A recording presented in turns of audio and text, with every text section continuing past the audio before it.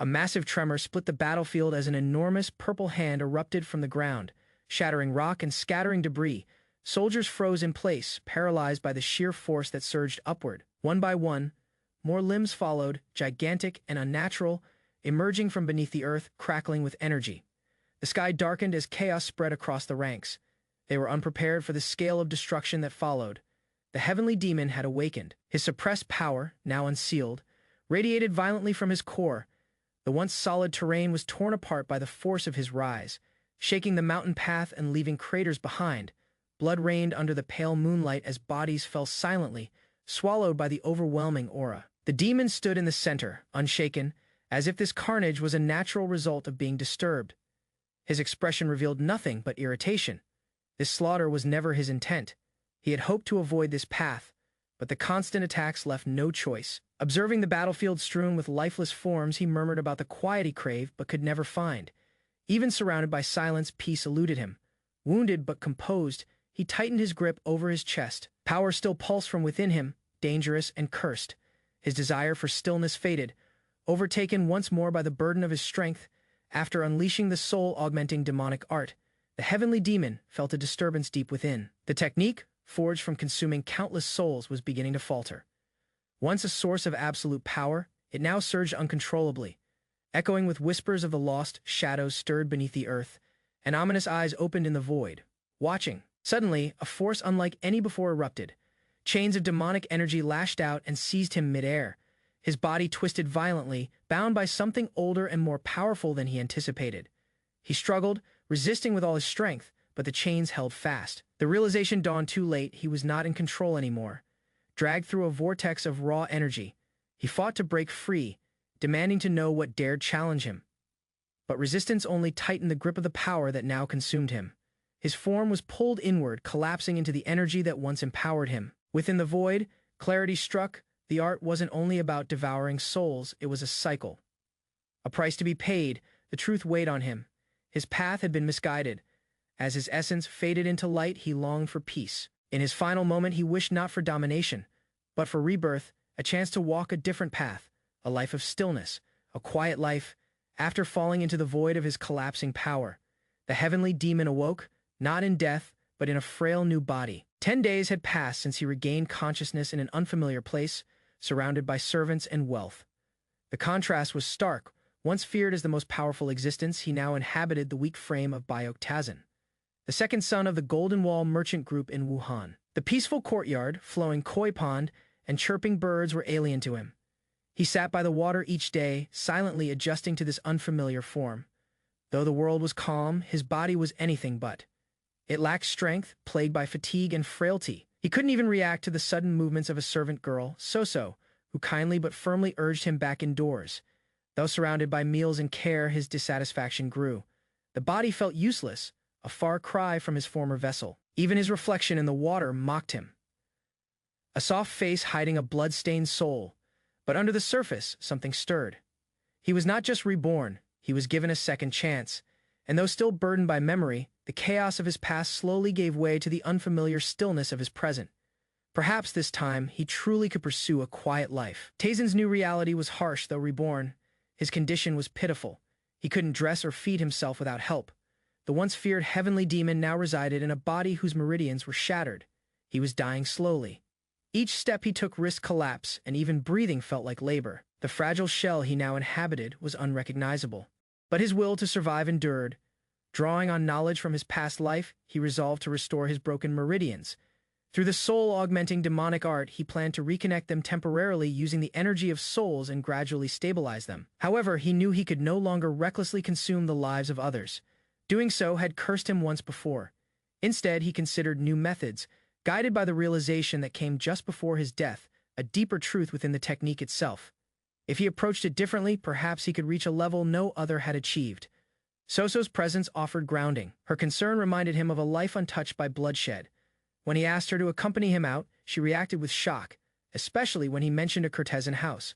Her confusion amused him, and for a brief moment the edge in his expression softened. As the sun dipped beneath the horizon, painting the sky in hues of gold and crimson, Tazin stood quietly. So-So, ever watchful, noted how different he'd become in recent days. His decisions were strange, like wanting to visit a courtesan house, but more than that, he felt distant, changed. Yet she still worried for him, urging him not to give up entirely. Her words pierced through the silence. They weren't grand or complex, but they held something rare, genuine care. For someone who once ruled with fear, this quiet concern was unfamiliar. He found himself thinking it didn't feel so bad soon. A surge of energy approached, one too strong to ignore. Even before the man arrived, Tazan sensed his presence. The warrior who stepped into view radiated sharp, refined power. He wasn't an ordinary guard. Chan Kyungwon, a member of the elite Sword Dragon Corps, stood before him. Calm, composed, and disciplined. The man embodied the blade itself. His energy was so focused, so perfectly balanced, it was hard to see him as anything other than a living weapon. Tayson immediately recognized the depth of effort behind it. For the first time, he began to reconsider his assumptions. Perhaps the Golden Wall merchants weren't simple traders, perhaps they were something more. The ride through the glowing night streets of Wuhan ended before one of the city's most renowned establishments, the fragrant Flower House. Golden lights flickered against its towering structure, drawing curious stares and subtle murmurs from passers-by. Tayson arrived in silence, dismounting with purpose. Kyungwon followed, calm and alert. As they approached the entrance, Kyungwon offered to wait outside, citing caution, but Tayson wasn't amused. He questioned the man's confidence in his own ability. Could a mere few steps of distance be the difference between safety and disaster? His words weren't a threat, they were a test. A reminder that power meant more than reflex. It meant obedience. Kyungwon hesitated, then bowed. The edge in Tayson's voice had returned, and for a moment, it echoed the heavenly demon's authority. If you can't protect me from afar, stay close. There was no room for debate. Satisfied with the response, Tayson turned and entered the glowing halls. Warm light, music, and vibrant laughter spilled outward. Attendants welcomed them with rehearsed cheer, but behind his polite expression, Tayson remained distant. He wasn't here for pleasure. He had come to learn, observe, and perhaps recover, physically and strategically. In this place of illusion and comfort, he began the next phase of his quiet, careful return to power. Inside the fragrant flower house, music filled the air, gentle strings plucked by a focused musician. The soft melodies wove around a banquet of food, wine, and women. Yet Tayson remained still, his mind occupied with strategy, not pleasure. He quietly asked where his bodyguard was. Unsurprisingly, Chet and Kyungwon stood guard at the stairs, unmoving, loyal, but rigid. Tayson quietly noted the flaw in that inflexibility. When offered wine, he politely declined. Weak health gave him the excuse he needed. Instead, he made an unusual request. He wanted to hear rumors about himself. The women, startled by the shift in tone, hesitated until he asked again, calm but commanding. As they spoke, a clearer picture emerged. The former Bio Tayson was weak, lacking power despite his inheritance. All true status and influence belonged to his elder brother, Bio Taeso. The younger son, though rich in assets, was seen as an afterthought. This was the truth Tayson sought. He realized no amount of closed-door reflection could provide this kind of insight. The world's perception of him was shaped long before he arrived, and now he had to rewrite that image. As the crowd settled, he dismissed the others and selected one companion. The time for idle chatter was over. Now he would begin digging for deeper truths. Outside the private room, whispers and giggles circled among the courtesans. Curiosity bloomed what had gone on behind the curtain. They doubted much, given Tayson's known frailty. Still, his unexpected presence stirred excitement. Yet that excitement turned to screams. A sudden commotion rippled through the floors of the fragrant flower house. Shrieks pierced the enchantment that once shielded sound. Gasps erupted as bystanders turned toward the upper levels. Some fled, others froze. Tayson's bodyguard tensed, alert. Within the sealed room, a soul was forcefully extracted. Purple energy surged. It wasn't rage, it was precision. Tayson stood calm amidst the chaos, his hand glowing with dark power. One life had been taken, not for pleasure, but for purpose. Moments later, calm returned. As quickly as it had erupted, the energy was drawn inward.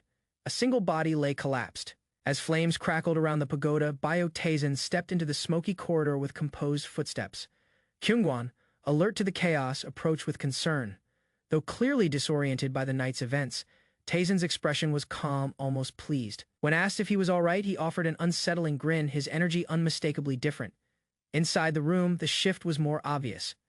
Tayson's aura radiated a strange confidence, unbothered by the destruction outside. He turned away from Kyungwon without explanation, heading toward a group of waiting courtesans. One woman, Waryong, sat at the center, visibly transformed. Her posture was upright, and her expression calm but overwhelmed. The others rushed to her, shocked by her sudden change. Her skin glowed, her energy was restored, and even her voice carried clarity. Though she had no clear memory of what had occurred, she claimed her body felt renewed. As if reborn, the night's encounter had clearly awakened something within her. Back at the Golden Wall merchant's residence, Soso swept the yard while wondering aloud if Taisen had overexerted himself during his mysterious visit. Her worries were cut short when Taisen returned, flanked by guards walking steadily. Though he dismissed the concern, something had clearly changed. He seemed stable on the surface, but Soso couldn't shake the feeling. Was he truly the same? Within the quiet room, Byok Taisen sat in deep meditation. A violet soul escaped from a sleeping woman's body, swirling toward him. As it neared, it triggered a surge of energy, violently awakening the soul-augmenting demonic art. Blue lightning erupted, revealing a spectral figure and violent soul currents, evidence of the chaotic force he was taming. Though still, Taisen's body endured the full intensity of this forbidden technique. Upon waking, he noted his limited progress. His body could only connect a single small meridian, a reflection of its fragility. But in death, he had discovered a truth. Absorbing souls directly would deteriorate him. Instead, he needed to purify those unstable thoughts within souls and extract only their clean essence. He refined his method. By targeting those burdened with deep emotional scars, such as courtesans, he could extract powerful, purified energy. It was risky but effective. However, the physical body he inherited was deeply flawed. To survive, he concluded he must remain at the courtesan house, where sources of purified energy were plentiful. As his presence grew, rumors spread. Women whispered of beauty, health, and transformation after meeting him. Meanwhile, the owner of the fragrant flower house, frustrated by the disruption, questioned his intentions. Why would a dying man choose this place, unless he had a purpose far deeper than pleasure? Suspicion surrounded Tassin's presence at the fragrant flower house. The madam debated investigating the Golden Wall merchants, sensing there was more to his actions than pleasure. Still, she held back, wary of provoking a powerful group. Instead, she ordered close but cautious observation. Meanwhile, Tassin was surrounded by courtesans, many seeking his attention. Though others thought he'd be satisfied with the most popular ones, his focus remained unreadable. Declining their suggestions, he calmly requested to see every courtesan. One by one, those around him were puzzled, unsure what he was looking for. Despite appearances, Taisen wasn't choosing out of desire. As each woman passed by, he quietly observed something invisible to others. Faint auras, fragmented souls. He alone could sense the emotional scars and spiritual weight they carried. Amid the crowd, one soul stood out. Danyang, overlooked by others, carried heavy emotional residue. Her soul radiated pain and sorrow, exactly what Taisen sought. Ignoring whispers about his strange preference, he selected her, needing only her presence for the night. To others, it was baffling. To him, it was calculated. As he led Danyang to a quiet chamber, his resolve hardened. She was the perfect vessel to connect his core meridian. The risk was high, but the reward, the next step in his cultivation, was finally within reach. As Taisen moved deeper into the building with Danyang, his expression darkened. His instincts alerted him to a presence, and a mocking voice confirmed it. An intruder had arrived. Kingwan stood at the ready. With a calm command, Taisen requested his sword. Grasping the hilt, he unleashed a burst of soul energy, cleaving the hallway with force. Blood sprayed. An assassin had attempted a strike, but Taisen's power overwhelmed him. Even after the blow, the enemy clung to life. Taisen noted the struggle with mild interest. His body still lacked full synchronization with the soul-augmenting art. Minor resistance remained challenging. As the blood settled, he returned his focus to Danyang, whose fear was now mixed with confusion. Leaving the cleanup to Kangwan, Taisen guided Danyang forward. Her soul, riddled with sorrow, was perfect for refining. He saw her not just as a person, but a key, one that would unlock the core meridian and bring him closer to regaining his true power. At Yan Manor, rumors of Taisen's nightly visits spread. His reputation as the Night King grew, his actions cloaked in mystery. Even his fiancée Yan Haran heard of the change. Stirred by curiosity and frustration, she demanded to be taken to him, no longer content to hear whispers. She needed answers face to face. The morning sun rose as Kyungwon arrived to escort Taisen back. Though respectful, his expression shifted the moment he sensed the intense energy surrounding his master. Taisen remained composed, unaffected by the tension. When questioned about the assassin, he responded calmly.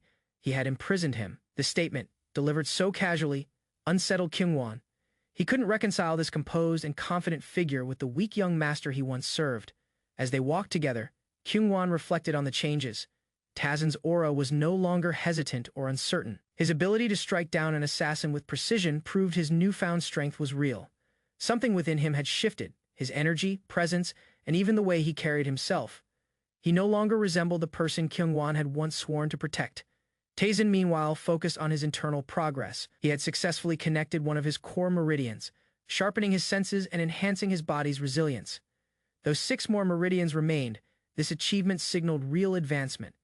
No longer burdened by the limits of a fragile vessel, he acknowledged he had risen from the lowest state. But peace was fleeting. As he walked beneath blooming trees, he noticed a woman observing him intently. She was Yeon Haran and her bodyguard, Sion. He didn't recognize her, but her gaze was sharp, unwavering, and carried clear intent. Tazin and Kyungwon approached Yeon Haran, his fiancée, and Soyeon. Her tone was calm, but her eyes reflected hurt. She questioned whether his behavior was a deliberate attempt to push her away. Tazin, taken aback, hadn't realized the engagement was still active. It appeared his actions had deeper consequences than he intended. Though she suspected his coldness was a tactic to end their engagement, Haran stood firm. She professed that she had never given up on him and pleaded that he not abandon her in return. Her unwavering sincerity pierced through Taesan's usual emotional detachment. Still, confusion gripped him. He couldn't understand why she held on to someone who, in his view, had never shown her true affection. Haran interpreted his silence as acknowledgement. She smiled, believing he was finally returning her feelings. Without waiting for a reply, she turned and left. Satisfied, Tazin stood there in silence, shaken. As a man who once held the title of Heavenly Demon, emotional matters were unfamiliar territory. Watching her leave stirred something in him, uncertainty, perhaps regret. Later, back at his residence, Soso cheerfully hinted she had informed Haran of his whereabouts. The situation tangled further when gossip about a secret admirer emerged. For Tazin, personal entanglements were proving more difficult than martial battles. Tazin reflected on Kyungwon's rumored affections for Lady Yeon Haran. The thought of betrayal might have enraged him once, but he felt only calm indifference. It was a foreign feeling, something he attributed to the merged souls of himself and the original Byok Tazin. Unlike his former self, who knew only power and fear, this version of him understood nuance. Meanwhile, under the moonlight at the Golden Wall merchant's estate, Kyungwon and Tazin entered a secured prison cell. They had detained a dangerous man, his pressure points sealed, but his aura remained menacing. Tazin requested the cell be opened despite warnings. He sensed a thick cloud of negative energy, the kind only assassins carried, swirling around the captive. Unconcerned by Kyungwon's protests, Tazin dismissed him from the cell. His recent connection with a core meridian had unlocked the ability to extract energy from hostile souls, and this prisoner was a prime target. Despite Kyungwon's worries, Tazin remained firm. He reminded the guard that even detecting the prisoner's presence had been beyond him. As Kyungwon reluctantly stepped out, Tazin turned toward the cell with unwavering focus. His inner voice declared a simple truth: he wouldn't repeat himself. The moment the door shut behind him, the former heavenly demon was alone, face to face with something dark and useful. After Kyungwon left the prison, he lingered nearby, unsettled. The pressure he had felt earlier was overwhelming, like standing before a peak martial master. It was difficult to believe such power came from Taesan. A sudden scream from the prison snapped him out of his thoughts. Alarmed, he recognized Taesan's voice and rushed toward the sound. Inside, Tazin had begun extracting the assassin's soul energy using his new technique. The process triggered violent resistance. The sheer negativity of the assassin's spirit proved overwhelming. As the corrupted soul resisted purification, Tazin struggled to maintain control. He hadn't expected the assassin's malice to be so potent, nor the soul to be so deeply tainted. The corrupted essence fought back, forcing Tazin to retreat momentarily. Despite his confidence, he found himself questioning whether he could handle the extraction alone. His body trembled, reacting to the unstable energy. Though the procedure succeeded partially, the result was impure. Some negative essence mixed with the usable soul energy. Disappointed, he concluded that dealing with heavily corrupted souls carried inherent risks. Later, as he walked away from the cell, Tazin decided he needed more controlled environments. For now, he would continue his visits to the courtesan house. Meanwhile, at the fragrant flower house, rumors were already spreading. Tazin had captured the phantom shadow, but no updates had surfaced in days. Chaos erupted at the fragrant flower house when a servant rushed in, breathless, reporting that the phantom shadow had returned. But something was clearly wrong. He moved stiffly, his aura warped and unstable. As the assassin stumbled in with lifeless eyes and black energy swirling around him, The madam ordered his pressure points struck to revive him. The attempt backfired. Instead of recovery, his body convulsed violently. His skin rotted and corrupted energy exploded from within. Horrified, the madam and her men stepped back as the once feared phantom shadow collapsed into a grotesque, screaming husk, staring down at the aftermath. The madam realized this was no accident. This was a message, a display, and it could only mean one thing. Taisen was sending a warning. A new power had entered the game. Turning sharply, she demanded to know where Danyang was. Upon hearing she was being sent to the Crimson Dragon sect, the madam changed course. Danyang's destination was now Taisen. Smiling coldly behind her fan, the madam gave her final order. Fragrant Flower House would send a present to the second young master. After some time, rumors began to swirl through the Fragrant Flower House. They whispered about Taisen, the quiet young master whose mere presence left an impression. Women claimed miraculous transformations after meeting him, describing beauty beyond recognition and emotions that lingered for days. Tales spread, some calling him a sorcerer, others a divine being reborn. At first, many dismissed the talk as idle gossip born from boredom, but the words took root even among those who once mocked them. One woman, struck by a single encounter, could no longer doubt. Despite not exchanging a single word with him, she was compelled to seek him out again, even at the risk of humiliation. She arrived not at the Crimson Dragon sect as she feared, but at the gates of the Golden Wall merchants. Her heart pounded with uncertainty. Was she worthy? What if he saw her as tainted? Still, her desire to see him again outweighed her doubts. Inside, Taisen sat in silent cultivation, shrouded in energy. As his aura swelled, a knock at the door broke his focus. A servant informed him of a visitor. Curious, he allowed her in. The door opened. It was her, Danyang. She bowed, eyes locked with his as she greeted him politely. Danyang approached Taisen with humility, expressing her wish to serve him. Her devotion was not shallow. She acknowledged the life he had given her and offered herself completely in gratitude. Her presence had shifted, her expression calm, her aura purified. Taisen silently noted the transformation, curious if inner sincerity could truly alter one's outward form. Turning to his servant Soso, Taisen asked about her living arrangements. Upon hearing she resided among the servants, he ordered Kangwan to relocate her closer to his quarters. His instructions were simple: find a better place near him. Soso, confused, questioned whether Danyang would be working as a servant, but Taisen gave no specific role, only that she be looked after. As he left, Soso wondered aloud why Danyang now carried herself so differently. Taisen soon arrived at the Fallen Flower House, one of Wuhan's top courtesan establishments. But he wasn't there for pleasure. He was seeking something deeper, corrupt soul energy, the kind that lingered in places like these. As he prepared to investigate, a voice called out to him. A man stood smugly in the crowd, Wai Jukshim, leader of the Crimson Dragon sect. Locals whispered in fear of the brutal man. As Kyungwon explained the sect's background, Taisen's gaze sharpened. He saw no honor in them, only parasites cloaked in arrogance. Taisen gave no reaction to Wai Jukshim's provocation. Without turning, he ordered Kangwan to ignore them. But Jukshim, insulted by the indifference, shouted louder, mocking Taisen's appearance. The insult struck deeper than expected. Taisen, disturbed, recalled someone from his past with a similarly arrogant expression. Suppressing his irritation, Taisen remained calm. But Kyungwon understood the situation was turning dangerous and stepped forward. Jukshim, full of bluster, continued to mock, laughing at Taisen's calm demeanor. He interpreted silence as fear and assumed weakness. Taisen, however, passed control of the situation to Kyungwon, stating he would only deal with Jukshim himself. Jukshim's men charged first, blades drawn, but they were swiftly overpowered. Taisen stood firm, refusing Jukshim's demand to hand over Danyang. His calm reply only further enraged the sect leader.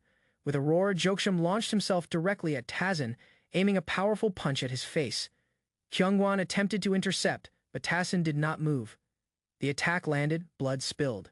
Still, Taisen stood, pushing his weakened body to endure. Even as his body screamed in pain, his expression remained unchanged. He countered with a precise strike, knocking Jukshim flat to the ground. Thou hurt, Taisen had made his point around them. The crowd could only watch in silence as the balance of power shifted. Taisen stood calmly, asking Kyungwon if the remaining enemies had been eliminated.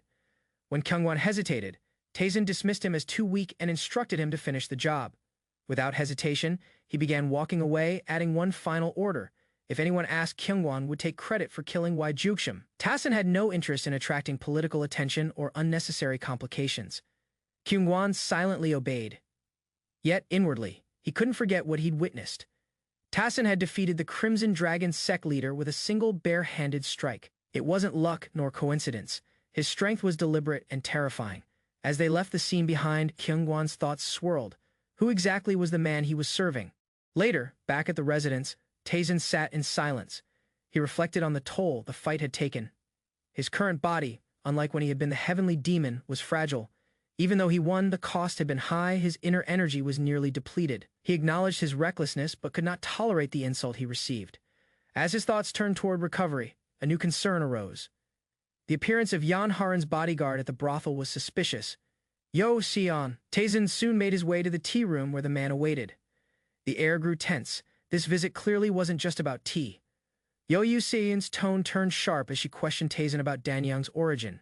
Taesin, unwilling to explain fully, offered no denial. When pressed, he simply confirmed his visit to the courtesan house. The air grew tense. Without further delay, Yo Sion delivered a message. Tassin's engagement with the young miss would be annulled. The declaration came without hesitation, and Kyungwon stood frozen beside him. Tassin's expression remained unreadable, but the shift was clear. His personal choices were starting to clash with the expectations others placed on him. A marriage proposal from the Zhongli clan placed the Yan manor in a difficult position. Although Yan Haren opposed breaking the engagement with Tassin, pressure from the powerful Zhongli made the manor consider ending it. In response, the manor sent Yan Haren's escort, Soyeon, to ensure Tassin's safety, fearing retaliation. Soyeon explained the Zhongli clan's reputation, ruthless and dishonorable. She mentioned their cowardice in the war against the heavenly demon and their continued misconduct. Tassin, intrigued by this threat and the implications, accepted the situation with calm determination.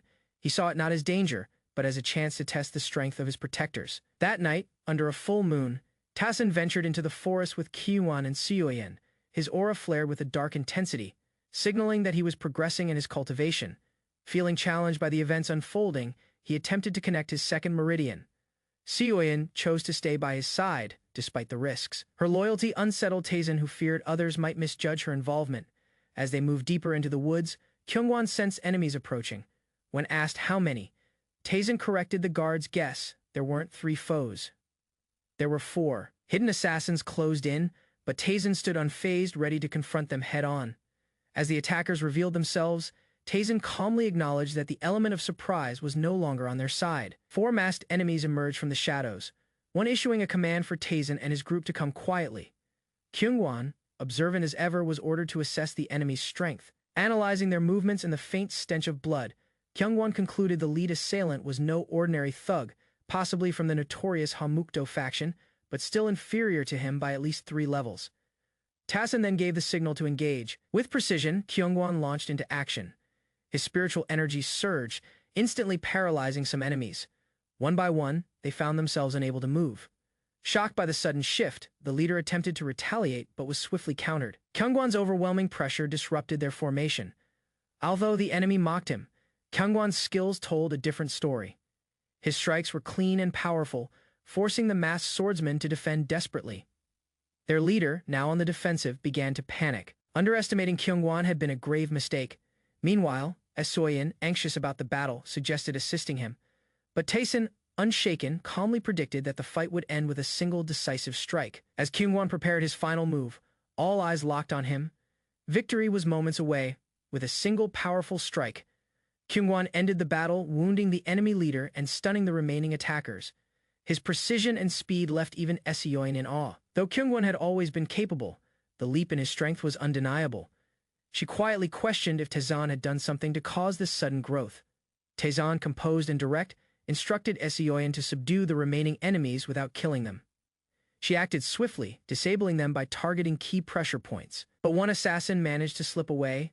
That final attacker closed in on Taesin silently. Soyeon screamed a warning, but the enemy had already breached their defense. As the blade neared, Kyungwon intercepted with force, slamming the assailant into the ground. Instead of pursuing the fleeing enemy, Kyungwon prioritized Taesin's safety. Soyeon, surprised, realized his choice reflected compassion over efficiency. Kyungwon apologized for letting one escape, yet Taesin didn't express anger. Though the heavenly demon of his past life would have punished failure, this time he remained calm. Taesin ordered the team to regroup and tie up the remaining enemies.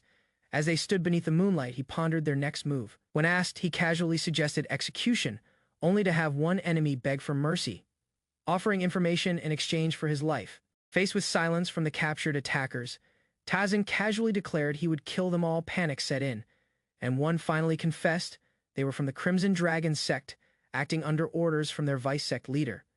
They had assaulted someone earlier that day over unpaid protection fees. Satisfied with the confession, Tazen ordered they be kept alive for further questioning. Later, the group arrived at the fallen flower house. Soyin was stunned that Tazen, after such a chaotic night, still insisted on visiting a courtesan house. Embarrassed but composed, Kyungwon refused to enter, choosing to wait outside until morning. Inside, muffled screams echoed from a distant room. Tied-up assassins, still detained, heard the sounds with growing horror. As the realization of where they were sank in, their terrified expressions made one thing clear. They were now completely at Tazen's mercy. After subduing the attackers, Tazen returned to the room where the captured men were held. His expression hardened upon confirming they were still alive, though he had only ordered their survival if they remained cooperative. Stood with Esoyan, Kyungwon reported that the prisoners had confessed. They were sent by the Crimson Dragon sect to capture Tazen. However, the assassin who had escaped was known only to the sect leader, indicating a deeper conspiracy. Tazen considered the situation. The enemy wasn't an ordinary martial group. The masked assassin displayed advanced skills far beyond common unorthodox fighters. Kyungwon's unexpected strength had disrupted their plans. Despite suspicions, Tazen concluded the Zhongli clan wouldn't act so openly, ruling them out as the orchestrators. With little time to spare, Tazen commanded the group to return to the Golden Wall merchant's estate. Before leaving, he used a restriction spell on the captives, ensuring they couldn't act on their own. Turning to Kyungwon and Suyeon, he decided to teach them the basics of restriction techniques. Demonstrating the method, Tazen explained how to control and apply inner energy with precision. Both absorbed the knowledge quickly, surprising even themselves. Meanwhile, one prisoner resisted and suffered immediate consequences. The threat was clear. Disobedience meant punishment. Tazen maintained firm control, ensuring both security and education continued without disruption. Following the earlier demonstrations, Tazen instructed Kyungwon and Soyeon to apply different restriction techniques on the remaining captives. It was not only a task but a training exercise. As one prisoner lay groaning in pain, Soyeon silently questioned Tazen's vast and unusual knowledge. She couldn't understand why Kyungwon, a skilled warrior, followed Tazen's words without hesitation. Her thoughts were cut short when Tazen casually proposed an extreme suggestion, using an exploding restriction on a sensitive area to test the limits. The effect was immediate and brutal. Meanwhile, at Joseo Pavilion, events unfolded under a different light. Tazen's uncle, Byok Woo-hong, and his son Sangul discussed the recent incident.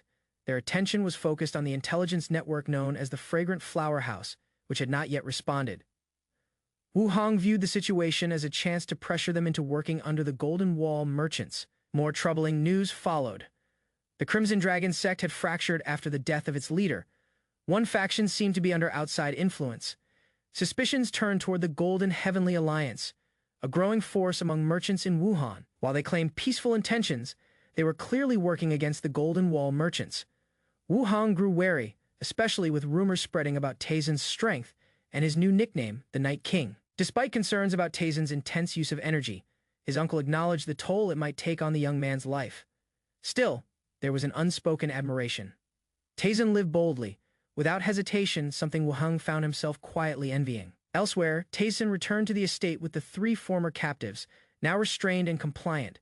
So surprised by their condition, questioned what had happened. Tazen, unfazed, simply remarked that she needed laborers, so he brought them. Though suspicious of their odd expressions and behavior, So said nothing more. Internally, she reflected on Tazen's unexpected gesture. What she had mentioned casually, he had remembered. So noticed a subtle change in him. He seemed kinder, if in his own way. Tazen then assigned names to the 3 men, calling them Black, 1, 2, and 3, based on their former roles as hidden figures in the underworld. The men, intimidated by his overwhelming presence, accepted their titles without resistance. Tazen made it clear their names were final. So, surprisingly moved by his actions, accepted the arrangement. Curious, Tazen asked about Kyungwon's whereabouts. So replied that he was likely training. Tazen scoffed at the answer, calling it an overly honest lifestyle for someone in a low-ranking core position. Yet even in that comment, a hint of recognition lingered in his tone. Kyungwon trained alone in the fading light, his body moving with sharp precision. Memories of the battle against the Crimson Dragon sect lingered in his mind, especially how Tazen had effortlessly subdued even the sect leader, That display of strength had left an impression he couldn't shake. He had no regrets joining the Sword Dragon Corps, but witnessing Taesin's actions had stirred something deeper, unease and admiration. Though his duty was to support the Golden Wall merchants, Kyungwon couldn't ignore his growing anxiety about falling behind. A change had begun. Taesin, once viewed as an odd noble, now appeared as someone who could unlock greater truths in martial arts. When Taesin arrived and casually proposed a trip to the courtesan house, Kyungwon followed, yet doubt filled his thoughts. As they walked, Kyungwon finally asked if Taesin intended to stop hiding. Taesin played innocent but internally panicked. Kyungwon had pieced together too much: the assassin incident, the restriction techniques, and the defeated sect leader. Taesin realized that keeping his identity as the heavenly demon hidden was no longer simple, and if Kyungwon knew the truth, then perhaps eliminating him was the only way to protect it. Taesin stood motionless, his inner conflict clear, Kyungwon trembling, his voice pleading for help. Scarred by broken meridians and a ruined sect, the boy begged to become Taesin's disciple. Though caught off guard, Taesin listened quietly. Kyungwon's motivation was revenge, clear and dangerous. Taesin, having lived through cycles of power and bloodshed, recognized the flaws in such a path. He warned the youth that vengeance was fleeting, a fire that would burn out quickly. He explained that countless others had lost everything too, and those driven by emotion often faded into obscurity. What endures, he said, is a genuine desire to become stronger, not for revenge, but for survival and clarity. Kyungwon's expression shifted slowly. Kyungwon understood. Accepting the wisdom, he bowed in resolve. Taesin, satisfied, allowed him to begin training. As dusk fell, the two began their walk back to the estate. Later that night, under a quiet sky, Taesin walked with his bodyguard Kyungwon and Seoyin. Their brief peace was interrupted when Taesin halted. He sensed something, blood in the air. The calm was broken. Danger had returned. Without words, he turned toward the scent. Training would wait. Their quiet life once again faced disruption. As the night deepened, Taesin's instincts sharpened. While Kyungwon and Seoyin struggled to detect the threat, Taesin sensed two unfamiliar presences. One of them all too familiar. He identified the man who had once lost an arm and concluded he wasn't alone. Acting swiftly, he ordered Kyungwon to intercept one of the targets before an ambush could unfold. Kyungwon obeyed, unaware of the second assassin already closing in. Seoyin hesitated, stunned by the sudden tension. Taesin, calm yet firm, warned her that hesitation could mean death. His words jolted her back to focus as he pointed out the enemy's position and urged her to act with purpose. Kyungwon quickly engaged the masked attacker. Though his strikes landed, the opponent recognized Kyungwon's inferiority compared to his previous foe. Despite the gap in skill, Kyungwon held his ground with determination. But the enemy suddenly retreated, dashing toward another target. Taesin stood still, watching intently. The fleeing enemy led Kyungwon straight into a trap. Flames erupted across the bridge, catching them off guard. The ambusher had never intended to win through strength, but to manipulate the battlefield, realizing the distraction was a ploy to isolate Taesin. Seoyin panicked, blood sprayed through the air. The real attacker had already reached Taesin with a cold expression. Taesin raised his sword. The ambusher launched his strike, confident in his trap. But Taesin, calm and unreadable, reversed the tide with a single precise move. In one breath, the assassin lay collapsed, bleeding and stunned. Taesin's strength overwhelmed him before he could understand what went wrong. As silence returned, Seoyin stared in disbelief. The man who had nearly claimed Kyungwon's life had been defeated instantly. Taesin gave a brief order: bring the body. There might be clues about who sent him. Seoyin, still processing what she saw, complied later. Under the quiet moonlight, Seoyin reflected on the encounter.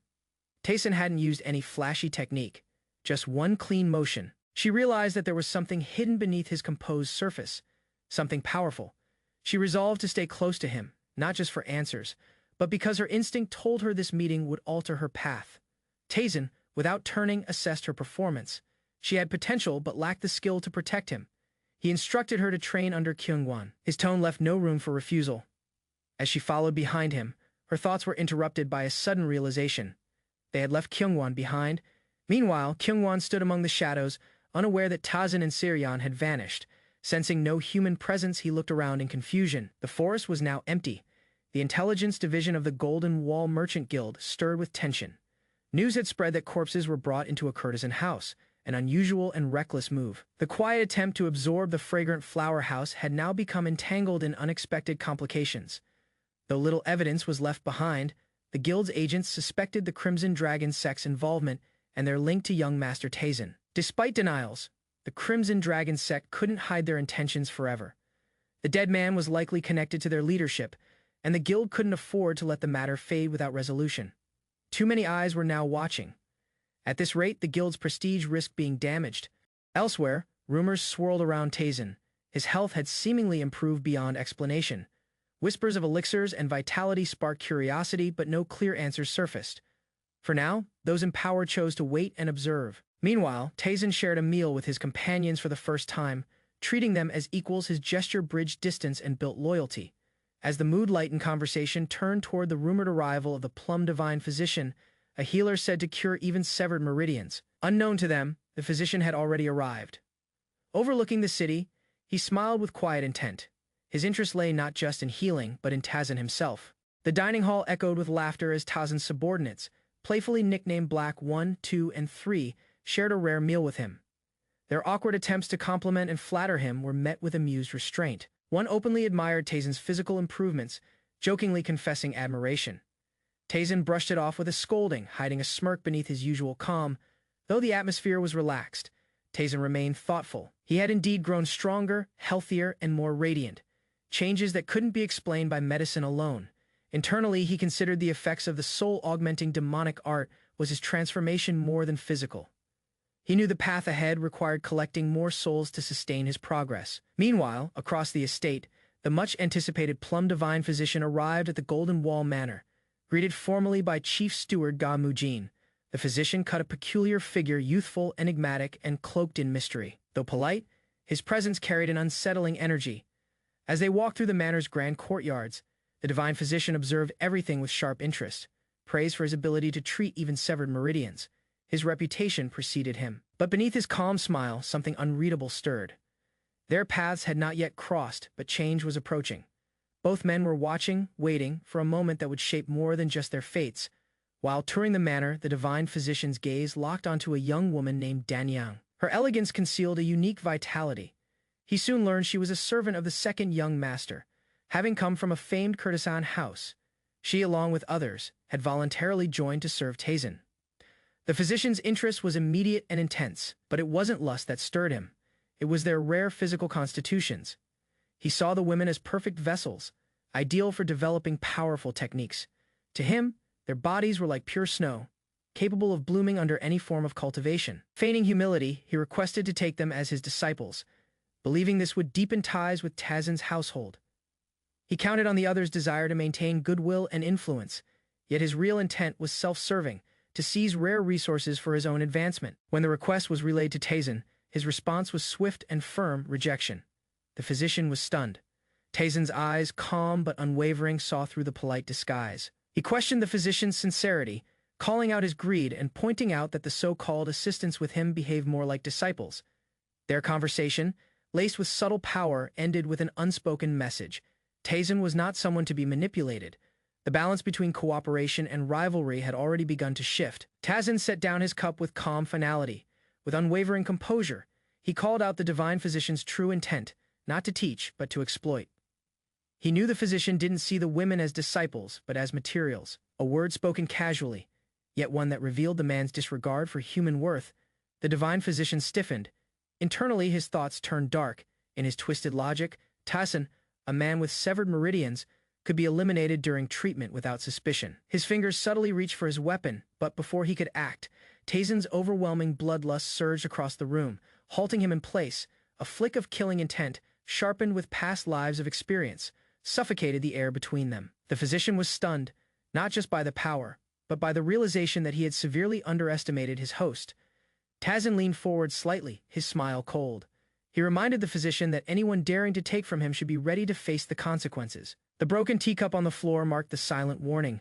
Feigning calm, the physician sat back, shaken. The fear he felt was all too familiar. Tazen, smiling, simply stated his wish for a quiet life, but made clear he would not allow anyone to disturb it. The physician regretted ever stepping foot into Tazen's domain. In a surprising turn, the divine physician offered to work at the Golden Wall Manor. Though the others were confused by his sudden change in tone, he made his intent clear: he wanted to be near Tazen. The elders welcomed him, oblivious to his shaken pride. Internally, the physician lamented how quickly his independence was unraveling. He had enjoyed a free and respected life, but one encounter with Taizen's bloodlust was enough to alter his plans. Prolonged treatment would take months, and he feared being trapped in this dynamic. Still, the fear he felt wasn't ordinary. It chilled him to his core. The only small relief was that he hadn't lost all composure. Later that evening, Qingguan raised concerns about the physician's presence, but Taizen had already placed silent restrictions on the others and casually revealed he did the same to the divine physician. When asked why he hadn't extended it to everyone, he simply reminded them he was still sick, and using his strength wasn't easy. Outside, the divine physician tried to re-establish some authority, but his presence was already being questioned. Observing Taizen's vitality despite his alleged illness, he became suspicious. He requested to check Taizen's pulse. Taizen extended his arm. Calmly, but firmly, he warned to act hurry and don't talk much. As the divine physician took Taizen's pulse, confusion clouded his expression. The rhythm was unlike anything he'd ever encountered, unnatural, silent, yet somehow alive. His hand trembled. He stared at Taizen and whispered, "Are you really a living person?" His certainty began to unravel. The divine physician examined Taizen's wrist, his face hardening in disbelief. Though the young man appeared conscious, his internal condition defied all logic.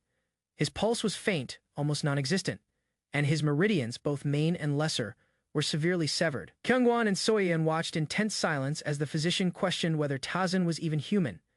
No case he had ever encountered matched this level of damage without death. Declaring that such injuries essentially meant Taizen should be dead, the physician grew increasingly baffled. Qingguan, concerned, half-joked about removing Taizen as a threat, only to be dismissed. Despite his grave condition, Taizen stood firm and challenged the physician to stake his life on his diagnosis. The physician hesitated but ultimately acknowledged his duty to treat, although he still couldn't understand how Taizen remained alive. Accepting the situation, the physician agreed to follow him, confused but compliant. He could not deny that Taizen's body defied the natural order. As they walked, the physician grew more curious. He asked how Taizen had found him, only to be told bluntly that they had never met. The physician nervously joked about cult connections, but Taizen's sharp warning silenced him. Speaking too freely about such things, especially in public, was dangerous. The physician finally grasped the warning. Some truths could cost a life. The following morning at the Golden Wall Merchant Guild, the divine physician sat deep in thought. After observing Taizen's condition throughout the night, he was bewildered. Despite his broken body, Taizen exhibited vitality far beyond what should be possible. His nightly activities, rumored to involve many courtesans, only deepened the mystery. What startled the physician most was that these women, known for their innocence, all claimed to have spent nights with Taizen. It defied logic. He suspected Taizen had mastered a rare technique that harnessed life force through unusual means. Yet the physician had no proof, only more questions. Summoned by Taizen, he hurried to the meeting room. There, Taizen probed the physician's medical skill. Confidently, the physician claimed to be among the top in the world, humbled only by a few legendary figures. When asked who surpassed him, he listed shadowy names among them, a being called the demonic cult's physician. The room fell silent at the mention of the cult. It was revealed the cult had vanished, shrouded by an ancient barrier called the mystical heaven enchantment. The enchantment's nature was dire. Its removal could only be triggered by the cult leader's death, and its key lay with their successor. Taizen listened, piecing together the hidden truths of a world long buried. Taizen reflected on the heavy truth. In his previous life, he had personally eliminated every potential successor to the cult. With no new leader, the barrier surrounding the demonic cult could not be lifted, unless he, now reborn, did it himself. Knowing that, he shifted the topic and questioned the divine physician about his surgical capabilities. The physician proudly confirmed his ability to reattach limbs and most organs, provided the injuries were clean. Encouraged, Taizen tasked him with overseeing the training of Soyan and Qingguan. Though the physician had specialized in medicine, Taizen assured him that survival was likely, as long as they didn't suffer instant death. Qingguan and Soyan were shocked by the assignment. Taizen emphasized that true strength came only through real combat, urging them to train as though they were truly trying to kill each other. Their horror was apparent, but Taizen was resolute. To ensure safety, the physician would stand by, ready to heal even severe injuries. Taizen then informed them he would be away for a month and expected them to be strong enough to protect him upon his return. The physician smirked knowingly. This brutal method wasn't new. It originated from the heavenly demon's sacred cult, and by the end of that month, blades clashed fiercely, as death hung close with every strike. As the brutal training continued, Suyin pushed past her limits, launching a lethal strike toward Qingguan. Her blade carved into his side, drawing blood and leaving him gasping in disbelief. The intensity of the fight left both of them barely standing. But it was clear they had taken Taizan's command seriously. The divine physician intervened before the fight escalated further, ending the session with a single clap. Though battered and breathless, both trainees stood frozen. Now came the healing. With exaggerated flair, the physician revealed his physical injury balm. Kyungwon panicked at the sight of the ominous purple ointment. Despite his protests, the physician insisted on treating his wounds, ignoring his reluctance. While the balm promised miraculous recovery, its eerie glow and the physician's grin made it more terrifying than reassuring.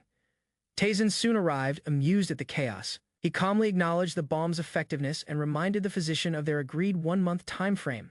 Surprised it had passed so quickly, the physician regained composure and checked on Taizan's condition. Taizan, unwavering, extended his arm and asked the physician to check his pulse.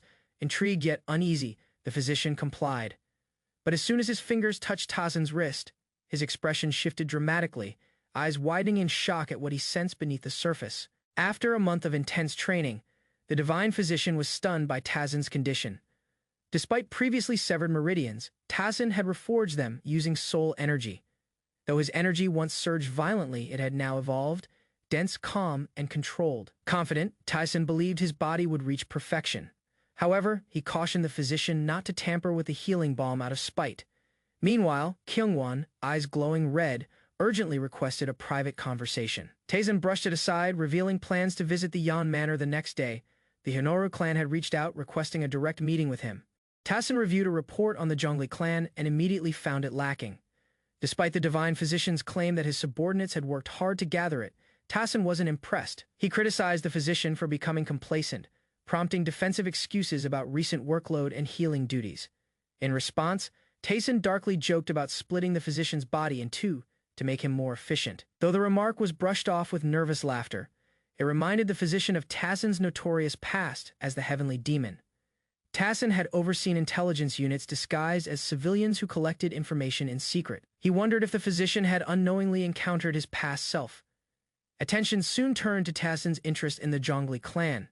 The physician speculated that it might be due to the beauty of the Yan Manor's daughter, Yan Haran. Taizan silently agreed. Her appearance stirred memories of someone long gone despite concerns for his safety. Taizan dismissed the need for bodyguards. He was confident the Zhongli clan posed no real threat. Memories of the past surfaced when the sacred cult overwhelmed powerful clans. Only the Zhongli clan fled. They had escaped destruction, hiding away in shame. Now Taizan was determined to confront them. With a smirk, he left the room, eager to see how boldly the once-defeated clan would face him now. Taizan arrived at Yan Manor and was greeted by its master, Yan Haran's father. The manor lord expressed admiration for the divine physician's healing, noting the clear improvement in Taizan's condition. But his tone quickly shifted to concern. He warned Taizan of the Zhongli clan's intentions to provoke a scandal using Haran as bait, likely humiliating Taizan in public to justify a conflict with both Yan Manor and the Golden Wall Merchant Guild.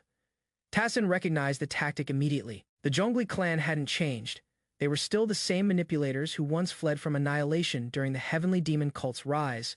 Soon, after the youngest son of the Zhongli clan, Zhongli Wang approached Taizan. Without introduction or respect, he insulted him directly, mocking his rumored weaknesses and questioning his worth. His words were clearly designed to provoke. As tensions escalated, Zhongli Wang's guards moved in to back their master's aggression. From afar, Kyungwon and Soyin watched the situation unfold. Realizing the confrontation was turning hostile, one of the bystanders quickly fled the scene under the pretense of an urgent task. Taizan remained calm but alert. Surrounded and insulted, he now faced the very provocation the manor lord had warned about. Yet his silence spoke volumes. He was prepared for what was coming next. Zhongli Wang mocked Kyungwon's readiness, suggesting a friendly sparring session, but it was clear he had no intention of fairness. Taizan, unfazed, approved the duel and left Kyungwon to face the elite warriors of the Zhongli clan. Wang took Taizan aside, claiming it would be a good chance to see what his bodyguard had learned. Meanwhile, the Zhongli warriors revealed their true intent. This was no spar. They prepared to gang up with full force. Observing from a distance, the divine physician acknowledged their strength but was curious to see the outcome of Kyungwon's harsh training. Elsewhere, Taizan and Zhongli Wang walked along a serene lakeside path. Zhongli Wang proudly showcased the area, revealing he had prepared it with care, clearly for a confrontation. Their discussion quickly shifted to deeper motives. Zhongli Wang boasted of his skill in inflicting pain and hinted that Taizhen would experience it soon. Calmly, Taizhen responded by asking Zhongli Wang to be honest about his intentions regarding Yan Harin. Zhongli Wang admitted that while she was beautiful, he had no interest in marrying her. His ambitions far exceeded the value of Yan Manor. He desired power on a larger scale. In a sudden move, Zhongli Wang lunged at Taizhen, aiming to strike, revealing his violent arrogance and setting the stage for the real battle he had long awaited.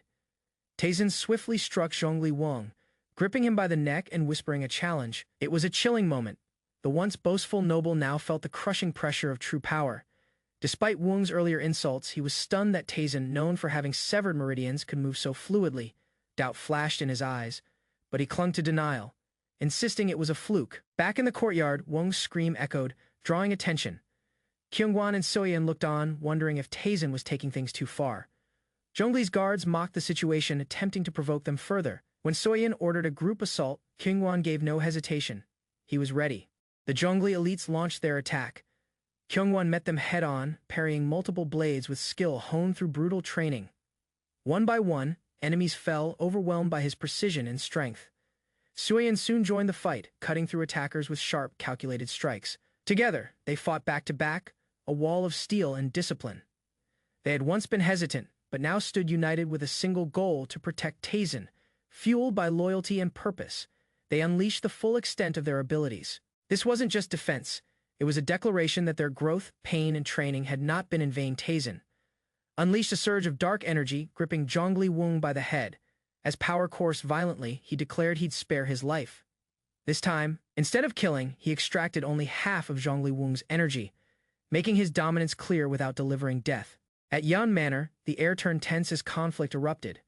Intruders from the Zhongji clan launched a sudden attack, disrupting the silence of the compound. Soyeon, moving with unexpected precision and speed, struck first. In a flash, multiple assailants fell before they could react, overwhelmed by her clean practiced strikes.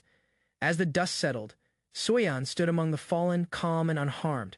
Kyungwon looked on, stunned by her quiet power. Soyeon admitted her doubts about their success, yet they had prevailed.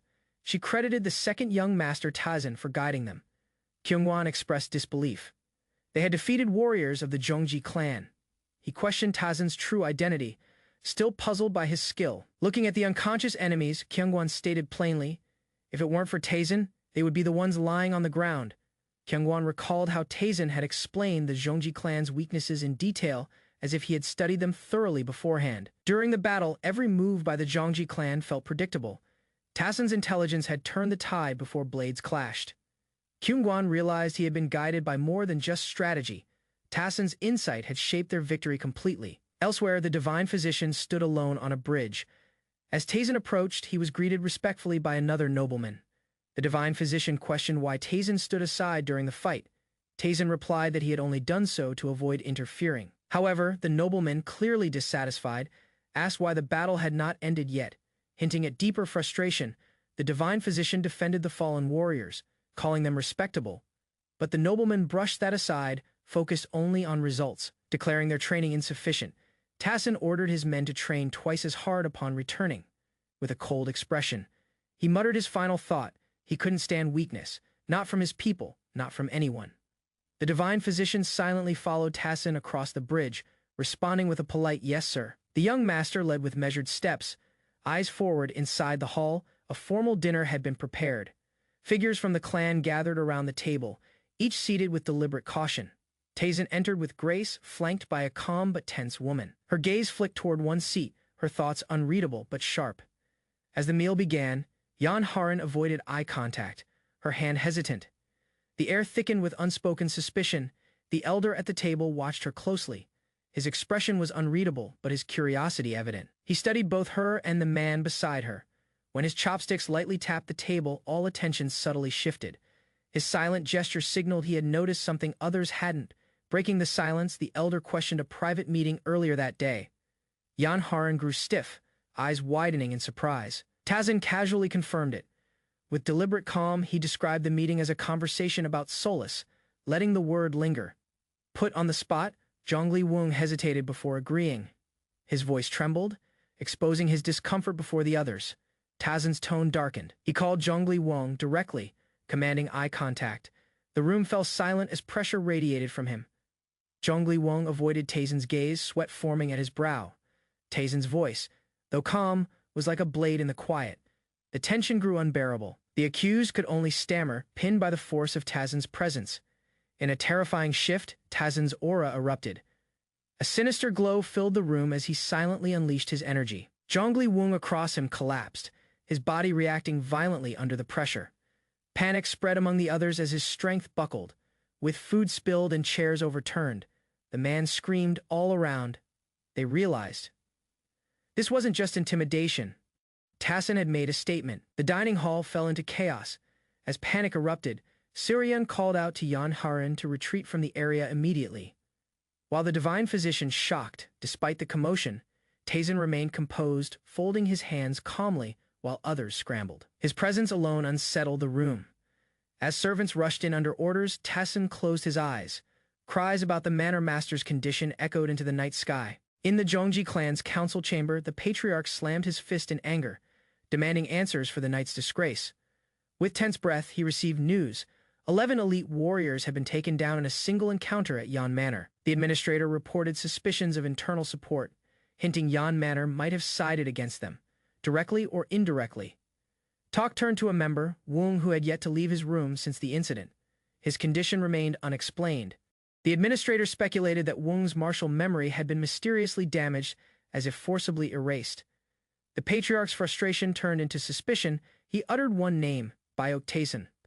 Believing the situation wasn't as simple as defeat, determined, the patriarch ordered a full investigation to uncover anyone aiding Taizhen.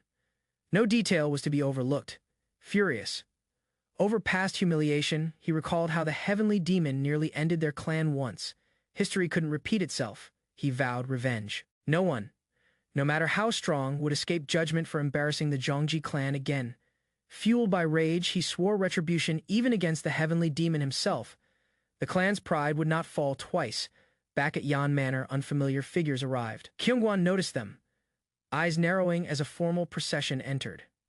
Their arrival brought unease. One step forward hinted at confrontation. Peace at the manor would not last. News reached Taizhen. The Zhongji clan had sent more men. Kyungwon relayed the report with concern, noting unfamiliar faces among them, though unsure of their purpose. Kyungwon sensed danger. He mentioned some carried the aura of trained martial masters. Taizhen, calm as ever, questioned how Kyungwon could tell, already analyzing the move as a show of force. One of the martial masters had deliberately revealed his presence, an act meant to provoke or intimidate. Taizhen dismissed such arrogance, confident they'd be humbled in time. He had no intention of greeting them directly. With another matter in mind, Taizhen turned away, stating he had somewhere more important to be.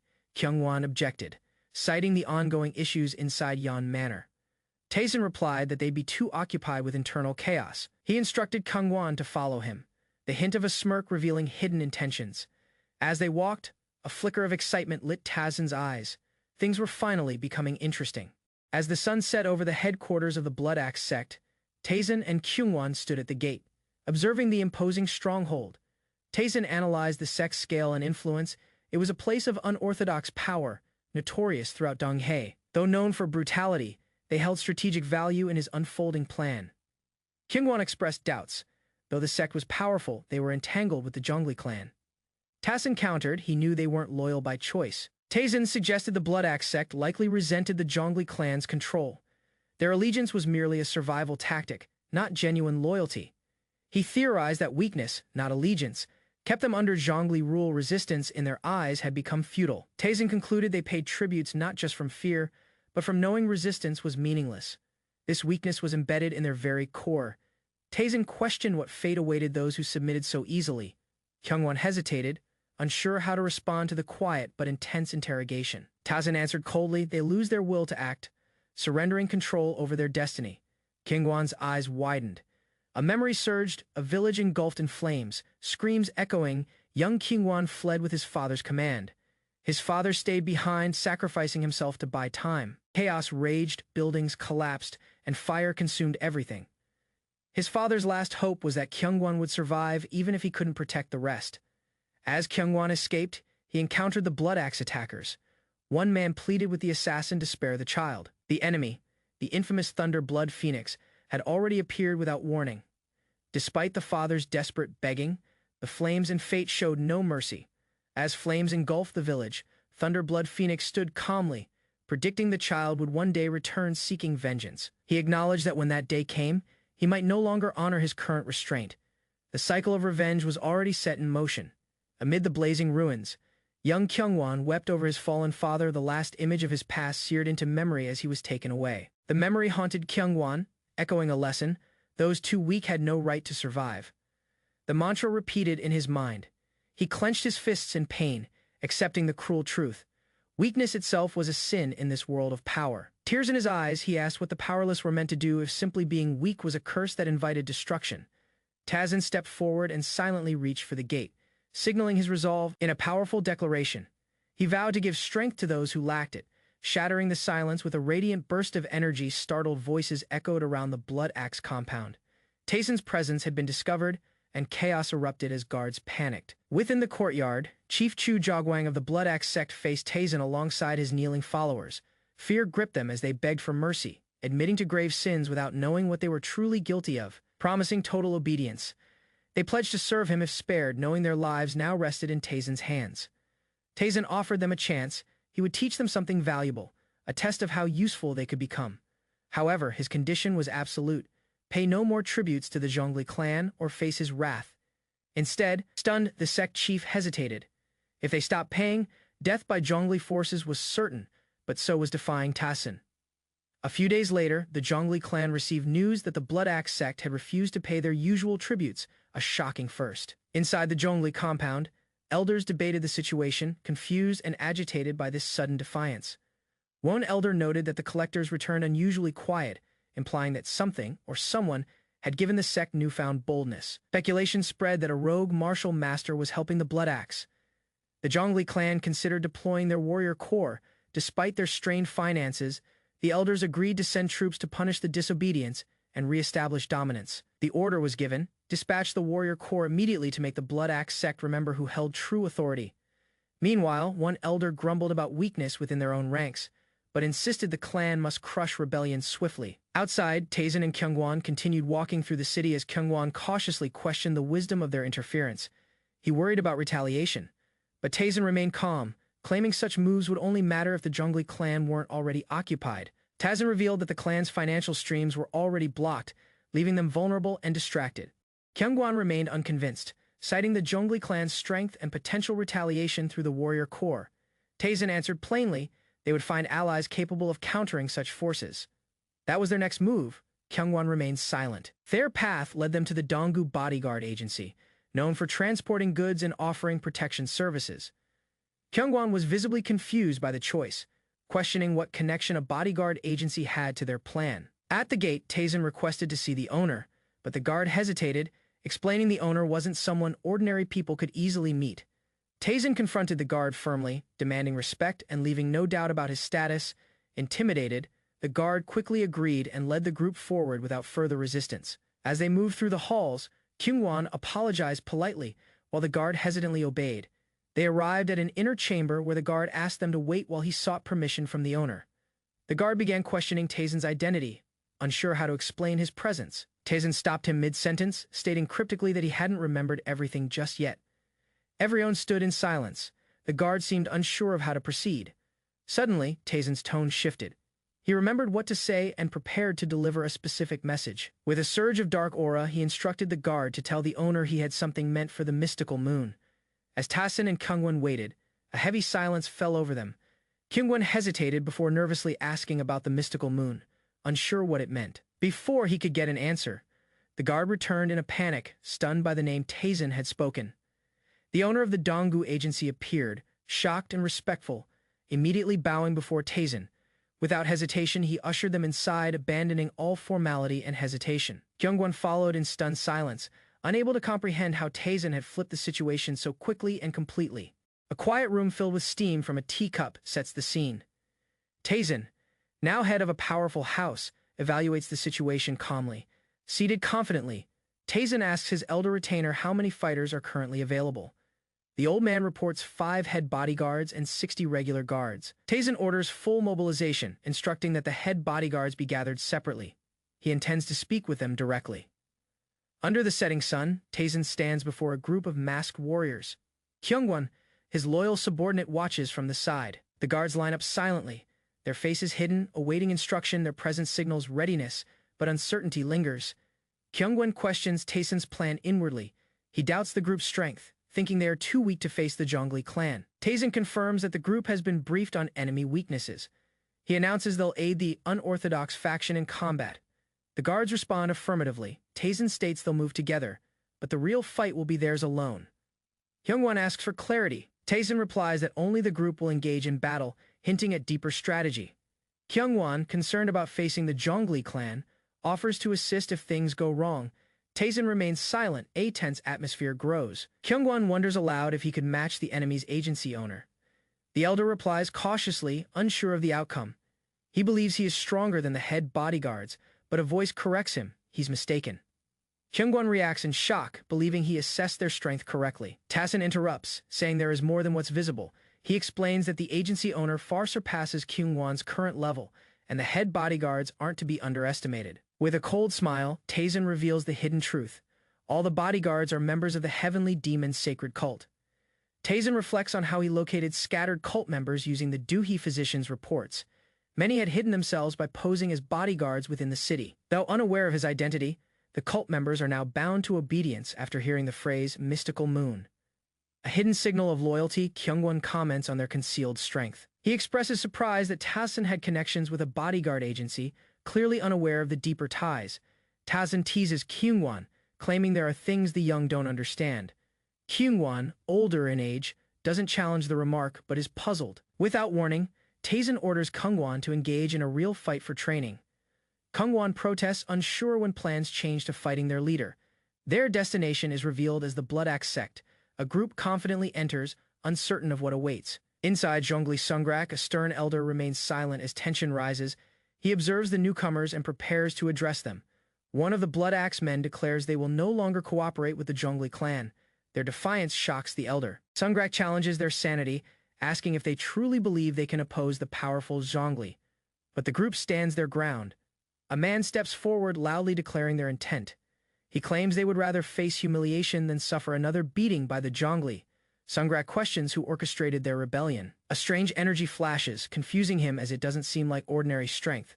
He commands his men to handle the situation, sparing the loud man for questioning. The soldiers prepare to move on his orders. Sungrak exits, but his instincts scream danger. Despite his battle experience, something feels uniquely threatening this time. In the shadows outside, he feels an overwhelming presence. His body reacts before he understands why. His survival instincts are in full alert. A calm voice complements his sharp senses. Sungrak turns suddenly startled as a hidden figure makes their presence known. Taizan calmly evaluates Sungrak, noting his strength despite the decline of the Zhongli clan. Kyungwon silently observes the tense exchange. Sungrak identifies Taizan by name, asking if he's responsible for recent disruptions. Taizan responds cryptically, offering no confirmation, annoyed by Taizan's attitude. Sungrak threatens to make him talk through force, showing clear disdain for the younger man's confidence. Kyungwon prepares to intervene, drawing his weapon. His body carries a silent but intimidating presence. Sungrak feels a strong energy and questions whether it came from Kyungwon, though he doubts the young man possesses such power. Still uncertain, Sungrak dismisses Kyungwon as the source. His focus remains fixed on Taizan, underestimating Kyungwon's capabilities. Sungrak unsheathes his blade, ready to confirm Kyungwon's strength through battle. The air becomes tense with impending conflict. Kyungwon draws his weapon without hesitation. Taizan watches silently as the duel begins, noting Kyungwon's hidden potential. Taizan questions how long Sungrak can endure. His confidence implies he trusts Kyungwon to push the elder beyond expectation. Despite feeling numb from Sungrak's energy, Kyungwon steadies himself. He's determined to give his all regardless of the power gap. Taizan encourages the challenge. The elder acknowledges Kyungwon's resolve, realizing the boy isn't backing down. Sungrak lunges with full force, attempting a deadly strike. But to his shock, Kyungwon successfully blocks the fierce attack. They exchange rapid strikes, moving swiftly across the battlefield. Kyungwon keeps pace, deflecting blow after blow. Sungrak admits Kyungwon's skill is better than expected. He escalates the fight, launching a powerful vertical slash. Kyungwon blocks the strike again, but the impact sends shockwaves across the ground, tearing through the stone beneath them. Kyungwon deflects another fierce attack, his sword straining under the pressure. He begins to anticipate Sungrak's moves with increasing clarity. Sungrak becomes enraged, insulted by Kyungwon's resistance. He lashes out, shouting that a mere bodyguard shouldn't be able to hold him off. Despite the verbal assault, Sungrak channels his energy into a large strike, preparing to end the duel with overwhelming force. The clash continues violently. Kyungwon feels the impact in his bones, barely able to withstand the elder's power. His sword chips under pressure, and his thoughts turn grim. Every blow feels like a brush with death, yet he endures. Sungrak, furious and unrelenting, continues his barrage. Kyungwon grits his teeth and focuses, refusing to collapse under fear. With a smirk, Sungrak gathers red energy in his palm. He unleashes it in a powerful palm strike aimed directly at Kyungwon. The attack hits with force, sending Kyungwon flying backward. Pain surges through his body, but he still clutches his sword. Struggling, Kyungwon rises again. Despite the injury, he steadies his stance, drawing strength from determination rather than physical might. Sungrak looks stunned as Kyungwon remains standing. A spark of doubt flickers in the elder's eyes. Dark energy begins to swirl around Kyungwon's blade. Something awakens in him. He enters a focused state where all becomes visible. In that moment of clarity, Kyungwon reaches a breakthrough. He calmly declares that he can now see all of Sungrak's attacks. From afar, Taesin observes with a faint smile, satisfied that Kyungwon's training has borne fruit. Sungrak, shaken, wonders aloud if anyone else in the Zhongli clan could have withstood this long against him. Admitting Kyungwon's talent, Sungrak offers him a place in the Zhongli clan, calling his skills wasted on a merchant guild. Zhongli Sungrak offers to personally train Kyungwon, calling his talents wasted under a mere merchant like Taesin. But Kyungwon's smirk holds a deeper truth. Mocking Sungrak's assumption, Kyungwon hints that he's not cleaning up after anyone. Sungrak is caught off guard by the strange confidence. Kyungwon declares that Sungrak's swordsmanship doesn't even compare to Master Bayok Taesin's. He grips his sword tightly, his aura rising once more. With sudden speed, Kyungwon lunges, shouting that he can see through all of Sungrak's attacks. The elder braces himself, enraged by Kyungwon's audacity. Sungrak calls him arrogant and retaliates with full strength, his fury boiling. The two clash again mid-air. Kyungwon's eyes widen. He detects a shift in Sungrak's movements. The real fight has just begun. Kyungwon, masked and focused, launched a rapid sword strike that collided violently with two armed attackers. His blades clashed fiercely against theirs, overpowering them in a flash of light and blood. Kyungwon collapsed to the ground, wounded and breathing heavily, as blood stained the cold floor, injured and crouched. Kyungwon gritted his teeth while clutching his bleeding shoulder. Sungrak observed him silently, puzzled that the wound wasn't fatal. Realizing his strike had missed, Sungrak questioned how Kyungwon had anticipated his sword's path so precisely. Sungrak declared the fight over, noting Kyungwon's obvious pain. Despite the pain, Kyungwon defied the judgment, determined to continue fighting. Suddenly, Taesin intervened with a firm command, halting the battle. But Kyungwon opposed his decision. As Kyungwon, wounded, got deeper, Taesin warned him about the risk of permanent damage to his injured arm. Kyungwon's grip on the sword weakened, and he collapsed beside Taesin. Despite everything, Taesin praised his efforts and acknowledged his potential. Kyungwon's eyes widened as he heard that blood drip from Kyungwon's blade as he stood weakly beside Taesin. Taesin instructed him to stay alert and observe everything carefully from now on. Sungrak expressed disbelief that someone with crippled meridians dared face him in battle. Taesin calmly rejected the need for a sword, claiming his strength was enough to defeat opponents like Sungrak without one. Sungrak, provoked by the remark, tightened his grip on his sword and promised brutal retaliation. Despite the threat, Taesin remained unshaken, telling Sungrak to begin whenever he was ready. Sungrak analyzed Taesin's presence, seeing no unique energy or overwhelming aura. Confused by the confidence Taesin exuded, Sungrak concluded it must be a bluff. Believing he had the upper hand, Sungrak launched a heavy sword strike with full force. Convinced it would land cleanly, Sungrak's blade came down violently, seemingly connecting with Taesin's body. Convinced of his victory, Sungrak celebrated, mocking Taesin's earlier claims. However, Taesin reappeared unharmed, and a strange purple energy surged from his clenched fist. Taesin appeared at close range, catching Sungrak off guard with terrifying speed. He declared once more that he didn't need a sword, channeling powerful energy into his strike. A devastating surge of force exploded from his palm, overwhelming Sungrak instantly. Sungrak collapsed backward as his sword clattered to the ground in defeat. He stared blankly, unable to process how he had been defeated so easily. As his consciousness faded, he questioned the true identity of the man standing before him. As Taesin turned away, his powerful display still echoed in the minds of those watching. Kyungwon, stunned by the grace he witnessed, was filled with awe rather than fear. Inspired, Kyungwon silently vowed to one day move as beautifully as Taesin did. Back at the Yang clan manor, the divine physician examined Kyungwon's wounded arm sternly. He criticized the damage, implying the injury would have cost Kyungwon his arm if he hadn't intervened. Kyungwon remained silent but clearly understood the severity of his situation. Accepting the lesson, Kyungwon bowed deeply and promised to remember the mercy shown. The divine physician observed the gesture, remarking how humans value kindness when remembered. The attending clan member thanked him sincerely for his treatment and repeated gratitude once more. Kyungwon and Seoryeon shouted their thanks, moved by the care they received. The divine physician turned to greet Taesin, mentioning a lucrative offer he had declined. He bragged about the rewards offered to him in herbs and money, showing no regret.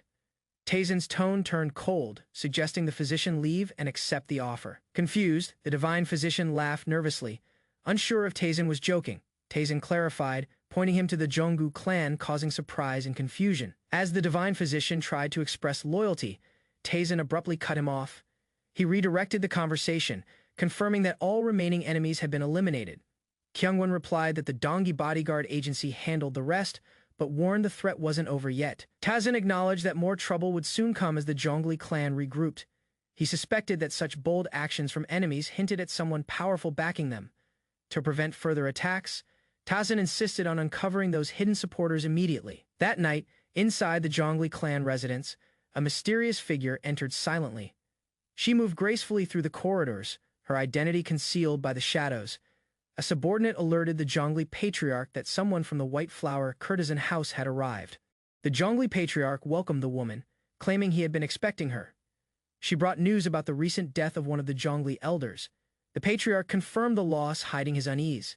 She pressed him on how the elder was killed by a mere merchant's son. Angrily, he insisted that powerful people surrounded Taesin and vowed retaliation.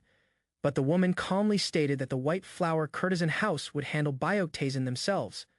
The courtesan assured the Zhongli patriarch that Taesin would soon walk into their trap. A rumor was spread linking them to the Golden Heavenly Alliance, with the Zhongli warriors' aid and attempting setup. She claimed it would be impossible for Taesin to escape. The next day, Taesin stood with Seoryeon, Kyungwon, and the divine physician under a quiet morning sky. The tension was clear, and despite the sunrise, everyone looked uneasy. Frustrated, Taesin warned them not to follow him if they weren't taking things seriously. His patience was wearing thin. Kyungwon mocked Taesin, prompting him to shout in desperation, trying to prove he could still be useful. The divine physician remained skeptical but amused. Concerned about detection, the divine physician suggested a solution using poison to numb facial expressions. The idea shocked Taesin. Despite hesitation, the divine physician explained the poison's mild side effect, still withholding full details. The group grew impatient. Pressured, Taesin agreed. The divine physician casually inserted a hardened poison needle, assuring it would melt inside the body. As the needle entered, the divine physician and Kyungwon fighting again. Seoryeon watched silently, unsure if the treatment was too much. Taesin tried to be patient in facing the two lunatics as their scream getting louder. Seoryeon observed Kyungwon, who spaced out. That night, they arrived at the White Flower courtesan house, a mysterious establishment hidden beneath elegance. Kyungwon still dazed off as Seoryeon questioned if this was truly their target location. Taesin remained skeptical. The divine physician clarified. It was no ordinary courtesan house, but one controlled by the Golden Heavenly Alliance. He revealed the alliance's sudden expansion, all centered around merchant guilds, raising suspicions.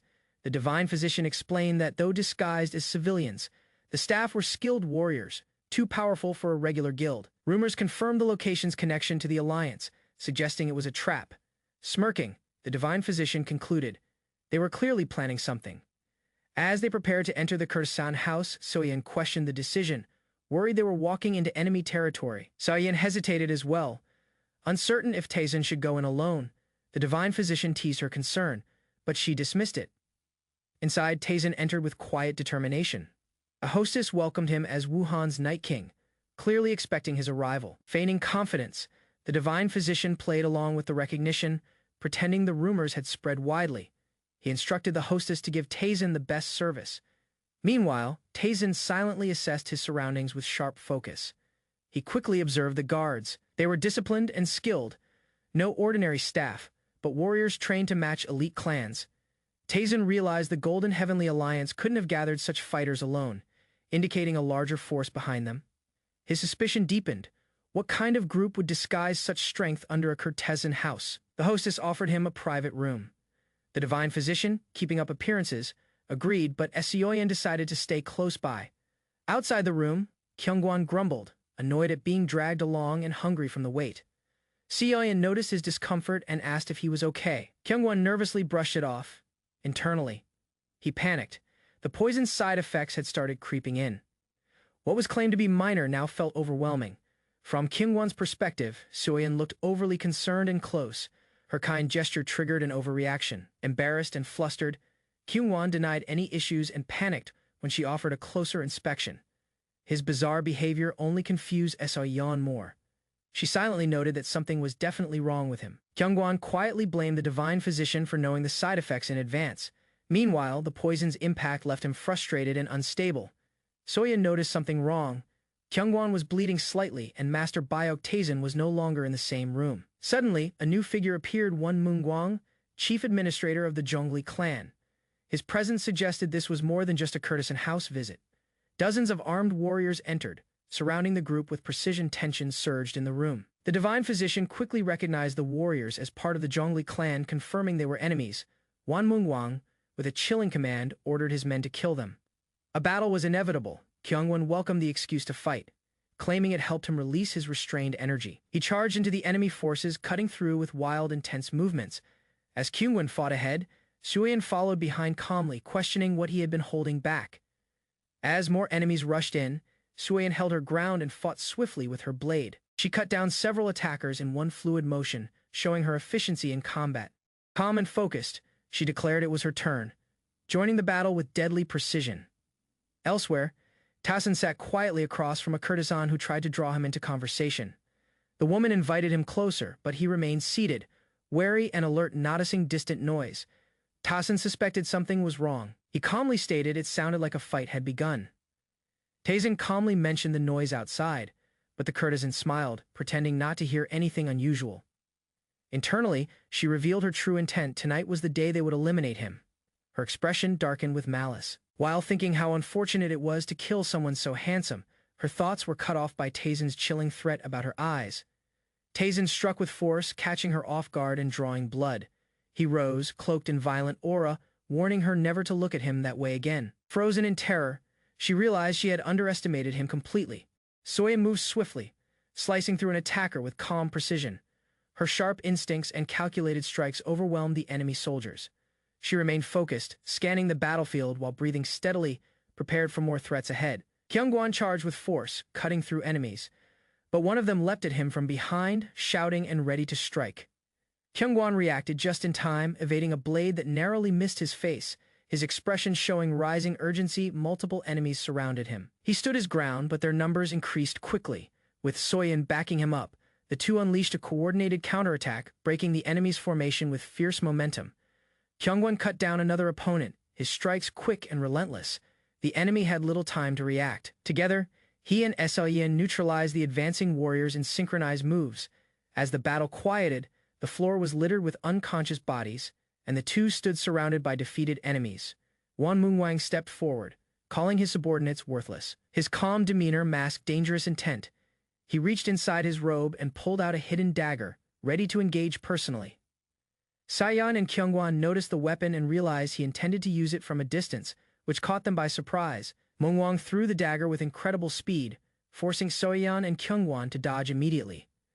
Kyungwon recognized his opponent's movement and shouted in alarm at how fast the attack came. They rushed forward, preparing to counterattack, both shocked at their enemy's unexpectedly high speed. Moongwang identified a brief opening and lunged with his dagger, aiming directly at Kyungwon and Soyeon. They tried to defend, but his speed and timing allowed him to land a sharp strike between them. Both were wounded in the clash, blood was drawn, and they were pushed back by his precision. Kyungwon and Soyeon realized Moongwang's skill exceeded all previous enemies. They doubted if they could hold him off. Moongwang taunted them, acknowledging their coordination, but claiming they couldn't match an elder's strength. Before he could finish his attack, a loud disruption interrupted him.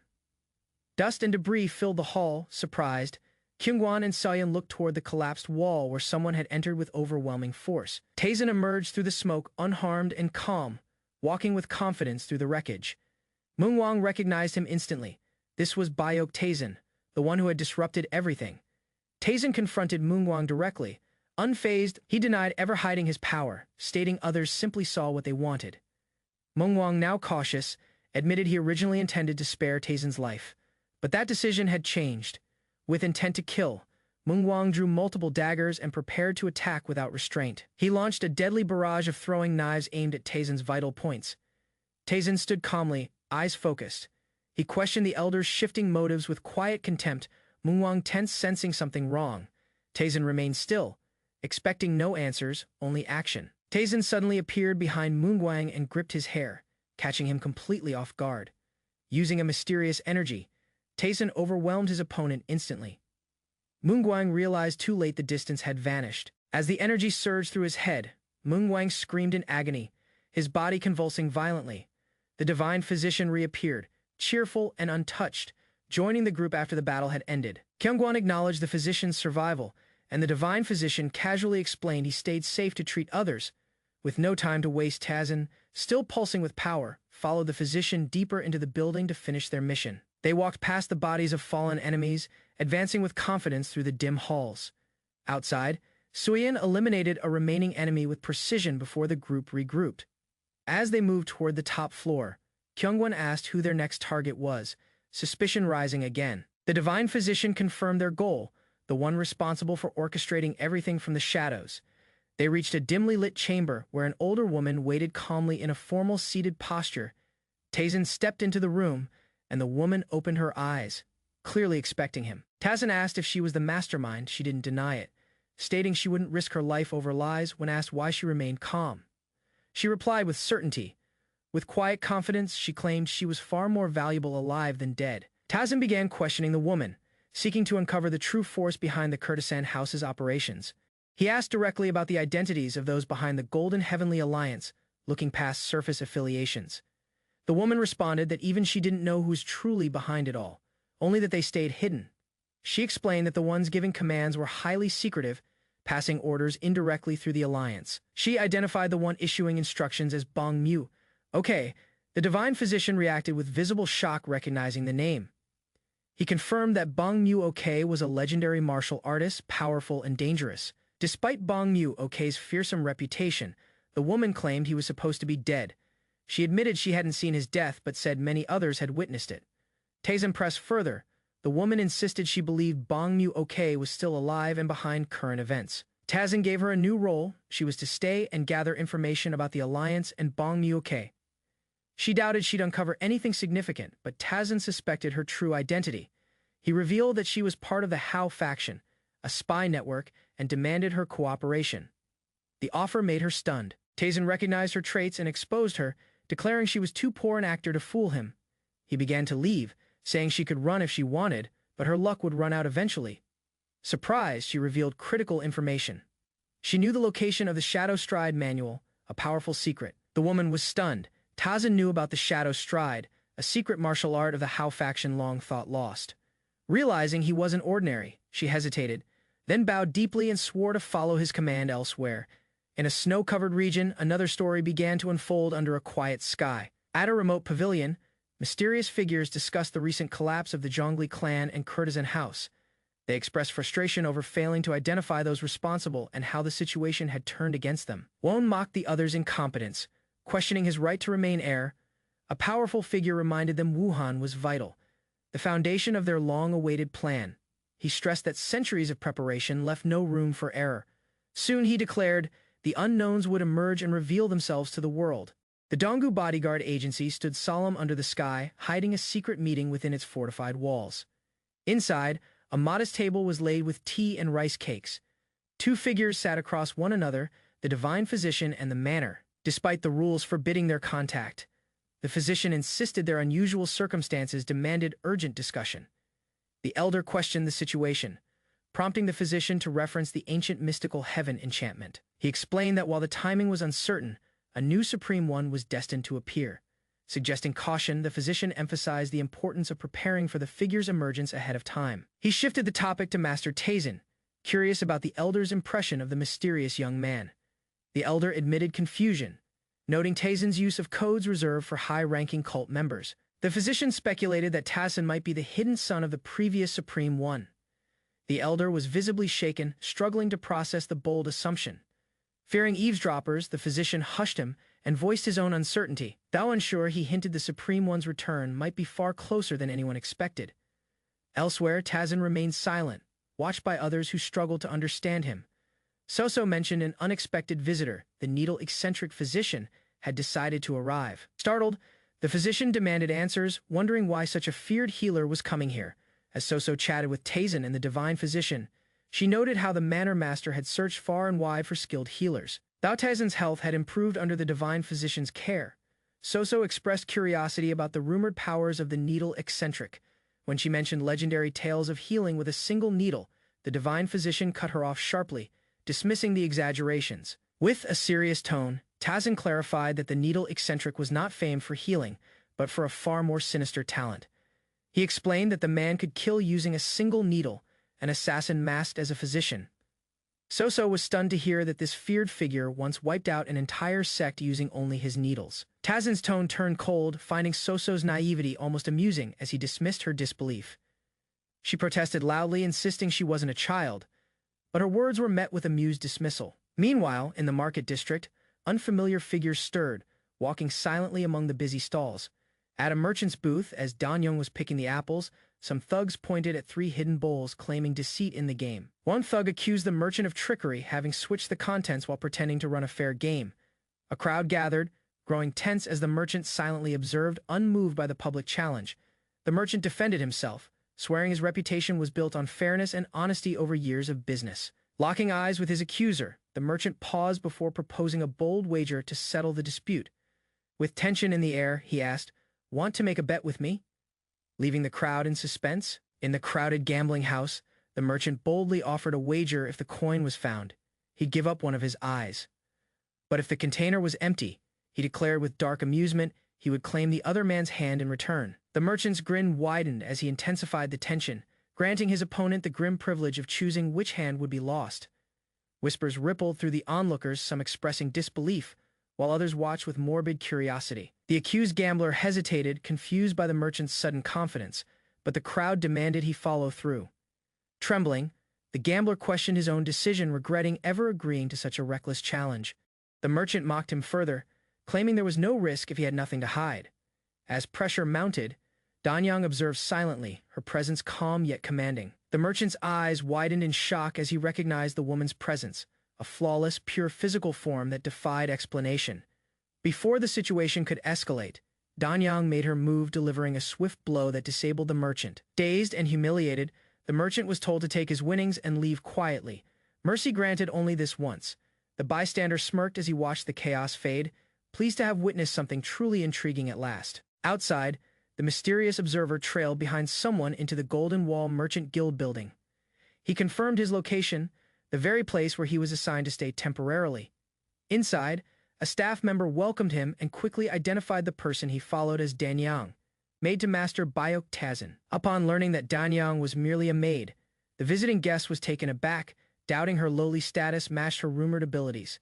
He was told the divine physician had already tried to recruit her as an apprentice, but she declined. The guest scoffed at the comparison, arrogantly claiming his offer would be irresistible to anyone. Meanwhile, Tazin and the divine physician sat in silence. As the man met Tazin and the divine physician, he quietly assessed them, surprised by Tazin's youthful energy. He praised Danyang's hidden talent and offered to shape her into a legendary figure, healer and warrior alike. Tazin mocked his boast, questioning his martial prowess and even his credibility as a physician. Irritated, the guest rose aggressively, unleashing a sudden pulse of energy. Tazin remained calm, extending his arm and challenging the man to read his pulse. With confidence, he wants to know how great that man is. The man approached Hassan's bedside to check his pulse. His expression shifted from indifference to shock as a sudden jolt of strength radiated from Tazin's hand, gripping his wrist tightly. Startled, the man realized that Tazin's reaction had caused his breath to catch. Though the young man's body had appeared frail moments ago, his sudden motion was unnervingly precise. Tazin stared coldly and told him to examine properly. The man internally acknowledged that if it had been a real attack, his head might have been lost. Despite the absence of inner energy, the precision left him unsettled. As the man sensed the powerful energy in Tazin's body, he was met with a heavy resistance. Dark energy surged around his hand, making him widen his eyes in disbelief. Analyzing the internal state, the man muttered that Tazen's body was severely damaged. The meridians were barely functioning beyond natural recovery. When asked how long it would take to heal, the man admitted it would take too long to fix even a portion. He advised Tazen to abandon recovery and accept his current condition.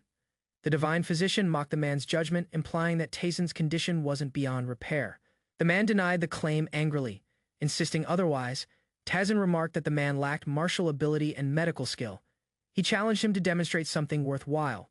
Calmly, the man responded with interest. He asked Tazen to make a bet, shifting the dynamic of the encounter made Tazen asking. The man proposed a duel as a test of martial skill. If he lost, Tazen would win. But if he won, he demanded ownership of all Tazen's maids. Tazen considered the stakes and questioned what he would receive in return if victorious. He appeared confident and unshaken. The man smirked and claimed his value was higher than most. Even powerful factions like the Merm Alliance were eager to recruit him. Tazen dismissed the offer as insufficient. He demanded that the man stake not just a reward, but his entire body and soul on the outcome.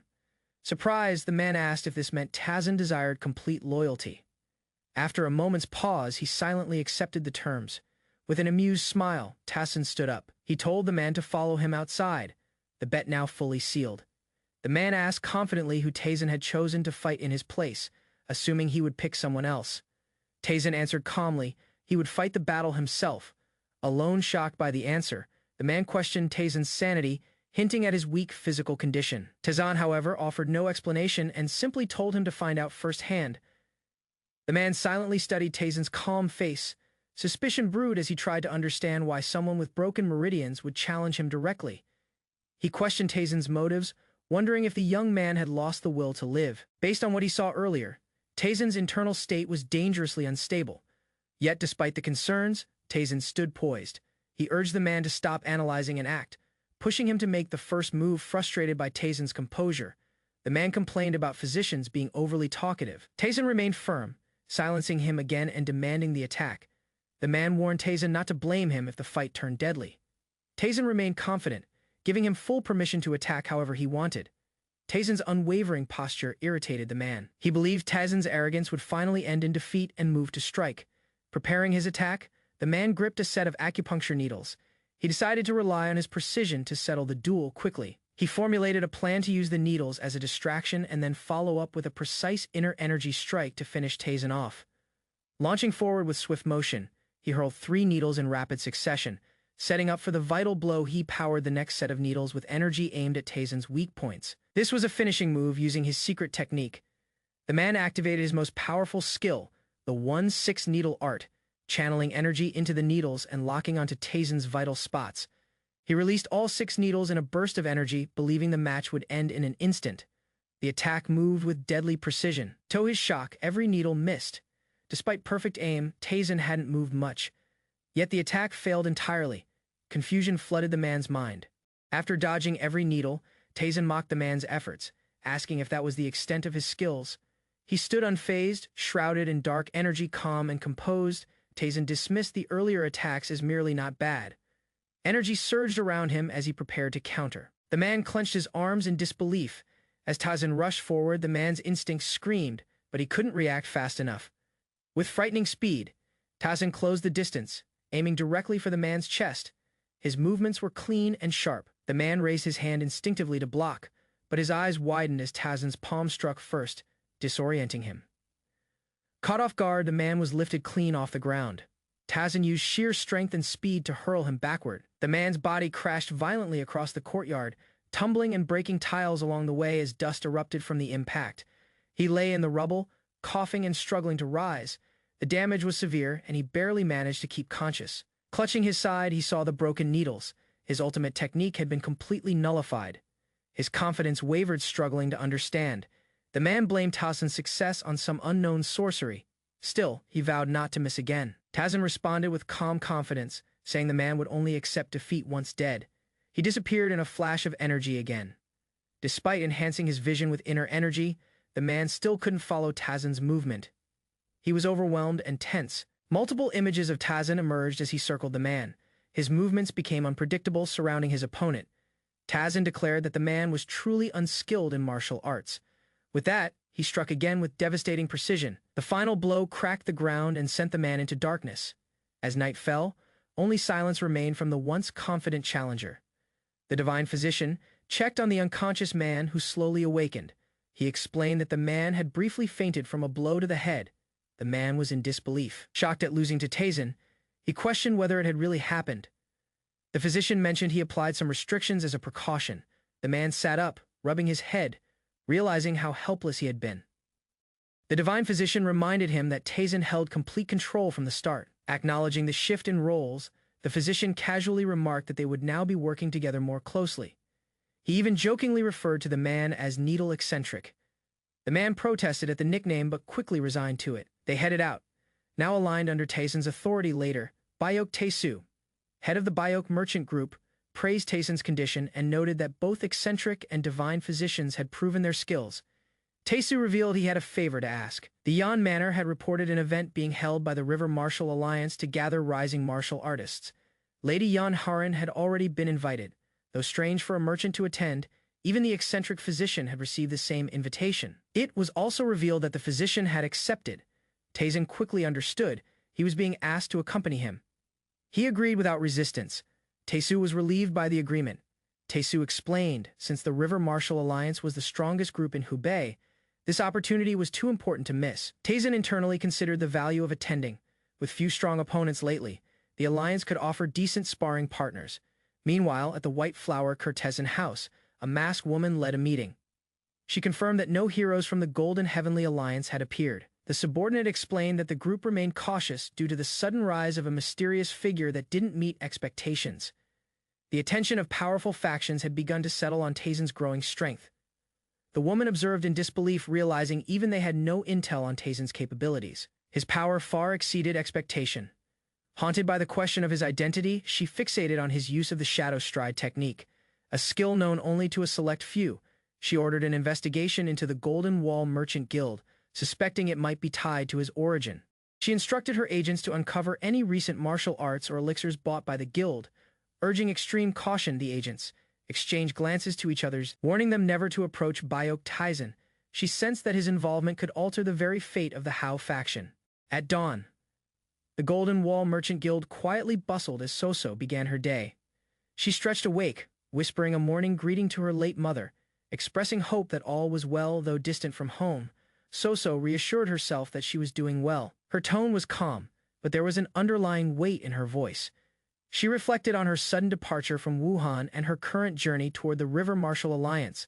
She explained that she may not be able to contact her mother for a while. While writing to her mother, Soso noted how even she was amazed by the prestige of the River Martial Alliance, speaking of Master Taisen with genuine admiration.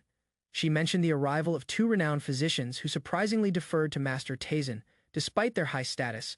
As she drifted off to sleep again, footsteps approached her room and her body instinctively tensed in bed. Soso stirred restlessly, recalling how Master Taisen and the two physicians had been disappearing nightly for secretive activities. She peeked outside and saw mysterious purple energy cutting through the sky, glowing ominously. Startled, she watched in silence as the lights illuminated the sky, unsure of what kind of training was taking place. In the following days, Soso observed changes in Taisen. His physical health had improved significantly since their journey began. Even more curious, the physicians themselves appeared more youthful, as if their secret training had rejuvenated them. Soso giggled at Taisen's odd comments, noting that he often muttered strange things to himself. Deep in thought, despite everything, Soso felt safe. She now lived among trustworthy people and no longer faced daily struggles alone. Sharing meals and laughter, she realized how far she'd come. Once lonely, she now felt like she had gained a true family. She concluded her letter, promising to write again after returning to Wuhan, and gently asked her mother not to worry. Lying beneath the pale moonlight, Soso finished her letter with hope. She wished for her mother's good health, her thoughts heavy as she drifted to sleep beside the candle's dying flame. The night sky stretched vast over the town, stars forming a quiet canopy above the River Martial Alliance's shadowed rooftops. Elsewhere, in the heart of the Night District, a wealthy noble entered the renowned Kurtesan house, his face calm, his purpose veiled. Inside, Taisen asked the woman from the house directly about a secret investigation. His tone was polite, but his eyes held pressure. Caught off guard, the woman hesitated, confused by the shift in topic. Taisen clarified. He wasn't referring to the earlier assignment, but to his own background. Realizing the danger, the woman panicked, shocked, and sweating. She struggled to respond. Kneeling in fear, the woman begged forgiveness, admitting to past wrongdoing, but Taizan dismissed it with a cold expression. Taizan pressed further.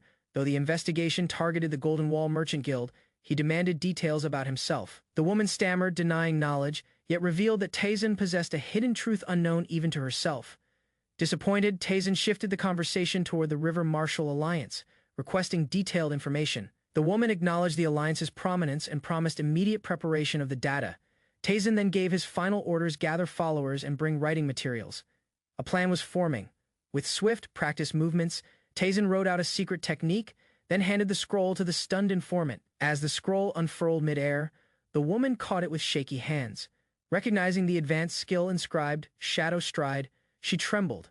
Taizan's abilities were far deeper than she had assumed. After handing over the valuable technique scroll, Taizan reminded the woman that it wasn't everything.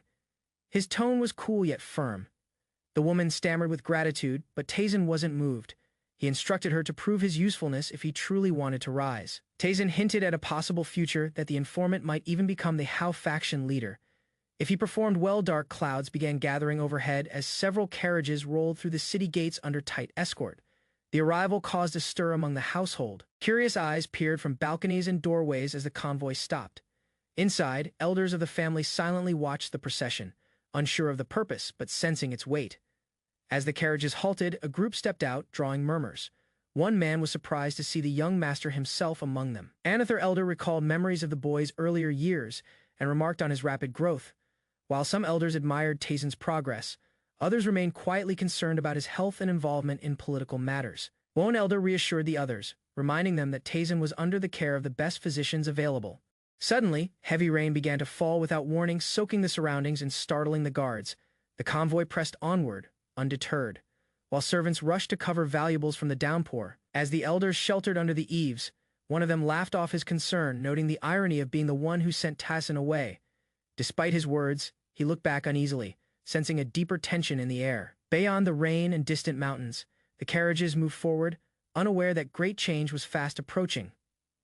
In the hidden mountain estate of Seo Dogun, preparations for a dark ritual neared completion. The elders' items stood ready. Orders were given to awaken a mysterious force once the ritual began. A loyal agent was assigned to oversee and control them.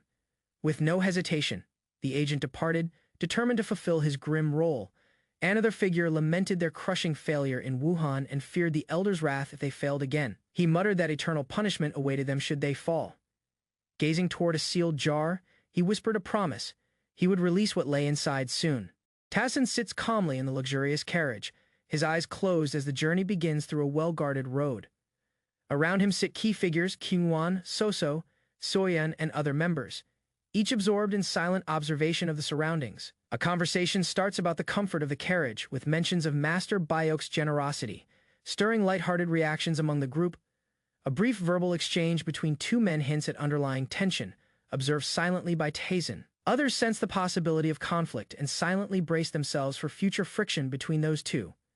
Discussion shifts to route choices, with concerns about pirates raised, but one member confidently declares land travel safer. The divine physician mentions Lady Yan Heron, realizing she too is headed toward the River Marshal Alliance. He explains she took a different route by boat and probably remains unaware of their land journey. Though surprised at the boat choice, another reassures that Yan Manor has capable warriors to protect her. He confirms Yan Manor's strength, with loyal and elite fighters at Lady Yan Heron's disposal. Yan Heron herself is highly trained, making her more capable than even her own guard who humbly serves her. Some within the group question whether she realizes her own strength given the monstrous talents surrounding her. Qingwan reflects quietly, stealing glances at Suryan, showing hints of concern or admiration. Memories arise of the moment Suryan was introduced to Lady Yan Heron as her attendant and martial arts companion. With a respectful bow, Soyan pledged loyalty, signaling the start of a bond through shared training and duty. In the training hall, Soyan silently observes a girl practicing martial strikes on a wooden dummy with focused intensity. She hesitates, unsure how to approach the stranger, though curiosity keeps her feet rooted. The girl, cheerful and warm, turns with a smile, introducing herself as Yan Heron and extending a hand in friendship. As twilight settles, the group camps outside the manor, preparing for an overnight stay during travel. Soyeon and Kyungwon begin a sparring session near the cliffs, watched by the others under the sunset sky. Soyeon steps forward with a calm breath, raising her sword into position before lunging swiftly. Their swords clash in a flurry of swift strikes, sparks flying from every meeting of steel. Kyungwon, watching closely, narrows his eyes as Soyeon's strength grows sharper with each move. The battle intensifies as both warriors exchange aggressive blows in close quarters, testing each other's limits. Kyungwon wonders why Soyeon is unusually aggressive, sensing something driving her fiercely today. With a loud shout, Soyeon surges forward, unleashing a powerful slash that forces Kyungwon back. The two move across the field at high speed, sword swings echoing through the dusk. Kyungwon stumbles slightly as his strike grazes Soyeon's shoulder, drawing blood and surprising him.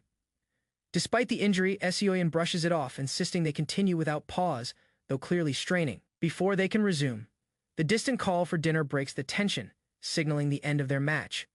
As Kyungwon mentions dinner, his words trail off mid-sentence, distracted by the sight of someone walking off silently into the distance. He watches quietly, sensing a strange mix of unease and hesitation as the group settles by the fire. Around the campfire, the group begins their meal in relative peace, each person occupied with their own thoughts. The divine physician and others share light banter while Soso and Danyang giggle warmly beside the flames. Kyungwon, though present, sits with a furrowed brow, seemingly disconnected from the cheerful atmosphere. Noticing his distant look, the divine physician leans closer and asks if he is worried. Breaking Kyungwon's train of thought, Kyungwon is startled by the question and tries to deflect, unsure how to respond or admit what's bothering him. The divine physician, calm and insightful, urges him to act before regret sets in. Suggesting he search for answers. Staring into the fire, Kyungwon confesses his confusion, uncertain of what happened or how to confront the situation. With a gentle tone, the divine physician tells him not to overthink and just be sincere in showing concern. He hands Kyungwon a small wrapped bundle of food, teasing him about his lack of subtlety in serious conversations. Kyungwon accepts the bundle quietly, glancing towards Soso, who smiles as if wishing him luck. Under the moonlit mountains, Soyeon trains alone with deadly focus, her blades slicing through the air. Unbeknownst to Soyeon, a mysterious figure moves stealthily nearby, hidden in the shadows behind the trees. Suddenly, Soyeon senses danger and unleashes a powerful sword technique, her eyes sharp and instincts honed. Soyeon unleashes a high-speed technique, her blade forming arcs of energy as she trains in solitude under the night sky. Soyeon realizes something, her eyes widening with focus. Nearby, Kyungwon observes quietly, unsure whether to interrupt or simply witness the intensity unfolding. With sharp precision, Soyeon delivers a final slash that slices through air and lands cleanly on a large training boulder. Kyungwon remains speechless, stunned by the technique's power and control as silence settles over the field. Taesin suddenly appears, acknowledging the skill but criticizing Soyeon's mind as cluttered with distractions. Taesin explains that Soyeon's lack of awareness prevented him from noticing his approach, something that could have been fatal. Sereon begins to respond with hesitation, but is advised instead to clear her mind and remain fully alert. She questions how many people could truly do that, to which Taesin calmly replies that hundreds already can, and more exist beyond his knowledge. Taesin concedes that living within self-imposed limits isn't necessarily wrong, but still a choice one must recognize. This statement resonates with Soyeon, who listens in silence from behind a rock, her thoughts visibly stirred. In that moment, she realizes those limitations were her own creation, forged from fear rather than fact. As Soyeon steps forward, her body is engulfed in a calm, golden light, her consciousness slipping into an awakened state. Kyungwon observes silently. The universe seems to open before Soyeon's stars, droplets of light and limitless space filling her mind's eye. Standing still, she enters the legendary transcendent trance, a rare realm of ultimate focus and clarity. A lone martial artist stood under the vast sky, lost in thought. He reflected on the limitations he had placed upon himself throughout his life. Visions of his past emerged, moments of failure, self-doubt, and the people who once restrained his potential. He remembered the burden of expectations and the weight of others' opinions. As he let go of those mental chains, a surge of golden energy erupted from within. His body ascended as sparks and light swirled around him, breaking free from all inner constraints. Elsewhere, a figure meditating near a boulder began radiating golden light. Another observer stepped forward, sensing something extraordinary in the air. The man gasped as he identified the phenomenon as the transcendent trance, a legendary state that few martial artists ever achieved. He cautiously approached the glowing figure, overwhelmed by the intensity of the moment and unsure whether to intervene or observe. Realization dawned. The trance user was aware of his presence. The observer halted, noting the other's calm awareness. Panic struck as he remembered warrior Yo, likely nearby and unprotected. His thoughts turned to her safety. Without delay, he sprinted toward her location, driven by urgency and concern. Hoping to reach in time, he arrived breathless, but relieved to see Yo unharmed. She remained deep in concentration, her body still surrounded by golden light. He recognized the importance of this ritual. She needed uninterrupted focus to complete the process without harm.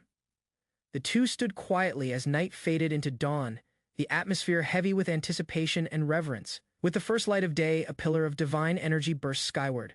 A spectator watched in awe, recognizing it as the true transcendent trance.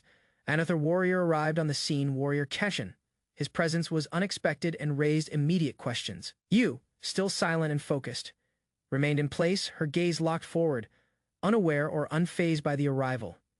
Byok Tai Su welcomed the girl as she awoke from her trance, congratulating her on reaching enlightenment. His calm presence offered reassurance. She asked how long he had been there. Tai Su explained that he stayed nearby the entire time, worried someone might interfere. Hearing this, the girl looked down, clearly touched by his quiet protection and concern. Curious, she noticed a cloth bag beside him and asked what it was. Tai Su opened it, revealing food. He admitted he brought it for her in case she got hungry, though it had grown cold over time.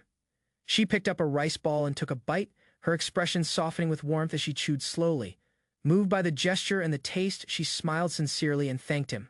Calling the food delicious, Tai Su beamed at her words, his eyes lighting up with pride and quiet joy. Under the soft morning sky, the two stood in peaceful silence, sharing a rare moment of comfort. Still regaining strength, the girl asked for help standing. They soon traveled together through a serene bamboo forest. Inside a carriage, Tai Su sat with others. One elder asked about the trance, impressed by the girl's success. She humbly credited Tai Su for his guidance, expressing her gratitude as his student. Tai Su warned her of the risks of entering the transcendent trance without preparation, emphasizing its dangers. He explained that if it failed, the consequences could be irreversible, even fatal. He reminded her she was only safe because someone had stayed to protect her this time. Inside the carriage, a quiet glance was exchanged between Byok Tai Su and the girl.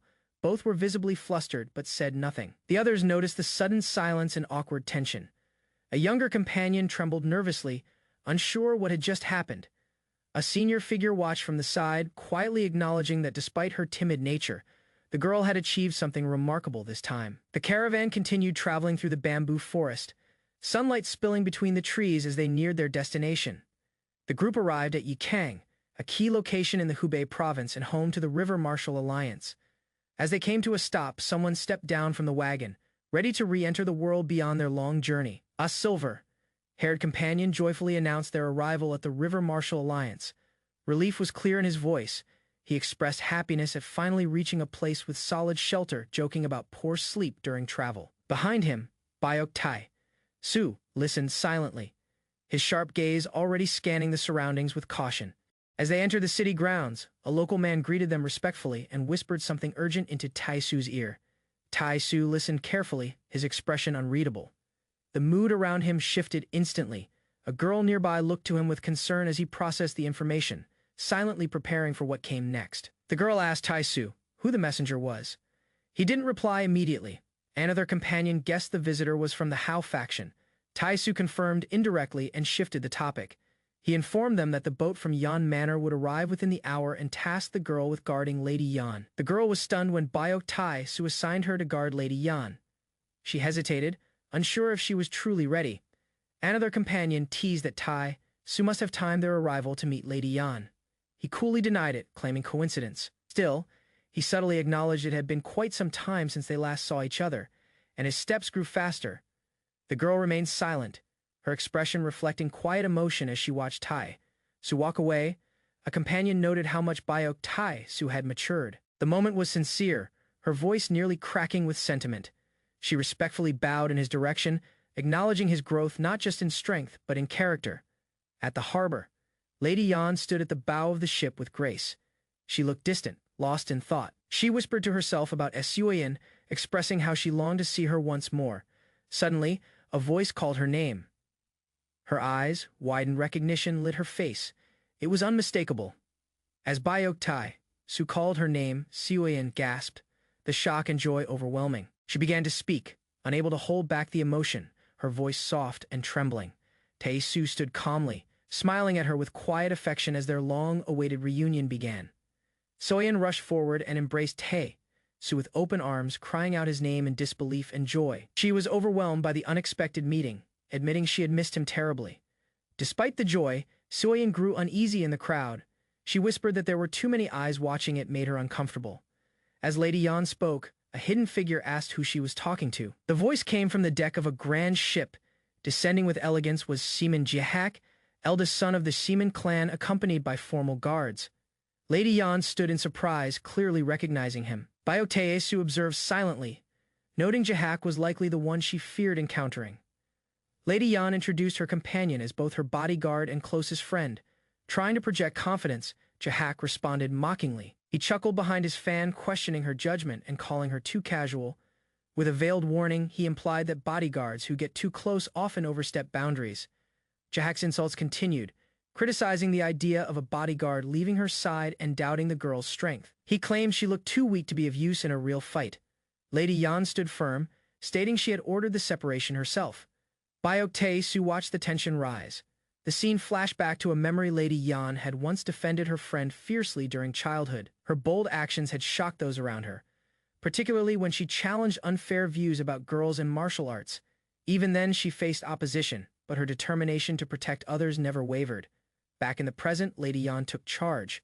She told her friend to stay quiet to avoid worsening things. The emotional weight of the moment hit Tae-su gently asked if she was all right after the confrontation. Lady Yan smiled softly, assuring him it didn't hurt as much as it looked. Tae-su is surprised when someone hints at a reunion with Lady Yan. A nearby woman teases him about arriving early just to meet her. Tae-su denies the assumption, stating their arrival times merely aligned by chance, but his faint smile betrays his feelings. He silently walks away as someone notes how long it has been since the two last saw each other. The young woman standing beside him is speechless, staring at Tae-su as he walks off. A servant nearby sniffles, touched by how much Master Byok has matured. With a composed look, Tae-su offers a deep bow, showing both humility and intent. At the harbor, Lady Yan disembarks from a large ship followed by attendants. She quietly speaks about how long it has been since she met Suyin, wishing for her presence. Suddenly, someone calls out to her. Lady Yan's name echoes from the crowd. Byok Taesin was approached by a man who mockingly referred to him as Lady Yan's former fiancé. Taesin calmly questioned the term, former, pointing out that he hadn't heard of any broken engagement. The man, flustered, denied any change in their engagement, although his confidence was clearly shaken. Challenging the situation further, the man demanded to know why Taesin was traveling with his supposed fiancée. Lady Yan explained that their families arranged for the trip due to an important gathering of rising martial talents. Unbothered, Taesin casually invited her to join him at his accommodation. Leaving the man stunned by her acceptance, the group arrived at the port, preparing to move toward their lodging after disembarking from the ship. Watching Taesin, the man gritted his teeth, calling him arrogant and trying to hide his jealousy. Internally, he resented Lady Yan's coldness toward him throughout the journey, something that only deepened his bitterness. He reflected with disbelief on how she could show warm expressions around Taesin but never toward him. Clutching his fan, he reassured himself that no matter what, she would eventually marry him. He refused to accept that a man like Byok Taesin, a nobody, in his eyes could win her over. As the sun set, Taesin and Lady Yan walked together by the water in silence. They exchanged glances, sensing unspoken emotions between them. Though neither voiced them aloud, Taesin began to wonder why she seemed so drawn to him. Had something happened between them in the past? As the sun set behind them, Byok Taesin and Lady Yan quietly walked along the dock, lost in thought. Taesin watched her closely, slowly realizing she resembled someone from a fading memory. A voice from his past echoed in his mind, commanding him with a promise, "You will do it." He remembered her standing proudly in the past, encouraging him to rise to the level of a supreme being. But the memory turned dark, revealing her bloodied form in his arms. Moments before death, her final words had been filled with love and loss, leaving Taesin stunned and silent in the present. The sun glistened on the river as Taesin and his group approached a large martial arts sect. This was the River Martial Alliance, known for its strength and influence. Taesin and his companions observed its grand scale, noting it rivaled the Murim Alliance itself. One of the companions explained that the group was essentially a mini Murim Alliance. Despite the name, Hubei Taesin acknowledged its size with approval. impressed by the structure and order. They began moving toward the entrance hall, prepared for the welcome awaiting them inside. A cheerful young girl greeted them, excitedly remarking on the size of the place. An elder welcomed them, stating they were to be treated as important guests during their stay. Taezin's companion joked about his own fame, while another smugly claimed credit for their recognition. Two of Taezin's companions began arguing loudly, both claiming credit for their group's recent prestige. Their shouting escalated, drawing uncomfortable stares from others nearby. An elder finally approached, calling out to the two of you, interrupting their quarrel with authority. Later, Bayok Taezin calmly expressed his intention to seek skilled physicians in the area. A confused companion reminded him they already had two famous physicians with them. Taezin bluntly explained that he had overused their abilities, causing a decline in their effectiveness.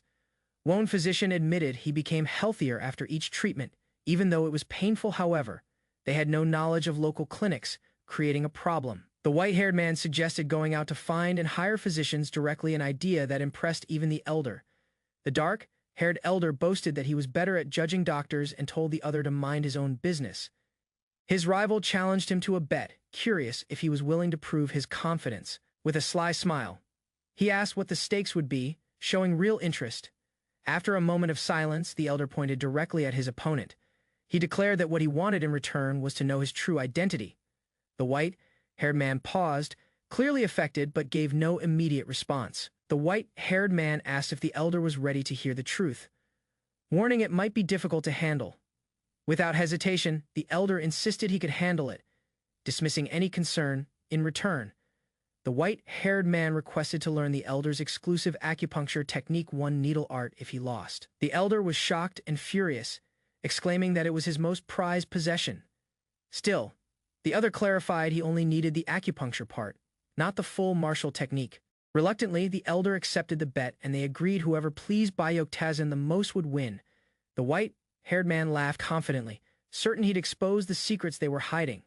That night, eerie purple energy spread across the rooftops as treatments began. Observing the scene, he noticed some patients weren't reacting with as much pain as expected, raising suspicion. Bayok Taezin suddenly appeared silently, startling everyone with his presence. He commanded them to replace the patients and demanded they each bring one more person daily. Frightened by his aura, one of them nervously agreed to the task without question. A physician tried to casually ask Taezin which healer he preferred, hoping to win the bet. Taezin, aware of the bet, brushed it off and said he would decide after seeing all candidates. The white-haired man celebrated, convinced victory was near, while his rival muttered doubts below. Bayok Taezin stood in silence, reflecting on the recent souls he had absorbed. He noted that their effects were weaker than those from his two usual sources, questioning if it related to medical skill through experimentation. He had learned that each soul's spirit power carried unique attributes depending on its origin. He discovered that physicians' souls helped heal his body, while courtesans' souls gave off lustful energy. What his body now needed most, however, were untainted souls, pure and clean of corruption. Just then, the young girl Soso entered, cheerfully checking on his well-being. Soso bowed politely and asked if he had rested well, unaware of his thoughts. Taezin gave a cryptic smile, whispering that she arrived at the perfect moment. He reached toward her, assuring she wouldn't feel pain, his hand glowing with ominous energy. Elsewhere, two men trekked through a dark cavern, guided only by a lantern. One complained about the long walk, while the guide assured they were almost there. They had been walking for hours toward a hidden objective deep within the mountain. The guide explained that the creations they sought had matured for less than 10 years. Further inside were ones aging for 70 years, reserved for top elders only. Still, he claimed the nearer ones could defeat elite warriors and would serve them well. The elder paused, exhausted, while his companion looked on silently. Waiting suddenly, the old man shouted with excitement, having finally located the entrance. He laughed it off, explaining that he forgot the exact spot due to how long it had been since his last visit. They stepped into a hidden chamber as the elder asked confidently, "What do you think?" The man remained silent, assessing what he was seeing. Before them was a long chamber filled with dozens of sealed stone sarcophagi. The elder boasted that they would prove useful, confident in the power of his hidden creations. Inside one coffin, a figure's scarred face was revealed, hinting at the power that slept within. In the dead of night, deep within the mountains, a dark and isolated fortress stood silently as strange laughter echoed across the cliffs. Inside the eerie residence of Seo Dagoon, robed figures gathered in a ritual chamber centered around a circular altar with sealed statues and drums. At the front, a masked priest began a solemn ceremony. With each beat of the drum, the surroundings trembled and the ritual intensified. Ancient scrolls containing forbidden incantations floated in the air as the priest concentrated and formed seals with his fingers. Bound corpses twitched violently as the ritual took hold. Strange symbols glowed red on their arms, markings of possession. A sealed jar containing a captured soul was forced into the corpse's mouth, finalizing the unnatural fusion process. The air turned heavy as the ritual reached its peak. Nearby cult members watched the grotesque scene unfold. One cultist noted that the souls sealed in jars were successfully entering the bodies, indicating completion. Another speculated these beings might be half Jiangxi, but the leader clarified that they were something far more dangerous. He explained half. Jiangxis were poisoned humans with retained souls, but these creations had foreign souls forcibly infused. Because of this, they retained mobility, partial will, and even martial prowess, unlike traditional undead. Though technically revived, they were better off dead. Their rebirth was unnatural, driven by external control.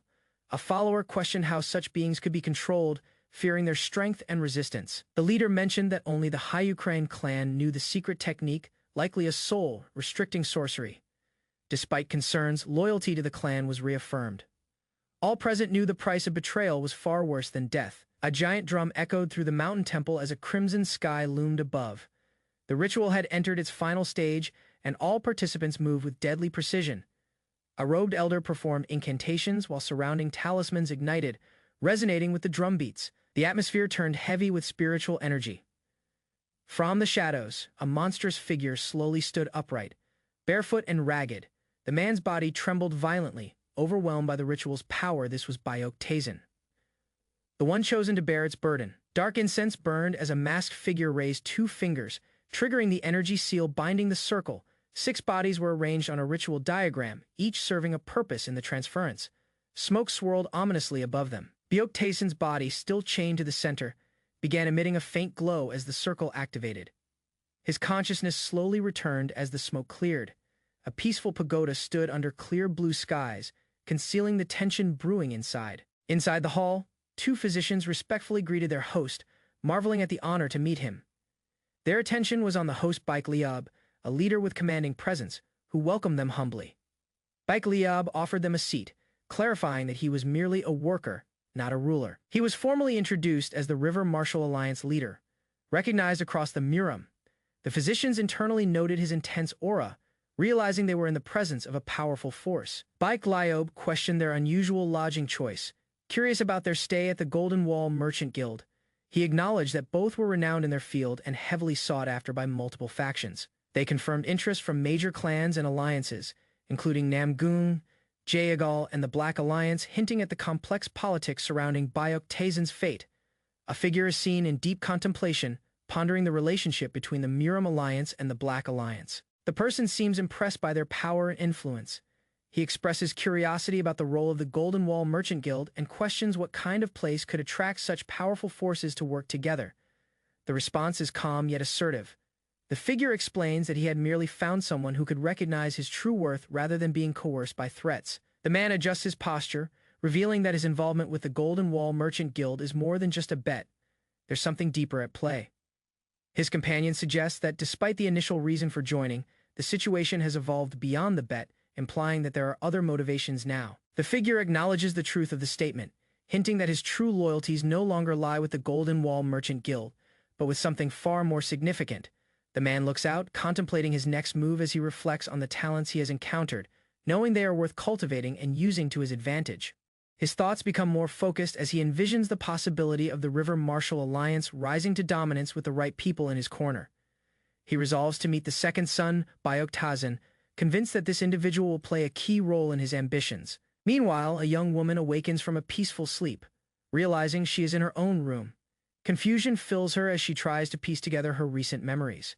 She recalls a moment with Master Bayok and wonders if it was a dream or reality, feeling a sense of warmth and safety from the encounter. As the realization hits, she looks around, acknowledging the calm, peaceful dream she had, but quickly remembers she has overslept and needs to act fast. Flustered and in a hurry, she springs out of bed, panic setting in as she realizes she's late and needs to prepare quickly. Her thoughts race as she prepares to face the day, wondering what her next steps will be and whether the events with Master Bayok were merely a dream or something more. Despite the rush, a smile forms on her face as she remembers the warmth and comfort of her dream, reminding herself that it was a sign of hope as she rushes to get ready. The girl walks down the corridor, noticing a strange purple light emanating from Master Bayok's room. Her curiosity piqued. She wonders what could be happening. She stares at the glowing light coming from the room, concerned and confused. It's not something she's seen before and wonders what it might mean. She mumbles to herself, questioning if this light could be connected to Master Bayok. A sense of unease and curiosity fills her as she watches the mysterious phenomenon. Inside the room, Bayok Taisen meditates deeply, his body surrounded by the same glowing purple energy. His expression is intense, focused on something beyond the visible world. He reflects on the soul energy he extracted earlier, realizing just how pure and powerful it was. The energy he's working with feels extraordinary, unlike anything he's encountered before. He recalls how he had previously extracted someone's soul, and this time it felt different, more stable, almost like his body and soul were being reinforced by it. He feels a sense of power growing within him. As the energy continues to build, Bayok Taisen feels a sense of connection and growth, as if his body and soul are being strengthened with each passing moment. He reflects on the process, realizing that what he had been doing before was simply an attempt to reconnect his meridians, but now his entire being feels more solid and unified. With a sense of satisfaction, he acknowledges that this new technique, the soul-attaining demonic art, has opened up new possibilities for him. It's something he feels at peace with, knowing it's a crucial step towards his goals. Meanwhile, at a gathering for rising stars of the River Martial Alliance, people are discussing the latest rumors. The talk shifts to a woman's arrival, confirming that a certain rumor was true. The woman, who is visibly striking and beautiful, draws attention from those around her. She exudes confidence and strength, making an impression on everyone in the room. However, it's noted that Master Bayok Taisen isn't present. Some speculate that he's been locked away in his room for the past 2 days, leading to curiosity about what he's been doing. One of the women present in the gathering wonders aloud if Lady Yan has been thinking about Master Bayok, again expressing concern about him. Another woman reassures her, explaining that Bayok Taisen is probably focusing on his enlightenment process, suggesting that he doesn't need to be worried about. Lady Yan, with a knowing smile, confirms that she has experienced transcendence trance, a powerful spiritual state, and acknowledges that it was thanks to Bayok Taisen's guidance. Her newfound strength becomes a topic of admiration among the others. A new figure approaches Lady Yan, addressing her in a mocking tone. The man comments on her presence without her fiancé, implying something is amiss. Lady Yan recognizes him, thinking to herself that he's from the Golden Clan. Her expression remains composed as she prepares to deal with his insolence. With a sly grin, the man adds that this situation is turning out quite well. He's clearly enjoying the discomfort he's causing. The man invites Lady Yan to join him for a drink, hinting at a more personal engagement. He even suggests that she would be better off with someone like him than her fiancé. Lady Yan appears to hesitate for a moment before silently considering his offer. She's clearly not interested, but remains calm in the face of his audacity. The man continues to push, suggesting that merchants like her fiancé are beneath her. Lady Yan, however, remains unfazed and quietly declines, citing her unwell state. Unperturbed by her refusal, the man insists, playfully suggesting that a drink could cure any sickness she may have. Lady Yan reluctantly agrees to go along, though she clearly doesn't enjoy the idea of spending time with him as she begins to walk with him. Something unexpected happens. Suddenly, someone steps in between them, demanding that the man stop. There's a sense of authority in the interruption, and everyone looks towards the newcomer, the new figure. Clearly unafraid, addresses the man sharply. She warns him not to make advances towards someone who already has a fiancé. The man responds arrogantly, belittling the interrupter, calling her just a bodyguard. The newcomer remains unfazed, her calm demeanor not changing as she faces him. The man asks if the newcomer knows which clan he hails from, smirking as if to intimidate her, but she isn't intimidated in the slightest. The newcomer Soyin reveals that she is the successor of the Simon clan, a powerful and respected family. Her confidence fills the room as her status is made clear. Shocked, the man stammers, realizing that Soyin is someone of great power, but she continues, not backing down from her stance. Soyin challenges him, asking if he believes his own clan can handle her, her eyes locking with his in a defiant stare. Her tone is calm, but it's clear she's not afraid of him or his clan. As tension rises in the room, Soyin's sharp words catch the attention of everyone. The man she challenged hesitates, not knowing how to respond to her challenge. Others in the room begin to whisper, speculating about Soyin's identity. A voice wonders aloud if this is the same person from the Golden Wall Merchant Guild that everyone's been talking about recently. Lady Yan's eyes widen as she recognizes the voice. With a sudden rush of realization, she exclaims in shock, "Master Bayok." It seems she hadn't expected him to be in the room. The scene shifts to reveal the man who had been causing all the commotion. He looks smug as he announces that he's the one who's been talking non-stop and creating all this noise. He walks forward, the confidence in his step undeniable. His gaze sharpens, and he confronts the group, his eyes locking onto Sioyin. A glowing object is being activated as a strange energy begins to surge from it, creating a swirl of ominous smoke and light. A sense of danger is in the air as the energy intensifies. The energy continues to surge, and the glowing object begins to affect the surrounding environment. The reaction from the object causes a visible, powerful force that disrupts the atmosphere. The mysterious force erupts, and the character seems to be overwhelmed by it. His body begins to show signs of transformation, as he struggles against the immense power coursing through him. The character awakens in a strange place, confused and disoriented. He is unsure of his surroundings, but the impact of the energy surge has clearly altered his state. He inspects his body, sensing a dramatic change. His movements feel unfamiliar, and something about him is different. He is in disbelief over what has occurred. A voice calls out, addressing him as Guangdong Demon, confirming that he is awake. The stranger in the shadows speaks with a knowing tone, hinting at the consequences of the event that just occurred. The mysterious figure introduces himself as Seo Dugun. Explaining the situation, he mentions that the character has been saved and now serves the powerful being Haikrian Bigwang. The character, still in shock, listens as the gravity of his situation begins to settle in. He is now part of a larger plot he never intended to be a part of. The scene shifts, revealing the group's connection to a greater force. They have all been drawn into a conflict that will test their loyalties and lead them to confront the very power that has shaped their fates. A confrontation arises as the character faces a man accusing him of burdening Lady Yan. The speaker is enraged, calling out the character for his actions and involvement. The character, confused, questions the claim of burdening Lady Yan. His focus shifts to the heated accusation, wondering how he became involved in this conflict. A moment of realization sets in as he acknowledges the complex web of relationships he has become entangled in. He is confronted with his past actions and the consequences that follow. The accusation continues as the person challenges the character's intentions, questioning how long he plans to be a burden. Tension mounts as they lock eyes. Unwilling to back down, the character responds with a defiant look, subtly hinting at his true feelings about the situation. His calm demeanor masks the internal turmoil brewing within. The final exchange leaves the character caught in a complex web of power, duty, and the harsh realities of his past. He is left contemplating his future decisions, knowing that the path forward will not be easy. The tension escalates as the character is confronted with a challenge. The question is raised about the purpose of discussing his clan, which triggers an angry response. The character tightly grips a weapon, his expression revealing his frustration. He is done with the verbal exchanges and ready to take action. A determined smile appears on his face as he declares his intent to take the matter outside, signaling that the confrontation is about to turn physical. The scene shifts to a dark courtyard where the group has gathered. The challenge has been set, and the atmosphere is heavy with anticipation. One figure eagerly asks when the fight will begin. Clearly anticipating the clash, his excitement contrasts with the rest of the group's tense silence. Another individual questions the apparent madness of the challenger, asking if he's lost his sanity due to fear, which heightens the anticipation even further. The character, now fully prepared, announces that he has gained new insight and enlightenment in recent days. His confidence is clear as he prepares for the test ahead. His opponent scoffs, but the air is thick with the unspoken understanding that a serious fight is on the horizon. The challenge has been accepted. With a sharp laugh, both figures brace themselves for combat. The stage is set, and neither is backing down as the energy in the air crackles. The fight erupts in a flurry of motion. The challenger attacks with fierce speed, his weapons slicing through the air in a blur. The two fighters clash violently, each blow creating shockwaves and the sound of metal against metal. Both are locked in an intense struggle. The force of their movements causes the environment to shake, and the battle intensifies, leaving behind destruction in their wake.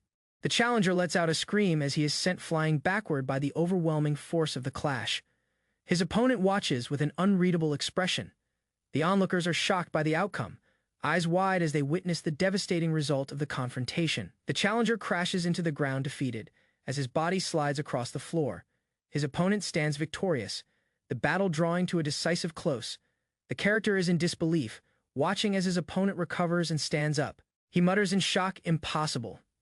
As the unexpected turn in the fight causes a moment of pause, a boot steps down on the ground with force, the sound resonating through the still air.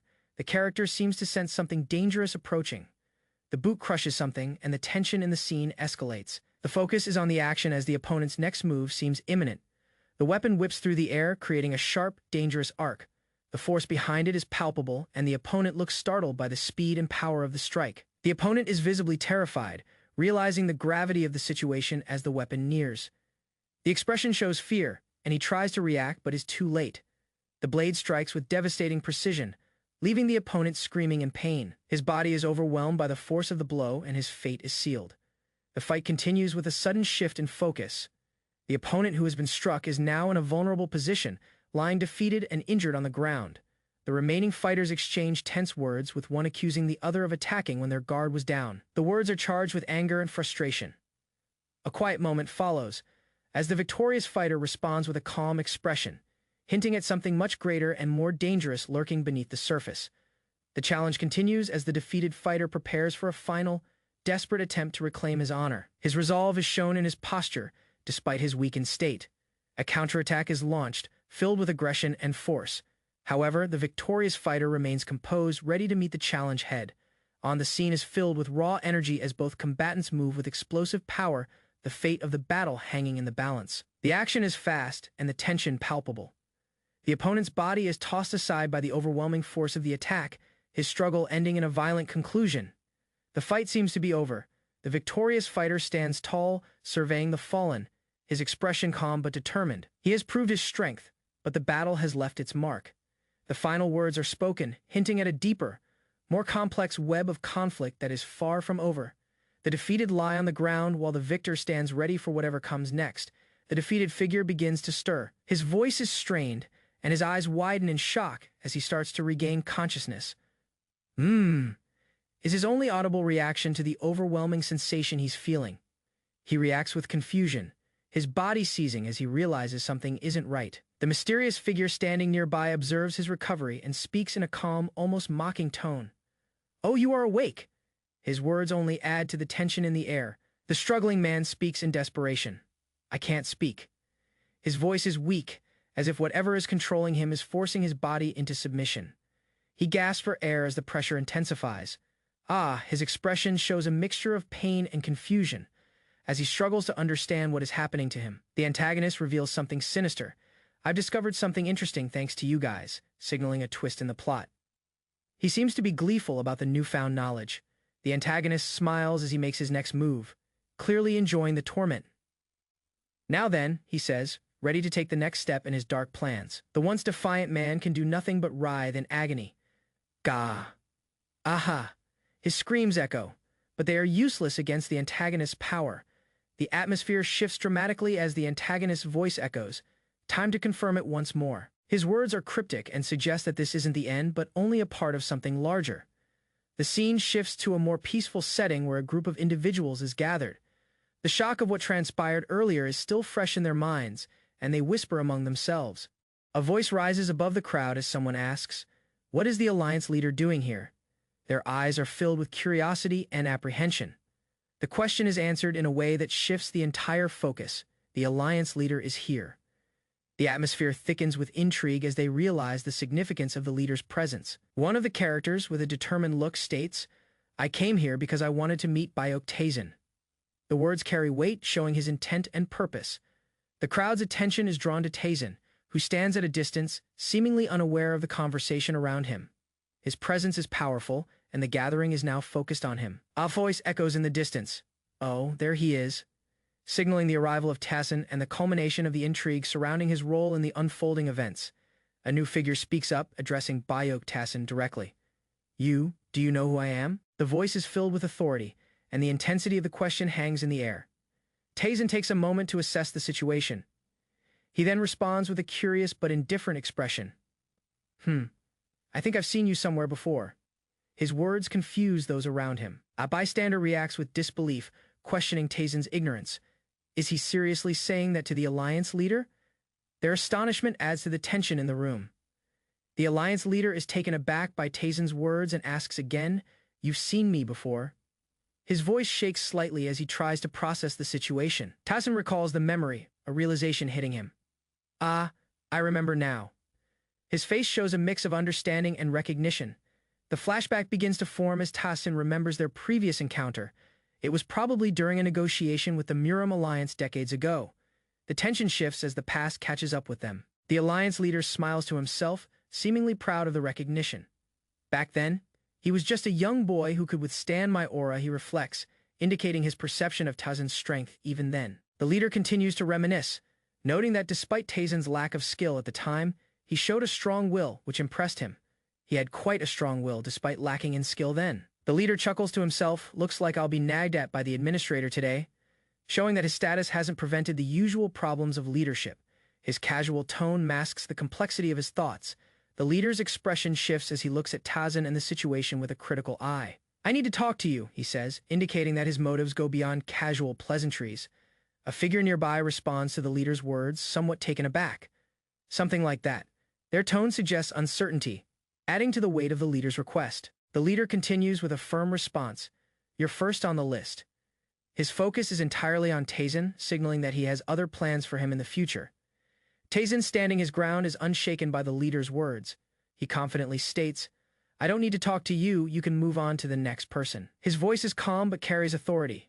The leader reacts with surprise. Me. His confidence wavers slightly as he processes Tazin's refusal. Tazin's response is sharp and cutting.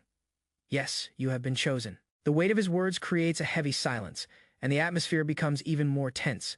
The mysterious figure walks confidently, the sound of his footsteps echoing in the quiet night. His stride is purposeful, and his movements are deliberate. The figure reflects on the past, saying, if he was still just the young boy from the past, I would have beaten him up if he had tried to scold me, signaling that Tazin is no longer the same person he was years ago. The figure's expression changes as he acknowledges the complexity of the situation. But things would get complicated if I beat up the River Marshal Alliance leader. He understands the weight of his position. The scene shifts to a quiet village where the sounds of blacksmithing echo through the air. The clang of metal on metal fills the air as a weapon is forged. The blacksmith's workshop, labeled as the Black Iron Smithy, continues its work, creating powerful weapons with each strike. The hammer strikes the metal with precision and force. As the weapons are crafted, the sounds of the forge intensify. Sparks fly as the weapons are shaped into deadly instruments, symbolizing the preparation for what's to come. In the village, confusion begins to spread. A man at the forge looks up, sensing something wrong. Why is the fog so thick? He mutters, unable to understand the sudden change in the atmosphere. Another figure, a worker at the forge, responds with urgency. Hey, we need to work quickly if we want to deliver the order to the River Marshal Alliance in a few days. Their focus shifts to the task at hand, but the unease remains. The worker becomes more frustrated. Why is the person who went to ask for an extension not back yet? His frustration grows, adding to the tension in the scene. The workers in the forge feel the weight of the growing danger. One of them asks, what are you doing? As a mysterious presence is felt in the thickening fog. A figure emerges from the mist, shrouded in mystery. The workers freeze, unable to move. As the figure draws closer, the air is thick with tension and unease.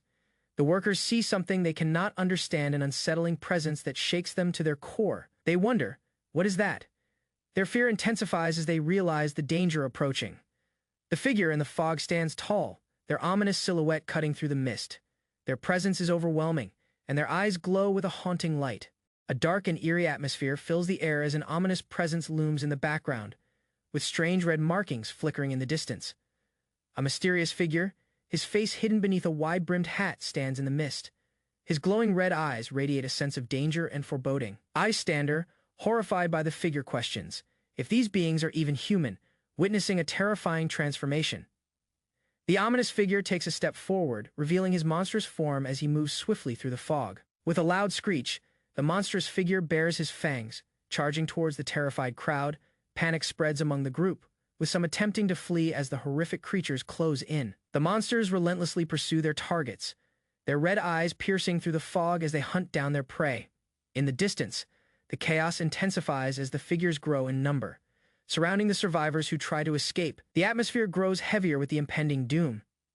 As the monstrous figures draw closer, one of the survivors, panicked and desperate, realizes there is no escape from the relentless pursuit.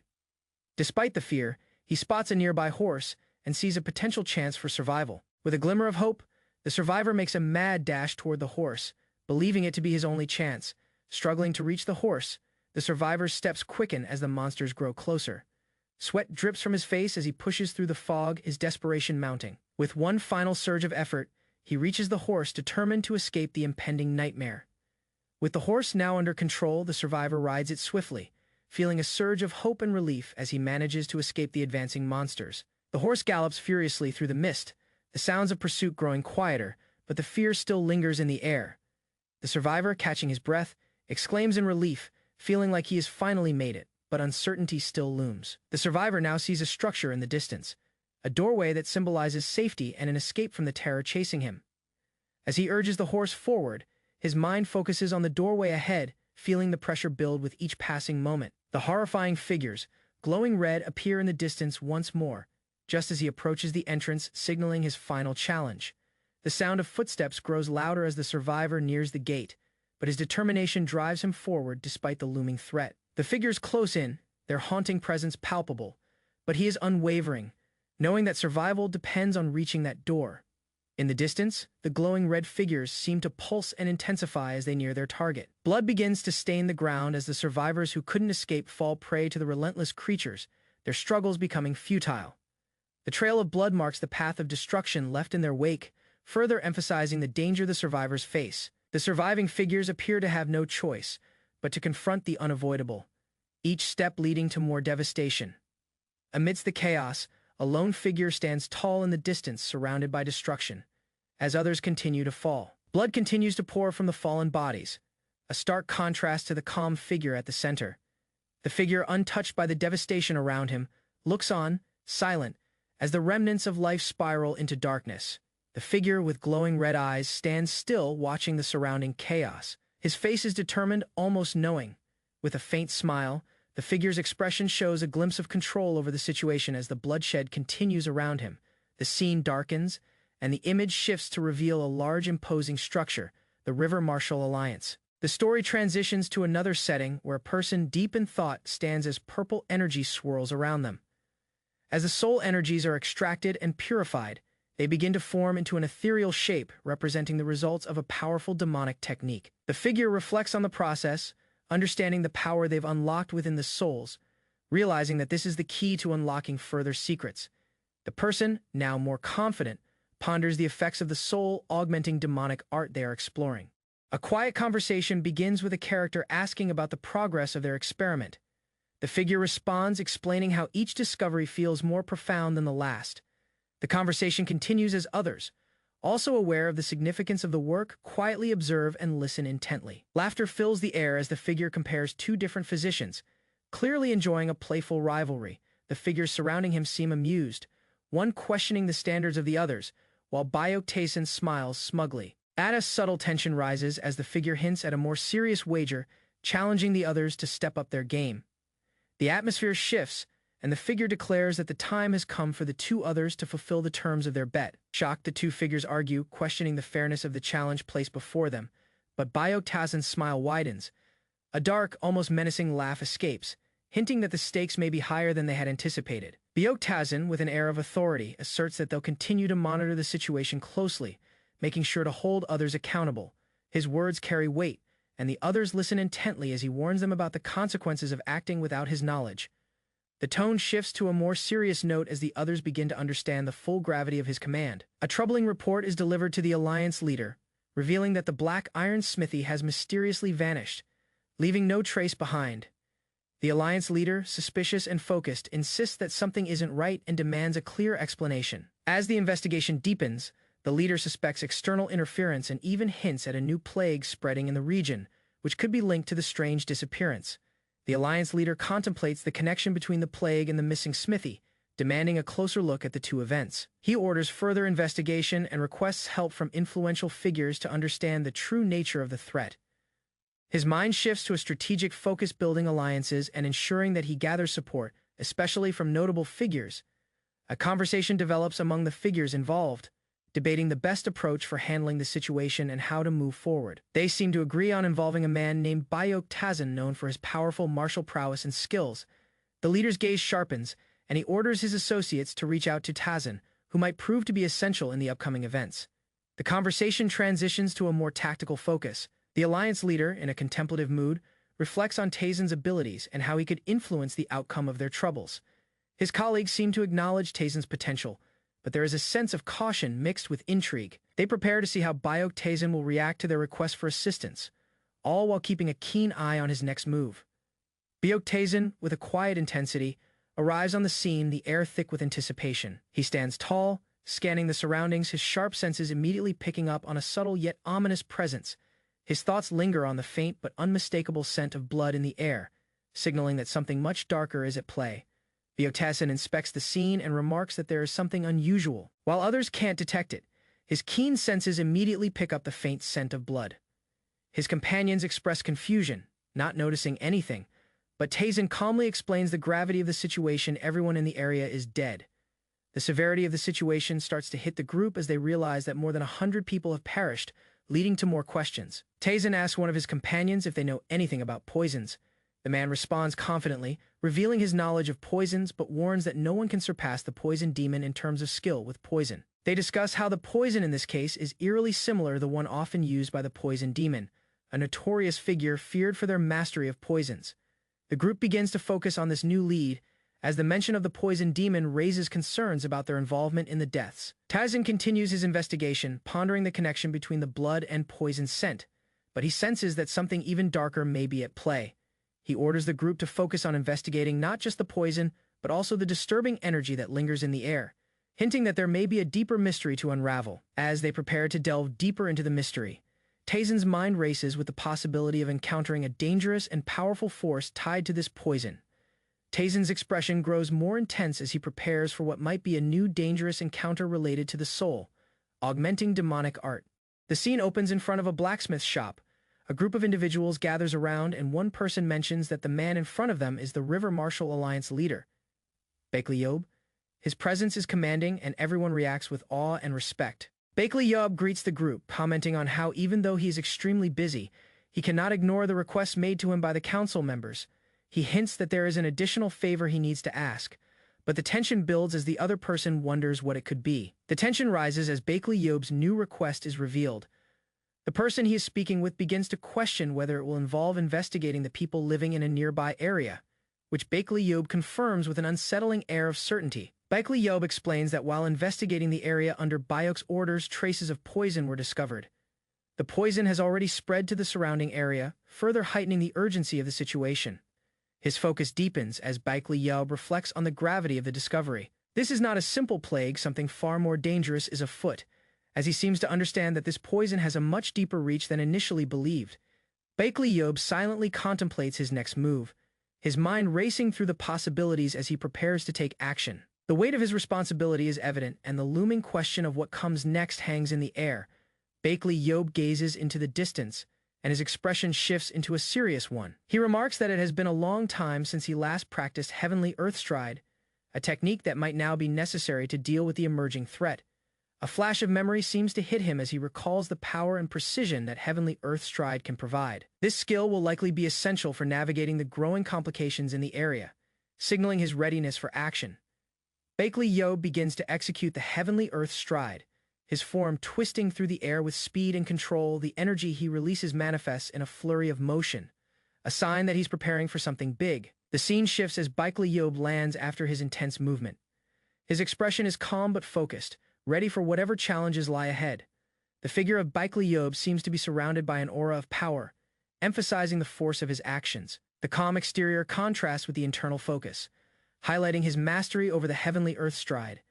As Baek Yob stands poised, ready for his next move, a final look at the horizon shows his unyielding determination. The poisoned area awaits his intervention, and he is prepared to confront whatever comes next. Baek Yob pauses to gather his thoughts, his body still emanating power from the Heavenly Earth Stride.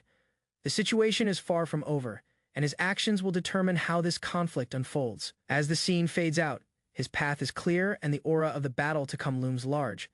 The poison, the power, and the unknown dangers ahead are now his primary focus. The air is thick with anticipation, as Baek Yob prepares for the next chapter of his journey, knowing full well that it will require all his strength and skill to navigate this perilous moment. A familiar scent fills the air, as Byok recalls a distinct smell, recognizing it as poison. The memory triggers a thought, and he reflects on his past encounter with the poison demon. His mind flashes back to the days when he was still the heavenly demon, remembering an arrogant foe who believed himself invincible. This encounter left a mark on his memory. He recalls the moment when his opponent tried to challenge him, unaware of the true power he wielded as the heavenly demon and the fierce battle that ensued. Byok reflects on how things could have been different had he crossed paths with the leader of the Martial Alliance instead of the poison demon. He knows he would have faced a different fate. However, he also acknowledges that every heavenly demon, including himself, is immune to poisons, which made him an unyielding opponent in his past battles. Byok's thoughts focus on the fact that no poison, no matter how strong, could withstand the demonic arts that augmented his soul arts so powerful that they could even destroy a soul. The poison demon, overwhelmed by the power of Byok, is punished. His punishment is a strange one. He must follow Byok around for eternity. The poison demon's daily struggle begins as he is forced to reveal a new poison recipe each day to survive. This strange punishment shows Byok's dominance over him. The poison demon's powerlessness becomes evident as Byok watches him, indifferent to his fate. Byok recalls the earlier times with some amusement, remembering how entertaining the situation was when the poison demon was forced to follow him around. Now, however, Byok wonders what the poison demon is up to, as he reflects on how things have changed since their last encounter. Byok's thoughts reveal a shift from entertainment to concern, as he wonders what kind of schemes the poison demon might be planning. In a calm conversation with his subordinates, Byok is informed that the investigation into the poison he had mentioned has been completed. They reassure him that the antidote to the poison is ready and can be administered at any time, showing the efficiency of Byok's network. Byok, satisfied with the news, orders that they prepare plenty of the antidote, anticipating that it will soon be needed in the future. Master Byok and a subordinate are engaged in a serious conversation about the investigation. The subordinate expresses his concern, stating that the more they investigate, the stranger the situation becomes. The subordinate points out that the poison involved doesn't seem to match the work of the notorious poison demon. There's doubt in his voice as he questions the nature of the situation. Master Byok's expression turns serious as he listens, his sharp eyes hinting that he's already analyzing the situation more deeply, contemplating the implications of this strange case. Master Byok reflects on the nature of the poison, acknowledging its deadly effects, but notes that it is made in a crude and unrefined manner. He continues to explain that if the poison had been properly prepared, the entire city would already be in ruins. The impact would have been catastrophic. Master Byok adds that, although it is a dangerous poison, it isn't designed to kill immediately. Instead, it weakens the body, draining one's vital energy slowly over time, causing a prolonged decline. The conversation turns darker as the subordinate warns that if the poison continues to be used, even survivors will become nothing more than walking corpses. Master Byok acknowledges this grim reality, confirming that continuous exposure would cause a slow death, leaving the poisoned individuals in a near-death state. In a more resolute tone, Master Byok orders that they continue treating the poisoned people in the area and focus on helping the River Martial Alliance leader, who may be at risk. Master Byok is deep in thought, suspecting that the source of this poison may be linked to the energy from the soul-augmenting demonic art, something he had sensed in the past. As the realization hits, Master Byok decides that more information is needed, leading him to make a decision about where to go next. With determination, he speaks his plan aloud. He will head to the Hao faction to uncover more about the mysterious source behind the poison. As Master Byok prepares to leave, he calls for Chen Hyungwan to join him. Chen is quick to respond. Acknowledging his master's call, they begin to walk together, and Master Byok's subordinate calls out to him, asking where he is headed. Master Byok does not slow his pace, his focus unwavering as he heads toward the Hao faction, ready to confront the mystery head on. Lady Yan informs the group that they were about to assist the divine physician and the needle eccentric. But now, they are headed somewhere else. A subordinate is taken aback, asking if they are really going to the Golden Jade House. He is surprised as it is a well-known brothel, and he expresses his shock. Lady Yan calmly confirms that it is the Golden Jade House, stating that it's the largest one in Yichang, further intriguing her companions about their destination. Another character inquires about Master Byok's association with Lady Yan. He is clearly uncomfortable with the situation, questioning how such an arrangement is possible. Master Byok, however, responds nonchalantly, offering to let the subordinate join them if he is bored. He doesn't seem concerned about the matter at hand. The subordinate hesitates, feeling the tension between Master Byok and Lady Yan, yet still uncertain about the situation. His nervousness is palpable, reflecting his confusion. Master Byok grows increasingly frustrated, as he has already asked this person multiple times and yet still receives no clear answer or response. In a voice filled with exasperation, Master Bayok tells him to just do whatever he wants, seemingly giving up on expecting a reasonable response. The subordinate, puzzled by this dismissal, watches as the tension between the two figures increases, but he remains silent, not sure what to make of it. Master Bayok, feeling defeated, declares he will help the divine physician and needle eccentric instead. The conversation turns back to a more serious matter. Lady Yan calls out to him, but he remains unmoved, walking away without turning back. He stops briefly, pausing to consider the earlier question from Lady Yan. He's now focused on the task ahead, though his mind still wanders to the earlier exchanges. As Master Bayok moves forward, he realizes he may have forgotten something important. He starts wondering about what Lady Yan had asked him to do earlier. Lady Yan, caught up in her own tasks, doesn't notice Master Bayok's distracted state as he mulls over what he might have missed. The scene shifts, showing Master Bayok and his companions continuing on their journey as they near the River Marshal Alliance's medical area, signaling the next stage of their mission. In a room filled with medical supplies, a physician is clearly frustrated. He wonders aloud why he is treating so many patients, a task he feels unprepared for. The physician reflects on his usual practice, noting that he has never treated more than one patient a day. This situation is beyond his usual scope. His companion questions how the physician could have gained such skills with so little experience, prompting the physician to recall his past struggles, where he treated 100 patients a day despite the challenges. The companion scoffs, saying treating 100 patients is nothing compared to his own record of treating 200 in a single day. The physician is skeptical of the claim, but is reassured that treating so many patients quickly is not necessarily beneficial for them. The companion admits he didn't want to do it, but his master forced him into this demanding task. The companion hints that his master is even scarier than the physician's master. The physician agrees that his master is terrifying, but the conversation takes a new turn when the companion asks if the physician knows Master Bayok's true identity. The physician hesitates, revealing that while he doesn't know the full truth, he has encountered someone similar to Master Bayok. The mystery surrounding Master Bayok deepens. The companion is frustrated by the vagueness and urges the physician to tell him everything. Now that they are allies, but the physician remains reluctant to share. The master becomes more insistent, asking directly about Master Bayok's identity. The physician tries to avoid answering. In a moment of tension, the master grows exasperated, feeling that the situation demands clarity.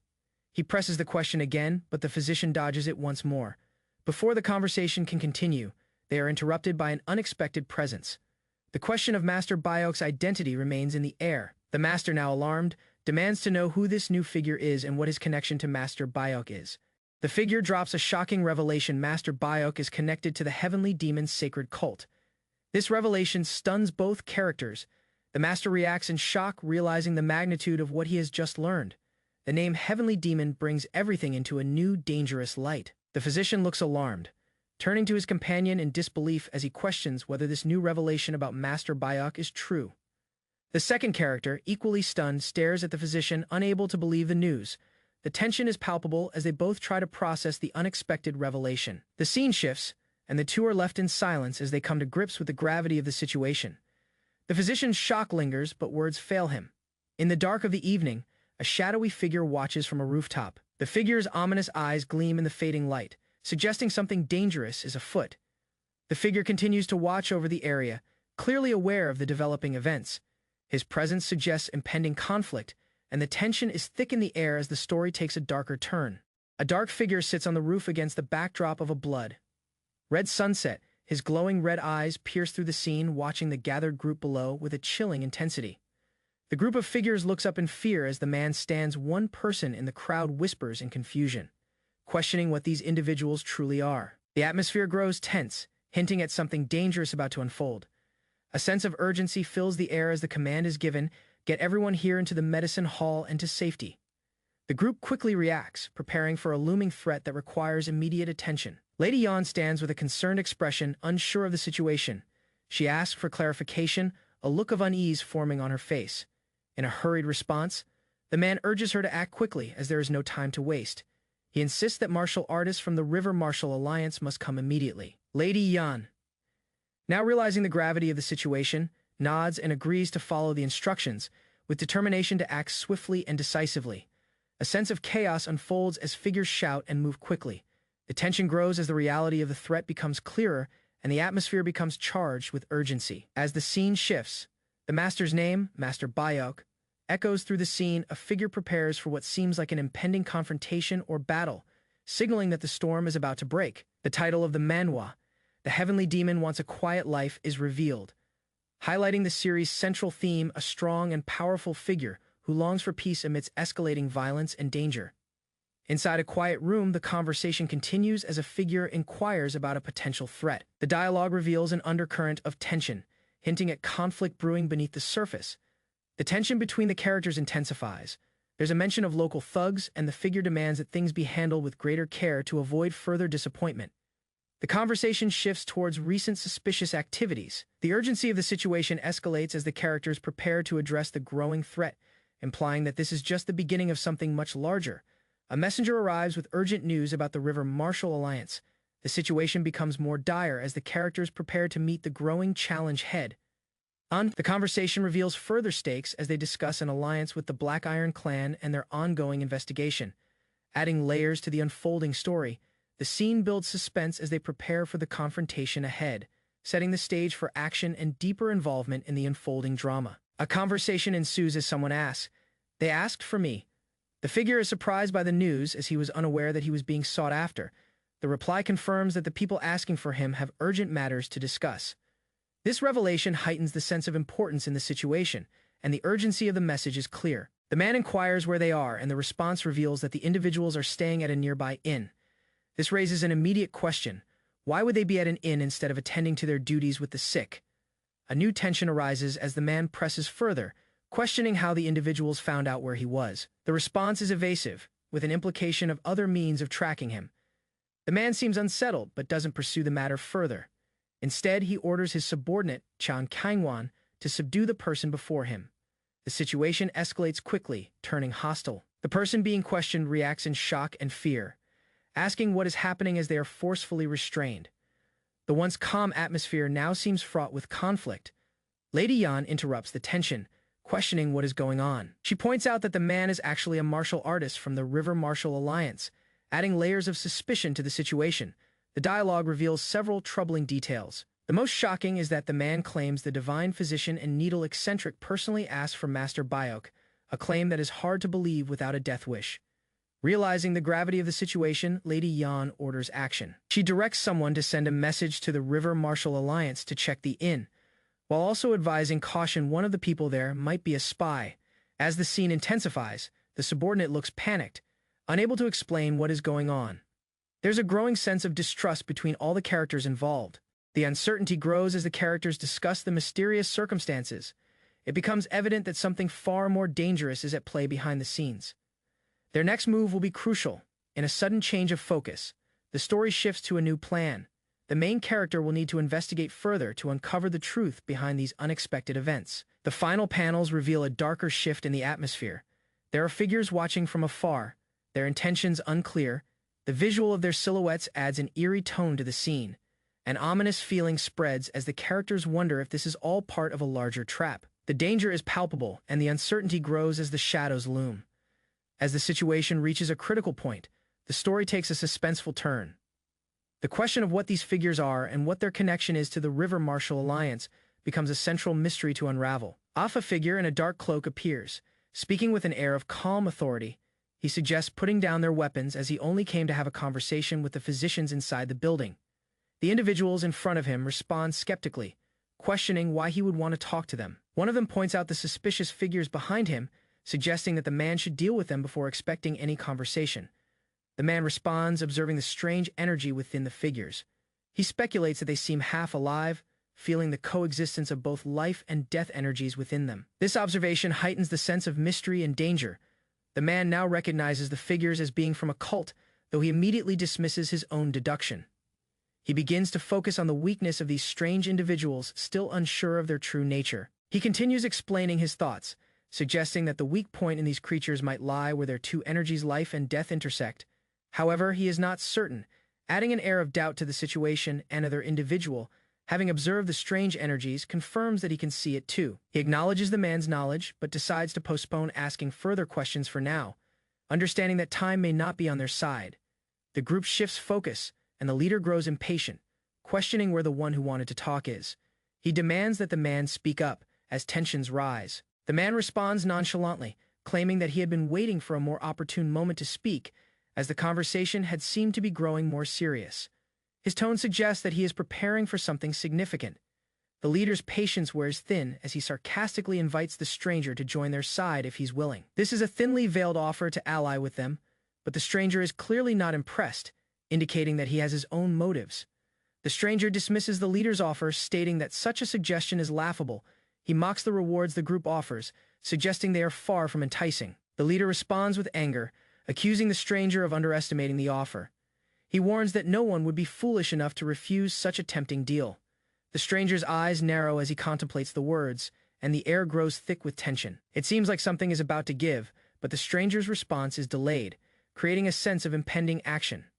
As the conversation nears its breaking point, the stranger finally speaks, revealing that he was not expecting anything from the offer. His focus shifts as he prepares for what seems to be an inevitable conflict. The situation escalates rapidly, and the stranger pulls out a small bell, a symbol of some impending doom. The bell rings ominously, signaling the start of something dangerous. As the bell sounds, the atmosphere shifts entirely. The figures surrounding them prepare for battle, their ominous presence indicating that this meeting will not end peacefully. The intense battle escalates as a piercing roar echoes through the air. The energy is palpable, and a violent clash occurs as the strange figures continue to charge forward, their eyes glowing ominously. One of the warriors shouts, acknowledging the overwhelming odds. They realize that they are unable to protect everyone in the area, and the situation is rapidly slipping out of control. The figure facing the enemy urges the others to try to survive on their own, preparing to fight back. This moment reveals the desperation and dire stakes as they fend off the relentless attackers. In the heat of battle, one of the warriors tries to find an escape route. They ask what should be done, but another figure responds with grim determination, acknowledging the necessity of fighting back. The warrior who had questioned the situation prepares to act, saying they will do their best to hold their ground and survive. The dynamic between the characters shifts as the group makes their last stand. Meanwhile, the enemy presses forward with relentless force. As the figures close in, the atmosphere grows tense, and the battle reaches its breaking point, intensifying the struggle for survival. One of the fighters swings their sword with determination, shouting out a challenge. "Take this," they declare as they unleash a powerful strike, cutting through the enemy's ranks. The battle is far from over as another enemy counterattacks with a fury of its own. The exchange of blows is brutal, with no signs of mercy on either side. The figure facing the enemy struggles against the relentless forces, but determination pushes them to fight on despite the overwhelming numbers. The enemy figure lets out a horrific scream as it is struck. Blood spills, and the battle turns even more brutal, with fighters realizing they are dealing with terrifying adversaries far stronger than anticipated. The intensity of the fight shocks the onlookers. One warrior exclaims in fear, "They are monsters." As the situation becomes clear, these attackers are no ordinary foes. The battle rages on, with the group struggling to hold their ground. The odds are not in their favor, and their only hope seems to lie in finding a way to escape or defeat these monsters. As the group realizes the dire nature of their situation, one of the warriors calls out to Doobie, demanding action. If things continue this way, everyone will die. The urgency of the situation takes over, and there's a desperate plea for a solution. One of the fighters urgently asks if there is anything that can be done to change the tide of the battle. Duvia responds, hesitating for a moment but eventually realizing they need to act. The tension is high as Duvia decides on the next course of action, preparing to face the overwhelming enemies with newfound resolve. The warriors prepare for another wave of enemies, as one of them shouts a warning to the others. "Another wave is coming, be careful." The group braces themselves, knowing that the battle is far from over. Frustration mounts as the group continues to face wave after wave of enemies. One of the warriors grumbles, there is no end to them. Despite their efforts to hit the weak spots of their attackers, the sheer number of enemies is overwhelming. In a moment of desperation, one of them wishes that Master Bayok or Chan Kaingwan were present to help turn the tide. Their absence is keenly felt as the odds continue to stack against them. The enemy forces close in rapidly, and one of the warriors feels the terrifying presence of the approaching figures. When did they get so close? They wonder. Realizing that they're running out of time, fear takes over as the warrior desperately cries out, "No, I don't want to die." The weight of their situation becomes painfully clear with no escape in sight. In their final moments, the warrior pleads, "Please, save me, Master Bayok." The desperation in their voice is raw, but they know they are on the brink of losing everything. Just as the warrior faces certain death, the battle shifts, The sound of sword clashes fills the air as an unexpected savior intervenes, striking down the enemies with precision and force. Blood splatters as the sword slices through the enemies, cutting them down. The warrior who had been pleading for help is saved, but the cost of the battle remains high. In the aftermath, a voice gently asks, "Are you all right?" The savior, Lady Yan, stands in front of the warrior, her face filled with concern. The sight of her glowing with power offers a glimmer of hope in the midst of chaos. A man, clearly in distress, thanks a woman for her help, with a nervous expression on his face. The surrounding area is tense and chaotic, indicating they're in a dangerous situation. A concerned voice questions the well-being of the others. Specifically, Lady Yan. The man reveals that the situation is dire, as everyone has been evacuated to an inner chamber, but there is uncertainty about how long they can hold out. In the background, the tension escalates. The man's words convey a sense of urgency, urging everyone to prepare for the worst, as the fight is far from over. The group is now confronted with something mysterious, strange figures that do not appear human. The figure's unsettling appearance adds to the growing unease. The woman reveals her uncertainty, unsure of what these beings are. Her cautious observation suggests they could be half-living Jiangshi, adding a layer of mystery and danger to the situation.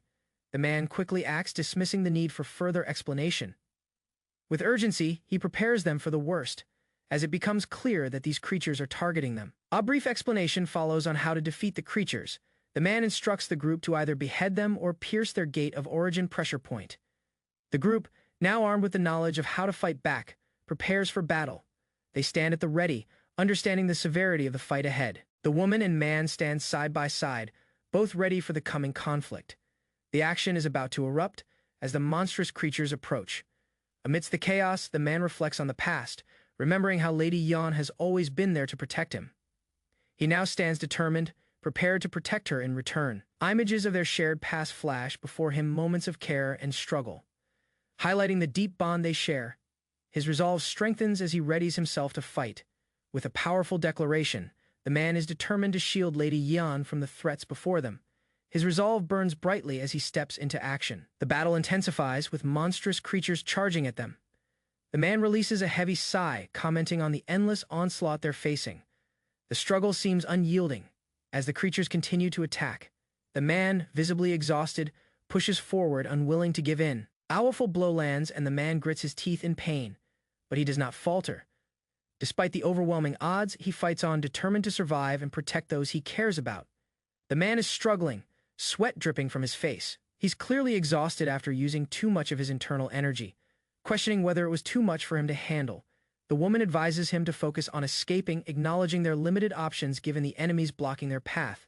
The urgency is evident in her tone. The man, despite his exhaustion, reveals that he has one hidden move left, though it's risky. He hesitates for a moment, weighing the gamble he is about to take.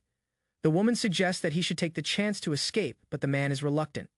He questions whether she wants him to run away alone, knowing that they are in this together. The woman reassures him, pointing out that he is the fastest among them, and that it's the best option for survival. However, she adds with a smirk that Bayok always stays until the end. The man, now determined, smirks back. He knows that he cannot abandon his allies, especially with the dangers they're facing. The man turns away, ready to face the enemy. With a shout, he orders his ally to find Master Bayok while he stays behind to hold off the attackers. The enemy's forces charge toward him, and he shouts in anger, cursing them as he prepares to make his stand. His resolve is clear, even though he faces overwhelming odds. With a flash of speed and power, he launches an attack, striking out against the enemies with all his might. The action is fierce, indicating his determination to protect his allies and fight back. The fight intensifies, and the man is fighting fiercely. The enemies scream as they are overwhelmed by the man's ferocity and strength, but he remains focused. Amidst the battle, he briefly lets out a sigh of relief. He is pleased that his gamble has worked and that he is still alive. But there's no time to rest. With a determined look, he prepares to fight again. The enemies may have been momentarily pushed back, but there's no end to the battle in sight. In the chaos of battle, explosions erupt around him, lighting up the night sky. The man tells his ally that it's their chance to escape now, urging them to move quickly. The ally hesitates, but the man reassures him with a calm expression, emphasizing that he will hold off the enemies following them. With one last command, the man tells his ally to stay alive and not to worry about him. His dedication to protecting his comrades shines through as he makes his stand against the enemy. The fight continues as the man desperately urges his ally to run. He is clearly struggling, and the situation is growing more dire with each passing second. The man is determined not to back down, still standing firm as he faces the enemy. He calls out, trying to buy time for his companion to escape. A sense of urgency builds as the enemies close in. The ally, although hesitant, understands the gravity of the situation and makes a break for safety. The enemy charges toward the man, who braces himself for the oncoming attack. There's a burst of light from his hand, signaling the use of a powerful move. The light intensifies, and the man is using everything he has left. The enemies appear to be rattled, surprised by the power that the man is unleashing. Despite the overwhelming odds, the man presses on. He knows that this is his final stand, and he has no choice but to fight to the end. The man unleashes the full force of his energy, aiming for the enemies who stand in his way. The powerful attack cuts through them, leaving a trail of devastation. As the light flares, the enemies are pushed back. The man's final move is working, but he is drained, barely able to stand as he watches the result of his attack. Even as the enemies are injured, they continue to rise, showing no signs of stopping. The man struggles to maintain his composure as the battle rages on. The ally races forward, trying to escape with the others. The explosion of light in the background indicates the chaotic battle still ongoing behind him. He looks back one last time, urging the man to keep fighting. The tension is palpable as they realize this might be their last chance. The man fights on, determined to buy his ally enough time to escape. The battlefield is in flames as the enemies press forward relentlessly. The man continues to hold the line, using his strength to defeat the enemies around him. His breathing is labored, and his body shows signs of the toll this battle has taken. In the midst of the struggle, he looks up, noticing Lady Yan's injury. He rushes to her, visibly concerned as he realizes that she is bleeding. He calls out to her, urgently trying to stop the bleeding. The tension heightens as more enemies approach, and the stakes grow even higher. The situation grows more intense as the characters face an overwhelming number of enemies. One of them observes that there are still too many left, clearly frustrated by the sheer amount. The others, visibly exhausted, share the same sentiment. Their enemies are closing in, and the tension is building as they realize the fight isn't over yet. Amidst the chaos, they exchange silent looks, preparing for the next phase of their battle. They are pushed to their limits, but determined to keep fighting. Lady Yan, weakened from her injuries, suddenly speaks up about her earlier outburst toward Master Bayok. Her words seem to hint at unresolved emotions and a deeper personal conflict. The man by her side listens, his concern deepening as she expresses her desire to see Master Bayok once more. The weight of their conversation hangs heavy in the air. Her words convey a sense of finality and longing as she reaches out to him, her hand trembling slightly as she reflects on her feelings for Master Bayok. Lady Yan's expression shifts, revealing a bittersweet smile. She is grateful for her companion's presence despite the overwhelming circumstances they face. As her gaze turns inward, she is transported to a memory of happier times. The look in her eyes suggests that these memories are precious to her, even in the darkest of moments. The memories flood back vividly, and the weight of the past fills her thoughts. She's reminded of a time when everything felt different, when she was not so burdened by the present. The man's grip tightens around Lady Yan's hand, offering silent reassurance. She seems to find strength in this simple gesture, her earlier sadness giving way to resolve with newfound determination. She responds quietly, acknowledging that being with a friend makes the impossible feel possible. Her words reflect a deep bond of trust and understanding. The man looks at her with a mixture of concern and determination. They are ready to face whatever comes next, knowing that they have each other's backs. The enemies close in, but Lady Yan's strength rises once more. She and her companions stand ready to face the oncoming attack, prepared to fight until the very end. The air crackles with energy as both characters raise their weapons, their resolve steeled by the bond they share. They are ready to face the overwhelming odds together. The battle reaches its peak as the enemies charge forward. The final stand is about to begin, and Lady Yan and her companion are determined to see it through to the very end. The scene shifts to a dramatic moment as a character unleashes a powerful burst of purple energy. The air crackles with tension, and the force of the attack is palpable. The characters nearby react in shock and disbelief. They watch as the energy surges and spreads out, overwhelming everything in its path. One character exclaims, "No way!" In disbelief, unsure of how the situation escalated to such a level. The energy is overwhelming, and the danger is escalating.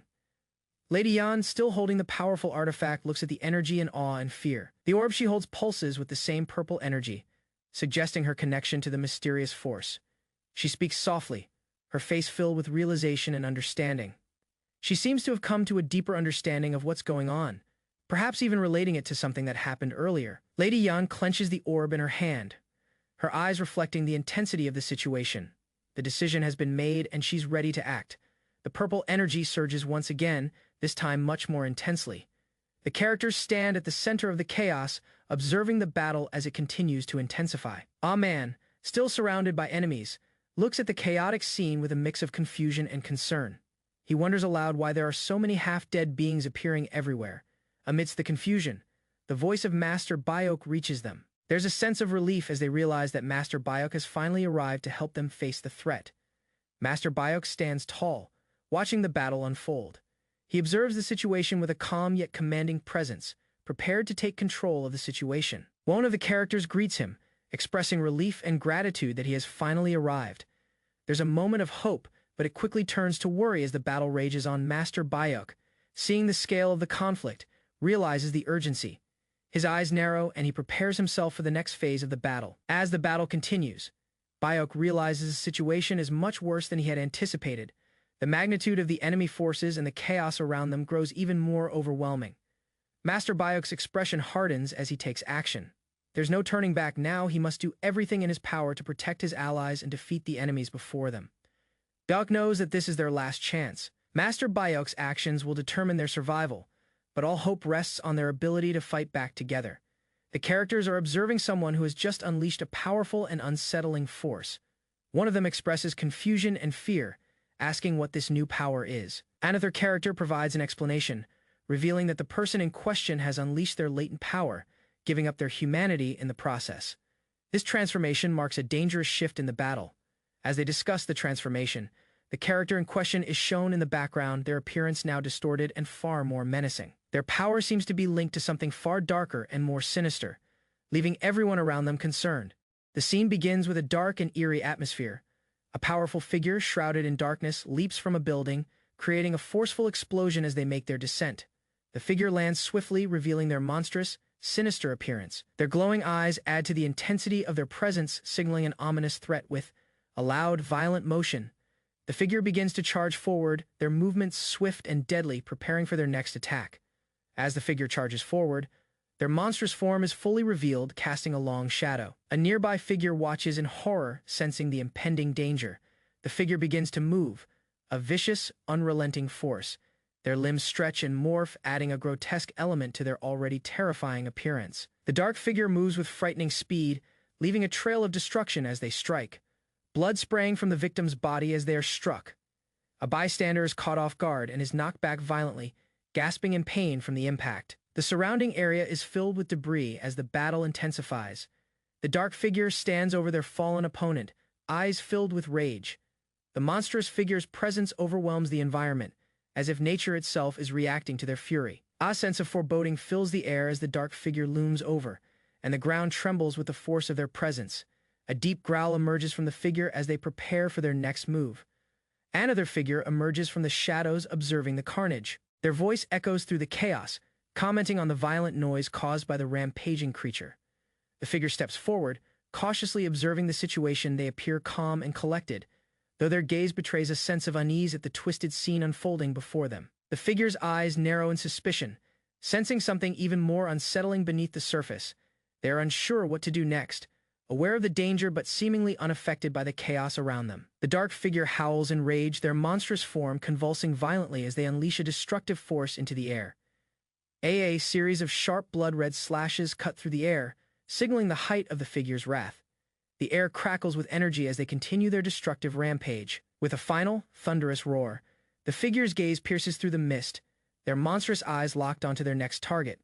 While the sense of danger reaches its peak, a figure is seen running toward the scene, their movements hurried, indicating urgency. The air is thick with tension as the environment seems on the verge of chaos. The figure's face expresses concern as they look over their shoulder. The shadows surrounding them create an ominous atmosphere, suggesting danger is closing in fast. As the figure turns around, their call to Master Byok rings out, a clear sign that someone in the distance is in immediate need of attention. Aka character is seen gripping their sword tightly, their face filled with frustration. They observe Lady Yan, who is injured and struggling to keep up. The figure seems torn, realizing the gravity of the situation. Lady Yan is unable to move swiftly due to her injuries. The figure's internal struggle becomes evident as they mutter to themselves about being too weak to move. Contemplating their inability to act under such dire circumstances, the figure's thoughts shift to the immediate threat. The monstrous figure closes in with terrifying speed, its blood-curdling roar filling the air. The figure desperately urges the others to dodge, but they know it is too late. The monstrous force moves too fast, leaving little room to escape. As the beast reaches them, chaos ensues, the air is filled with the sound of destruction, and the sword-wielding figure braces for the oncoming attack. In the midst of the chaos, another character appears, moving with remarkable speed and confidence. Their face is stern, and they observe the mayhem with an unsettling calmness. They seem to be more concerned about the monstrous figure's twisted nature. As the beast continues its rampage, the character reflects on the strange, distorted nature of the creature's soul and body. They seem both fascinated and disturbed by the creature's presence.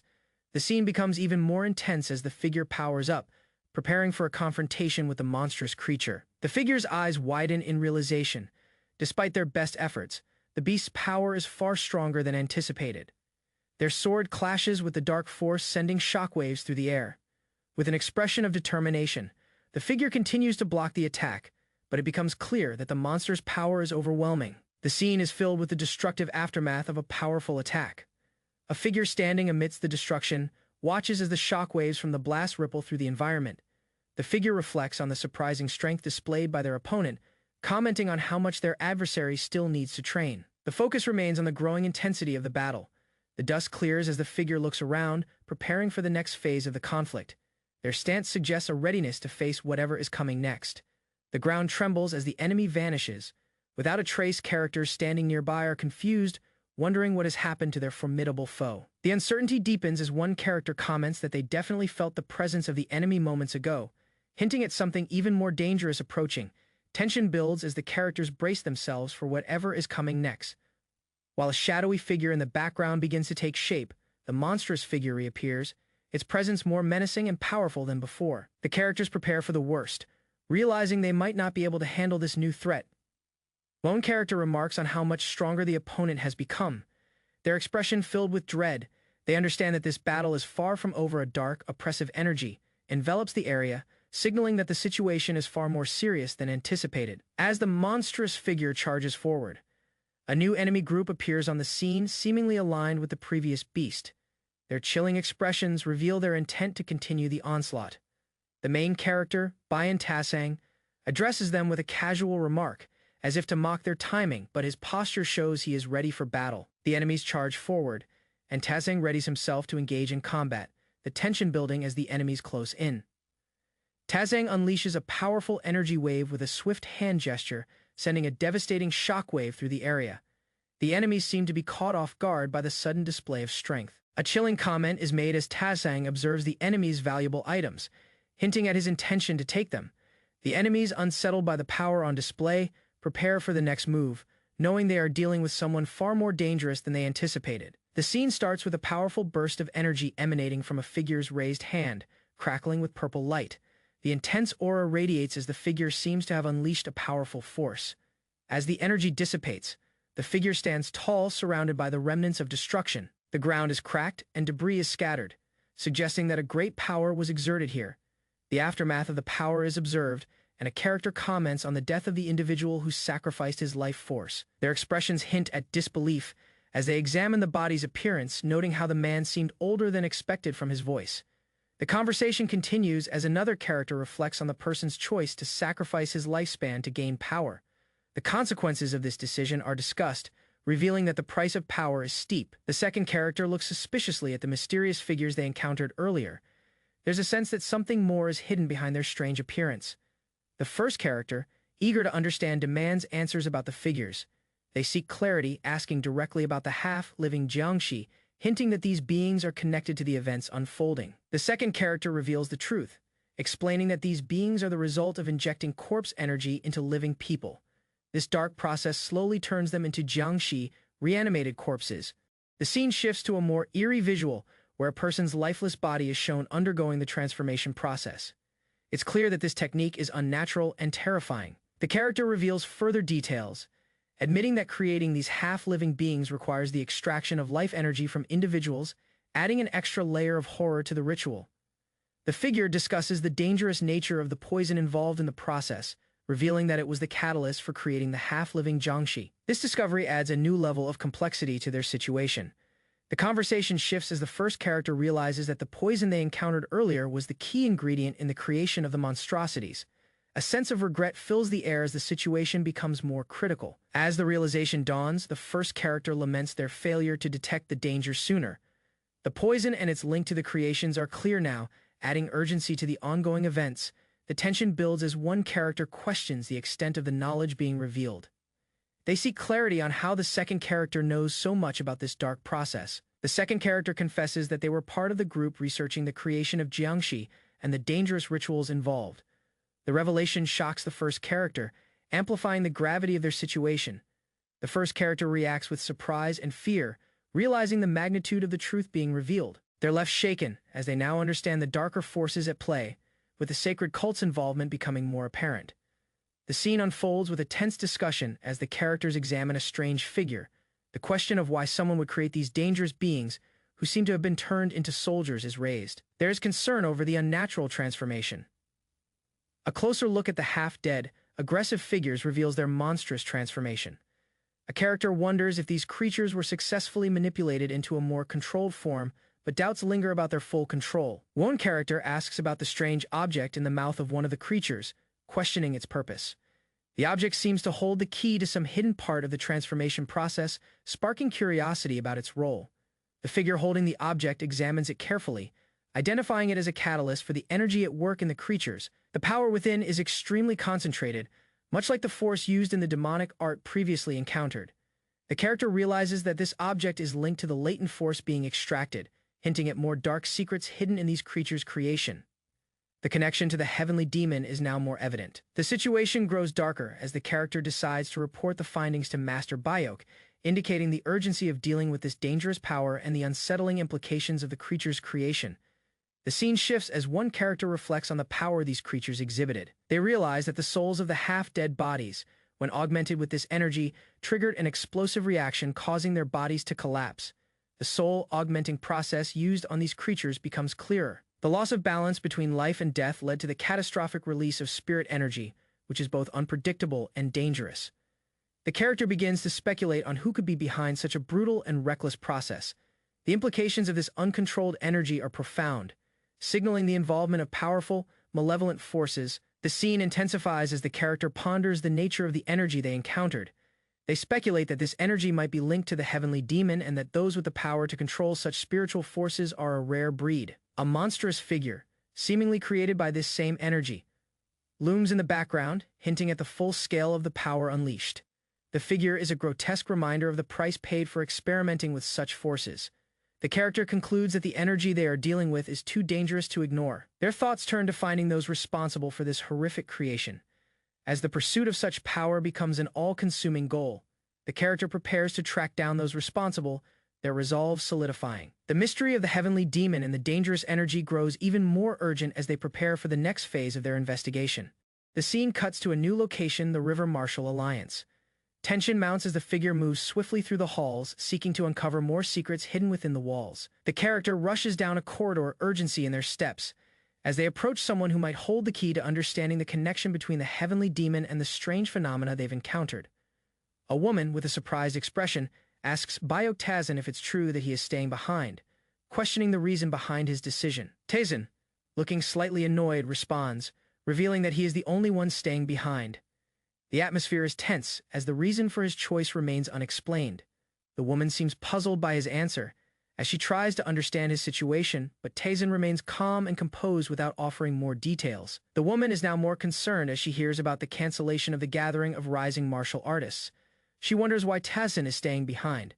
Despite the situation, Tazin, with a serious expression, explains that continuing the meeting under the current circumstances would be difficult due to what happened previously. His tone implies that there's more going on than it seems. The woman, still uncertain, begins to ask further questions, but her expression shows that she is also processing Tazin's serious demeanor and the weight of the situation. The woman, now a bit flustered, thanks Tazin for saving her in the past, her gratitude clear in her voice. Her eyes reflect the emotions she's feeling. Tazin, to her surprise, smiles gently in response. It's a rare moment for him, and his smile seems almost reassuring to the woman, who is taken aback by this gesture. The woman, unable to hide her shock, notices his smile, a rare and soft expression that she had not expected from him. Her face flushes as she realizes this moment is significant. Taesin, now lost in thought, reflects on how the woman has been by his side all this time. He notices her purity, contrasting it with another soul he's familiar with. He continues his contemplation, his thoughts focusing on the depth of the bond between them. His mind wanders as he recalls moments with her that stand out. The woman, still waiting for an answer, senses his focus shifting away. She watches him carefully, unsure of what he might say next, still waiting for an answer to her earlier question. Taesin's words carry a sense of finality as he casually invites her to his room that night. A sudden shift in the mood as he makes his intentions clear. The woman stands in shock, caught off guard by the request. A figure whispers to Lady Yan, requesting her to come to his room later that night. His expression is calm yet slightly suggestive, causing her to become flustered. Lady Yan, clearly surprised and embarrassed, stammers in response, asking for clarification. Her face turns red as she tries to process his request. The man, seemingly unfazed by her reaction, reassures her to come whenever she feels ready. The atmosphere is filled with an awkward yet intense tension. Lady Yan, now more composed, hesitantly agrees to the request, her cheeks still flushed with embarrassment. Her voice is unsure but determined. The man smiles, telling her it's fine whenever she decides to come. The door closes as Lady Yan remains frozen in thought, still processing the situation. As the door clicks shut, she walks away, her emotions conflicted, wondering about the implications of this unexpected invitation.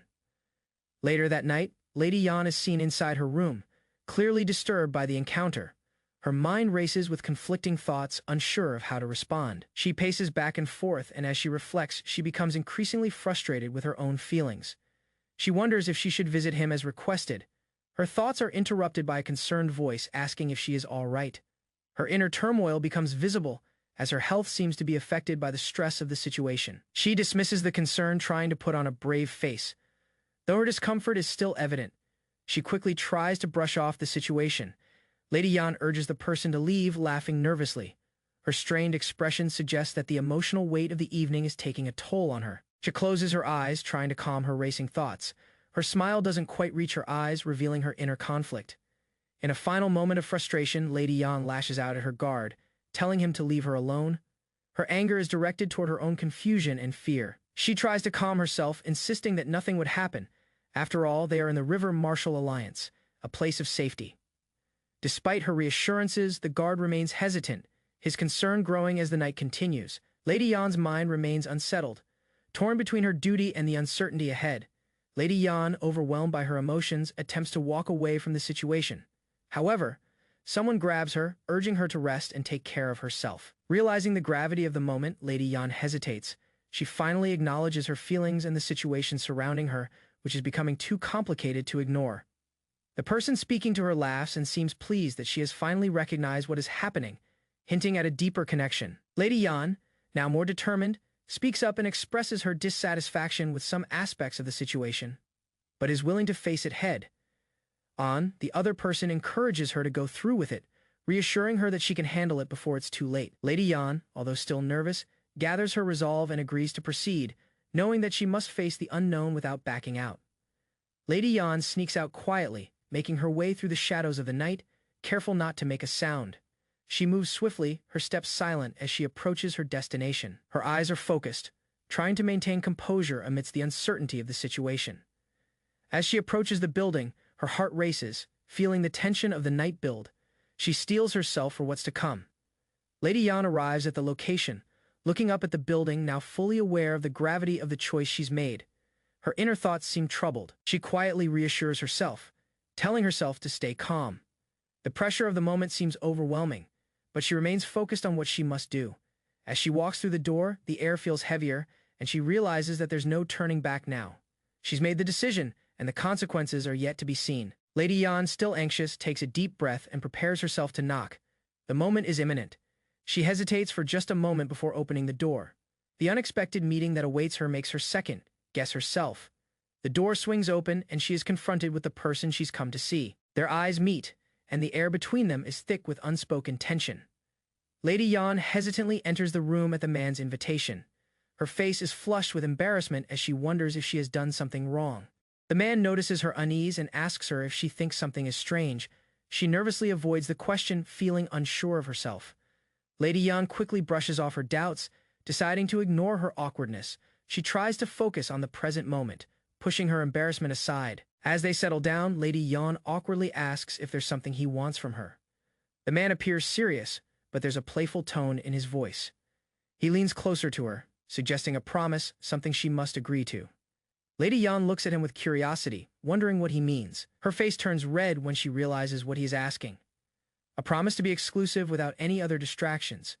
She nervously agrees, even though she's unsure of the full implications. With a look of determination, she declares the promise. Though her voice shakes slightly, she insists that he must keep his word as well. The man listens intently, but the moment feels more intense than she expected. Her heart races as she waits for his response. He smiles and nods, clearly pleased by her promise. His response seems sincere, but there's an undertone of mischief that makes Lady Yan even more nervous. Lady Yan, still anxious, watches the man walk away. His footsteps echo in the room as she reflects on the weight of the promise they've just made. She tries to calm herself, wondering if she made the right decision. Her heart is racing with uncertainty as she stares at the door. Despite her doubts, she reassures herself that everything will be okay. She clings to the hope that she can handle the situation, even though it feels overwhelming. The next morning, Lady Yan is lost in thought. She thinks about the events of the previous night, her mind spinning with emotions.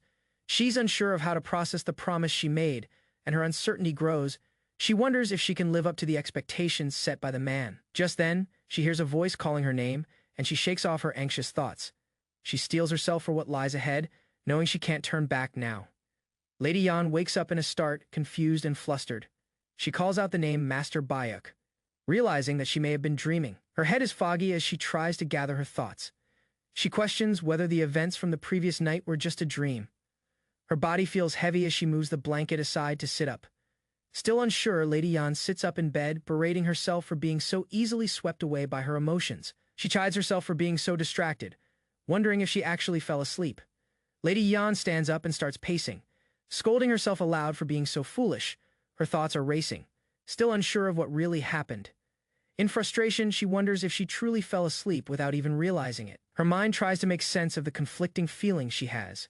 Lady Yan's internal turmoil is interrupted as she hears someone approach. The tension builds as she gets ready to face what's ahead. As she walks outside, a familiar figure catches her eye. The man greets her with a raised eyebrow, clearly noticing her slightly disheveled appearance. Lady Yan avoids his gaze, trying to hide her embarrassment. She wonders if he can tell something is off, but she quickly brushes it aside. Her voice falters slightly as she greets him. Trying to keep her composure inside, her anxiety is palpable as she recalls the events of the night. The man watches her carefully, sensing something is different. His eyes narrow as he asks her if everything is okay. Lady Yan, avoiding his gaze, wonders what he thinks of her behavior. She starts to feel the pressure mounting, but tries to keep herself calm. She reassures herself that she didn't do anything wrong, but the lingering uncertainty eats at her. She's unsure how to explain herself without revealing too much. As the conversation continues, Lady Yan tries to remain composed. She inwardly worries about how things might look and hopes that everything stays under control. The other person starts to probe, asking if something strange happened between her and Master Bayuk. Lady Yan tries to maintain her composure, though her nervousness is apparent. Lady Yan laughs it off, assuring them that everything is fine. She insists she just slept, brushing off any awkwardness. However, deep down, she's unsure if she's fooling herself. Lady Yan, still feeling unsure of herself, questions the man's intentions as he continues to smile. She feels a mix of embarrassment and confusion, but can't help but notice how much more charming he seems now. The man, in a teasing manner, asks if Lady Yan has someone she likes, hinting that her newfound charm may be related to a hidden affection. Her face flushes as she tries to deny it, not ready to admit her feelings. Lady Yan, still embarrassed, insists that it is nothing, though her thoughts are conflicted. She wonders if this encounter is somehow tied to her growing emotions. In a different location, a solitary figure stands against a blue sky shrouded in a mysterious aura. The scene shifts to an ethereal atmosphere as the leaves around him flutter in the wind. The figure moves with an air of purpose, his presence resonating with an intense energy that seems to swirl around him. There's an underlying tension in the environment, as if something is about to happen. The man's movements are deliberate, his footsteps creating ripples in the air. There's an undeniable power radiating from him, indicating that he is not just any ordinary person. The figure pauses and begins to perform a ritualistic gesture, his hands weaving through the air, guiding an invisible force around him. The power around him intensifies. The energy surrounding him becomes more concentrated, glowing with a purple hue. The air crackles with anticipation as he prepares to unleash something powerful. His expression is calm, almost detached as he contemplates his actions. He's not concerned with the power he wields, but with what he intends to achieve next. He mutters to himself, stating that the bridge has been crossed. There's a sense of finality in his voice, as though he is committed to something irreversible. With a flick of his wrist, the energy he's conjured begins to solidify, and his path becomes clearer. He's determined to use this power to heal himself. But there's an underlying plan behind his actions. The man acknowledges that if he encounters the right soul, he may be able to extract it, adding another layer of intrigue to his goal. The figure reflects on the soul he's been dealing with, realizing that the soul's energy is purer than anything he has encountered before. He's certain that a different soul is embedded within it. His mind races as he considers the possibilities. This could be a coincidence, or it could be something far more significant. He's beginning to suspect that there's more at play than meets the eye. He finally concludes that the soul he's encountered belongs to someone destined to be with him. This revelation leaves him pondering the deeper meaning behind it all, intrigued yet calm in his resolve. Byok, enveloped in a swirling aura of purple energy, stands tall, a confident smile crossing his face. He seems to be in a moment of power, enjoying the overwhelming energy that surrounds him.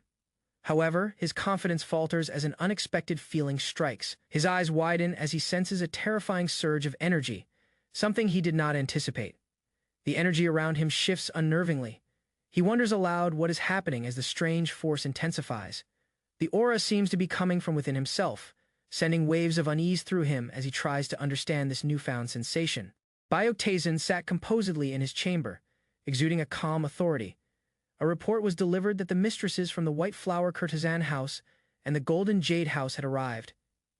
Without hesitation, Taizun ordered them to be brought in. His voice was calm, yet decisive, reflecting his control over the situation. Two veiled women entered the room gracefully, their steps light but filled with tension as they approached. The women stood quietly before him, heads lowered. Their presence conveyed respect, but an underlying anxiety lingered. They removed their head coverings in unison and respectfully lowered themselves to the ground, showing formal obedience. One of the women introduced herself as Hwok, stating their relief that Taizun was safe. Emphasizing the weight of the recent incident, Taizun remained silent, studying their behavior. His gaze sharpened as he noticed something uncharacteristic in Hwok's demeanor. Despite her cold and calculating reputation, she now trembled on the floor. Her reaction puzzled him deeply. Regaining focus, Taizun asked for the results of their investigation, his tone firm and expectant. Hwok explained that most culprits involved in the incident had been identified, but all were now dead. She reminded him that one man had been captured alive, but tragically took his own life soon after. Taizun's expression darkened. The chain of mysterious deaths implied a deeper and more dangerous force at play. Hwok further revealed that even the inn mentioned in the reports never existed. It was all part of a deception. Despite strict surveillance, the captured man managed to end his life undetected, raising more concerns about the enemy's reach. She presented a list of suspicious movements before the incident. The Golden Jade House's mistress aided greatly in compiling it. Byok Taizun silently examined the scroll presented before him, analyzing the compiled information with sharp eyes. He gave a quiet nod of approval toward the kneeling informant, acknowledging her efforts with calm authority. Recognizing the strategic value, he noted the mention of a hidden water route uncovered through their investigation, surprised by his rare compliment. The women reacted with visible shock. Such praise from Taizun was unprecedented. Hwok explained that the water route was optimal for discreetly transporting half Jiangxi. A detail now confirmed. She admitted their involvement was coincidental. They had already begun observing strange activity from water bandits beforehand. Taizun acknowledged their usefulness, deducing that the half Jiangxi were likely now under the bandits' control. Hwok confirmed the suspicion. All evidence suggested the water bandits were holding the targets they sought. Expressing no hesitation, Taizun declared he would confront the criminals himself and demanded to be taken immediately. Shocked by his urgency, the women hesitated briefly before agreeing to his order without resistance. As they moved to obey, Taizun rose from his seat, his presence dominating the room completely. Without turning back, he warned them to hurry. His patience was short, and delay was unacceptable. One of the women, startled by recent events, took a moment to calm herself. When asked if she was all right, she reassured her companion she had regained composure. Her companion, however, pressed further, insisting she had sensed something earlier and should not dismiss it so easily. One of the women turned to her companion, still bewildered, and asked who Bayok Tazen truly was. The elder calmly reminded her that Tazen was the second master of the Golden Wall Merchant Guild, their commanding figure. She assured her companion that with someone like Tazen on their side, there was no need to worry excessively. The woman recalled when she first received the Shadow Stride technique from Tazen, recognizing his unmatched power. Back then, he was strong enough to silence those who plotted to kidnap or torture him, asserting dominance with ease. She admitted she hadn't understood his strength or presence at the time, but now it was clear how dangerous things could have become. They agreed that Tazen was someone who saw things others didn't. One suggested it was time to visit the water bandits, knowing his temper. They reminded themselves he wasn't one to tolerate delays or excuses from subordinates. With that, the two women began moving purposefully. Understanding the urgency Tazen demanded, still, unease lingered. One woman remembered the shadowed vision she had earlier. Something unnatural had surfaced briefly. Her thoughts remained disturbed as she tried to make sense of the dark image tied to Tazen's presence. A large ship with red sails appeared at the harbor, ready to take them toward the enemy's stronghold. The vessel docked as the team prepared for departure. A young woman stood watching over the group from the deck. On the ground below, several figures gathered, including Lady Yan and her team, organizing for the mission ahead. A concerned young man questioned Lady Yan, unsure if she would be safe without his protection on this dangerous journey. The woman reassured her companion that all her wounds had been treated by a divine physician. She emphasized that she wouldn't be alone. Elite warriors from the River Martial Alliance would accompany her. Despite those reassurances, the young man remained hesitant. She advised him to support Bayok Tazen instead. It would serve them all better. Standing before Tisan, the woman paused and addressed him directly, her voice filled with hidden emotion. With her back to him, she expressed a quiet wish next time they met, he should embrace her. Tazen remained composed, but her words carried weight, leaving him silently reflective as they locked eyes briefly. Her bold statement stunned the others present. The group could only react with wide eyes and silence. Meanwhile, another friend acknowledged Tazen's growing strength, surprised at how far he had advanced without notice still. The moment was Soo-yeon's. Her comrade chose to step aside. Respecting her decision as a fellow warrior, Soo-yeon's thoughts drifted as she walked the ship's deck. Compared to the past, she was stronger now. She smiled at her own determination, imagining a future where she would stay closer to Tazen's side, blushing. She silently vowed that next time, she wouldn't miss her chance to be with him. Suddenly, she sensed someone nearby. An elder stood quietly, observing her from the other side of the deck. His presence was unexpected. Still deep in her thoughts, Soo-yeon hadn't noticed him approach until then. Snapping back to reality, she turned quickly, her expression shifting from dreamy joy to startled confusion. As the ship moved steadily across the water, Soo-yeon stood on deck, uneasy despite the calm breeze. Her eyes shifted toward the distance, sensing something unnatural. A chilling awareness crept over her. Though nothing appeared unusual, she was certain someone or something had just been watching her. The ship continued its journey through a narrow passage, gliding past hills and marsh-covered shores. Hidden from view, shadowy boats lay in wait manned by figures with glowing red eyes and twisted grins. Dozens of sinister-looking enemies, resembling undead or cursed warriors, began quietly rowing toward their target. As dawn broke over anchored ships, the alarm suddenly rang out from the deck of the lead vessel. A scout's shout pierced the morning air, alerting everyone to the presence of water bandits. Panic erupted. Crew members scrambled to respond, gripped by the sudden appearance of hostile forces. Fear spread among the soldiers and passengers. Some questioned if they could withstand an attack mid-journey. Soo-yeon stood still, puzzled by the audacity of the ambush.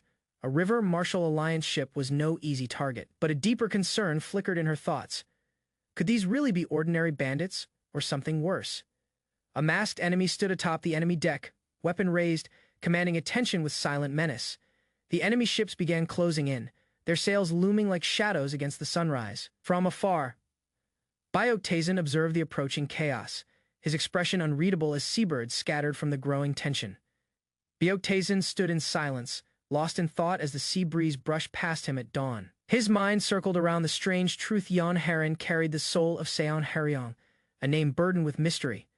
Though he kept calm outwardly, something about her situation had unsettled him ever since he discovered the connection. Even as his companion tried to check on him, noting his discomfort, Tazen remained distant and distracted. Pushing his thoughts aside, he urged the group to move faster, masking his doubt with forward momentum. Yet the unease clung to him. An ominous vision of a red-eyed, masked enemy flashed in his mind, amplifying his dread. At dawn, a fleet of warships loomed across the sea, cutting off any chance of escape. Young woman surveyed the horizon, concern rising as she realized how outnumbered they were. Suddenly, her eyes locked on a distant figure standing firmly on the opposing deck. An elder asked her if she knew the best route to escape toward the mainland. After a moment's thought, she concluded the left side was the most promising but dangerous path. She pointed out two large ships blocking the route someone would need to create a diversion. The old man agreed to take the left, fully prepared to draw the enemy's attention. She offered to handle the right side, brushing off concern with quiet determination. For her, success wasn't the concern, it was a duty someone had to shoulder. With resolve, the old man gave orders for the troops to split into two strike teams. He instructed a group to follow the woman, while others prepared for direct confrontation. As the sun set over the sea, the crew braced for an intense and risky battle. Meanwhile, a mysterious young man approached a woman on board and called out to her. He hinted she already knew who he was, his smirk betraying a hidden identity. She denied it, but her hesitation revealed suspicion, something he immediately picked up on. Beoktazin narrows his eyes, sensing something strange in the atmosphere as silence surrounds the river. His companion speaks with concern, noting that they've long passed the usual ambush point for water bandits. Despite traveling deep into dangerous territory, they haven't encountered a single enemy, sparking unease and disbelief. News reaches them the younger generation of martial artists may be under threat elsewhere, realizing the ambush was meant for another location. Beoktazin immediately gives the order to move. He commands the ship to speed down the river, heading straight toward the suspected danger zone. Tazin decides they'll rely on mobility arts instead of brute force to reach the target quickly. He instructs the crew to bring the boat closer to shore to begin a precise operation. Without hesitation, a subordinate leaps into motion, racing off to deliver the message. The golden fields stretch far under the setting sun, as figures run with urgency through the landscape. Two warriors sprint at full speed, knowing time is running out to intervene in the ambush. One whispers a silent prayer for their lady's safety. Eyes filled with determination and concern, regret sinks in. The male warrior questions his earlier decision to stay behind rather than go. The female warrior, referred to as Warrior Yu, runs with a tense expression, deep in troubled thoughts. Suddenly, something unexpected cuts across their path, halting their dash as both react with shock. As they ran, the two warriors were startled by Beoktazin suddenly passing them without effort. He warned them not to fall behind, threatening extra training if they couldn't keep pace. Horrified by the idea, both instantly reacted, determined to avoid that punishment at any cost. Footsteps echoed on the wooden deck as one figure approached, a massive weapon slung over his shoulder. He taunted the young martial artists, confirming they were aware of the threat to their comrades. With confidence, the masked enemy demanded surrender, claiming he wouldn't kill everyone if they obeyed. From another ship, the elder barked a command to reposition, sensing the urgency of the moment. Multiple vessels shifted formation on the river, heading to intercept or support the threatened group. The masked leader's eyes widened as he realized something unexpected was unfolding in real time. He shouted for the others to close ranks and stop the advancing forces from breaching the gap. Clashing steel filled the deck as defenders met the masked assailants in a fierce and violent exchange. Blades cut through the enemy ranks with brutal precision. As resistance erupted on multiple fronts, a woman leaped into action, declaring her refusal to remain passive any longer in this battle. She ordered the others to follow her lead, charging directly into the chaos without hesitation. While the ship advanced, she shouted instructions to prevent the enemy from boarding during the assault. With steady hands, the woman steered the ship forward, carefully navigating the narrow path between vessels. She smiled with relief. Seeing progress, if they held out a little longer, escape was possible. Suddenly, a strange and heavy sound broke her focus, drawing her eyes in alarm toward danger. A powerful enemy landed violently on the deck, killing his own with the force of his impact. The woman flinched at the loud crash and piercing screams, realizing something terrifying had arrived. Before she could act, the enemy already slashed another soldier down in a bloody surprise attack. A soldier handed her an important item, urging her to protect it until all ships passed. Grasping it tightly, she launched herself into the air, ready to defend with her life. With a scream, she descended in a powerful arc, striking directly at the masked attacker. The masked enemy smirked, impressed by her unexpected strength and agility in close combat. Undeterred, she unleashed a precise attack, mid-air, driving her blade deep into the advancing enemy. Landing, she ordered others to evacuate the injured while she held off the most dangerous threat. The enemy mocked her, declaring he'd enslave her even if the others were allowed to escape. Just as he moved to strike, a new voice shouted to catch his attention mid. Assault in an instant, he was struck violently from behind, blood splattering as his body fell to the ground. Beoktazin calmly gathered energy, his presence commanding attention amidst the chaos. Lady Yan called out joyfully upon seeing him arrive on the scene. Meanwhile, another enemy stealthily approached from the ship's side, preparing to attack. Yan's allies rushed to her side, concerned for her safety after the intense battle. She was relieved, but puzzled, wondering how they had known where to find her. Suddenly, a wounded enemy staggered forward, rage burning in his eyes as he clenched his side. Lady Yan realized he was preparing to take an illusion pill to awaken hidden power. Her companions also recognized the pill and shouted in alarm, knowing its effects could be deadly. The man, now deranged, vowed to kill everyone as he pushed the pill into his mouth. Before he could swallow, he was struck down with lethal precision by a sudden sword slash. The pill rolled across the floor, unused, as blood splattered across the deck. Byeok-taesan approached, warning not to use such power carelessly, and crushed the pill underfoot. Bathed in energy, Taesan declared there were no healers aboard to save the wounded man. The enemy howled in agony, suffering from both physical pain and the collapse of his hopes. Taesan looked down with cold eyes, silencing the screams with a sharp remark. The man was too noisy. Byeok-taesan slowly approached the fallen enemy, his steps calm, deliberate, and filled with dominance. He declared that from this moment on, even death would require his permission to occur. With a chilling smile, he looked down at the trembling man and stated coldly he wasn't allowed to die. Bayan Tazang stands with a commanding presence, issuing a clear directive to subdue an individual. His expression is firm, showing his readiness for action. One of his allies acknowledges the command, nodding in agreement. The urgency of the situation is felt in the air as they prepare for what is to come. A thought crosses Tazang's mind, reflecting on the location of the elixirs. This hint of strategy adds another layer of importance to the mission at hand.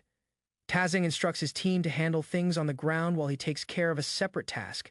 His calm leadership contrasts with the tense situation. The view shifts to the rooftop where Tazang's subordinates stand ready. Their eyes focus on the unfolding events below, awaiting the next move. A decisive action occurs as Tazang's foot crashes down, signaling the shift to the next phase of their plan. Tazang leaps from a great height, landing gracefully in front of the enemy. His arrival causes the group to freeze, confusion and surprise filling the air. The enemies are left stunned, unsure of who this powerful figure is or what he intends. The tension increases as they try to assess the situation. The atmosphere grows heavy as the onlookers question what is happening, trying to make sense of Tazang's sudden appearance. A burst of dark energy erupts around Tazang, signaling his immense power. His control over the situation is evident as his abilities begin to manifest. The enemies watch in shock, their fear evident as they realize they are facing someone far more dangerous than anticipated. Destruction ensues as Tazang's power overwhelms the surroundings, leaving the enemies scrambling in confusion and fear. The intense energy dissipates, leaving a still and eerie silence. The enemies, dazed and shaken, are left wondering what just happened. Tazang remains composed, his demeanor unchanged despite the chaos he just unleashed. His calm contrasts sharply with the devastation. With a flick of his fingers, Tazang signals that more is to come, leaving the others in a state of nervous anticipation for his next move. A powerful, dark energy surges around Tazang as his enemies scramble in fear. The air is filled with tension as they realize they are up against someone with overwhelming power. One of the enemies, horrified, recognizes the restriction seal, realizing the consequences of trying to escape. They know that if they move, they will be destroyed. Tazang speaks calmly, his voice cold and commanding. He warns them not to attempt to run, as the consequences would be dire. His calm demeanor contrasts sharply with the chaos he's causing. Tazang's tone remains unyielding as he demands proper answers from his enemies. His patience is running thin, and he warns them that further disobedience will result in their destruction. The enemy forces react quickly, moving to comply with his orders in fear of what might happen if they don't. Their reluctance is evident, but they understand the consequences. Tazang, with an air of control, instructs them to gather by the riverside, signaling a shift in the situation. His calmness only adds to the unease among those who are forced to comply. As the atmosphere shifts, Tazang begins to focus, his energy building once again. The surroundings crackle with dark power as he prepares to unleash his next move. Tazang's expression hardens as he steps forward, releasing his power in a controlled yet destructive manner. The scene is bathed in a purple haze, indicating the intensity of his abilities. His power surges through the air, and the enemies below are overwhelmed by the sheer force of his energy. The destructive power is palpable, and there is no escape from his wrath. With his power fully unleashed, Tazang stands tall and composed. The destructive force subsides, and the tension in the air begins to settle. The enemies, now subdued, are left in stunned silence as Tazang surveys the scene. The destruction he caused lingers, but he remains unfazed by the chaos around him. Taizang's power continues to simmer beneath the surface, and his calm smile signals that he's in full control. The enemies can only watch as he maintains dominance over the situation. The situation is mostly under control, but Taizang reflects on the fact that he wanted to handle it alone. His calm exterior hides the burden of having to rely on others. A figure appears behind him, causing a shift in his demeanor. Taizang can't help but feel a sense of relief, realizing the strength of those around him. As the figure speaks, Taizang acknowledges them with a slight smile, showing that despite his desire to handle things alone, he appreciates the help. The final words express his gratitude, marking a quiet yet powerful end to the scene. Lady Yan begins to speak hesitantly, unsure of what to say. Taizang, sensing her discomfort, responds firmly, expressing his dislike for emotional displays like crying. Taizang instructs her to take action, telling her to prepare the ship and take care of important matters. His tone is direct, highlighting his pragmatic nature. With a nod, Lady Yan accepts his command, though her expression shows a mix of determination and uncertainty. As they move through the area, Lady Yan hesitates, calling out to Taizang. He turns, sensing something is amiss. She expresses her gratitude to him once more, acknowledging that she has been saved by him once again. There's an air of sincerity in her words. Taizang, while walking away, responds casually, showing that he doesn't expect any thanks but appreciates her acknowledgement. Taizang pauses for a moment, his words laced with an air of finality as he states that he will return to his previous life once everything is over. Lady Yan seems surprised by this, but she's quickly caught up in his determination, still processing his words. Taizang then suggests that she wait for him and return with him, hinting at a potential change in their future relationship, though the tone remains matter of fact. Lady Yan, now with a soft smile, agrees to Taizang's suggestion, her face showing a mix of hope and curiosity. Taizang, maintaining his calm and collected expression, assures her that there's no reason why it wouldn't be possible. The conversation ends with a quiet agreement, the possibility of their shared future lingering in the air as they both continue on their path. Meanwhile, in another part of the battlefield, an elder of the Bakley clan watches the situation unfold. He reflects on Taizang's immense power, impressed by how his mere presence has subdued enemies. The elder ponders whether it's Taizang's innate abilities that make him so formidable, realizing that the enemies are now targeting the River Marshal Alliance. Acknowledging Taizang's potential, the elder considers how he could become an invaluable asset to their alliance. Plans are set in motion to bring him into their fold. As Taizang and Lady Yan walk along the river, a thought crosses Taizang's mind. He wonders if Lady Yan is his fiancée and reflects on how extraordinary she seems. Taizang observes her carefully, noting her capabilities and strength. He begins to consider the possibility of approaching her through other means to achieve his goals. He then reflects that she would have matched well with their powerful clan, the Bakley clan, but dismisses the idea, knowing it's a bit of a shame that she's already involved with someone else. The scene shifts to the elder of the Bakley clan who watches Taizang and Lady Yan from a distance. The elder is intrigued by Taizang's presence and power, recognizing the potential danger and opportunity.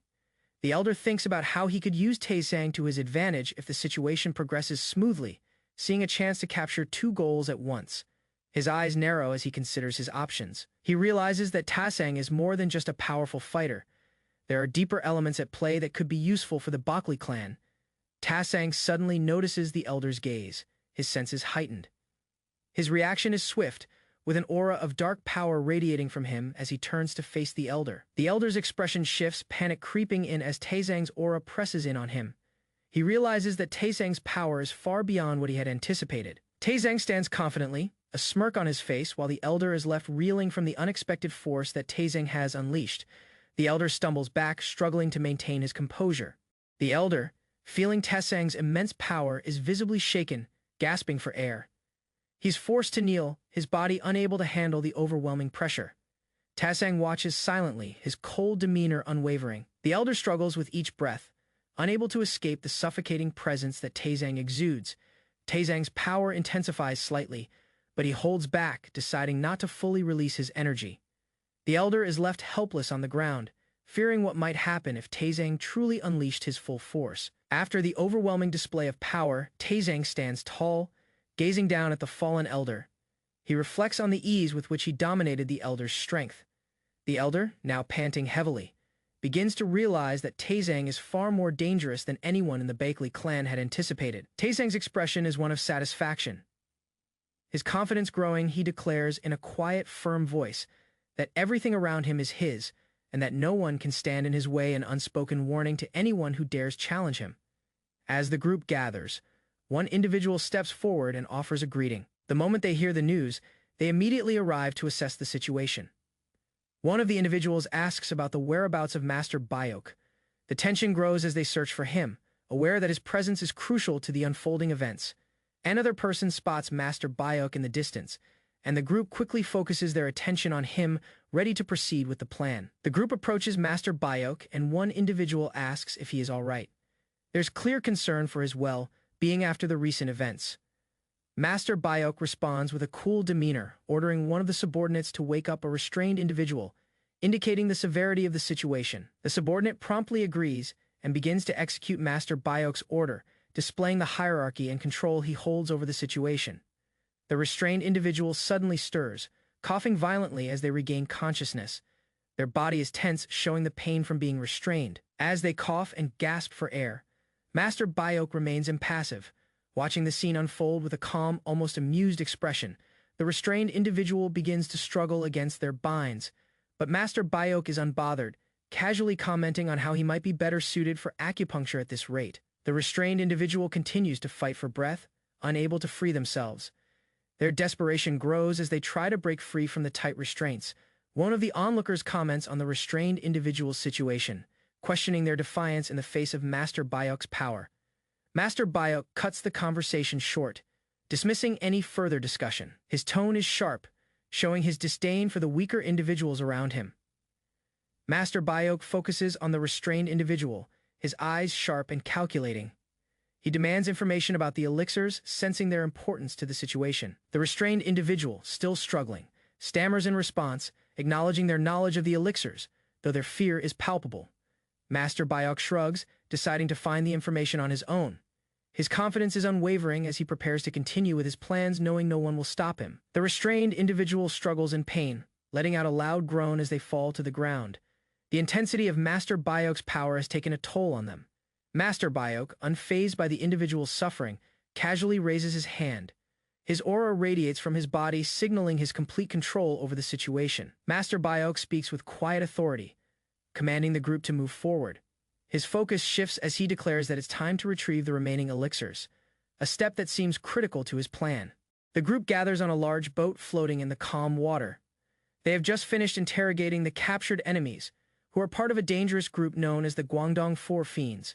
2 members have already been apprehended, but there are still 2 more to deal with. The leader of the group explains the situation in detail, pointing out that the remaining 2 members are likely to be at the next location they're heading to.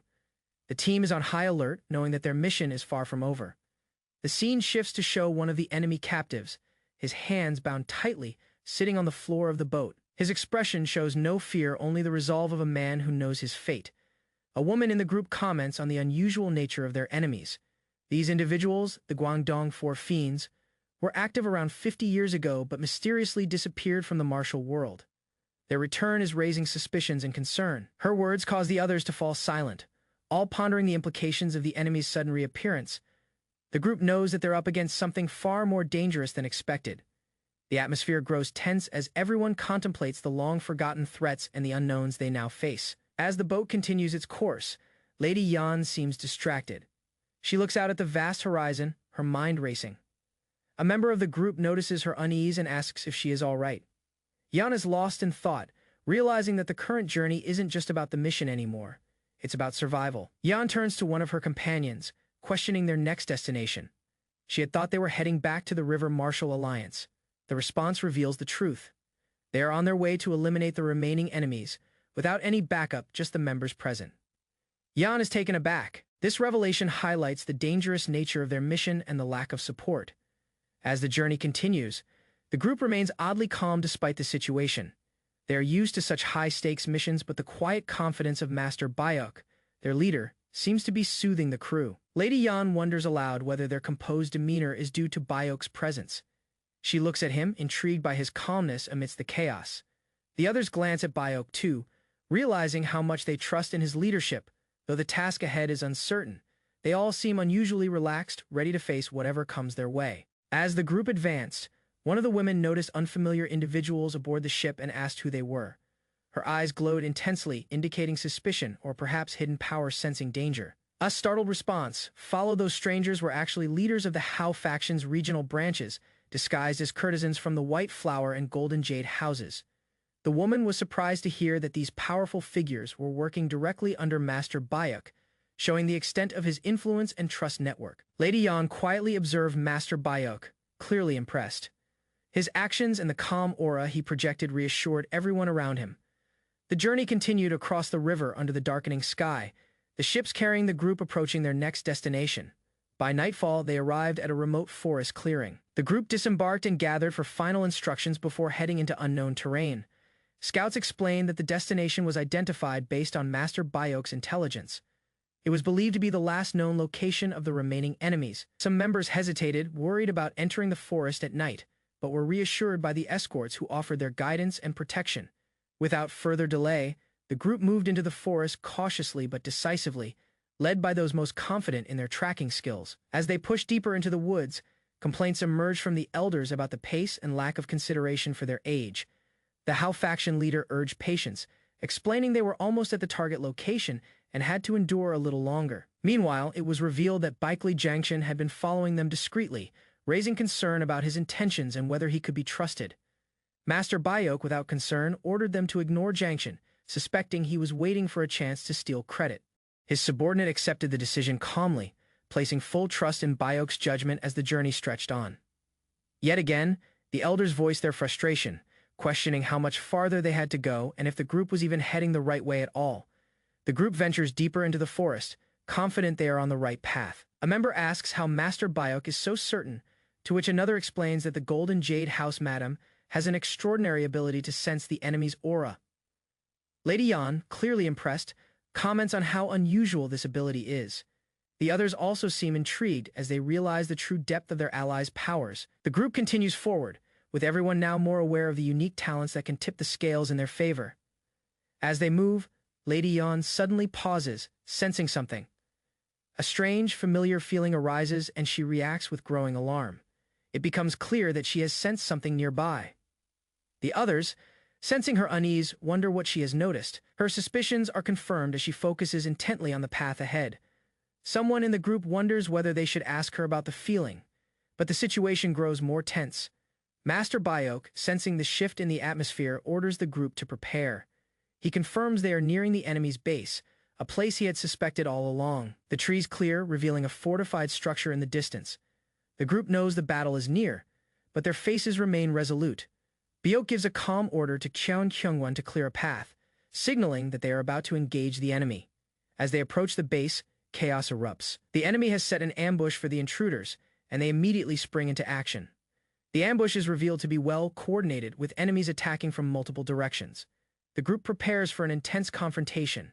A shout rings out from one of the soldiers, alerting the team to the danger. The clash begins, with blades drawn and blood spilling as the fight ensues. The fighting escalates, with combatants engaging in brutal exchanges.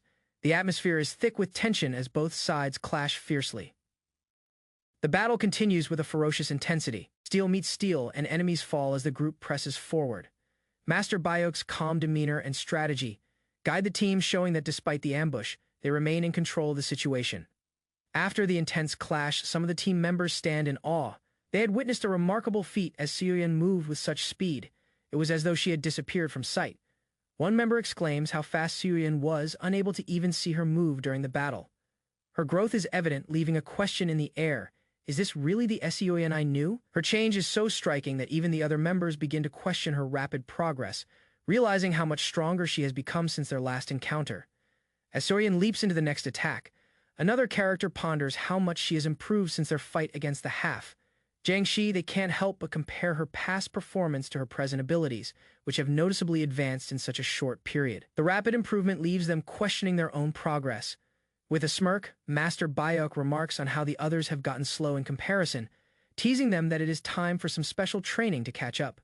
Seoyeon, intrigued, asks what special training Master Bayok is referring to. She looks puzzled by his comment, wondering what kind of brutal training would lead to such reactions from the others. Her curiosity grows, but before she can ask further, the situation escalates. The group is confronted by more enemies who appear to be ready for another confrontation. Anani leader steps forward, demanding to know who they are and what they are doing in the area, with an intense look in his eyes. He questions their right to barge in like this, The confrontation grows tense as the group stares down the enemy who seems to have their own intentions. One of them remarks that they didn't expect to be chased all the way here. The enemy, a masked figure with a cold smile, reveals that their hands are stained with the elixir they had been after, further heightening the stakes. Master Bio calmly assesses the situation, realizing that these enemies had been preparing for this moment all along. He stays composed, knowing there is more at play than just an ambush. The tension rises as the enemies reveal more about their plans. One of the figures, realizing they are outmatched, becomes agitated, making the situation even more dangerous. Master Bayok, showing no sign of fear, asks the enemy leader if he has something hidden nearby. Sensing there's more to the story than just this ambush, the masked enemy seems taken aback, but his reaction confirms that Bayok has struck a nerve as the truth about the hidden threat slowly begins to unravel. As the enemies prepare to engage, one of the soldiers instructs his team to hold the line, warning them that this might be too much to handle. Despite the concern, the soldiers respond confidently, stating that they will hold their position no matter what. There's a determined look on their faces. The leader, unfazed by their declaration, remarks that he'll see how well they perform under pressure, indicating that the test is far from over. In the blink of an eye, the leader disappears from view, leaving the soldiers dumbfounded as they try to comprehend what just happened. One of the soldiers exclaims in shock, "He disappeared," indicating that the leader has moved faster than they could even track. A strange, glowing aura follows the leader's movement, confirming that he's using some form of supernatural speed to make himself nearly invisible.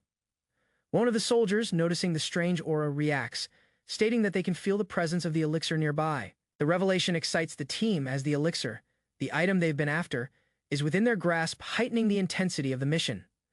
With a grim expression, they realize that they are now directly in the heart of the enemy's stronghold, and they must be ready for whatever comes next. Suddenly, chaos erupts. The leader, cloaked in a dark aura, bursts forward, unleashing a powerful attack that sends a shockwave through the surroundings. The ground shatters as energy pulses through the air, causing the enemies to retreat momentarily, startled by the overwhelming force. The leader, reveling in his power, smiles sinisterly. "This is amazing," he remarks, relishing the control he now holds over the battlefield. A character, visibly alarmed, looks around in confusion. He can't find his opponent. A sense of urgency fills the air. His question echoes, wondering where the adversary has disappeared to. Another figure, dressed in armor, appears suddenly, attacking swiftly. The sound of a weapon slashing cuts through the air, highlighting the sudden shift in action. A violent clash occurs as the two figures meet in battle, their weapons colliding with force, signifying the intense nature of the confrontation. One of the combatants yells at the other, demanding his attention. He warns his opponent not to turn away from the fight, his tone heavy with authority. The aggressor charges forward, weapon drawn, aiming to strike. The air is charged with the tension of a swift attack about to land. The opponent braces himself for the attack, focusing intently as his adversary closes in with deadly intent. Prepared for the next clash, frustration spreads across the face of the character as he sighs in irritation, cursing under his breath.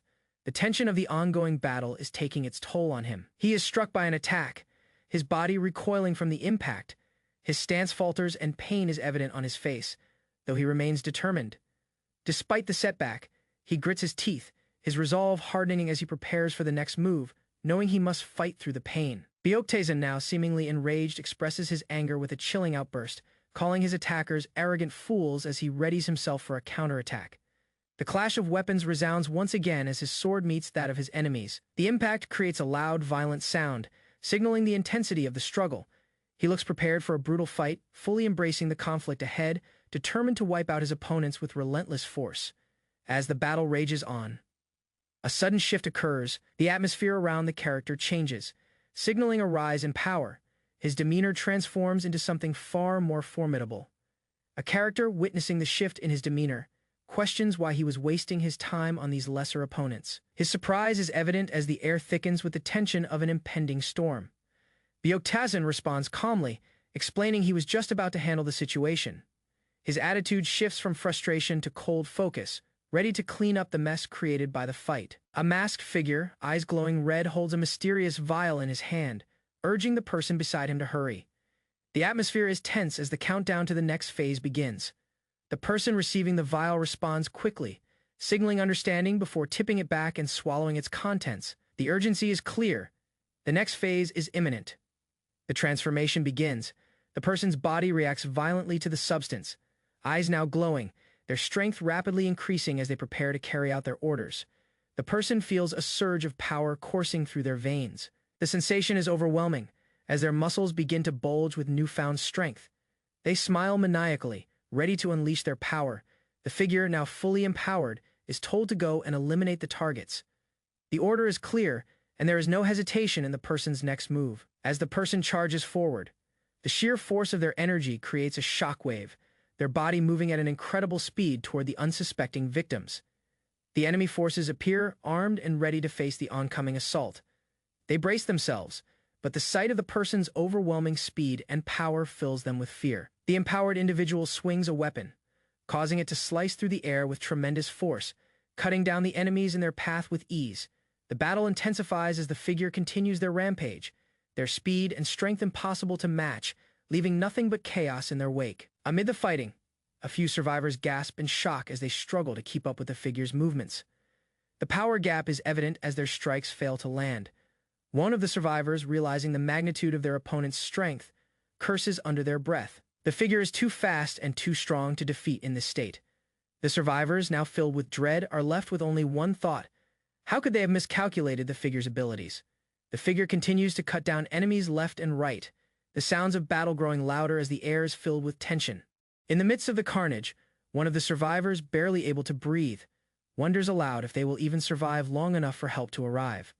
The group is surrounded, their hope lying solely on the hope that reinforcement will arrive in time to save them. In a sudden clash of swords, the battle escalates as a determined figure faces off against a group of enemies. The sound of blades ringing fills the air as they fight for dominance. One enemy, grinning, seems confident in their victory as they corner their target, taunting them with cruel words. Their eyes gleam with malicious intent, confident that the fight is under control. However, the individual they've cornered is prepared in a sudden move.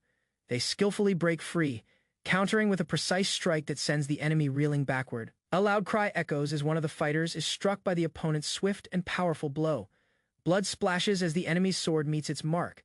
The injured fighter collapses, crying out in pain as their ally watches in horror. The situation is desperate, and their chances of survival are slim.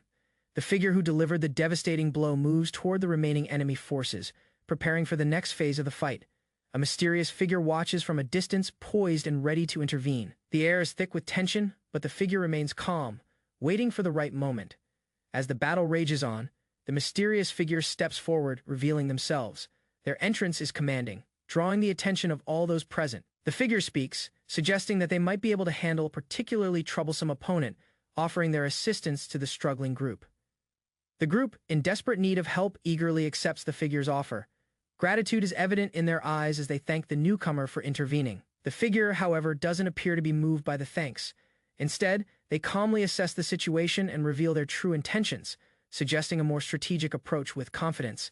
The figure prepares to deal with the most formidable threat, indicating that their involvement might turn the tide of the battle. As the figure prepares for their next move, a burst of soul energy radiates from their hand, creating a swirling aura of power.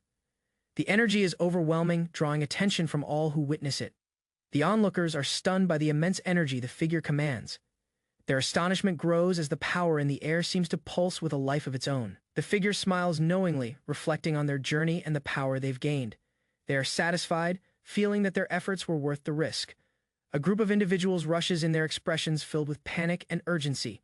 One of them, noticing the situation, curses loudly, realizing they are too late to stop the events already unfolding. The figure in the foreground, glowing with intense soul energy, reflects on the power they've just encountered. The energy is unlike anything they've ever experienced, and the realization hits them hard. The individual knows that such overwhelming power had been deliberately hidden, and this discovery brings with it a sense of awe and fear, acknowledging the true strength of their opponent. The group, now facing a mysterious opponent, demands answers. In the midst of their confusion, they shout questions about the figure's identity, disbelief evident in their voices. The figure remains calm, seemingly unaffected by their questions.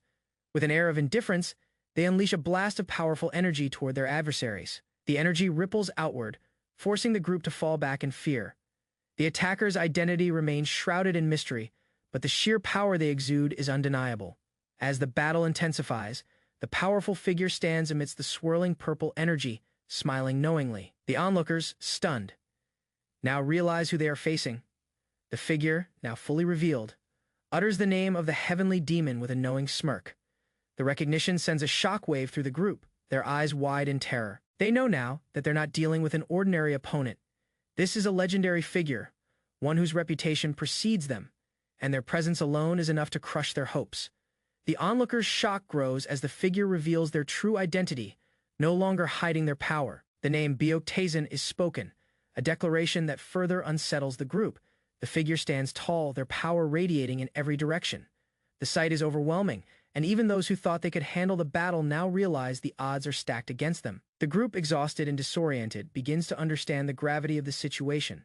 They are facing someone with an unimaginable level of power, and their survival is uncertain. The battle rages on as the figure stands unyielding, unscathed. A seasoned warrior, witnessing the ongoing fight, realizes the incredible strength of their opponent. Despite their own skill and experience, the warrior feels the weight of the battle on their body, blood dripping from their wounds. The toll is evident, and they question how much longer they can continue. The internal struggle intensifies as the warrior acknowledges the truth. Their opponent is far beyond anything they've faced before. The question lingers in their mind: how will they survive this encounter? One of the young warriors charges forward with determination, refusing to lose after enduring intense special training. His expression shows resolve as he launches into the fight. The opponent, overwhelmed and frustrated by the unrelenting assault, yells in anger, questioning how his enemies still have strength left. With a loud shout, the enemy prepares a finishing blow, leaping high and swinging his weapon with full force, aiming to end the fight in a single strike. The attack crashes into the ground with explosive power, launching debris and shockwaves in every direction.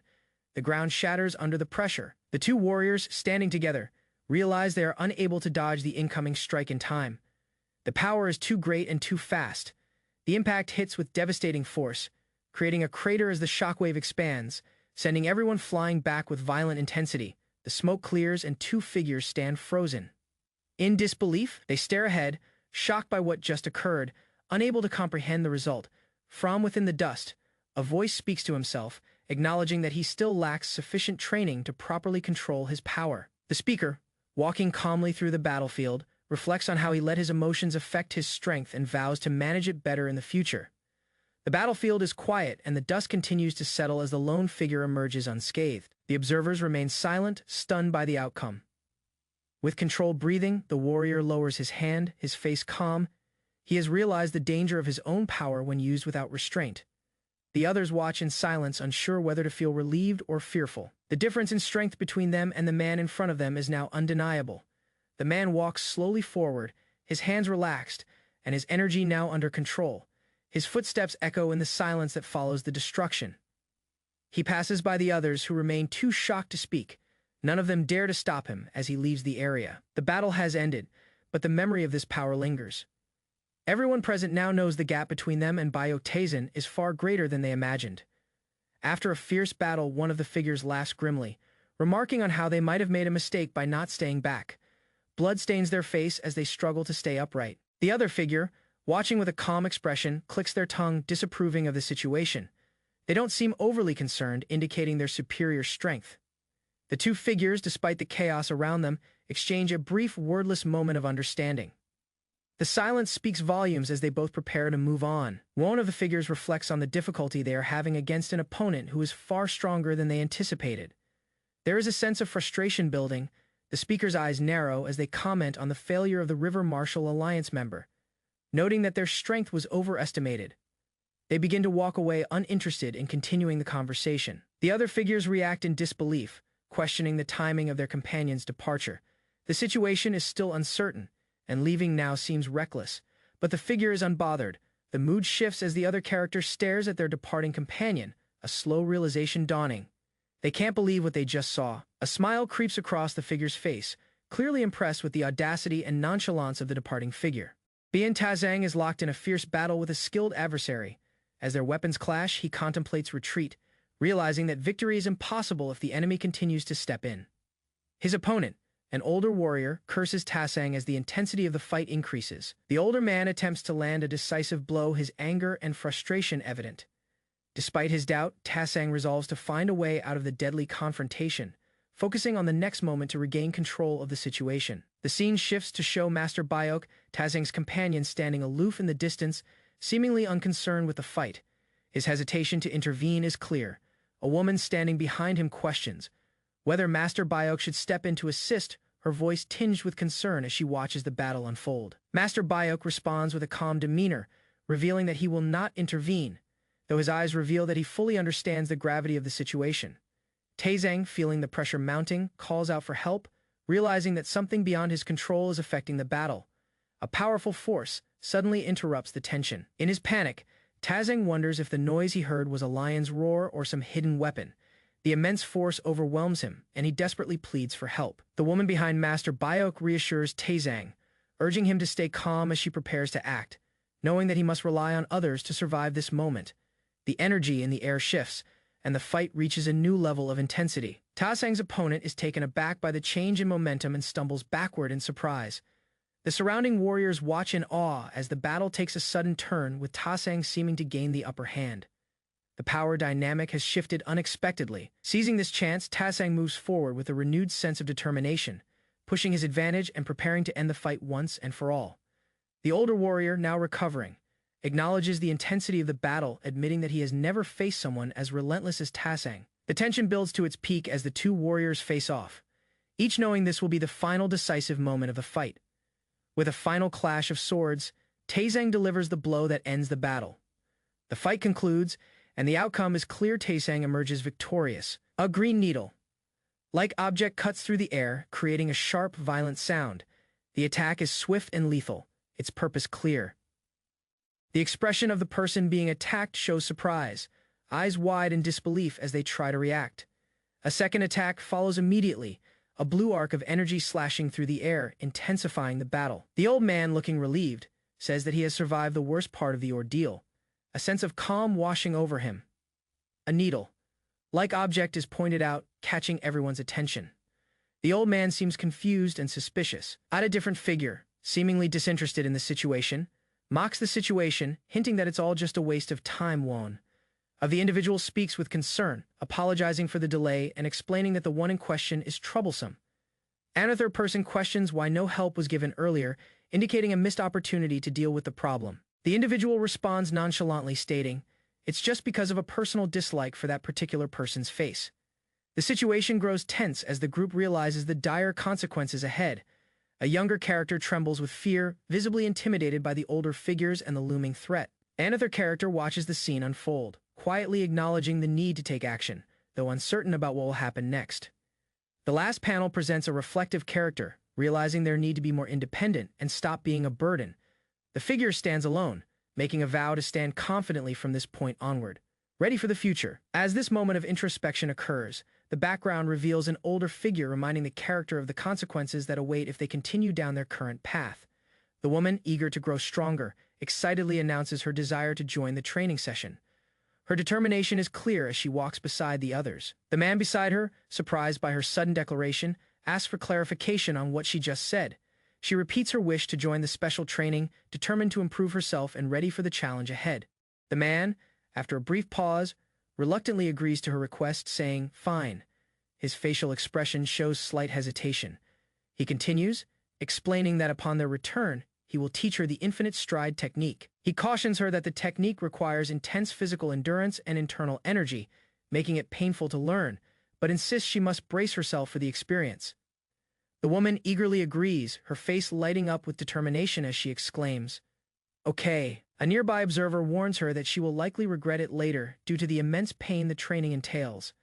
The woman, however, is unbothered as the narrator reflects that she has always been willing to endure pain to get stronger. A figure among the group questions what's so great about becoming stronger, clearly unimpressed by the conversation. The speaker, who appears more lighthearted, comments that they are lucky they don't have to endure the infinite stride training. Another person retorts with a warning not to jinx it, humorously implying that the instructor might make everyone do the training as well. A new, ominous presence approaches the group. One of them notes, "Simone's approaching." The others exchange confused glances, not sure who it might be. The approaching figure becomes clearer, and a man sarcastically comments that it's probably that old man again, bracing himself for more hassle. The atmosphere is tense as the characters exchange light banter. One individual grumbles about how old people should age gracefully, while the other seems offended, asking why they were looked at when the comment was made. The one who made the comment protests, explaining that they were merely looking at their friend's face and had just missed them. Despite the light-hearted argument, the focus shifts to another older man who insists that he looks much younger than the one previously mentioned. Humorously defending his youthfulness, the group moves forward, one character commenting on the impressive appearance of another man, assuming he must have eaten well to look younger than his age. Another character chimes in suggesting that they've always looked youthful, their tone suggesting playful boasting. As the conversation lightens, the group suddenly notices something in the distance. An urgent realization strikes, and one of the characters shouts, pointing to a figure in the distance, signaling the arrival of an enemy. The enemy is quickly identified, and the group prepares for action. One individual vows to chase after the person, swearing to catch them.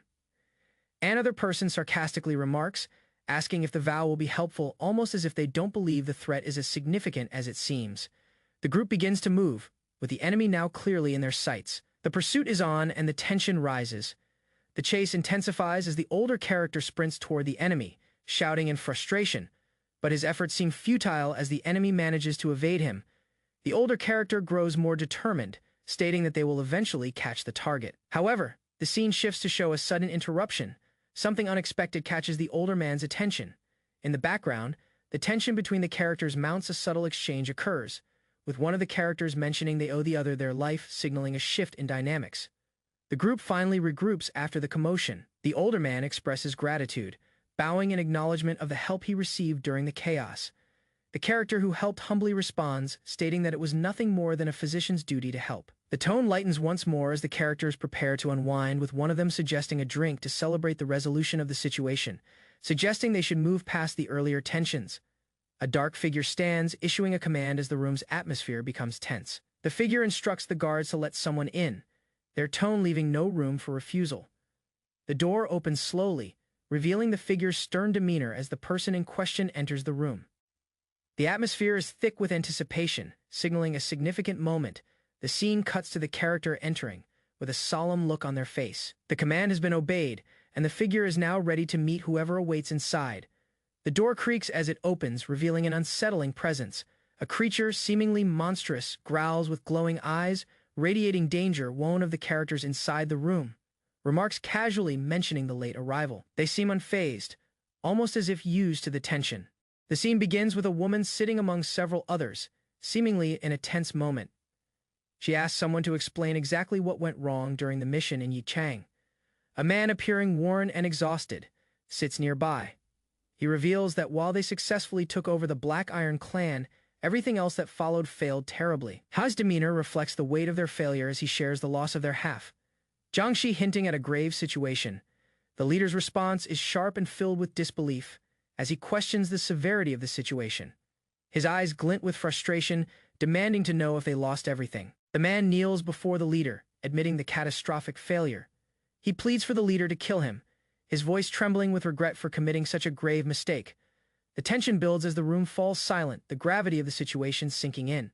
Everyone waits for the leader's response. The leader gives a cold command, telling the man to get up.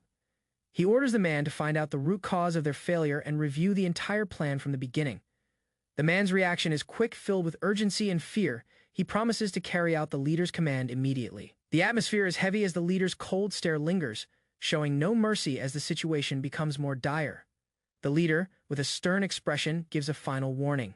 He tells the man that this is his last chance, a statement filled with pressure. The man, desperate to redeem himself, swears that he will not disappoint the leader. His words are filled with determination and fear. The leader's gaze remains intense, watching as the man prepares to act. The tension in the room escalates as the stakes grow higher. The leader stands among a group, his eyes narrowed as they all watch him. He exudes an aura of power and dominance. A woman approaches the leader with a soft smile, trying to get his attention. The scene is interrupted by a sudden shock as blood spills from the woman's mouth. The other women in the room react with horror as one of them begins to collapse. The chaos ensues as the situation spirals further out of control, signaling that things have taken a deadly turn. The leader of the group stands filled with rage. His scream echoes through the room, a mixture of frustration and fury as he is surrounded by bloodshed and chaos. His presence alone seems to instill fear in those nearby. The surrounding figures react with horror as the leader's anger explodes. Blood stains the floor as the leader remains unmoved, his expression cold as he processes the gruesome turn of events. The The scene shifts to the outside world, showing a vast sky and the river martial alliance in the distance. A figure stands in the foreground, his expression filled with pain. The man clenches his teeth, struggling with a great physical burden.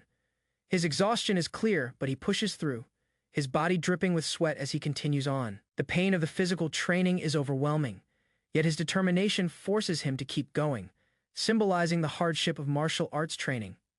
The man, now feeling the weight of his efforts, expresses his frustration. He is practicing the infinite stride technique, which requires slow and deliberate steps that are more difficult than they appear. His body aches, and his face contorts with discomfort as he forces himself to continue. His steps are carefully measured, but each movement intensifies the pain. Onlookers react with concern, watching as he struggles, while others continue on, seemingly unaffected by the grueling challenge. The instructor stands calmly, urging the man to continue despite his complaints. He commands that the man not stop, warning him that his body could explode if he does. The instructor's unwavering discipline contrasts with the discomfort of the trainees, who beg for relief after hours of continuous effort. Tension builds as the trainees face the harsh reality of their training, but the instructor's firm stance leaves no room for hesitation. The instructor gives a philosophical explanation to the group, explaining that this training is for their benefit. The more they endure, the stronger and more flexible their bodies will become. He compares this to developing resistance to poison, likening it to the technique they are learning. The more they practice, the more it will strengthen them. One trainee, realizing the intensity of the training, comments on how the others have been enduring similar hardships. The realization hits her hard. She was once ignorant of such rigorous discipline. The scene begins with a character standing in a storm. Determined, they declare they will endure, no matter what, and cannot afford to fall behind. Their resolve is clear, but the physical toll of the intense training is evident. A deep breath escapes as they brace themselves for the next challenge. The character grits their teeth in pain, a feeling of exhaustion overcoming them, but their determination remains unshaken. A group of individuals walks through a building, groaning and complaining about their physical pain. One of them wonders how someone could be so strong, hinting at their admiration for an older figure. Their conversation continues as they discuss the intense physical toll they've been enduring. The weight of their training is becoming too much for them to bear. Suddenly, an alarming cry breaks the air as the group witnesses something shocking, leading to panic and confusion. The panel shifts to show a fiery explosion in the distance. The group is caught off guard, and their expressions show a mix of surprise and fear. The intense blaze contrasts with the shock on their faces. The heat of the flames seems to rush towards them, signaling an urgent danger. They scream for help as the fire spreads rapidly, the stakes now higher as they are thrust into a perilous situation. A figure, presumably the leader, stands in front of the chaos. Their appearance is calm, but the weight of the situation presses down on them. They are questioned by their allies, but the leader remains silent, staring into the distance, processing the situation. A feeling of pressure builds as the moment becomes more critical, the realization that immediate action is needed. In a more peaceful setting, two figures discuss the matter at hand. One mentions how Byakugan is going back today, revealing the uncertainty of the situation. They speak of the challenges they face, especially with the ongoing issues surrounding the half. Jiangxi, the conversation becomes grim as they acknowledge their lack of a solution. The elder expresses concern, noting that even Taisen doesn't know the reasons behind their problems, leaving them at a loss for what to do next. In a dark, shadowed room, two figures stand in conversation. One suggests that those two people be assigned to Byakugan on his way back. The other figure responds, acknowledging that even Byakugan would not refuse such an assignment, hinting at the significant value of those two individuals. The first figure mutters in frustration, cursing Byakugan, showing irritation and disbelief that things have come to this. The scene transitions to a room where an older man awakens. His eyes slowly open as he hears the voice of someone calling out to him, "You are awake." The man groggily responds, his head still heavy as he barely manages to mutter. His memory seems foggy as he tries to piece together what's going on. He acknowledges the presence of the alliance leader, commenting that he seems to have made quite a scene, suggesting something chaotic happened while he was unconscious. The alliance leader questions what exactly happened the night before, puzzled at how the situation escalated so much. The elderly man, in a weak and sheepish tone, tries to brush it off, claiming it was nothing major and that he had simply drunk a bit too much. The alliance leader seems unconvinced, noting how bizarre it is that his condition came from drinking. But the elderly man continues with a vague explanation, deflecting further questioning. As the elderly man recalls more details, he mentions that after dealing with the remaining forces, He had finished off the stragglers from an ambush. The conversation shifts as the elderly man finally recalls that the divine physician and eccentric physician arrived after he had completed his task, hinting at the involvement of these key figures. The mysterious forces behind the scenes begin to reveal themselves, but the confusion is not yet cleared up, and further questions arise about the strange happenings. The elderly man laughs sheepishly, admitting that he and the Alliance leader drank together that night, causing the confusion to deepen. A flashback occurs, showing the two of them enjoying their drinks, the atmosphere lighthearted and carefree. But then, the scene shifts to a much darker tone, as the elderly man seems to have been affected more than he initially realized, leaving him feeling unwell and disoriented. The room is filled with screams of agony. A figure is writhing in pain, screaming, "New!" as their body reacts violently to something. Another figure watches in horror, unable to do anything as the screams intensify. The man's body is reacting as if something inside him is fighting to get out. The situation grows more chaotic as the figure's face contorts in agony, leaving everyone stunned and uncertain about what's happening. A loud cry breaks the tension. Alliance leader. The distressed cry comes from a group of individuals nearby who are witnessing the situation unfold. The person in charge, the Alliance leader, steps forward, acknowledging the state of the person in pain. There's a visible concern as they consider the consequences of the situation. The figure in charge remarks that it seems the person is still suffering greatly from the battle's aftermath, adding more urgency to the problem at hand. One of the figures in the scene agrees, stating that the person in distress should be carefully attended to. The situation has escalated to a point where immediate attention is necessary. The leader nods in agreement, confirming that he will follow through on the orders, showing that this matter is of high priority. Meanwhile, another individual in the group tries to explain that this is not the same situation as before, possibly hinting at deeper complexities in their mission. The scene transitions to a wide shot outside, with a figure walking through a city, the wind blowing strongly around them. The Alliance leader walks, speaking to another individual about their next course of action. The leader is deep in thought, clearly focused on something important. They mention how the Golden Jade House has requested 2 physicians to accompany them. The leader's expression is one of determination as they discuss the next move, hinting at the critical importance of their mission regarding the captured Guangdong fiends and their strange behavior. The conversation turns to the interrogation of the captured Guangdong fiend. The person being interrogated, oddly, knows very little about the organization they worked for, which raises suspicions. The figure continues to explain that the captive doesn't even know why they became younger or who gave them their orders, leaving more questions than answers. The dialogue continues, with the leader expressing their interest in the situation, clearly intrigued by the mysterious behavior of the fiend.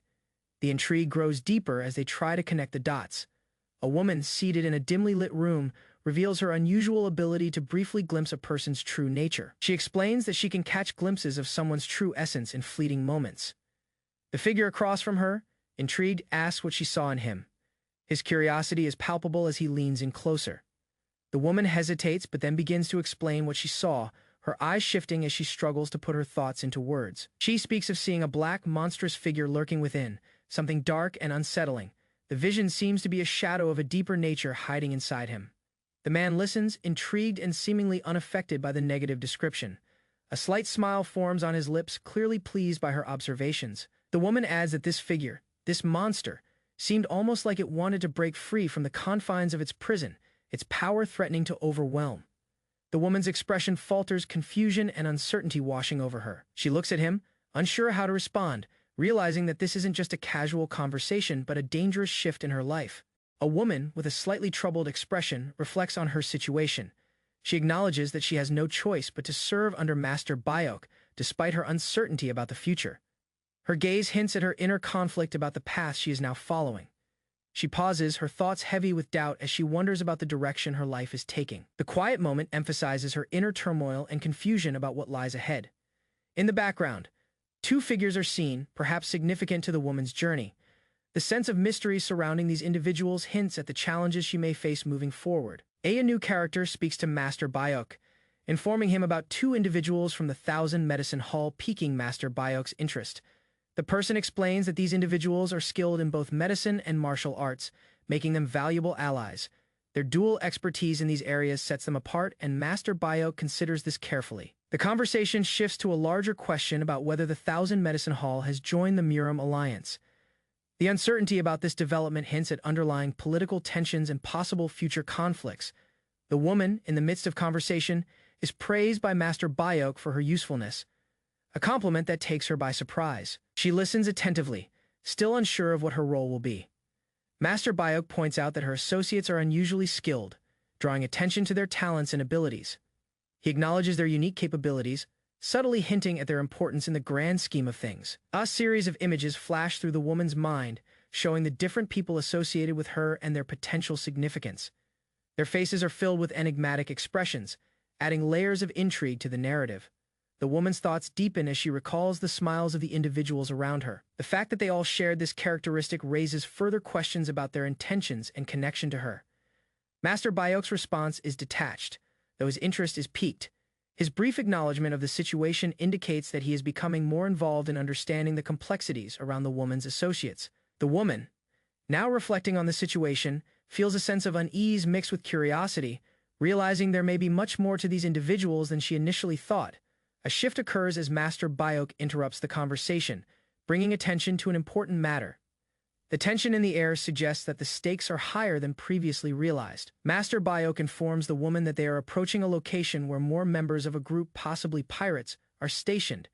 The hint of danger grows stronger, and the woman's sense of urgency increases. She responds with a quiet assertion, revealing that she is no longer the house mistress. This change in status is significant, marking a transition in her role and what is expected of her moving forward. A man with a rugged past reveals that he was once a pirate. He shares this information as he reflects on his former life, hinting at the fact that many of his old comrades managed to escape their former life. The other characters in the scene react to this revelation, surprised by the escape of the pirates, especially given the tight surveillance in place. The escape seems suspicious to them. They continue discussing the details of the event, the man mentioning that it wasn't just luck, but something more may have occurred to let the pirates slip away. A woman challenges the man's explanation, suggesting that perhaps the surveillance wasn't as tight as he thinks, and that it could have been more of a slip-up than luck. She casts doubt on the ease with which the pirates escaped. Her comment stirs a reaction from the man, who quickly defends his statement, insisting that the surveillance was indeed tight. He also asserts that the escaped pirates were definitely half Jiangxi, adding an eerie element to the situation. Despite his insistence, the woman is still not entirely convinced and appears troubled by the inconsistencies in the story, indicating that something feels off about the entire situation. The woman is confronted with the man's suspicion that she might have seen the escape firsthand. He points out that she speaks as though she was an eyewitness, challenging her credibility. The woman gets flustered and tries to explain herself, claiming she only heard the details, but the tension in her response only increases doubts about her involvement or knowledge of the escape. The interaction ends with a moment of silence, as the man keeps his sharp gaze on her, and the situation grows more tense as the true nature of what happened remains unclear. The woman, clearly anxious, starts to worry about her standing. She fears that she might have made a mistake in not thoroughly investigating the situation herself. In her panic, she wonders if the man is suspecting her of hiding something or if he's growing suspicious of her actions. As her anxiety mounts, she tries to explain her innocence, but her nervousness only heightens the tension between her and the man. The scene takes a dark turn as one of the men is seen being attacked. His sudden outcry of betrayal adds to the growing sense of danger surrounding the group. The man who is being confronted denies the accusation of betrayal, insisting that he would never turn on them. His body language, however, seems to suggest otherwise. The situation escalates as the confrontation intensifies, leading to an explosive physical moment that further deepens the conflict and uncertainty surrounding the group. The group is shocked to discover that spies have infiltrated their camp. One of the members expresses disbelief at how far the enemy's influence has spread, indicating that the situation is more dire than expected. The spy is revealed to have been with the Hao faction for over 5 years. This long-term infiltration raises serious concerns about the extent of the enemy's preparations and their ability to strike without detection. As the spy continues to deny his involvement, the group begins to suspect that a trap is being set to capture Master Bayok. Tension rises as the implications of this betrayal become clearer. Master Bayok dismisses the spy's defense, stating that he doesn't care whether the man is a spy or not. His focus is on the bigger threat capturing him with a trap. The spy, terrified and confused, questions what Master Bayok means by trap, struggling to understand the true nature of the situation. Master Bayok's cold and calculating expression intensifies the gravity of the moment, implying that he is already preparing for whatever danger is headed their way. A mysterious figure in the distance watches with interest as events unfold. The figure seems intrigued by the developments, suggesting that there's a deeper layer of complexity to the plot. The figure's words reveal that the enemy has prepared a trap with the intention of capturing Master Bayok. The trap is clearly part of a larger plan, and it appears that the enemy is ready to escalate things. Master Bayok reflects on the scale of the enemy's operation, recognizing that the situation is far more serious than he anticipated. His experience as the heavenly demon has made him accustomed to threats, but this time feels different. Master Bayok, standing resolute, evaluates the trap they are facing. His sharp awareness shows that he has encountered many traps in the past, and he's determined to find a way to counter this one. His thoughts flash back to his days as the heavenly demon, where major clans would set up countless traps to capture him. These experiences have made him highly cautious, but also more prepared. Master Bayok's reflection reveals that despite all the traps set against him in the past, not a single one succeeded. His confidence grows as he plans his next move. Master Bayok smirks, intrigued by the developing situation. He's curious to see how the enemies will handle this challenge, knowing full well that they might underestimate him.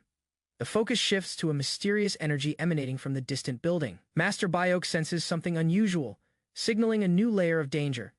The tension heightens as the energy grows stronger and Master Bayok begins to prepare himself for the next phase, his instincts telling him that something formidable is on the way.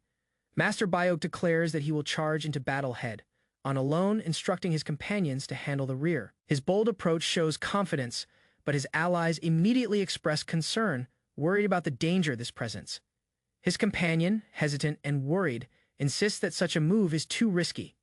Master Bayok counters, asking who would be in danger if not his allies, and clearly shows that he is fully prepared to take on the risk himself. The team stands divided, with some unsure, but ultimately acknowledging that if Master Bayok is determined, they will have to follow his plan. Master Bayok, in a calm but firm tone, explains that if he's in danger, it's up to his team to work harder and protect themselves. His confidence in their abilities is clear, though his words also carry the weight of the reality they're facing. His companion accepts his command, though the unease remains. There is an understanding that their roles have been set. Master Bayok will face the bulk of the danger head on, while the rest must safeguard his back. Master Bayok, after issuing his orders, looks ahead with determination, his gaze unwavering.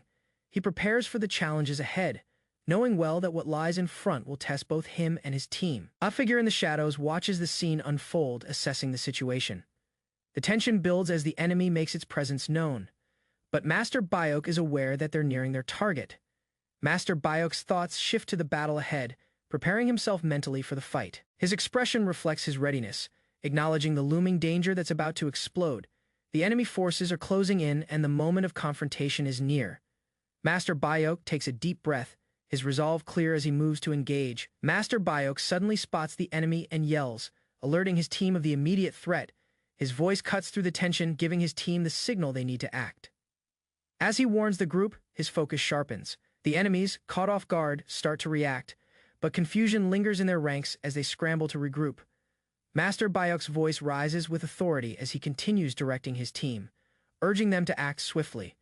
His experience and leadership skills are apparent in the way he commands the situation. The atmosphere grows darker, and the team prepares for battle. Master Bayok, focused on the task ahead, takes a moment to analyze the situation and the danger that looms over them. The enemy, now fully visible, begins to advance. The team steels themselves, knowing that a quick and decisive battle is their only chance for survival. Master Bayok stands tall, fully aware of the magnitude of the challenge, and he leads the charge, his every move determined to overwhelm the enemy. Master Bayok steps into a darkened room, his eyes narrowing as he senses a presence. The room feels charged with tension as a mysterious figure seems to be waiting for him. The figure speaks, revealing that they were expecting Master Bayok's arrival. This sets the stage for the inevitable confrontation between them, as the atmosphere thickens with anticipation. Master Bayok's cold demeanor suggests he's not intimidated. His calm and confident stance hints at the power he holds and his readiness for the fight ahead. Master Bayok reflects on the opponents he is facing, disdainfully noting their inability to fully unleash their potential. Due to their shortened lifespans, his tone reveals his growing impatience with their limitations. He dismisses the enemy's weaknesses, expressing that had he known the situation would be this simple, he would have sent them to their end earlier. His gaze hardens as he surveys the opposition. He shows no mercy in his thoughts, reflecting on how easy the upcoming battle will be despite the enemy's struggles. A new figure is introduced, someone seemingly impressed by the skill of Master Bayok's companions. This figure compares them to wolves diving into a flock of sheep, signaling their overwhelming power. The figure remarks that Master Byok must have trained them personally, acknowledging the strength and coordination of his companions in combat. Master Byok's eyes sharpen as he contemplates his next move. His calm demeanor contrasts with the tension of the situation, hinting at his preparedness to overcome whatever challenge lies ahead. The mysterious figure continues to speak, suggesting that Master Byok must be a formidable opponent if his companions are this capable. A certain respect seems to be developing in the figure's tone, though it's unclear if they are allies or enemies. As Master Byok stands tall, his expression shows that he's not fazed. He simply waits, seemingly content with letting the enemy make the first move. The mysterious figure's smirk fades as they reveal themselves fully, introducing their true identity, Gok Yangdu. The announcement leaves a chilling air as Master Byok's eyes narrow in recognition. Master Byok's expression hardens as he silently contemplates the significance of this new adversary. Gok Yangdu is no ordinary foe, and the battle ahead will be anything but easy. A confident figure, standing tall, addresses the room. He proclaims that he is not a renowned martial master, nor a leader of a major sect, but something different. His words carry an air of mystery as he speaks of his past. The other figure stands silently, his eyes betraying confusion as he processes the strange statement. A thought crosses his mind. This person thinks he is better than most martial masters. The man who spoke previously is unfazed. He dismisses the idea of being ordinary, hinting at his own unique position in the world, all while continuing to be shrouded in a veil of intrigue. The figure smiling confidently reveals that they call themselves the Unknowns. His smile exudes both mystery and self-assurance, further deepening the air of intrigue. The other person, intrigued, questions their name, admitting he hasn't heard of the Unknowns before. This sparks a further moment of curiosity.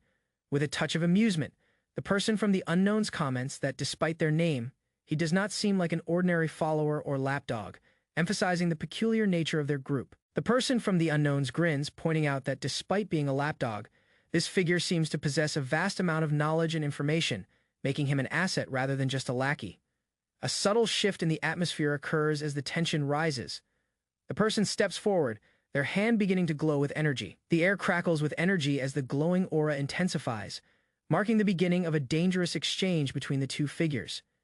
As the battle intensifies, the figure unleashes a massive amount of energy, sending waves of force towards the opponent. The other figure, seemingly unfazed, assesses the situation with caution. The energy manifests into a powerful blast, causing a trail of light and destruction in the air.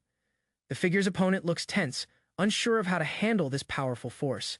As the battle progresses, the figure confidently states that there is something more pressing on his mind. Despite the conflict, his thoughts are consumed with the desire to eat, giving a chilling yet casual twist to the situation. The figure lets out a light-hearted remark. As if unconcerned with the chaos surrounding him, he motions forward, sending another destructive blast in the process. The opponent, assessing the energy around him, realizes that while the figure is strong, his movements and behavior are unpredictable, adding to the complexity of the battle. With another wave of energy, the opponent reacts, but his thoughts are clear. What a weirdo, as he struggles to keep up with the figure's erratic and powerful style. The two combatants are still engaged in a fierce battle. The first one remarks that his opponent is definitely the weird one based on his unpredictable movements. Byok Tasang, who is still evading his attacks, effortlessly dodges with a graceful but unorthodox stance. His opponent is in disbelief, taunting him for thinking he can dodge so easily. The first figure unleashes another strike, his eyes narrowing in anger as he prepares for another attack, thinking he can finish it quickly with his refined technique. The scene shifts as the first combatant's energy grows more violent, sending a powerful surge forward. Byok Tasang's face hardens with determination.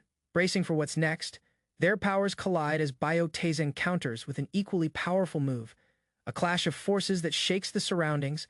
Tension builds as each opponent realizes the other's strength. Byok Tasang smirks, his confidence rising as he prepares for a decisive move. His opponent, however, seems more serious, his gaze intensifying as he realizes this is no ordinary battle. The fight escalates with Byok Tasang launching another attack, this time using a different, more dangerous energy. The first figure realizes he has been outmaneuvered. The first figure struggles to adjust, finding himself pushed back by Byok Tasang's overwhelming force. His previous confidence starts to fade. Both fighters lock eyes for a brief moment, and the first figure curses under his breath, realizing that his opponent's moves have exceeded his expectations. The first figure thinks he has the upper hand, but a slight shift in Byok Tasang's movements shows he's set a trap. The first figure unknowingly steps right into it. With a swift, calculated movement, Bayok Taezang sets his trap in motion, his opponent's next move falling right into the hands of fate. This is the end, Bayok Taezang mutters as he prepares to deliver a final blow, his energy intensifying. The final moments approach. With both fighters locked in a deadly clash, Bayok Taezang releases a devastating surge and the first figure can't react in time. The final moment of the battle sees the first figure realizing the trap was set the moment he stepped in. He's caught and the outcome is inevitable. The first figure's face shows shock and realization as the overwhelming energy of his opponent consumes him, marking the end of the fight with a powerful explosion of force. Bayok Taezang grins as he watches his opponent struggle. The glow from his energy fades and the first figure recognizes the move Phantom Shift. The first figure looks around in panic, trying to locate where his opponent has disappeared to. The confusion is palpable as he shouts, "Where are you?" His frustration grows as he desperately tries to track down the elusive opponent. "Did you flee?" he mutters. Realizing how skilled and elusive Bayok Taezang truly is, Bayok Taezang, having reappeared with a smug look, launches another attack. He seems to relish the challenge and taunts his opponent, believing he's finally found someone strong enough to shed some blood. The attack is swift and precise, with a surge of dark energy following Bayok Taezang's hand. The opponent is caught off guard, not expecting such a sudden strike. The first figure, now enraged, is forced to brace himself. Realizing that this battle is far from over, with a flash of purple energy, Bayok Taezang strikes. The first figure is thrown back, his body being ripped apart by the force. A smug look appears on Bayok Taezang's face as he relishes the power in his strike. His opponent is unable to react in time, suffering from the blow. "At the very least, I thought there was a chance you could quench my thirst a little," Bayok Taezang sneers as he watches his opponent struggle. Blood drips from the first figure as he curses, "Bastard." The intense pain seems to fuel his anger as he readies himself for the next phase of the battle. With a fierce determination, the first figure forces himself to his feet, his gaze filled with hatred. He charges, vowing to end this fight once and for all. Both figures meet in an explosive clash, their energies colliding with devastating force, each fighter pushing their limits. Bayok Taezang, seemingly enjoying the intense fight, grins as he continues to battle, feeling the adrenaline rushing through him. He steps back slightly, catching his breath before saying, "Now I'm finally warmed up. It's been a while since I've had some fun." With the tension at its peak, Bayok Taezang glances at the defeated opponent. "Now then, shall we go check out those half Jiangshi?" he adds, ready to move on to the next stage of his plan. Master Bayok walks in, and his subordinates rush to greet him. They anxiously ask if he's all right, concerned about his condition after the battle. With a calm demeanor, Master Bayok glances around and asks if any of his subordinates are seriously injured. His eyes scan over their faces, noticing no major injuries. The subordinates all nod, reassured by Master Bayok's question, though there is a slight sense of unease. Everyone feels the tension in the air, but for now, they remain standing, waiting for his next command. Master Bayok's thoughts drift as he wonders, "What is this?" He finds himself questioning his new behaviors, which seem strange to him. The image shows flashes of his past as the heavenly demon, reflecting on the countless dangerous battles he has fought. However, there's a disconnect. Why is he now checking on his subordinates in a way he never did before?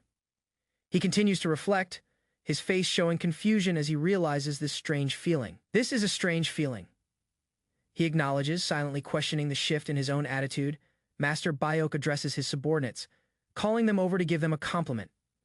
"Good job," he says, his voice laced with an uncharacteristic warmth. His subordinates are stunned at the praise, a bit shocked but also pleased by his words. "He gave us a compliment." One whispers in disbelief. The group erupts in laughter and joy, feeling a rare sense of pride. They had never expected such positive recognition from their master. Master Bayok quickly turns back to more serious matters. He commands them to take care of themselves before focusing on the next task. One of his subordinates enthusiastically agrees. "Leave it to us."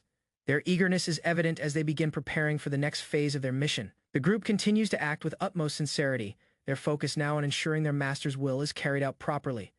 As the task moves forward, Master Bayok discusses the next steps with a fellow leader, noting their plan to search for the half Jiangshi. The conversation moves quickly as they discuss the strategy, with Master Bayok asserting that there's no need to split up. "I already know where they are," he states confidently. His fellow leader nods, acknowledging Master Bayok's expertise and knowledge.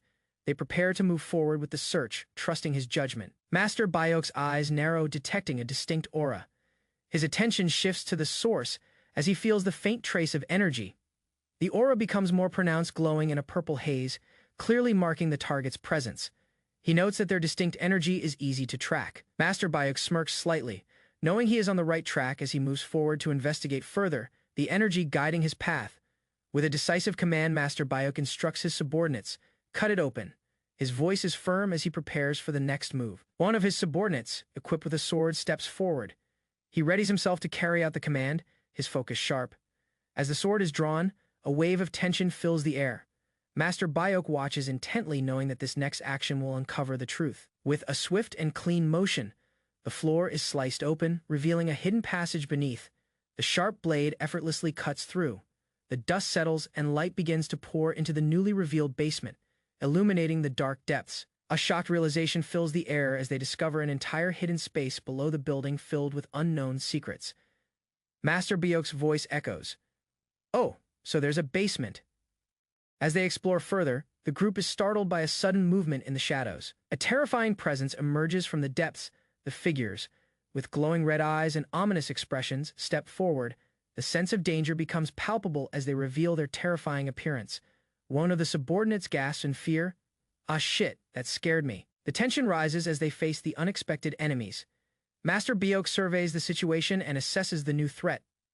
"There are a lot of them down here," he notes, his eyes scanning the growing number of half-Jiangshi. A group of figures with glowing red eyes appear in the shadows, their presence ominous as they surround the scene. The air is thick with tension as the enemies close in. A woman, clearly frightened, calls out to Master Bayok in desperation, her voice trembling with fear. The sense of danger is palpable as she looks toward him for help. The figure's threatening steps are marked by a disturbing sound, signaling the start of a deadly confrontation. The group remains on edge, aware of the looming battle. A surge of powerful energy erupts as Master Bayok unleashes a burst of mystical force. The air crackles as his energy overwhelms the surroundings. His aura radiates intensely, sending shockwaves through the enemies. The ground beneath him shakes as his power gathers strength. The figures around him recoil, some unable to bear the overwhelming force. Master Bayok stands undeterred, exuding confidence in his ability to defeat them. Master Bayok rises to a new level of power, his form enveloped in a blinding light. The sheer intensity of his energy has reached an unimaginable peak. The scene becomes chaotic as his energy unleashes a destructive force, sending enemies scattering in all directions.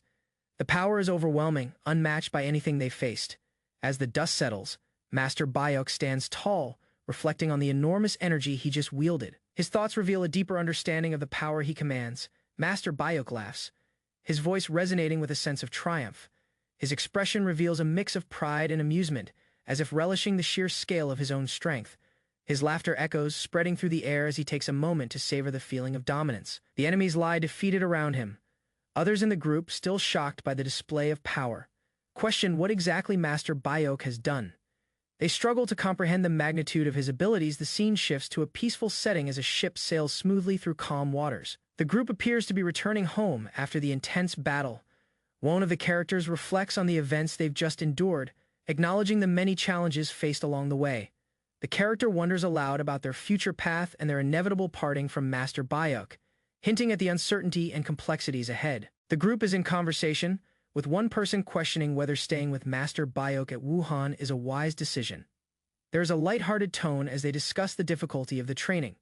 Another character tries to avoid the responsibility of training, expressing reluctance. However, they humorously suggest that the training is inevitable, especially after returning to Master Bayok's side.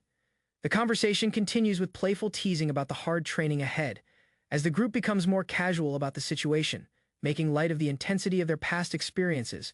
The conversation shifts to a more serious tone, with one person asking why another is looking at them. With such intensity, there is a playful challenge in their words as they try to make light of the situation. The playful banter continues, but one character, now slightly annoyed, remarks on the persistent behavior of another. The atmosphere remains casual, but there is a hint of tension in the air. The scene shifts to a more somber moment with a figure standing alone, looking out into the distance. The mood changes as they reflect on past events, and their thoughts become heavy with contemplation. The character stands in deep thought, reflecting on their past actions and decisions. There is a sense of solitude as they prepare for whatever lies ahead. The scene flashes back to a past event involving Gokyang-do at the pirate fortress, hinting at a significant encounter and the potential dangers that await.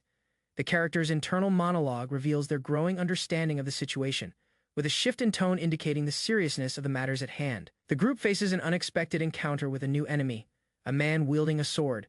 His martial arts skills aren't impressive, but something about him feels threatening.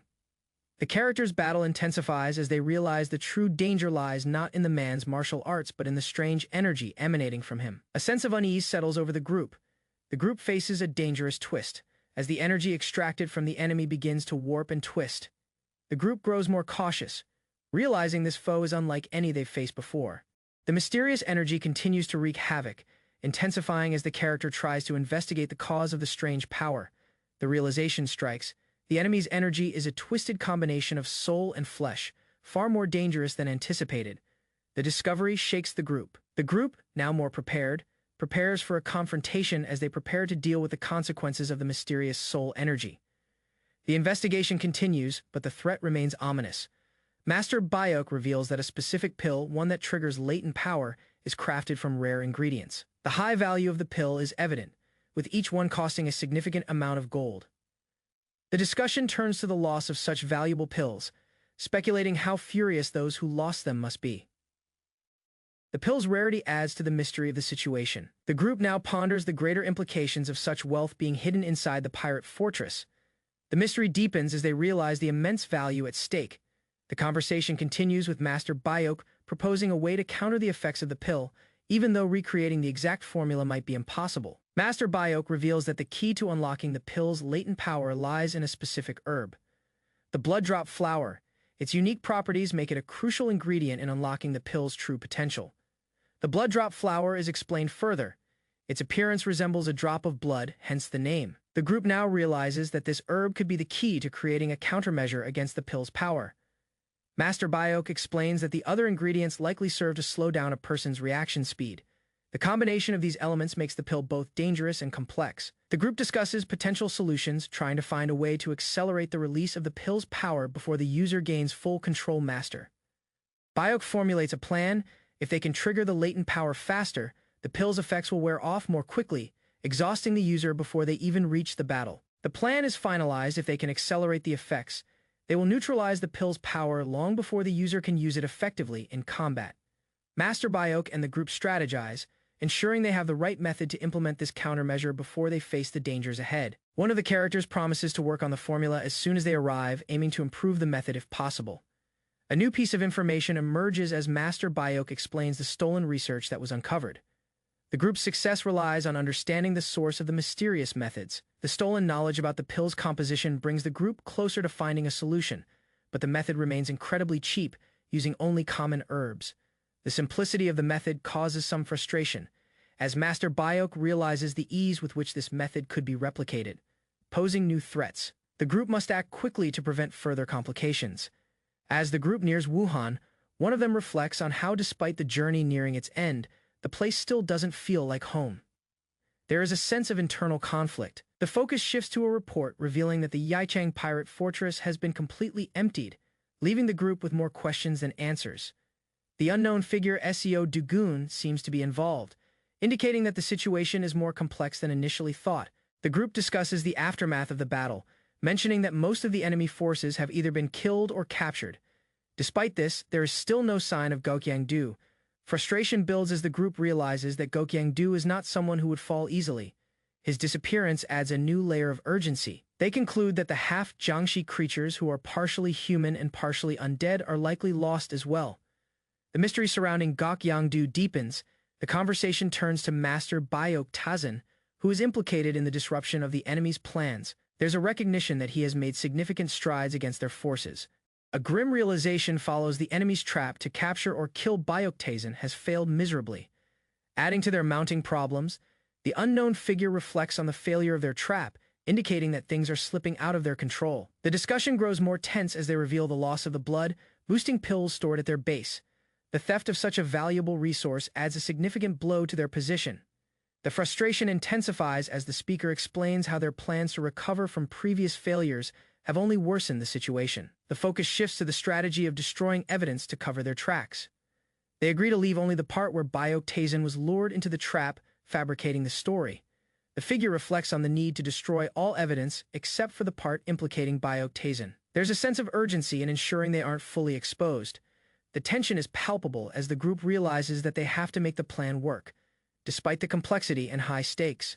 The plan is put into motion.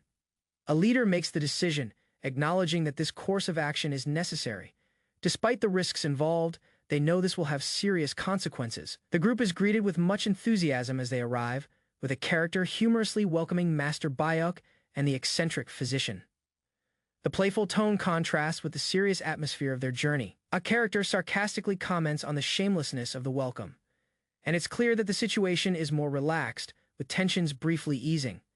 The group's attitudes remain unchanged, despite the lighthearted greeting, reinforcing the unflappable nature of the characters despite the chaos around them. The character in charge invites everyone inside, offering them a warm bath, restorative food, and rare liquor, showcasing the luxury and comfort prepared for the group one of the group members. Jokes about the lavish welcome, teasing the host about showing off with their hospitality. The mood shifts as Master Bayok is asked if he would like to visit the manor, an offer that brings attention to his personal matters. Master Bayok appears surprised when the topic shifts to visiting his brother. This revelation catches him off guard as it seems to have slipped out of his mouth naturally. He contemplates the idea of calling someone a brother, and it feels oddly natural. This sparks the question of whether it's a reflex from the body or a lingering effect of Biotazen's soul. Master Bayok is left wondering about this mysterious bond, feeling a sense of confusion about the sudden connection to the word brother. In relation to his past, Master Bayok agrees to visit his brother, but his attention shifts to meeting with his people first, suggesting that his duty to them takes precedence. The group begins to follow the guide toward the meeting area, with a leader calling out directions. There's a slight misunderstanding about the path, but the group adjusts. The group continues their journey, with Master Bayok leading them, signaling that reconnecting with his people comes before personal matters. The host is eager to make sure Master Bayok is comfortable, but there's a subtle hint that the group may have expected something more from him. Master Bayok's thoughts linger on the strange shift. In the atmosphere, it's a welcome but with underlying tension. The group's members, clearly feeling the heat of the moment, focus on the next steps. It becomes clear that Master Bayok's responsibilities come first, but a looming sense of something important remains. As Master Bayok returns, a flurry of excitement erupts. The newcomers are amazed by his presence and the people are clearly in awe of his power. Some of the group members whisper in admiration, commenting on Master Bayok's extraordinary abilities. Their awe only intensifies at the sight of him. A commanding voice interrupts the excitement, ordering everyone to return to their tasks. The sudden shift in tone brings a silence to the crowd, but there's still an underlying sense of respect. Master Bayok, now with his usual calm demeanor, orders the group to return to their duties, reinforcing his authority. A comment is made about how Master Bayok has become even more charismatic since his time away. His change is noticed by those around him. The conversation shifts to a quieter note where someone reflects on Master Bayok's transformation, noting that he might be gradually returning to his true self after recovering from his illness. Meanwhile, a figure reflects on the changes in Master Bayok. Noting the growing interest in him, they realize that things are starting to get more complicated and interesting. A brief conversation reveals that the Manor Master has summoned Biotazen, confirming that his presence is indeed necessary. As the scene closes, a woman named Che Miriong, who is revealed as the wife of Biotazen, watches the situation unfold. There's a sly expression on her face as she senses the tension and intrigue in the air. Che Miriong, the wife of Biotazen, stands confidently, speaking to someone in the shadows. She reveals that the Manor Master has called for Biotazen, an indication of something significant happening. The individual responds affirmatively, confirming that the Manor Master indeed summoned Biotazen immediately. This hints at something important unfolding within the manor. Che Miriong, with a sly smile, reflects on the situation. She recognizes that things are starting to get interesting, and that there may be a larger game at play in the coming events. Che Miriong, once again speaking, reveals her disbelief at the River Marshal Alliance's sudden business proposal. She expresses doubts about the sincerity and seriousness of such an unexpected move. The scene shifts to the inside of the manor where several men sit around a table, discussing the proposal. They explain that the River Marshal Alliance is offering to establish a branch in Wyam, and they want exclusive rights to supply the alliance with paper and alcohol. Che Miriong, her expression full of fury, asks aloud, "Who do they think Biotazen is?" She finds the demands absurd and beyond her expectations, showing her growing frustration. In a dimly lit room, the plan to investigate Bayok-Tazen intensifies. A man suggests that they need to dig deeper into Bayok-Tazen's connection with the River Marshal Alliance. Che Marayong insists that the investigation isn't enough. She demands that they uncover everything about Bayok-Tazen, including his ties, weaknesses, and even his enemies. Miriong concludes that once they gather all the necessary information, they will formulate a plan to handle Bayok-Tazen and ensure their position in the coming events. Che Miriong makes it clear that their goal is to become the true head of the Golden Wall Merchant Guild. She says this is the only way to ensure Bayok-Sang, Il and Bayok-Wuhyung are pushed aside. The man standing next to her agrees with the plan, acknowledging the importance of their next steps. His nod of agreement confirms the deepening alliance between them. Miriong adds that their ultimate goal is to seize control of the Joseo Pavilion, further solidifying her ambition to take control of the larger operations at play. The scene shifts as a group of men discusses the growth of Bayok-Tazen's power. His seemingly weak demeanor was once overlooked, but now it is becoming clear that he is a rising threat. One of the men expresses concern that they can no longer leave him alone. With Tazen's increasing power, they can no longer afford to ignore him, or it may be too late. The group cheers as they finally see Bayok-Tazen emerge. One of the men calls out to him, and despite the chaotic mood, there's a sense of urgency and anticipation for what lies ahead. Bayok-Tazen, sensing the true purpose behind his warm reception, reflects on the situation. He acknowledges that the River Marshal Alliance has requested something from the Golden Wall Merchant Guild before they depart for Yekyang-Tazen. Still calm, continues to consider the business dealings between the guild and the River Marshal Alliance. He realizes that once they return to YM, the workload and challenges will become much more intense. As he ponders, his serious expression hints at his awareness of the trouble brewing in the shadows. The growing sense of urgency begins to weigh on him. Tazen is interrupted by a sudden disturbance. He clicks his tongue in frustration, clearly annoyed by the bothersome situation. He turns his attention to an approaching administrator. The administrator, slightly flustered, tries to maintain composure as he offers a response. He sincerely hopes that Tazen will meet the Manor Master first, possibly to resolve some immediate issue. With a faint smirk, Tazen agrees, but his expression hints at his growing impatience. He knows there's more at play here than just simple business. With an indifferent expression, Tazen dismisses the administrator's request with a single word, "Fine then." He begins to move away, his footsteps echoing with purpose. One of the men, clearly hesitant, tries to stop him, but Tazen's cold demeanor shuts him down immediately. A flash of tension runs through the crowd, the moment charged with palpable energy. As Tazen walks away, he glances over his shoulder and orders, "Go to the White Flower House." His words, commanding and final, leave the group with little room for further objection.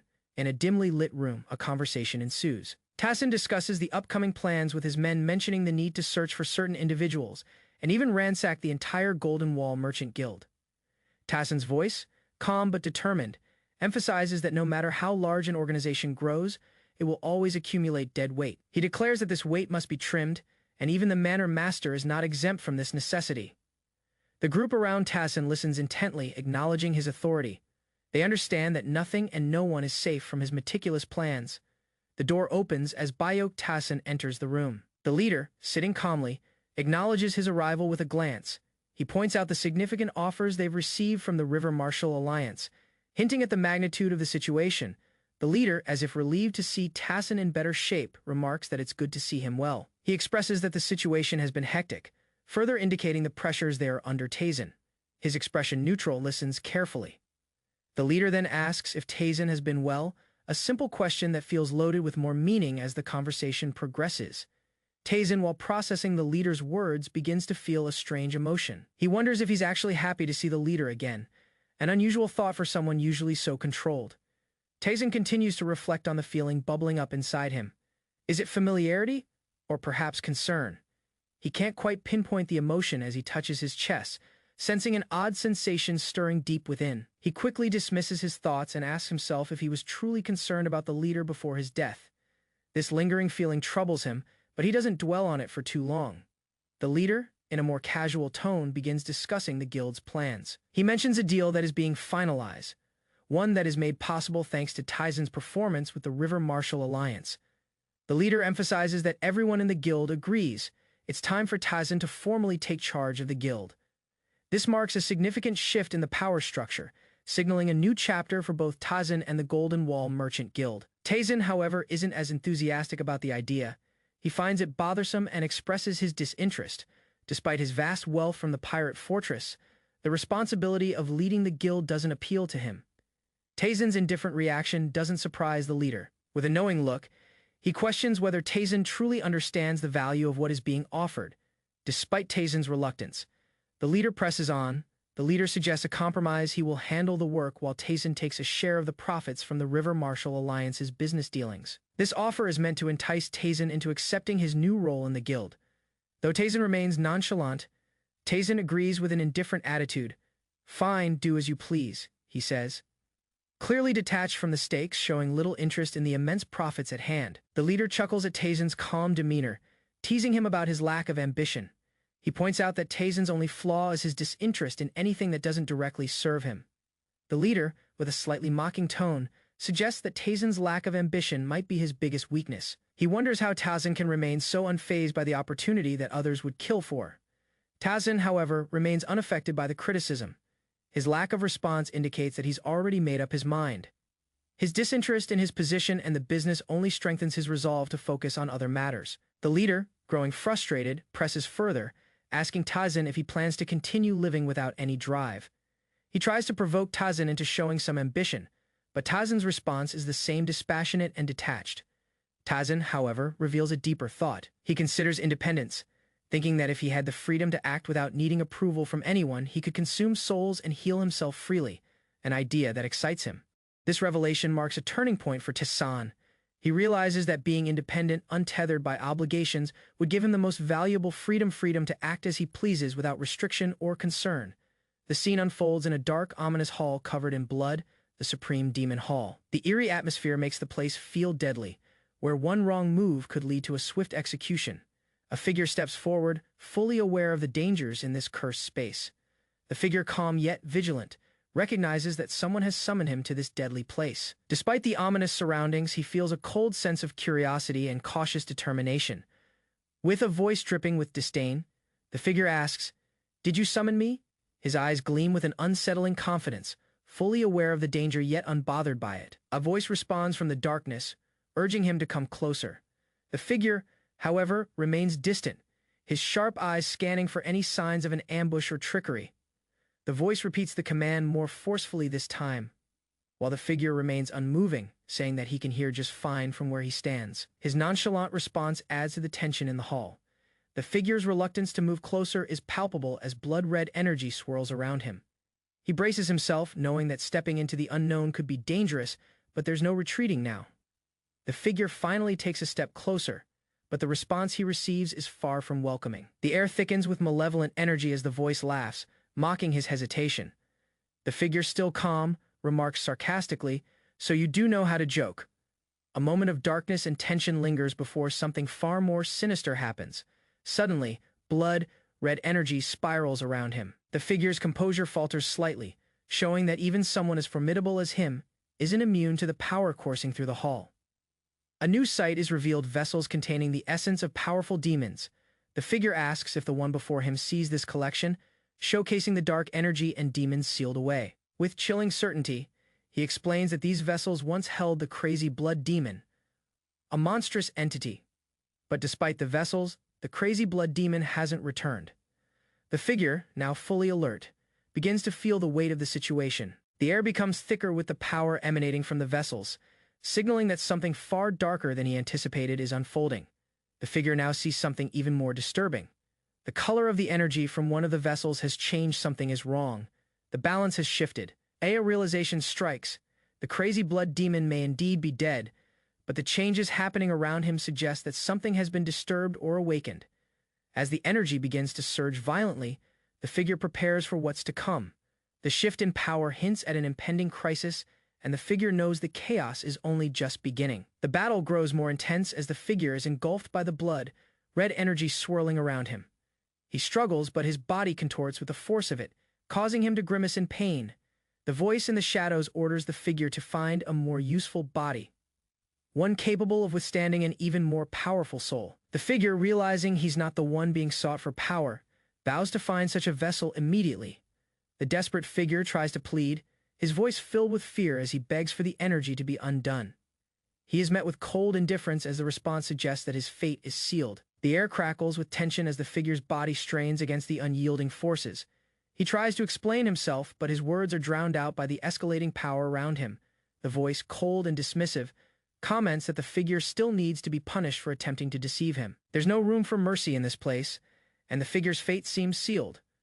The figure realizes his deception has been exposed, cursing himself for thinking he could escape. As the blood-red energy tightens its grip, the figure's cries echo through the hall, signaling his impending doom. The scene shifts, showing a calm and serene setting, with a view of a temple-like structure. Inside, the conversation takes a strategic turn. One man asks about the preparations, clearly focused on the next move. The other man responds confidently, revealing that they've already absorbed all the surrounding black market forces near the Donggu bodyguard agency. But doubt lingers as he asks about moving forward without permission from their superiors. Despite the potential risk of expulsion from the cult, the first man remains unfazed. He gives his full support to moving ahead, knowing that their plans must continue, even if it means stepping outside the boundaries.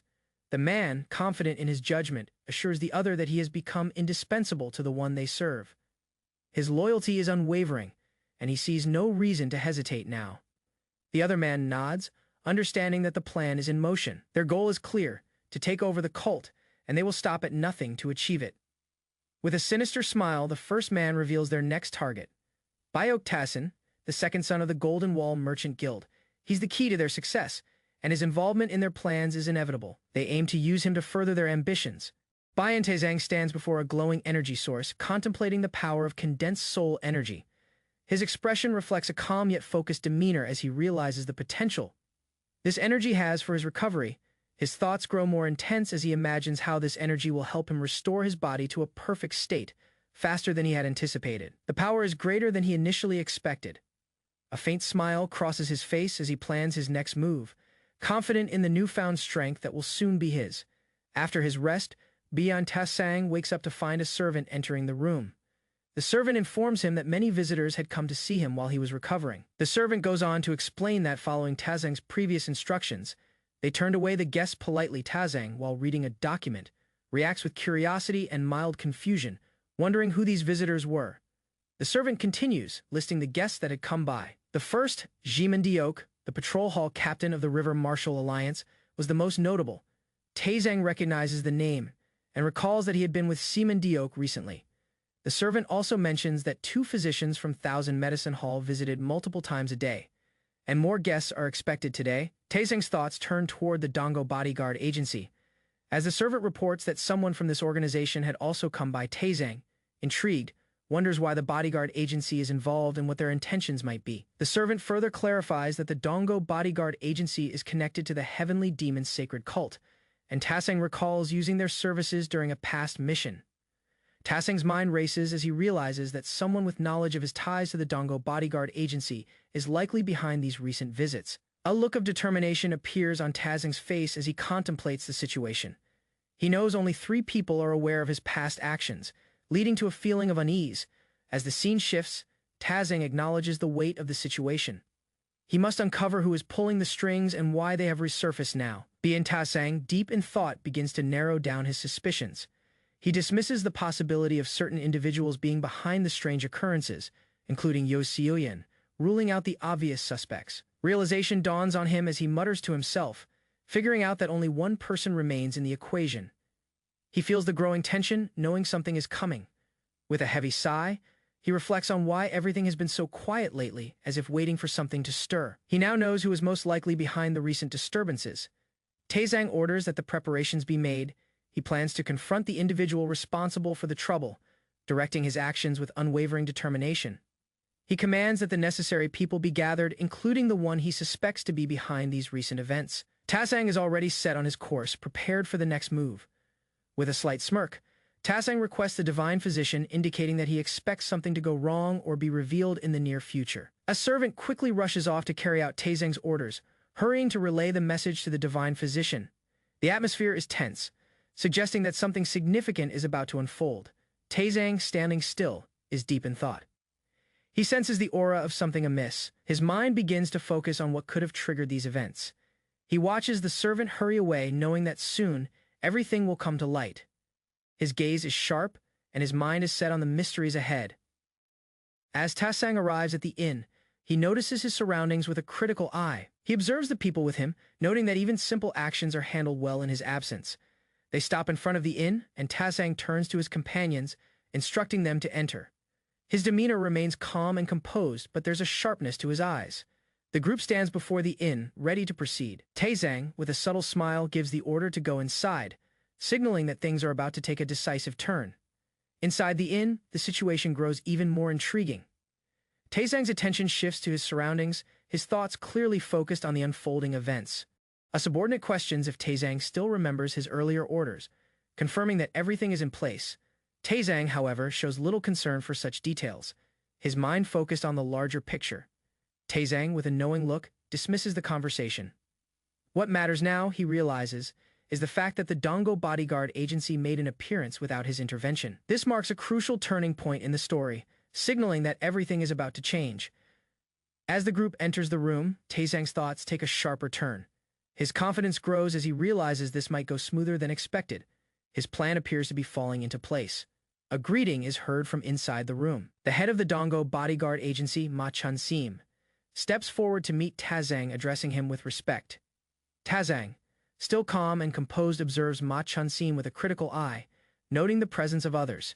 The situation continues to unfold smoothly, with more players in motion. Ma Chun-sim orders the others to bow and properly greet Taesang. Some of them seem a bit reluctant but comply, offering their respect. A few men in the room smirk and speak in an almost mocking tone, showing their allegiance to Taesang. They express their confidence, clearly anticipating his leadership. Taesang, unfazed by the mixed reactions, questions whether these are the individuals he is now expected to work with. His face reveals slight dissatisfaction, sensing something off about the group. As the conversation continues, Taesang's demeanor shifts. He notices something concerning about the group, realizing they come from the underworld, which explains their sloppiness. The divine physician, sensing the rising tension, continues to speak in support of their commitment to Taesang. He emphasizes their loyalty, although his words appear to have a hidden meaning. Taesang, watching everything unfold, responds calmly. He acknowledges the physician's words but is already mentally preparing for what's to come next, unsure of whether to trust the gathered group entirely. Taesang grows increasingly impatient with the distractions. He directs the group to take the matter to a quieter room, but his tone hints at a more direct course of action. The divine physician, nervous but compliant, agrees to the suggestion, asking to speak in private. There's an underlying sense of urgency in his voice. Taesang, ignoring the physician's concerns, declares they should begin immediately, ready to move forward with his plan. His mind is already set, and he doesn't need any more delay. In a sudden, swift move, Taesang unleashes his power. The room erupts in chaos as his forceful strike lands, shocking everyone. The crowd reacts with panic as Taesang takes control.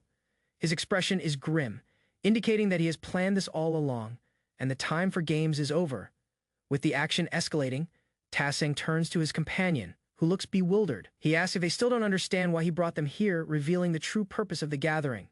As the group nervously watches the situation unfold, the divine physician starts to sweat nervously, forced to laugh uncomfortably. His mind races, wondering why he's even here. One of the men, equally as anxious, demands an explanation, unable to hide his confusion. Taesang, standing unwaveringly, calmly acknowledges the situation. With a sly smile, Taesang mocks the situation, noting that he expected them to have prepared more in advance, but their lack of preparation only makes things more interesting. Taesang's words cut through the air as he sarcastically criticizes their lack of effort, demanding they stop holding back. His voice commands authority, creating tension in the room. The people in the room freeze, shocked and unsure of how to react to Taesang's harsh words. A man speaks out, his voice trembling, fearing that further resistance might lead to destruction. Taesang's expression hardens.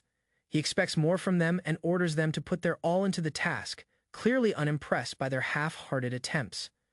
The group struggles under Taesang's intense gaze. His power and presence are overwhelming, and one man, in particular, begins to question if they've bitten off more than they can chew. He trembles, realizing that they are out of their depth. The situation grows desperate, and they begin to question whether they will survive Taesang's training.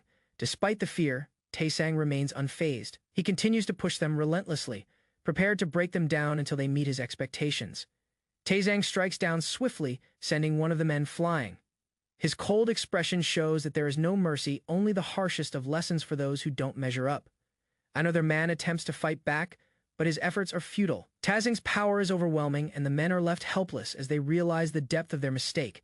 Tazing smiles, almost enjoying the spectacle. The man who tried to fight back is crumpled on the ground, and Tazing's expression is one of quiet satisfaction. A moment of realization dawns on one of the men. As he lies on the ground, he comes to understand the severity of their actions. He begs for Tazing's mercy, pleading for his life. Tazing responds with a cruel smirk, acknowledging the man's fear, but offering no reprieve. The time for mercy has long passed. With cold eyes, Tazing delivers his final command, telling them to understand why they are being punished. The fear among the group deepens as they realize their fate is sealed. The scene shifts to a calmer moment where a figure stands amidst the wreckage. Surviving the brutal training, the atmosphere is thick with the weight of the situation. A slight smile appears on the survivor's face, recognizing their victory. The tension in the room starts to lift as they realize they have survived the ordeal. The survivor looks forward, acknowledging the end of the brutal experience with a quiet but determined expression, reflecting on what's to come next. Tazing turns to face the one who has been following him, his expression as cold as ever. He calmly remarks that he needs to have a private conversation with the person. The command is clear. The person is taken to a specially prepared room. Tazing's eyes hold an unreadable intensity as he prepares for whatever is to come. The conversation begins, and Tazing's voice is sharp and direct, questioning the assumptions about his identity. The person in front of him is forced to reconsider their thoughts. Tazing presses the question further, prompting the individual to confirm that they believe he is the son of the heavenly demon. The response is almost instant as the person acknowledges their belief, unsure of how else to view Tazing. Tazing lets out a slight, almost sarcastic laugh. He dismisses the assumption, making it clear that the connection to the heavenly demon is not what it seems. The conversation takes an unexpected turn as Tazing challenges the individual's perception, asking them why they thought he resembled the heavenly demon. The person hesitates, considering Tazing's question. Their mind races to piece together the reason for the confusion. With a steady gaze, Tazing explains the situation, revealing the surprising connection between his appearance and the heavenly demon, and how this confusion could be a tool for his own advantage. The conversation shifts once more, and Tazing's eyes harden as he questions just how much the person has truly planned. The individual responds with uncertainty, mentioning the covert operatives and their ongoing mission. Their words falter under Tazing's piercing gaze. Tazing cuts them off abruptly, ordering the person to stop speaking. His tone is final and commanding, showing that he has already made his decision about the course of action to follow. Tazing stands in the dimly lit room, his aura heavy with intensity. His thoughts are filled with the memories of his past life, a life filled with violence and chaos. He declares that he no longer wants to live loudly but only desires a quiet life now. His expression hardens as he speaks the words, directing them at the one who dares to disrupt his plans. His frustration is palpable as he warns them not to escalate the situation further. A dark energy surrounds Tazing as he releases his full presence. His eyes glow with an intense power, a silent threat to the one who has dared to challenge his desire for peace. He speaks with chilling calmness, addressing the person directly, preparing for what comes next. The tension in the room grows as the threat becomes clear. The person in front of Tazing starts to panic, feeling the full weight of Tazing's power bearing down on them. Tazing's voice cuts through the air, cold and menacing. His expression remains unreadable as he warns the person once again to stop. The energy surrounding Tazing pulses with a dangerous force. His words are final, and there is no room for negotiation. The person's fate is sealed, and they are left trembling, understanding the depth of their mistake. Meanwhile, on the Yangtze River near Wuhan, a boat glides through the waters. A lone figure stands on the deck, contemplating the journey ahead. The figure, dressed in simple clothing, looks out at the horizon and speaks, noting that they are almost at Wuhan. Their voice carries determination, a quiet resolve to face what lies ahead. Tazing stands alone, staring ahead with a focused expression, contemplating his next move. His eyes reveal the tension in the air as the surrounding environment is dark and filled with an ominous presence. The shadows seem to echo with the sounds of the wind. Tazing's thoughts are filled with turmoil, hinting at the challenges he faces ahead. He walks away, seemingly disturbed by the situation. With determination, Tazing realizes the scale of the problem. His expression tightens as he reflects on the schemes that have disrupted his life and the looming figures in the underworld that are now involved. The scene shifts to a tense discussion in a room filled with books and flickering light. Tazing's counterpart, who is visibly shaken, exclaims about the chaos that is unfolding. He mentions the disturbance in Wuhan and the involvement of a rogue faction. The tension rises as Tazing's ally comments on how unusual it is to see the normally composed Go Junkwang in such an agitated state. The ally reflects on the urgency of the situation and how they may need to adjust their plans. Despite their past rivalry, the two decide to join forces in order to face the growing threat. They recognize that working together may be their only option, though a price will be required for such an alliance. Taizan continues to strategize, his eyes narrowing with focus. He ponders the need for a body strong enough to contain the powerful soul stored in his gourd. Taizan's thoughts shift to Wuhan. He knows that the forces causing chaos there cannot be ordinary, and the solution lies within the city. He contemplates finding someone suitable for the soul infusion. His decision is made. Taizan will begin his search by targeting one of the powerful merchant guilds in the area, setting his sights on the Golden Wall Merchant Guild. Arriving at the Golden Wall Manor, Taizan surveys the estate with a sharp eye. The place seems ordinary on the outside, but he knows there's more lurking beneath the surface. Inside the manor, a strange individual presents an intriguing object, a glowing orb. Taizan inspects it closely, questioning its potential. The man explains that the orb is a special creation, the Dubi Divine Elixir, which he claims is a powerful concoction he's been perfecting. Taizan's face remains impassive, intrigued yet skeptical about its true nature. Taizan dismisses the name of the elixir with a wry remark, clearly unimpressed by its flashy title. The scene then transitions to a flashback of 2 days prior. In the flashback, Taizan reflects on his ambitions and previous attempts to expand his influence, which were thwarted when his scheme to work with the Dongo bodyguard agency fell apart. Taizan watches as the agency's downfall plays out. The once promising alliance is shattered, and he contemplates how everything has returned to its original state, leaving him with no choice but to move forward with new plans.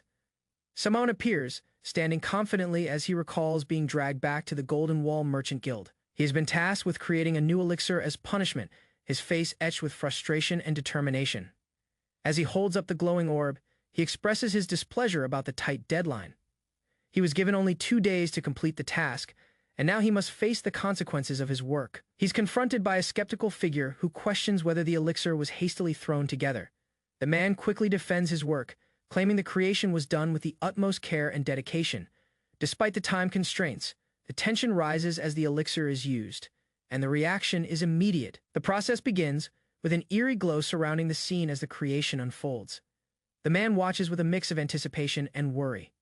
Sweat beading on his forehead, he anxiously asks if the elixir has worked, his voice full of uncertainty. The figure watching closely remains silent for a moment before responding with a smug expression. The outcome of the elixir's effect is yet to be fully revealed, and the atmosphere is tense with unanswered questions. The creator of the elixir reflects on the supreme authority of Master Bayok, acknowledging the overwhelming aura and the deep connection that ties him to the mysterious past of the Supreme One. He's fully aware that he must remain in the Master's good graces. The creator expresses a sense of reverence mixed with fear. He knows that his soul is now poured into this creation, his life's work and devotion reflected in the ultimate elixir. As the scene intensifies, he resolves to never fall out of favor with Master Bayok. His obsession with gaining the Master's approval only grows stronger as he watches the effects of his work unfold.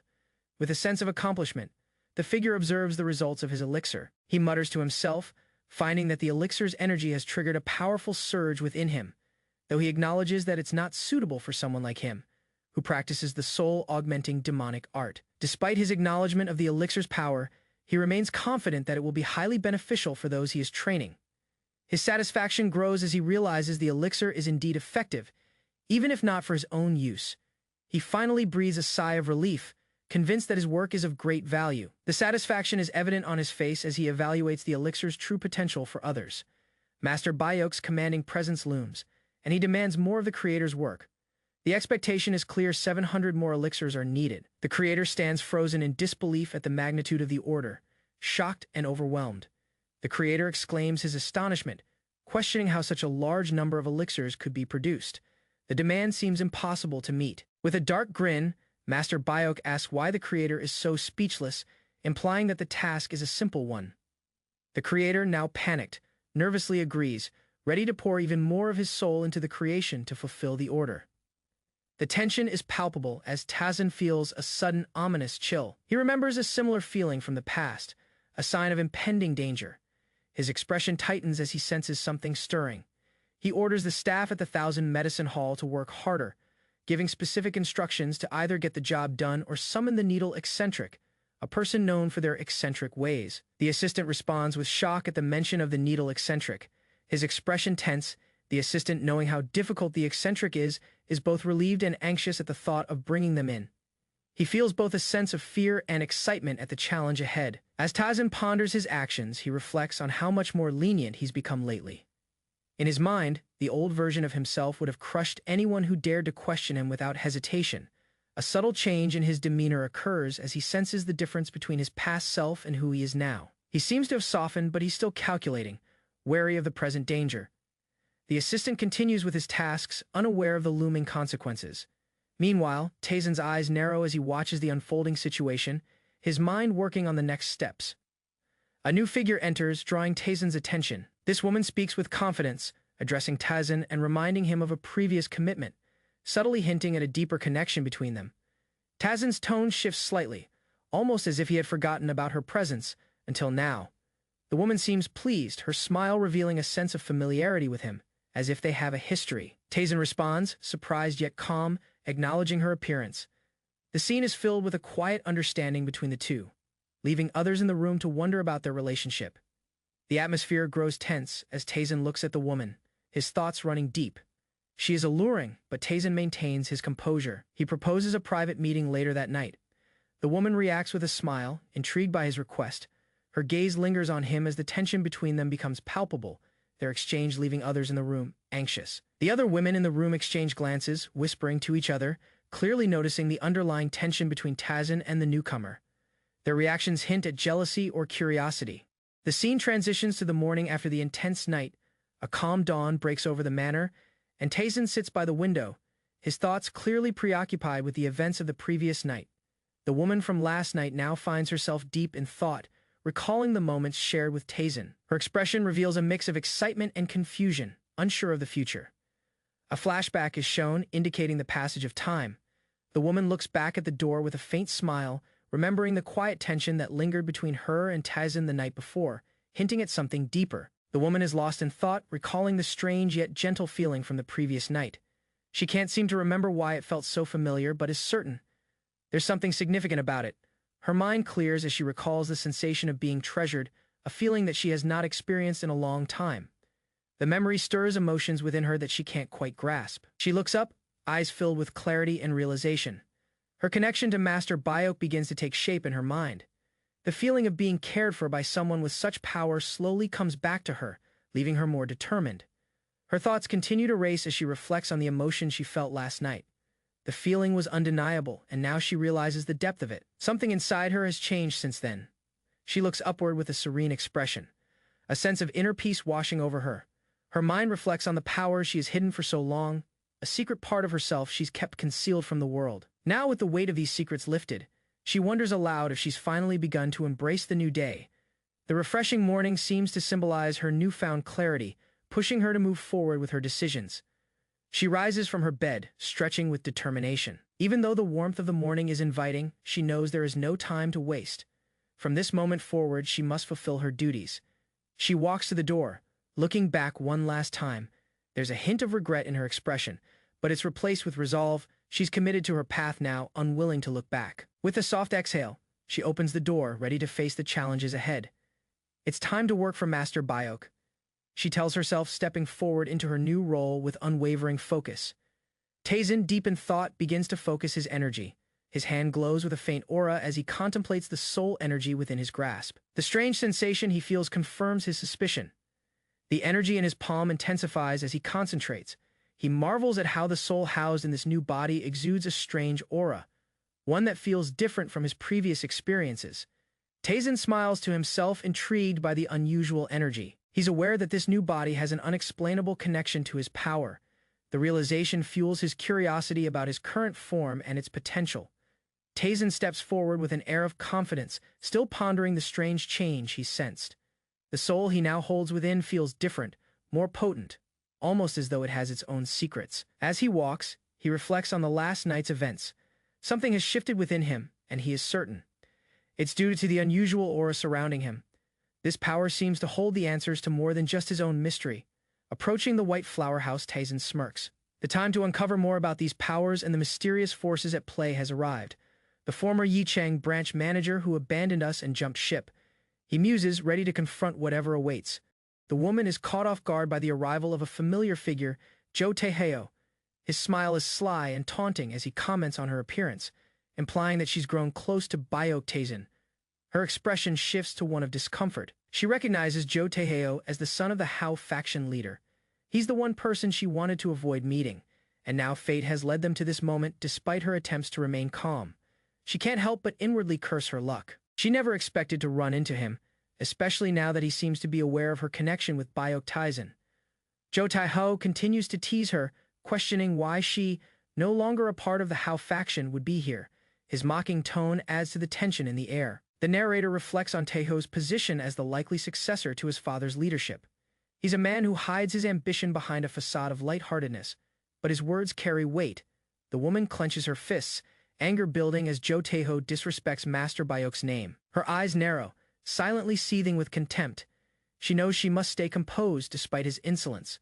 Zhou Taihao, now seemingly in a more playful mood, reveals his next move with a malicious grin. He has a plan to dismantle the arrogance of his opponents, including the woman in front of him. She remains silent, her gaze cold as she watches him, waiting for him to elaborate. Taiho's confidence grows as he senses her unease, but she refuses to show any weakness. Taihao continues, his words dripping with malice. He mocks her, suggesting that if she's turning her back on them completely, she must have an ulterior motive. He implies that she is not being entirely truthful. The woman stands firm, her voice cutting through the tension as she reveals her purpose for being there. She's come to retrieve information on Wuhan, as requested by Master Bayok. Zhou Taihao, with a slight chuckle, casually dismisses her answer. He reaches for something on the table, revealing a stack of documents. He claims he already has the intel she needs. However, Taishu hints that the documents might not be what she expects. His playful grin suggests that he has something more to hide, leaving the woman suspicious of his true intentions.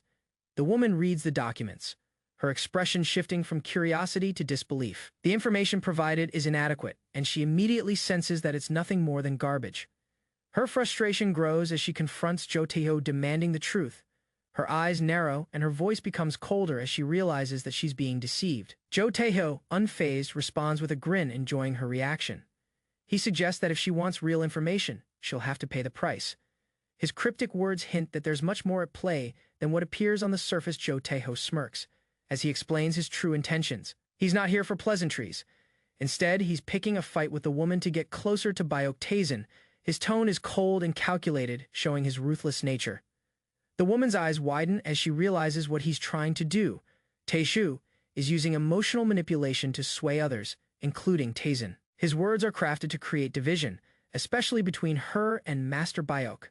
Taihao grins, enjoying the chaos he's causing. His ability to persuade others is a dangerous weapon, and he's determined to drive a wedge between the woman and Master Bayok. His intentions are clear now. He wants to isolate Taizin. Zhou Taihao begins to leave, his confidence unshaken. He informs the woman that he's headed to the Golden Wall Manor to meet Master Bayok, a calculated move to get closer to him. The woman is frantic, realizing the danger of Taihao meeting Master Bayok. She knows that he's a manipulative force, and the thought of him gaining favor with Bayok Taizin fills her with dread. With a burst of urgency, she runs toward the exit, determined to stop him. She cannot let him get any closer to Master Bayok, not with his dangerous intentions. The woman races through the halls, her footsteps echoing as she hurries to stop Taihao. The sense of urgency is palpable as she runs toward her destination. She reaches the village street only to find it crowded with people. Her heart sinks as she realizes that Taiho's plan to block her path has worked. He surrounded the area with agents. Taiho's laughter rings out from the distance. He anticipated her actions and deployed agents to ensure her delay. His voice echoes as he casually remarks that she will have a difficult time getting back now. Despite the crowded streets and obstacles in her way, the woman remains resolute. She can't afford to waste any more time. Taihao watches with amusement, revealing that he's orchestrated the entire situation. His agents are everywhere, and he's confident that the woman won't be able to return without difficulty. A man with a wicked grin on his face watches from a distance, confident in his plans. He comments that he had expected things to unfold this way and had deployed agents from his faction everywhere. He smirks, believing that anyone trying to return will face difficulty. The scene shifts to a woman dressed in dark attire. Running through a narrow alley, her expression shows that she is in a rush and alarmed. It is clear that she is being pursued by something or someone dangerous. Suddenly, a stampede of pigs charges down the alley, causing the woman to panic even more. Her eyes widen as she tries to avoid the unexpected and chaotic scene. Questioning what's happening with the pigs, the woman continues to flee. now fully aware of the pigs charging toward her. Her feet slide on the slick ground as she struggles to escape the growing danger behind her. Her face reflects pure confusion and fear. As the pigs rapidly close in on her, the woman's desperation grows. She pushes herself harder, sprinting through the streets with her heart racing. She can see people watching, but they don't intervene. The street is becoming crowded as the chaos unfolds, still running. She glances over her shoulder, now realizing that she is not just being chased by pigs, but something more sinister. Her breath comes quickly as she tries to escape this strange pursuit. The woman leaps into the air to avoid the swarming pigs, narrowly dodging the chaos. The pigs charge forward, knocking over carts and people along the way. The woman remains calm, knowing that her escape is not over. As she runs, she reflects on her past experiences. Her thoughts reveal her confidence, having been trained in the ways of the Hao faction. She's no stranger to danger. Despite the chaos, she remains poised, determined to navigate this perilous situation. The woman darts toward a nearby building, hoping to evade the pigs and find shelter. Her skill and agility allow her to slip into the shadows just as the pigs charge past her position, missing her by inches. Inside the building, she stops to catch her breath, glancing out from behind the door to make sure she's safe. The pigs continue to wreak havoc outside, but she knows the danger is far from over. A voice from behind her startles her, and she turns to see a figure emerging from the darkness of the room. A man stands, his presence commanding attention. His words are sharp, questioning who was behind the pigs and how they had managed to orchestrate such chaos. The woman stands tall, unfazed by the man's words. She seems to know who he is and responds in a calm voice, revealing that this was just a small part of a larger game at play. Her confidence is evident as she prepares for the next move. Outside, a man dressed in formal attire watches the mayhem unfold. His expression one of displeasure. He sighs deeply, mentioning how a man named Zhou Taiho has gone too far with these tactics. He is clearly frustrated, yet prepared to deal with the situation at hand. Inside the building, a messenger approaches the man, informing him of a visitor. The visitor is from the Hao faction, a name that brings a certain level of concern to the leader. The leader acknowledges the message and gives a calm order to let the visitor in. He remains composed, though the weight of the situation is clearly on his mind. As the visitor enters, the atmosphere grows tense, signaling that negotiations or decisions are about to unfold. A man standing tall with an imposing expression speaks confidently. He is revealed to be the son of the leader of the Hao faction, introducing himself and confirming that he's here to deliver information that was previously requested. He reveals his position as the next leader of the Hao faction. The man continues speaking, mentioning that he not only came to deliver the requested information, but also has something important to say regarding the Yikan branch leader. His tone is serious, and his words carry weight, suggesting there is much more at play here. Behind him, a woman stands, listening to the conversation unfold. She shows a hint of concern as the man continues, but she refrains from interrupting. The man's words seem to cause her some unease, and she appears to be calculating the implications. The scene shifts to the woman, who expresses frustration over the situation. She's clearly upset, letting out a sigh, and she curses Zhou Taiho under her breath. She's realizing that the man's presence and his actions have been part of a larger plan that's now affecting her. Her eyes narrow as she contemplates the situation. The weight of the past hour of interactions has left her feeling betrayed and frustrated. She's conflicted about the situation and the man's true intentions. Considering how everything has played out, the woman clenches her fists, her anger building as she resolves to face this head-on. She is not going to let this manipulation slide without repercussions. Her determination is clear, and the stakes are now higher than ever. The scene transitions to a more intimate setting where the woman and the man are in conversation. The man is holding a scroll and discussing the details of what transpired. His explanation focuses on how someone tried to impede his progress, causing delays. It is evident that he's maneuvering in this delicate situation to come out on top. The man advises the woman to use the stolen intel to gain favor and turn the situation to their advantage. His smirk implies that he is confident in their ability to manipulate the ongoing events to their benefit.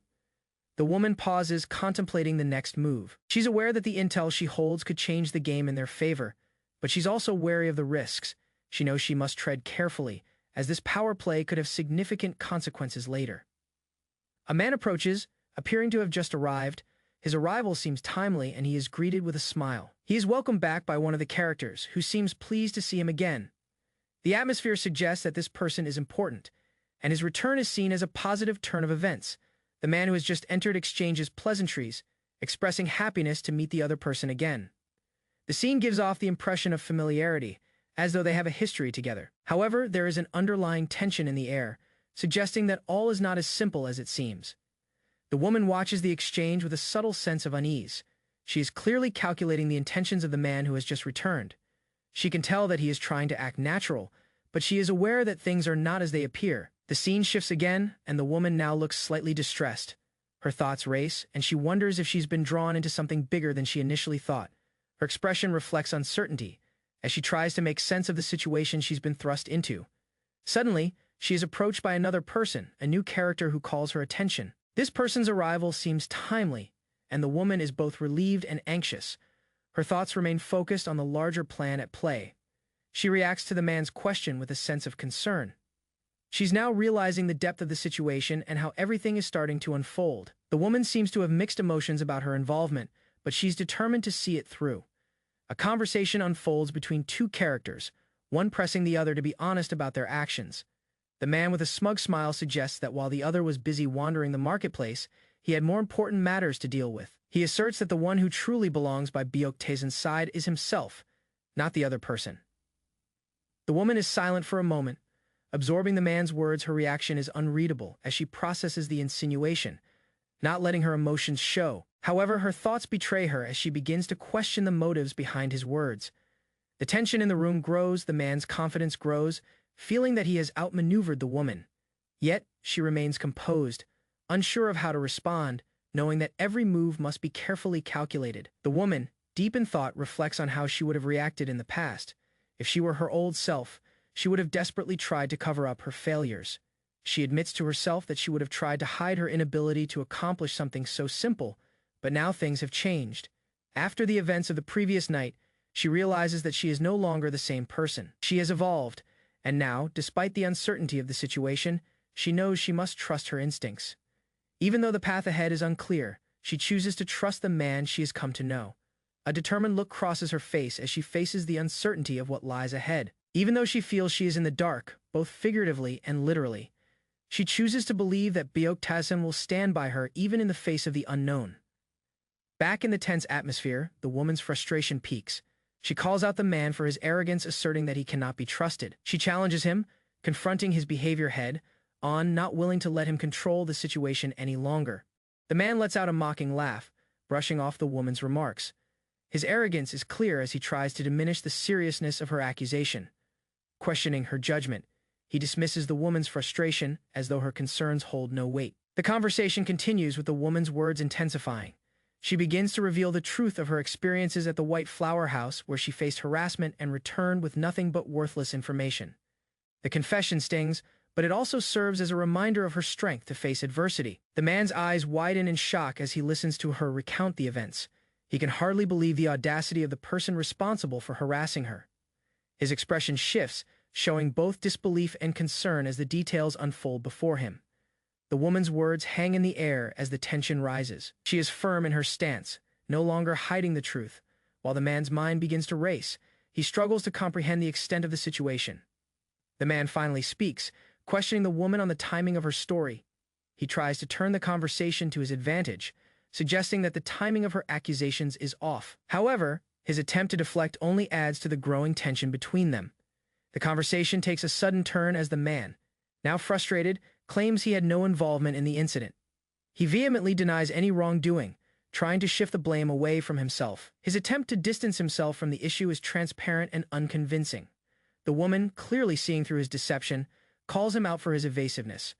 She is no longer playing the game of politeness, recognizing the truth behind his actions. Her distrust is evident as she addresses the man directly, questioning his integrity. As the tension escalates, the man tries to maintain a composed facade, but his eyes flicker with doubt. The woman, standing her ground, forces him to confront the truth, leaving him little room to maneuver.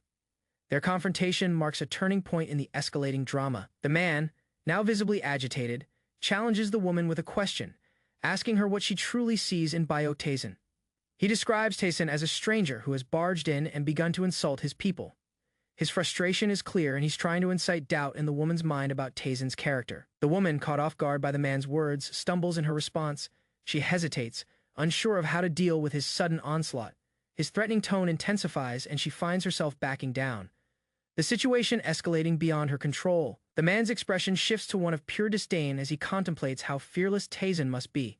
He wonders what's running through Taizan's mind, curious to see how such a person can remain so confident in the face of confrontation.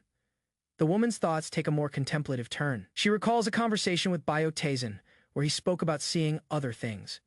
She begins to focus her thoughts and looks deeper, revealing the hidden truths behind the man's intentions. What she discovers causes her to pause. Through her unique ability to see beyond the surface, she glimpses Zhou Taihu's true thoughts. The image of his mind reveals a grandiose belief. Zhou Taihu is driven by an ambition to conquer the world, all while believing he can manipulate others to his will. His thoughts are twisted with arrogance. The woman, now fully aware of the dark intentions hidden behind Zhou Taihu's words, reacts with disbelief. His thoughts reflect a vile lust and a complete disregard for those around him. She is repulsed by the vision of his mind, now fully understanding the depth of his malice. As the tension builds, Zhou Taihu begins to lose his composure. He denies the accusations with fervor, shouting that what the woman claims is impossible. He tries to deflect, but his body language betrays his growing fear and desperation. He challenges the woman, asking how she could believe such absurd lies. His words grow louder as he desperately tries to convince her that his intentions are pure. The growing tension in the room is palpable, and the woman stands firm, not swayed by his protestations. The woman, knowing the danger of the situation, leans in closer. She demands to know if he truly expects her to believe him after everything that's transpired. Her voice is cold and unwavering, exposing the man's lies for all to see. Zhou Taihu, now clearly enraged, reaches for something hidden within his robes, intending to strike back. His anger boils over as he declares his intentions. His hand trembles, but his eyes are set with a malicious determination. In a moment of pure rage, Zhou Taihu swings at the woman, unleashing a deadly attack. The force of his blow sends shockwaves through the air. His intentions clear. He will stop at nothing. To silence those who stand in his way, the woman, aware of the incoming threat, raises her hand in defense. The air between them crackles with tension as Zhou Taihu's attack closes in. Her calm demeanor contrasts sharply with the fury in his eyes. The woman watches as Zhou Taihu's assault is blocked effortlessly. She maintains a cold composure, unfazed by the violence around her. Her gaze sharpens as she evaluates the man before her, recognizing that his rage is a reflection of his own insecurities. Zhou Taihu, realizing the power imbalance, grits his teeth in frustration. He gasps for air, his chest heaving as he attempts to regain control of the situation. His arrogance falters for a moment as he realizes how easily he has been outmatched. With a calculating smile, the woman steps closer, her words dripping with intent. She warns Zhou Taihu of the consequences of his actions, letting him know that while she won't kill him immediately, the pain he'll endure will be far worse than death. Zhou Taihu's eyes widen in realization of his grave misstep. Zhou Taihu is on his knees, his body racked with pain as Master Biok exerts control over him.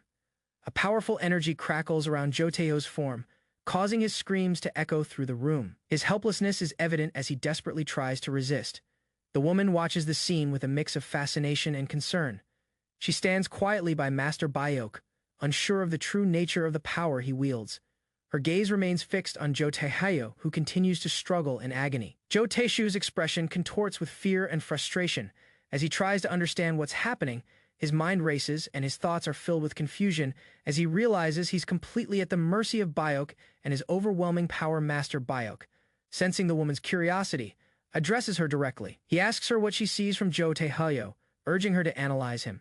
He seems almost amused by the situation, as though he's fully aware of the hidden truths at play. The woman, using her powers, begins to focus on Zhou Taihu's thoughts. Her eyes narrow as she taps into his mind, revealing the twisted ambitions and pride that consume him. Zhou Taihu's thoughts are arrogant and filled with a sense of superiority, believing that he is above everyone else. She reveals that Zhou Taihu's thoughts betray him, showing his desire to manipulate and control others. She shares what she sees, a deep belief that he can conquer the world, but also an underlying lustful and vile intent toward her. The scene shifts to the woman's conflicted expression as she processes this dark truth. Zhou Taihu's anger peaks as he's forced to confront his own thoughts. He screams, in disbelief, questioning the truth of the woman's observations. His frustration grows as he realizes that his attempt to deceive them has failed, and his true intentions have been laid bare. Master Biok remains unfazed by Zhou Taihu's denial. Instead, he calmly retorts, asking if Zhou Taihu expects them to believe him. His voice is steady, reflecting his complete control over the situation. He is clearly not interested in hearing further excuses. Jo Taeho's face contorts with rage as he tries to justify himself, but his words falter. The tension in the room is palpable as Master Byok prepares to take the next step. It's clear that Jo Taeho's fate is sealed, and he can do nothing to prevent it. Jo Taeho, unable to contain his anger any longer, unleashes an attack, hoping to break free from Byok's hold. His body trembles with frustration as he tries to summon every ounce of strength to fight back. However, his power is no match for Master Byok's dominance. With a sharp movement, Master Byok's energy intensifies, pushing Jo Taeho back. The room vibrates with the force of the attack, and Jo Taeho lets out a scream of terror. He now realizes the full extent of Master Byok's strength, feeling the futility of his resistance. Master Byok's calm demeanor contrasts with Jo Taeho's panic. The power dynamics have shifted completely, and Jo Taeho's struggles only deepen his desperation. The woman watches intently, observing how easily Byok controls the situation. Master Byok and the woman leave the scene, Jo Taeho in tow, his body weak and broken. They step into the evening light, the sky painted with the warm hues of sunset. Jo Taeho is barely able to stand, dragged along by Master Byok as they walk through the compound. Master Byok, deep in thought, glances at Jo Taeho and comments on the incompetence of the man who now leads the Hao faction. He expresses his disdain for Jo Taeho, muttering that it's hard to believe someone like him could rise to such a position. The woman listens closely, considering Master Byok's words. Her thoughts mirror his. She, too, finds it hard to believe that Jo Taeho is in charge of the Hao faction. The conversation hints at the greater plan at play, one that may soon lead to a change in leadership within the faction. In a tense atmosphere, Byok Taesin walks through a grand courtyard as the setting sun casts long shadows. Behind him, figures on the ground seem to suffer from the consequences of his actions. His expression is stoic, and his stance shows that he's not one to back down, no matter the cost. As Byok Taesin strides forward, his mind is set on what lies ahead. He knows the road will be difficult, but the fate of the Hao faction rests on his decisions. His thoughts turn to the internal struggles within the faction, and how the leadership needs to be addressed for its survival. A deep rumble of discontent fills the air. Some of the figures in the background mutter about the current state of the Hao faction, lamenting that the path they are on will lead to ruin. The leader's absence is seen as a major problem, and the need for change is urgent. In a dimly lit room, a woman listens carefully, her eyes widening as she hears a suggestion that could shake the foundation of the faction. A shift in leadership is proposed, and the idea catches her off guard. Her thoughts race as the man speaking reveals that there is a perfect candidate to replace the current leader. He smiles darkly, suggesting that the time is ripe for such a change. The woman, intrigued and cautious, tries to process what this would mean for their future. The woman stands silently, her expression tense. She wonders who the man is referring to and what the implications would be for the faction. She's left in suspense, her mind swirling with possibilities. The air turns sharp with the mention of someone familiar. The speaker reveals that the new leader is someone who is already known to the faction. This revelation adds another layer of mystery to the situation. The woman, now visibly more curious, asks in disbelief who this person could be. The answer is yet to come, but she senses that this is a critical turning point for the faction. 2 days later, a ship docks at the harbor, the crew busy unloading its cargo. The woman is seen walking toward the docks, her focus sharp as she approaches the unknown future that awaits her. The woman is dressed in a fine robe, her face partially concealed by a veil. She steps off the ship, a sense of purpose radiating from her. Her eyes scan the surroundings, ready to face whatever challenge comes next. A servant approaches her, bowing respectfully. He mentions that the housemaster has returned and inquires if she should be escorted to the White Flower House. The woman nods curtly, her mind clearly elsewhere, focused on her next move. As the servant speaks, she internally reflects on her return. She knows there are obstacles ahead, particularly dealing with Jo Taeho, and she vows to prepare herself better for what is to come. Back at the house, a tense conversation takes place as the woman asks for an update on the situation. The man informs her that the intelligence on the Hao faction's activities has been gathered and summarized. He mentions the expanding influence of various factions, including the Miram Alliance and the Black Alliance. Byok Taesin listens intently, his eyes narrowing as he absorbs the information. He realizes the growing danger that lies ahead. The factions are preparing to make their move, and his faction must be ready for the upcoming challenges. In the quiet of the room, Byok Taesin speaks firmly. He dismisses any concerns about the threat posed by Jo Taeho, believing that no amount of preparation would have made a difference. He's confident that the faction's plans will falter in the face of his determination. The conversation grows tense as a man speaks about the challenges within the Hao faction. There's a sense of urgency in his voice, mentioning how the faction's higher-ups are proving difficult to manage. The situation has escalated quickly, and it seems like there's no time to waste. The man then cuts to the chase, asking a pointed question. He wonders if the woman, clearly ambitious and driven, would be interested in becoming the new leader of the Hao faction. His words are direct, laying the path before her if she's willing to take the plunge. The woman's reaction is immediate. She looks intrigued and yet unfazed, as if she has been waiting for this moment. Her smile hints at her inner thoughts, contemplating the power she could seize. She's already considering the consequences of such a bold move. With a grin, the woman speaks without hesitation, eager to take the position of the Hao faction's leader. She knows what she wants, and now it seems like nothing can stop her. There's a certain pleasure in her expression, as if she's already anticipating the power she will soon wield. The woman's audacity is met with a calm but calculating response. She's made her intentions clear, but the person opposite her can sense that this is no mere impulsive decision. She has her eyes set on a larger goal. Her words hang in the air, and the man takes a moment to assess her carefully. He's beginning to understand her ambition, but the path to the Hao faction's leadership is fraught with challenges. It's clear she won't back down, but the question remains whether she can succeed. There's a shift in the room's atmosphere. The man's mind races as he processes the woman's request. He knows that merely becoming the leader won't be enough. The power struggle within the faction is ruthless, and only those who can command enough strength will thrive. The man looks thoughtful, weighing the power dynamics carefully. He considers the need for more support if she intends to overcome the other contenders for the leader's position. She needs more than ambition. She needs strategic alliances and resources to solidify her claim. The woman, however, appears undeterred. Her confidence suggests that she's willing to take whatever steps necessary to secure her leadership. Her eyes gleam with determination, and she knows that whatever it takes, she's prepared to do it. The man's demeanor hardens as he speaks directly to her, asking how much she's willing to invest in this power struggle.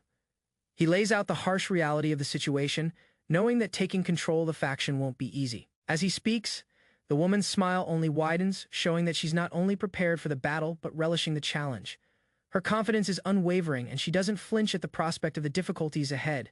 The man watches her closely, noticing that she's already started making plans. He begins to see her as a formidable opponent, and his respect for her grows. The question now is whether she can live up to the expectations she's set for herself. Despite the challenges ahead, the man remains vigilant, ensuring that the woman is fully aware of the magnitude of what she's attempting to achieve. He senses the power she is capable of wielding, but there's a level of caution in his tone. As the faction's leadership can be both a gift and a curse, his thoughts are interrupted by a knock on the door.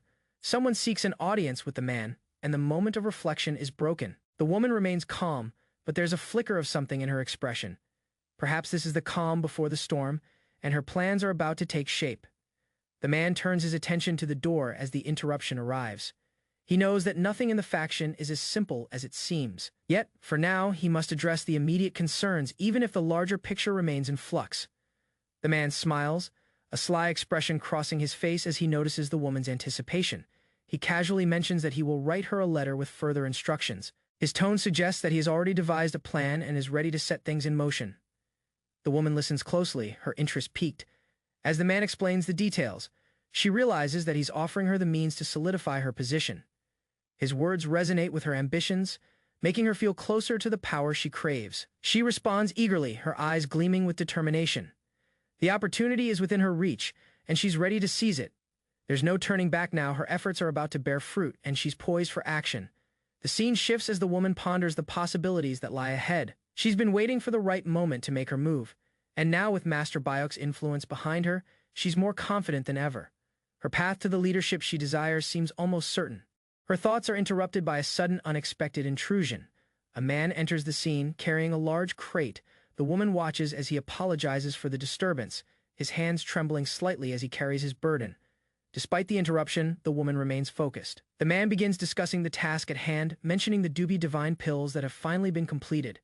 The significance of these pills adds weight to their plan, as they could play a critical role in achieving their goals.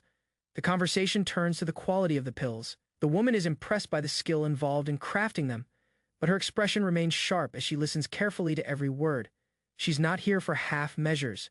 The pills must be the best. The man responds confidently, insisting that the pills are of the highest quality. He proudly proclaims that he has poured his very soul into crafting them, and they are the finest he's ever made. His tone suggests that the pills are as much a product of his dedication as they are of his ability. The woman's face remains unreadable, her curiosity piqued but her skepticism intact. She asks a question that cuts to the heart of the matter: what exactly are these duvi divine pills? Her inquiry reveals her deeper interest in their potential, and she's ready for answers. The man's face flushes slightly at the question. He tries to hide his discomfort as he stammers an answer, but the woman's sharp gaze doesn't let him off the hook. She's not asking out of simple curiosity. She's testing his claims.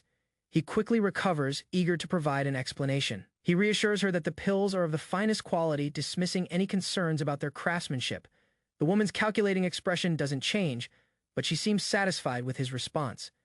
Despite his attempt to smooth things over, attention hangs in the air. The woman remains composed, but she's clearly contemplating the implications of the pills and the power they might give her.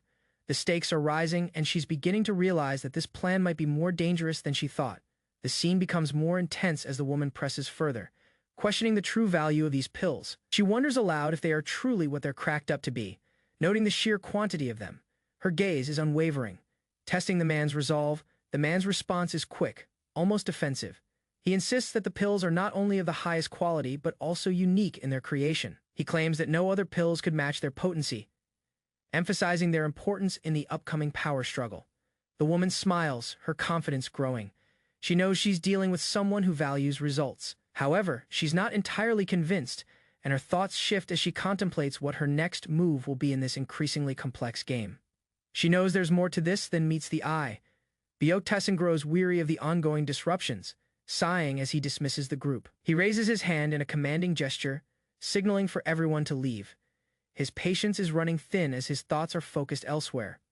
As the group begins to exit, one of the men gasps in surprise, realizing that Taesan has used a powerful technique. He quickly identifies the move as the Phantom Grasp, a highly advanced skill that is not easy to master. His shock is evident as he struggles to comprehend the extent of Taesan's abilities. With a grin, the woman watches the display and offers her congratulations to Taesan. She admires the mastery of the Phantom Grasp, remarking that with such power he could rank among the top martial artists in the world. Despite the praise, Taesan remains uninterested and dismisses her with a sharp order. Taesan's irritation mounts as the woman continues to speak. He tells her to close the door and leave as he waves them off. His patience is wearing thin, and his focus is now on his own plans as he seeks a moment of peace away from the distractions. The group begins to depart, but one of them struggles as the Phantom Grasp seems to still hold them in place. The woman watches, a grin on her face as the scene unfolds. She can see that Taesan's power is far beyond what she had expected, and she marvels at it. As the man is lifted off the ground by the Phantom Grasp, his panic sets in. He is tossed through the air, screaming as he collides with the door. The impact is brutal, and the sound of the door breaking fills the room, leaving a chaotic moment in Taesan's wake. The man is left in a heap on the ground, disoriented and hurt. His thoughts race in fear and confusion, realizing just how powerful Taesan truly is. He mutters a stunned apology, groaning from the pain. Taesan, unfazed, observes the chaos he's caused, his expression calm as if this is all part of his routine. He brushes aside the scene with little concern, turning his focus to more important matters that require his attention. Meanwhile, the woman reflects on the consequences of this power. It's clear that Taesan is more than just a leader in waiting. He's a force to be reckoned with, and anyone who stands against him will face harsh retribution. She admires his control but knows that there is more to come. The mood shifts as Taesan sighs again, noting the noise from earlier. He mutters that with this display, he might finally have the peace he's been seeking. The tension in the room seems to lift slightly as he considers the possibility of living quietly for a while. However, his companion interrupts his thoughts, bringing up an issue that still lingers. There's concern over the intelligence they've received about the White Flower House and its activities. Taesan listens carefully, his expression shifting to one of calculation. Taesan's attention is fully drawn to the matter at hand. He listens intently to the report, now realizing the deeper implications of what's happening around him. His mind is already working on how to handle the situation, but he knows it will require careful planning. As the conversation continues, the man mentions the lack of information on the true power behind the Golden Heavenly Alliance. He suspects that a large, unseen organization is backing them. This revelation deepens the mystery surrounding their adversaries. Taesan listens closely, his mind calculating the potential risks. He knows that these kinds of power shifts cannot be ignored. He asks why the alliance is so dangerous and what makes them stand out from other factions. The man's answer is grim, revealing that they have far-reaching influence. The man explains that rumors of powerful figures have resurfaced, some of whom were thought to be dead. Taesan frowns, understanding the weight of the situation. As they speak, the image of a mysterious swordsman in Wuhan, along with other reappearing figures, adds more tension to their mission. A shadowy figure enters the room, and the tension heightens as he walks toward the leaders of the faction. His presence is imposing, and the sound of his footsteps echoes ominously through the hall, the men in the room visibly tense at his arrival. The leader, clearly startled, looks up and recognizes the man. The shock is evident as the words leave his mouth. Bong Mu. The room falls silent, and the atmosphere grows heavier as the notorious black lunar swordsman has finally arrived. Bong Mu steps forward with a confident smile, but there's no joy in his expression. The leader, now apprehensive, asks if he's here to finish what was started. He wonders if this is the end for them, the weight of his words sinking in. Bong Mook, however, dismisses the question with a laugh, brushing it aside. He hints at a more complicated reason for his appearance, one that doesn't involve immediate violence. His words hang in the air, suggesting that his actions are part of a larger plan. He leans forward, his smile widening as he addresses the Golden Heavenly Alliance leader by name. Seo Dogun, he says, his voice cold yet mocking. The recognition from the leader's reaction shows that these two have crossed paths before. The tension grows thicker as the stakes rise. The leader swallows hard and asks if Bong Mook is here to wipe them out completely. His fear is palpable as he tries to gauge the swordsman's intentions. The room holds its breath, waiting for Bong Mook's response. Bong Mook's eyes glint with amusement as he responds in a calm, almost nonchalant tone. He reveals that he is not here to spill blood but to negotiate. His words take the room by surprise as everyone expected something far more violent. He suggests that he might even make an offer the leader cannot refuse, adding an unsettling air to his words. The leader's face twists in confusion and apprehension. Bong Mook's calm demeanor makes the proposition all the more chilling. As the leader reacts with disbelief, the room's tension peaks. Bong Mook leans in, making it clear that this is not a negotiation based on kindness. He's here with a purpose, and the leader knows that refusing is not an option. The conversation takes another turn as the black lunar swordsman speaks with a dangerous precision. His voice is cold as he lays out his terms. He will not act rashly, but his demands must be met. His eyes fixate on the leader, who now realizes the depth of the situation. Bong Mu mentions the collapse of the Golden Heavenly Alliance. His tone is accusatory, but it's also calculated. He knows exactly how weak the faction has become, and he's positioning himself to capitalize on their vulnerability. The leader, now visibly shaken, asks what he must do to save the faction. He's on the edge, unsure of the consequences of this conversation. Bong Mu, however, offers no immediate answers, only the suggestion that a deal must be made to survive the coming storm. Bong Mu continues to manipulate the situation with his measured words. He hints at the need for alliances and talks about the shifting power structures. He suggests that if they are to survive, they will need to align themselves with powerful figures. The leader listens intently, realizing that Bong Mu is not just a swordsman, but a tactician. He speaks of alliances with the Muram Alliance, Black Alliance, and others, implying that the survival of their faction depends on these moves. The leader's expression hardens as the weight of this truth sinks in. With a sinister smile, Bong Mu's words leave no room for doubt. The Golden Heavenly Alliance must act quickly. There are no guarantees, only choices to be made. He hints that this is just the beginning of a much larger game and the leader must play his part or face destruction. As he lays out his plan, he details how they will use the Golden Wall Merchant Guild to their advantage. The intention is clear. By targeting this powerful guild, they can destabilize their enemies and further their own ambitions. The man's expression grows more calculating as he envisions the fallout from this strategy. In a dimly lit room, a tense conversation takes place. The man dressed in dark robes questions the hopelessness of the Golden Heavenly Alliance. Recognizing that its future is grim, his expression shows his understanding of the dire situation.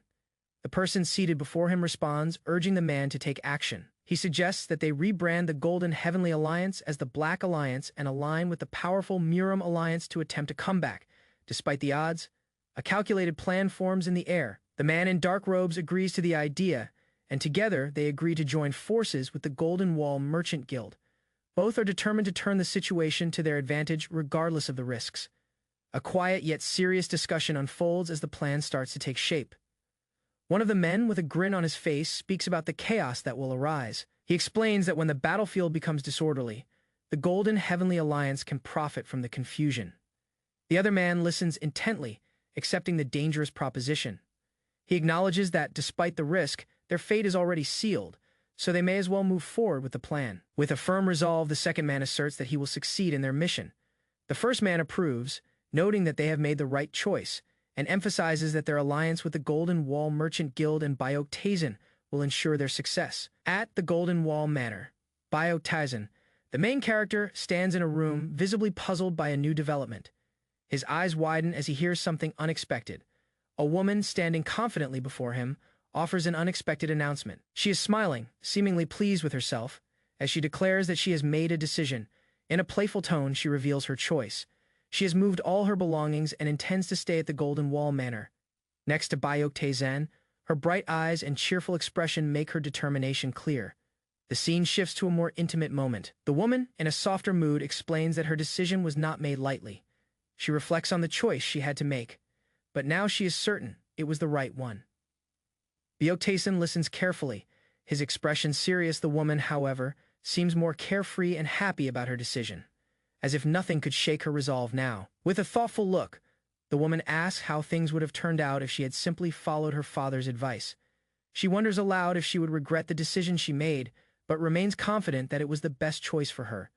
The conversation continues, though now the mood is lighter. The woman teases Byeok-taesan, saying that she doesn't plan to just sit around. She intends to work too, rather than be a burden. Byeok-taesan responds with curiosity, wondering what kind of work she has in mind. The woman smirks, suggesting that whatever task he gives her, she will be able to handle it. With a playful flourish, she adds that she can do anything, a statement dripping with confidence. She emphasizes that her skills and abilities are at his disposal, making it clear that she's committed to her new life at the manor. Byeok-taesan observes the woman's posture as she practices. He points out that her posture is crooked, which could hinder her progress in martial arts training. His stern look contrasts with the woman's more playful expression as she tries to adjust. He explains the importance of maintaining a straight posture, urging her that without it, her martial arts training will be affected. She quickly tries to correct herself, slightly embarrassed but determined to improve. The woman, still adjusting, makes a light-hearted comment about how she should be training with him. She teases about how warrior Chan and Seo-yeon also underwent intense training, hinting at her desire to push herself just as hard. Byeok-taesan narrows his eyes, recognizing what she is referring to. He asks if she is suggesting the infinite stride training, a rigorous training regimen known for its intensity and difficulty. The woman confidently responds that she's ready to take on the challenge. She expresses her intention to become much stronger than her current self, motivated by the idea of protecting him in the future. Byeok-taesan looks at her with surprise. He hadn't expected such a direct and emotional declaration, thinking about her intentions more deeply as he realizes she wants to protect him, a sentiment that resonates with him on a personal level. A flashback overtakes Byeok-taesan's mind. He recalls his past days as the Heavenly Demon, where strength alone was never enough to protect those who mattered. He remembers the Heaven-protecting squad, who were far weaker but sacrificed their lives to protect him. As he contemplates his past, he reflects on the harsh lessons learned. Protecting someone is not just about overwhelming strength, it involves something more meaningful, something he now starts to understand as he looks at the woman. His gaze softens, and he finally understands why the woman feels so familiar. There's something about her presence that resonates with his past, a sense of loyalty and determination he hasn't felt in years. By now, Byeok-taesan has connected the dots. He remembers Seon Haryong, a person who once risked her life to protect him. The realization hits him he has seen this kind of loyalty before, in Seon Haryong and now in the woman before him, with a somber yet resolute expression. He agrees to her decision very well. "Do as you wish," he says, acknowledging her determination. His tone remains calm, but there is a sense of approval in his words. The woman's face lights up with gratitude, her eyes sparkling with joy. She thanks him profusely, clearly moved by his approval. Her excitement is palpable as she feels validated in her decision. Suddenly, the mood shifts as the woman lets out a surprised exclamation. She mutters to herself, expressing a sudden wish in the moment, if only Byeok-taesan would hug her, just once, in this emotional situation. In the midst of her internal thoughts, the woman suddenly gasps as Byeok-taesan unexpectedly lunges forward with incredible speed, grabbing her and pulling her into his embrace. Her eyes widen in shock and she is left stunned. "Oh my!" she exclaims. Caught completely off guard by the unexpected turn of events, her mind races as she processes the sudden closeness, her heart racing faster than ever. The woman, determined to follow through with her training, is seen running on a swaying rope bridge weighted down by iron weights. Her face is filled with intense concentration and strain as she struggles to maintain her balance. Her every movement is accompanied by intense pain as the pressure from the weights and the unstable bridge causes her body to scream in agony. Despite this, she continues. Her resolve unbroken. Byuk watches from a distance, quietly observing her progress. His mind races as he questions her persistence in going through such a brutal training, a hint of concern flashing across his face. Sisan, Haryong, who is watching the woman struggle, comments on the severity of the training, asking if the woman truly intends to continue with such a grueling process. She speaks about the immense pain it causes considering the weight pressing on her blood vessels. Despite the harsh conditions, the woman remains resolute, her determination shining through. She affirms that she intends to continue with the infinite stride training, no matter the pain or difficulty. Byuk, hearing this, is stunned. His eyes widen and he questions, "Lady Haryong, you really intend to go through with this hellish training?" His tone is a mix of surprise and disbelief at her unwavering commitment. The woman, however, remains unfazed by his doubts. She assures him with a confident smile that, of course, she will continue. She emphasizes that she is a martial artist too, and her spirit won't falter. Both Saeson Haryong and Byuk stand there, shocked by her resilience. They exchange a glance, seeing her determination in a new light. There is no turning back now for her. The woman, her expression softening with pride, beams as she confidently declares that she will succeed. "I will surpass those two." She asserts her resolve, strengthened by the challenge ahead. A few days later, the woman continues her intense training, running with the iron weights attached to her body. Each step is a challenge, yet her face is filled with determination and grit, refusing to give in to the pain. She reflects on how she has just begun, and despite the excruciating pain, she's committed to succeeding. With each movement, she grows stronger, pushing herself closer to her goal. From afar, Byuk observes her progress, a thoughtful expression on his face. He notices how everyone is training differently, appreciating the diversity in their approaches. It reassures him that they are all growing in their own way. Byuk, still deep in thought, decides it's time to take action. His attention shifts as he recalls the existence of the Soaring Squad, a group he had nearly forgotten about. His expression grows serious as the memory resurfaces. As he stands in the courtyard, lost in thought, a figure approaches him. It is a member of the Soaring Squad, bowing in respect as they greet him. The squad member speaks up, greeting Byuk with reverence, signaling the beginning of a new development, his mind now turning to the future. Byuk prepares to act on the responsibilities ahead. The woman, determined to follow through with her training, is seen running on a swaying rope bridge, weighted down by iron weights. Her face is filled with intense concentration and strain as she struggles to maintain her balance. Her every movement is accompanied by intense pain, as the pressure from the weights and the unstable bridge causes her body to scream in agony. Despite this, she continues, her resolve unbroken. Byuk watches from a distance, quietly observing her progress. His mind races as he questions her persistence in going through such a brutal training, a hint of concern flashing across his face. Saeson Haryong, who is watching the woman struggle, comments on the severity of the training, asking if the woman truly intends to continue with such a grueling process. She speaks about the immense pain it causes, considering the weight pressing on her blood vessels. Despite the harsh conditions, the woman remains resolute, her determination shining through. She affirms that she intends to continue with the infinite stride training, no matter the pain or difficulty. Byuk, hearing this, is stunned. His eyes widen and he questions, "Lady Haryong, you really intend to go through with this hellish training?" His tone is a mix of surprise and disbelief at her unwavering commitment. The woman, however, remains unfazed by his doubts. She assures him with a confident smile that, of course, she will continue. She emphasizes that she is a martial artist too, and her spirit won't falter. Both Saeson Haryong and Byuk stand there, shocked by her resilience. They exchange a glance, seeing her determination in a new light. There is no turning back now for her. The woman, her expression softening with pride, beams as she confidently declares that she will succeed. "I will surpass those two." She asserts, her resolve strengthened by the challenge ahead. A few days later, the woman continues her intense training, running with the iron weights attached to her body. Each step is a challenge, yet her face is filled with determination and grit, refusing to give in to the pain. She reflects on how she has just begun, and despite the excruciating pain, she's committed to succeeding. With each movement, she grows stronger, pushing herself closer to her goal. From afar, Byuk observes her progress, a thoughtful expression on his face. He notices how everyone is training differently, appreciating the diversity in their approaches. It reassures him that they are all growing in their own way.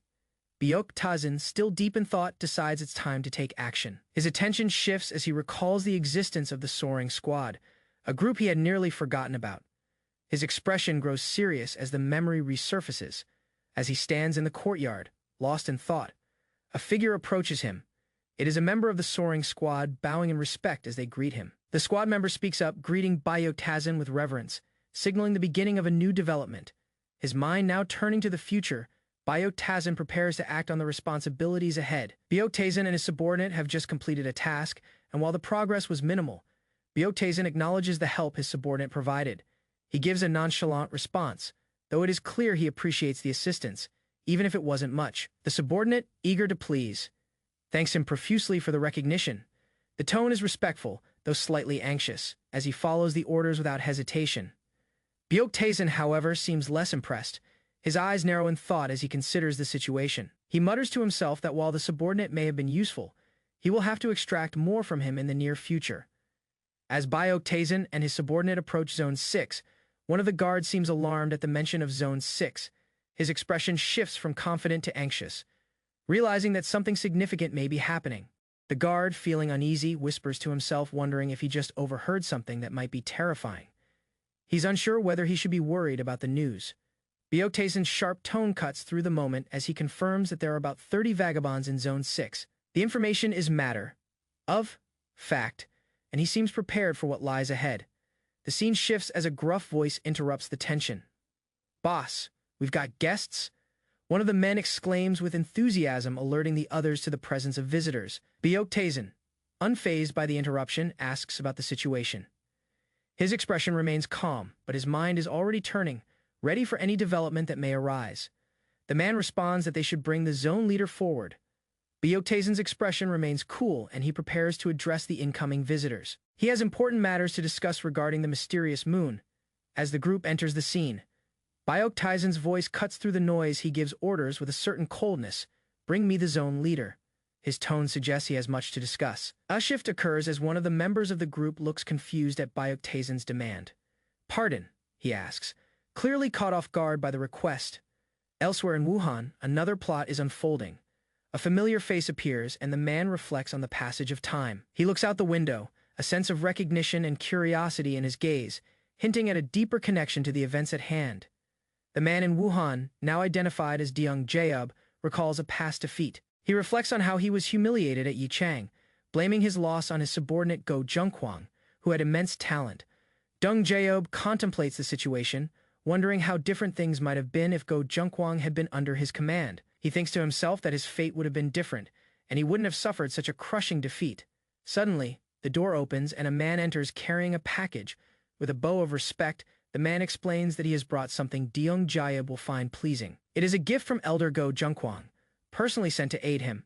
In a dimly lit room, a box filled with blood-boosting pills catches the attention of one of the characters. He reacts with excitement, exclaiming, "Oh, the blood-boosting pills." His tone is filled with appreciation for the valuable item. The man, smiling with satisfaction, acknowledges that now Wuhan is practically within their grasp. The excitement in his voice is clear as he realizes their plans are progressing smoothly and success is within reach. He continues, explaining that all plans are moving forward without major hindrances. He mentions that the leader of the Golden Heavenly Alliance is currently in contact with both the Miram Alliance and the Black Alliance, indicating the alliances are working as intended. Furthermore, they are also preparing to move soon, signaling that their plans are entering the next phase. Another figure in the room speaks up, confirming their efforts. He expresses that he, too, is making connections inside the Golden Wall Merchant Guild, building alliances that will help further their agenda. With a sinister grin, he reveals his next move, to reclaim the underworld groups that were taken from him. This shows his desire to strengthen his position by retaking lost power. The two men share a tense moment before one asks, "Which side do you plan to dig into first?" Their next move is crucial, and the question implies they are preparing to confront their enemy's head. The plan progresses smoothly, with the leaders of the Golden Heavenly Alliance feeling confident in the ongoing strategy. One of them, a man in dark robes, discusses the current success of their operations and the Alliance's plans to secure their future. An older figure seated on the ground adds his thoughts, mentioning that the Golden Heavenly Alliance is preparing to take action soon. He also highlights their communication with the Miram Alliance, a powerful group that will help their cause. The man in dark robes agrees, confirming his own preparations with the Golden Wall Merchant Guild. He hints at their intentions to reclaim power by building stronger alliances, and they both discuss their next moves. The scene shifts to a more intense discussion. The dark-robed man, now more focused, explains to his allies that the first step in their plan is to target Wuhan's vagabond market. They plan to disrupt the region, gaining control of it to further their interests. As the dark-robed man speaks, his expression reveals a determined yet calculating nature. His ally nods, agreeing to the strategy, preparing for the chaos that will unfold in the market. The path to success is set, but it is filled with risk. The title, "The Heavenly Demon Wants a Quiet Life," appears as the story progresses. The vagabond market becomes the central point of their operation, setting the stage for further conflict and power struggles. After some time, a new threat is revealed. A soaring squad from the Dongo bodyguard agency is now outside their reach. This unexpected development brings an unforeseen opportunity. The leaders discuss how this squad could potentially work in their favor. The dark-robed man, still focused on the goal, is informed about the situation and contemplates his next steps. The mention of the Dongo bodyguard agency's new squad raises questions on how they could benefit from this unexpected gain. The conversation turns to the next phase of their plans, but the atmosphere shifts as the situation becomes increasingly unpredictable. There's a sense of uncertainty about how to approach this new development. Back at the vagabond market, tensions rise as a man who has acted independently, ignoring the bigger picture, is now facing consequences. His actions, influenced by outside schemes, have led him into trouble. One of the characters questions the man's thinking, asking why he believed he could avoid punishment. The man begins to understand the weight of his decisions as the group around him prepares for action. The man is reminded that his independent actions have led to this moment, and his attempt to escape consequences is futile. The leaders are now preparing to bring swift judgment. The final panel reveals the man's desperation. The dark-robed figure warns him that he should not blame others for his fate, as his actions led him here. The punishment for his misdeeds is imminent. The man, sweating in fear, begs for mercy, unable to escape the consequences of his actions. He pleads for his life, knowing the end is near. As the tension peaks, the man falls to his knees, overwhelmed by fear. His fate is sealed, and the dark-robed figure looks on, knowing that the price of his actions will soon be paid. Bien Tasang stands quietly, his expression unreadable. The silence is thick, with a sense of tension that lingers in the air as he watches those around him. His lack of words speaks volumes about the storm brewing within him. He clicks his tongue in irritation, visibly frustrated by the situation unfolding. His gaze sharpens as he assesses the situation, the weight of his thoughts heavy on his shoulders. He finally breaks the silence, expressing his displeasure at the careless words spoken by another. The words that anger him most are carelessly thrown out, and he warns the person not to make such mistakes again. Tazing's eyes glow ominously as his hand extends, crackling with dark energy. He begins to channel his power, creating a swirling aura that fills the space around him. His anger fuels the growing intensity. The atmosphere around Tazang becomes charged with dark energy. His power, guided by his focus and anger, radiates outward as he prepares to deliver a punishment that matches the severity of the offense. He recalls the sacred doctrine of the heavenly demon cult, a strict rule that no member may ever utter the word death. The consequences for violating this sacred principle are severe, and Tasang's power only increases as he prepares to act. As the energy around him intensifies, Tazang calmly explains the doctrine of his cult: anyone who dares to utter the word death will be swiftly punished without question. His demeanor is cold and resolute. His thoughts focus on the fundamental rules of the cult. There is no room for weakness or failure, and any disobedience will be met with swift retribution. The man who violated the rule now faces the consequences. Tazang's power surges as he reflects on the sacred way of the heavenly demon cult, a path that demands unwavering obedience. He remains unyielding, ready to carry out the punishment without hesitation. Tazang speaks coldly to the man before him, telling him that if he truly wishes to die, he should die fighting his enemies. He makes it clear that he is not the one to end his life if he chooses the wrong path. The man, understanding the gravity of the situation, reluctantly agrees. His will to fight back is evident, but his fear is palpable as he responds to Tazang, accepting the fate that awaits him. Tazang gives a curt command to the man, "Get up." His tone is unwavering, and the man hesitates but slowly rises to his feet, fully aware that his fate is in Tazang's hands. Tazang, now calmer, turns the conversation to more practical matters. He suggests they inspect the underworld faction troops they have gathered, acknowledging the trouble they've already caused. The man, listening to Tazang, now visibly more anxious, recalls a strange rumor he had heard while uniting the underworld factions. His tone suggests uncertainty, but Tazing's interest is immediately piqued.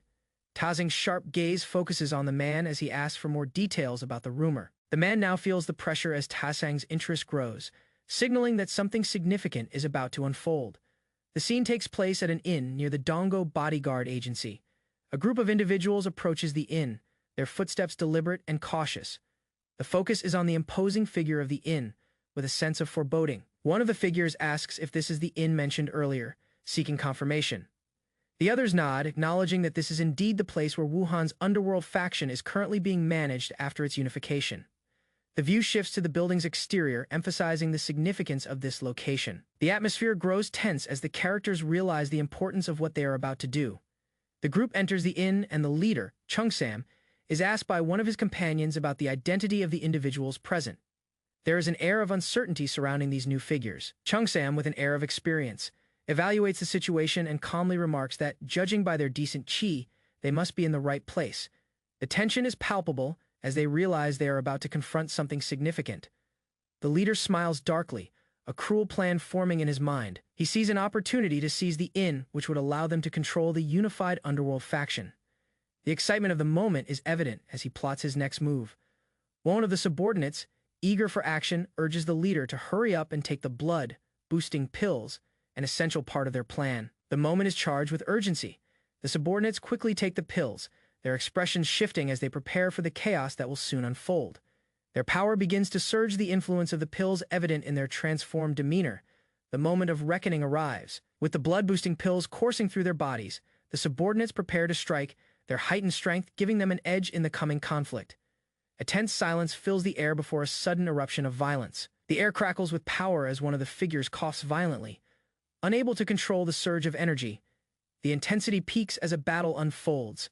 The figures who have consumed the blood-boosting pills go wild, their bodies convulsing with newfound strength. Their eyes glow with unnatural energy, a sign of their transformation. The chaos reaches its climax. The figures, now fully under the influence of the pills, begin to attack with brutal force, unleashing a devastating wave of destruction on their enemies. In the aftermath of the violent outburst, Chung-sam issues a command, his tone cold and decisive. "Go," he says. His eyes gleaming with anticipation, his orders are clear: eliminate the threat. The figures under his command spring into action, moving with lethal precision. They swiftly charge into the fray, their heightened abilities making them formidable opponents. The battle escalates as they fight with a single-minded purpose. The fight rages on, the sound of clashing weapons and battle cries filling the air. Chung-sam stands back, his cold gaze taking in the carnage as his subordinates execute his will with ruthless efficiency. Amid the chaos, a figure on the upper level of the inn looks down, confused and alarmed by the sudden assault. He demands to know who these attackers are, his voice laced with fear. The figure's eyes widen in realization as he recognizes the leader of the attackers. "That man is," he mutters, panic creeping into his voice. The identity of the assailant becomes clear.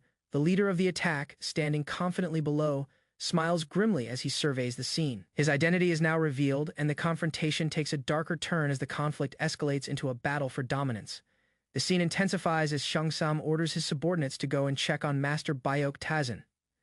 They realize that the situation is far more dire than they initially expected. One of the subordinates is shocked to hear that the person they're up against is stronger than anticipated. They begin to understand the gravity of their situation, with their enemy's strength being far beyond what they could have predicted.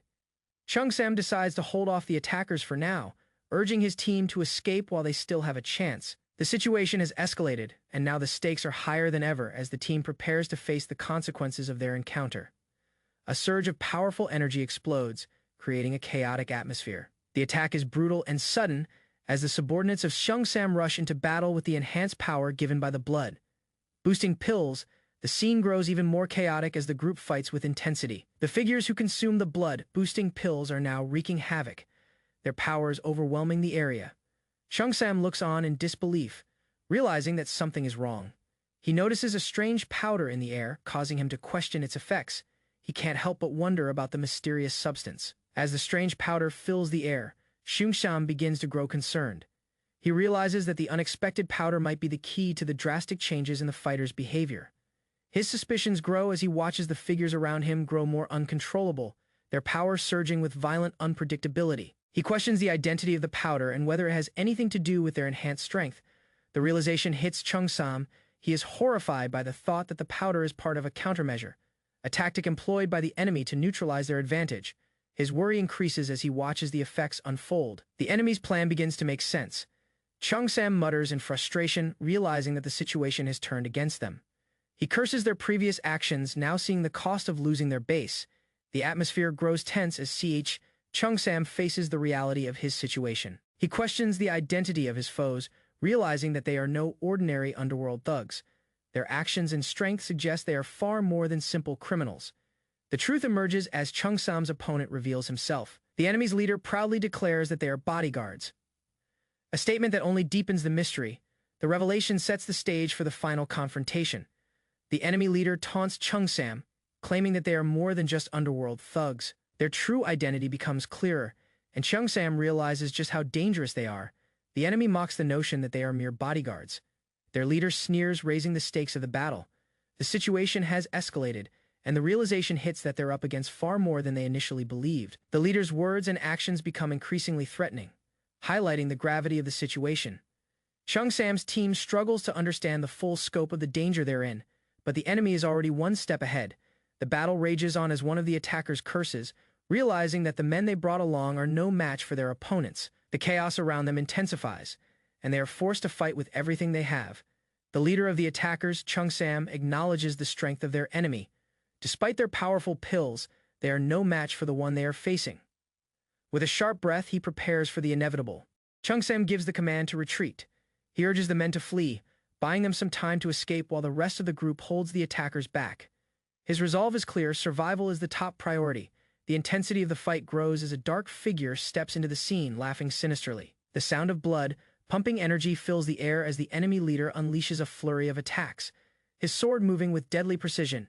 With a taunting smile, the enemy leader charges, shouting out Bayan Tasen's name with an arrogant sneer. It's clear that this confrontation has become personal. The mention of Tasen's name sparks a fierce response from the group.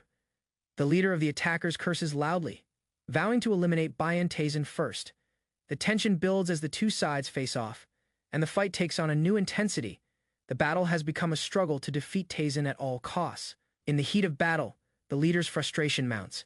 He realizes that the situation is spiraling out of control. He swings his sword wildly, his movements fueled by rage as he tries to overpower Tasen's forces. The leader's anger grows as the fight progresses. His sword clashes against the resistance and his eyes burn with fury. In his mind, he should have killed Tasen first, and now his rage pushes him further into madness.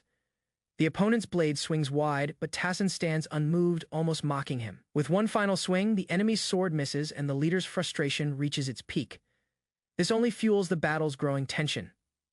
The fight continues as the leader roars in fury, desperate to take down Tasen. He continues his attack, moving swiftly, but his fury is blinding him, and his strike lacks precision. Tasen, with a calm and confident smile, observes the leader's efforts. His enemies are predictable, and he knows exactly what they are capable of. With effortless grace, he avoids the attack, drawing closer to his goal. Tasen, now face to face with the enemy leader, mocks him. The leader's lack of control and desperation are evident. Tasen's cold gaze cuts through the tension, signaling that the time to end this is near. A surprising moment occurs as Tasen's subordinates enter the scene. They appear from the shadows, their presence overwhelming. The leader's confidence falters as he realizes he's surrounded. Tasen's voice cuts through the chaos, addressing the leader directly. He speaks with a chilling calmness, questioning the leader's belief that he could defeat him. The arrogance of the enemy leader begins to crack under the pressure. The enemy leader's expression shifts, realizing that he has underestimated his opponent. A moment of silence passes before Tasen's subordinates step forward, ready to carry out his orders. The fight is now in Tasen's hands, and the leader's fate is sealed. The scene takes a tense turn as the enemy leader, now clearly outmatched, questions why he is the only one left standing. His voice trembles with frustration as he realizes his forces have been decimated. Tasen, with a cold smile, casually dismisses his opponent's concerns, remarking that his misfortune was simply a matter of bad luck. He takes pleasure in the leader's discomfort, knowing that the tables have turned. The focus shifts as Tasen, now confident in his victory, speaks directly to the people of the Wuhan vagabond market. His voice is smooth, almost too calm for the current chaos. Tasen addresses the crowd, apologizing for what they are about to face, but making it clear that their cooperation is now required. His words are both a threat and an invitation to join him. With his usual smug confidence, Tasen smirks and asks who would like to be the first to fight him. His words are both a challenge and a taunt, showcasing his complete control of the situation. The scene opens with a tense atmosphere. The protagonist, Bayan Tasang, stands tall and confident among a group of enemies. The intense focus in his eyes reflects the seriousness of the moment. He is clearly not backing down, ready for whatever challenge comes next. A man from the opposing side, recognizing Tasang, seems both surprised and fearful. The man exclaims that it's really Bayan Tasang. There is an unmistakable hint of dread in his voice, realizing the danger that the situation now holds. Tasang, unfazed, cracks a slight smile, acknowledging the situation with a calm demeanor. He remarks with a chilling sense of confidence, hinting that the place they are in will soon fall apart as if it's inevitable. The atmosphere turns heavier as the tension builds. The enemies around Tasang seem unnerved by his calmness. A man questions the validity of his words, not yet believing that something catastrophic could happen. The uncertainty among the group is growing. Tasang's calm smile shifts to a more menacing one. He hints at a darker plan unfolding and suggests that the situation will spiral even further out of control. The energy in the scene grows as Tasang prepares for the next move. The man in question now holds a mysterious pill explaining its power. This strength-boosting divine pill is claimed to be the key to gaining the upper hand in this situation. His words suggest that this might be their only hope, and yet it's unclear how much they can rely on it. The group of people is skeptical and not easily convinced. One of them expresses doubt, calling the entire plan nonsense. The distrust is palpable as the tension in the room rises. Despite the skepticism, the man in the front remains unwavering. He dismisses the doubts, calling the situation a joke. His confidence is unshaken, though there's an underlying arrogance in his tone. The group laughs, seemingly unconcerned with the potential dangers ahead. However, the leader warns them that the guests, those who have come seeking trouble, are about to leave. The mood turns dark as the laughter turns into a deeper, more sinister plotting. Suddenly, the scene shifts dramatically as one of the men acknowledges the situation. Realizing something has gone terribly wrong, the group now looks concerned as a realization settles over them. The leader, still grinning, reveals that the very rejects they had mocked earlier are now far more powerful than they could have ever anticipated. The previously dismissed figures are now poised to show their might. With a chilling laugh, the leader warns the group that they will witness these rejects wreak havoc on all of them. The air grows thick with anticipation as the situation escalates quickly toward a violent confrontation. The battle begins. The group of enemies is swiftly overwhelmed as the so-called rejects prove to be far stronger than anticipated. The once confident figures are now scattered trying to defend themselves. A man among the attackers steps forward with a mocking expression, proudly displaying the strength of the divine pill's effects. He smirks, proclaiming that they will rule over Wuhan, and urges the others to join them in their conquest. As the chaos unfolds, the remaining opponents struggle, unable to stop the overwhelming power of the divine pill. Empowered attackers. The leader's laughter echoes, signaling the imminent defeat of the opposing forces. The scene starts with a confident figure greeting the people of Wuhan's vagabond market. He introduces himself with a hint of sarcasm, stating that he will need their cooperation. The group watches him, sensing something ominous in his words. He continues, revealing his identity as Deling Jaob, making it clear that his arrival is not a mere coincidence. His calm demeanor contrasts sharply with the uneasy reactions of the people around him. His purpose here is beginning to take shape. One of the market leaders, still skeptical, questions Deling's name and intentions. The leader asks what they stand to gain from cooperating with him. Deling's response is calm but calculated, as he hints at the urgency of the situation and the importance of their decision. The leader's expression shifts to one of concern as he realizes something is off. He mentions that he couldn't sense Tasang's presence until now, hinting that the situation is more dangerous than he had initially understood. The air grows tense and the stakes are now clear. Another figure steps forward, acknowledging the hidden presence of Tasang and explaining that they had been warned of his arrival. The preparation for this confrontation has already begun, and the tension thickens as they prepare for whatever Tasang might bring. Deling seems amused by the growing unease. He asks them to come out, signaling that the moment of confrontation has arrived. The energy shifts to one of impending conflict as everyone prepares for the consequences of this encounter. A man in the back prepares to take action. With a swift movement, he signals for the others to make their move. The tension in the air becomes almost tangible as the group positions themselves, ready to execute their plan.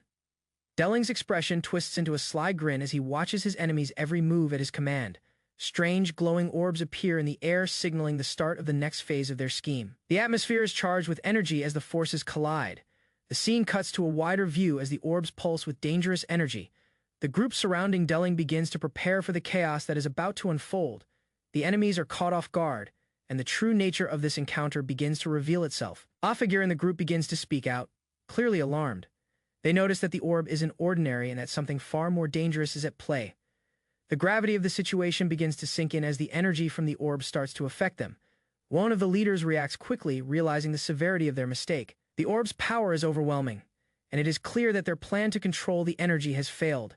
The energy around them is now spiraling out of control. Delling, ever confident, responds with a chilling smile, knowing that his plan is working perfectly. He explains that once the will of the people is broken and they consume the blood, boosting pills, their suppressed energy will surge, making them far more powerful than before. A deep sense of dread fills the room as Delling's words sink in. His smile grows even wider, fully aware of the devastation that will follow. His voice rings out, commanding the others to prepare themselves for the next phase of the plan. The energy around them intensifies. The people begin to feel the weight of the pressure as if the very air is squeezing them. Some of them start to panic, realizing that they are caught in something much larger than they anticipated.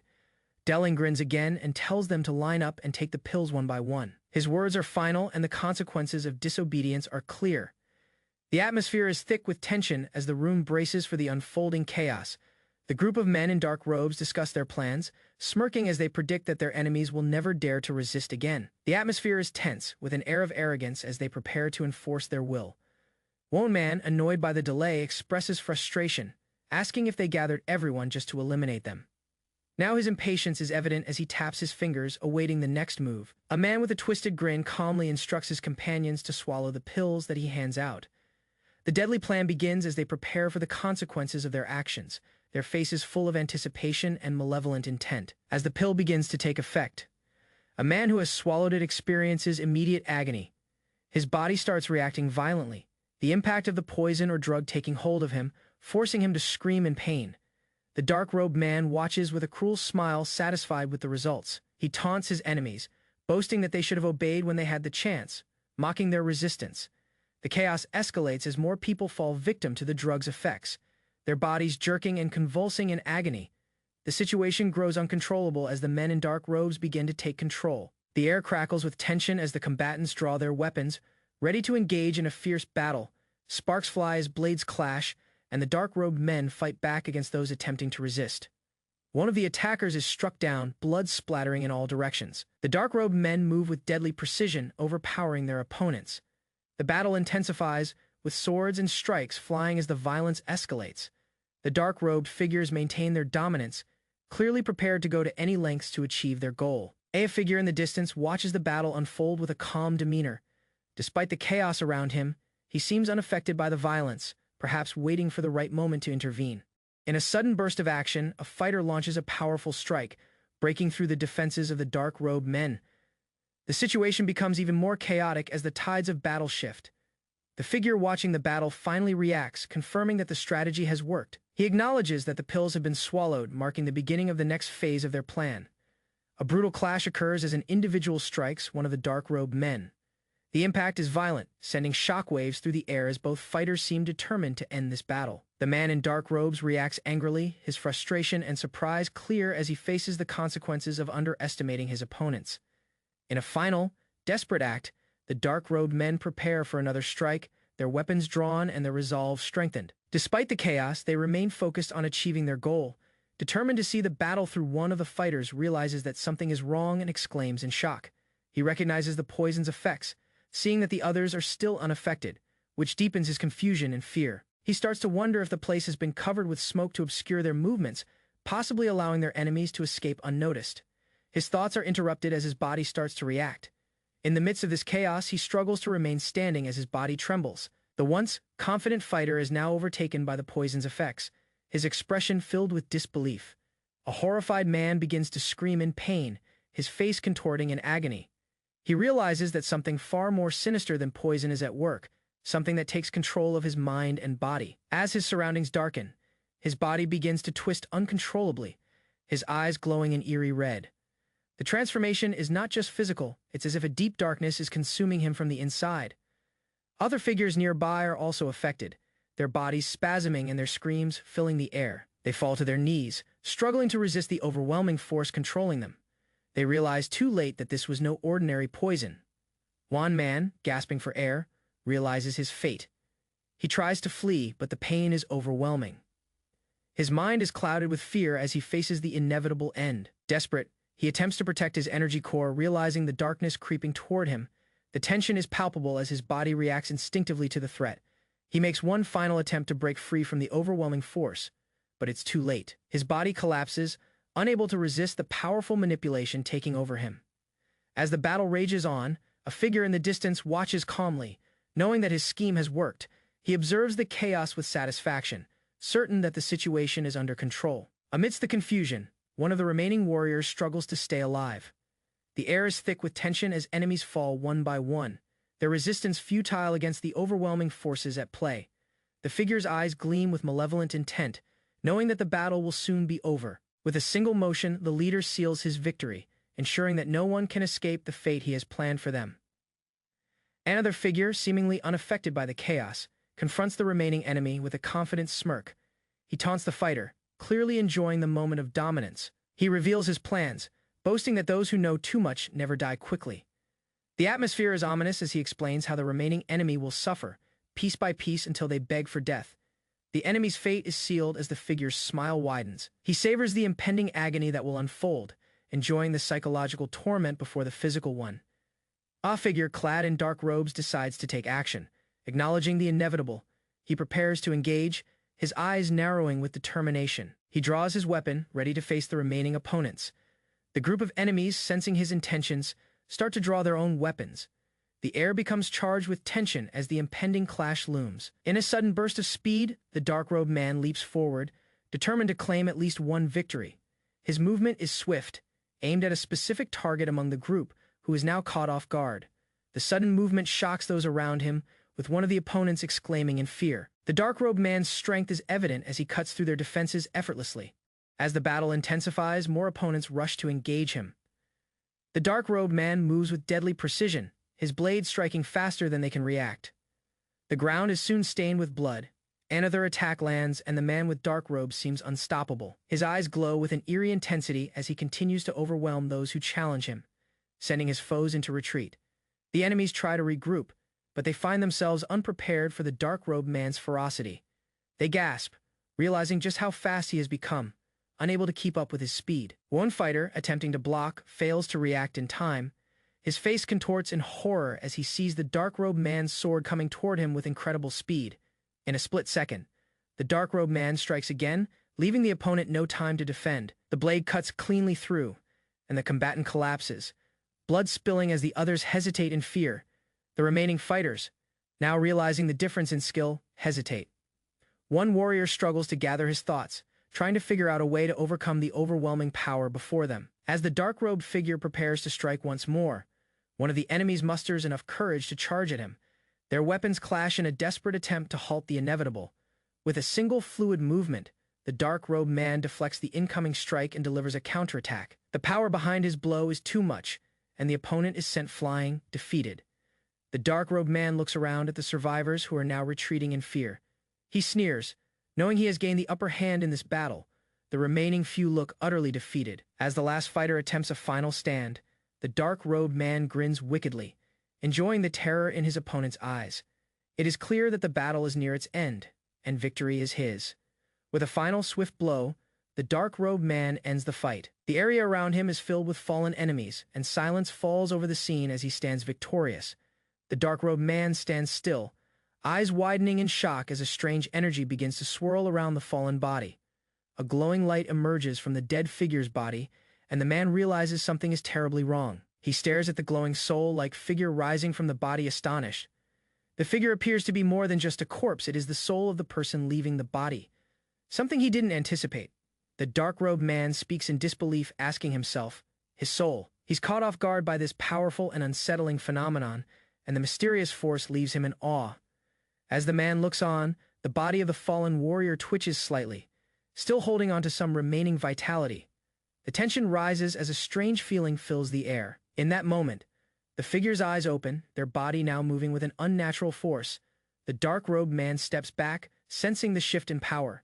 The fallen warrior, now fully animated by dark energy, rises up with intense hatred in his eyes. He shouts in fury, his voice full of rage as he faces the dark-robed man. The battle has just taken an unexpected turn. The once dead warrior launches himself at the dark-robed figure in a burst of speed. The force behind the strike is overwhelming, and the dark-robed man struggles to respond in time. The dark-robed man grits his teeth, realizing that this is not the same opponent. The force of the attack is so fast and powerful that it's difficult to react. The battle rages on, each strike a blur of energy and movement. The dark-robed figure finds himself at a disadvantage, barely able to keep up with the now empowered warrior. In the midst of the fierce struggle, the dark-robed man's eyes flicker with recognition. Something clicks in his mind, and he realizes exactly who this opponent is. Breathing heavily, he mutters under his breath, "It's you." The man's face contorts with both disbelief and recognition. As the truth becomes clear, this is the one who's been sabotaging him all along. The two figures lock eyes, and the air grows colder with the tension between them. The dark-robed man steps forward, determined now more than ever to put an end to this confrontation. The dark-robed man's anger flares as he remembers the suffering caused by this enemy. The pain and destruction this man has caused have not been forgotten, and the dark-robed man is now intent on seeking revenge. The dark-robed figure charges forward with unmatched fury, his sword raised high. He will not allow his enemy to escape this time. The warrior, now fully aware of the dark-robed man's intent, faces him with defiance. Their blades clash in an explosion of power, and the battle becomes even more intense. In the heat of the moment, the dark-robed man reflects on everything that has led him to this point. The figure who has caused him so much pain and suffering is now in front of him, and he feels an intense need to end it all. The scene opens with a group of people laughing loudly, with one person in the foreground feeling amused by the reactions around him. The main character, Bayan Ta-sang, watches the scene coldly. He comments internally, remarking how the group is overly emotional over a simple compliment. Ta-sang, still unfazed, turns away, a sense of indifference in his expression. He moves away from the group, already bored by their reactions. Ta-sang is seen calmly contemplating the situation.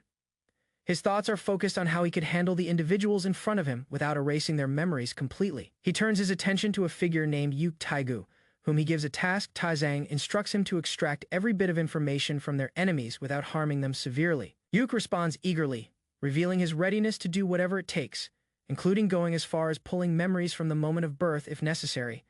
The captured enemies are in pain, one of them cursing Bayan Ta-sang.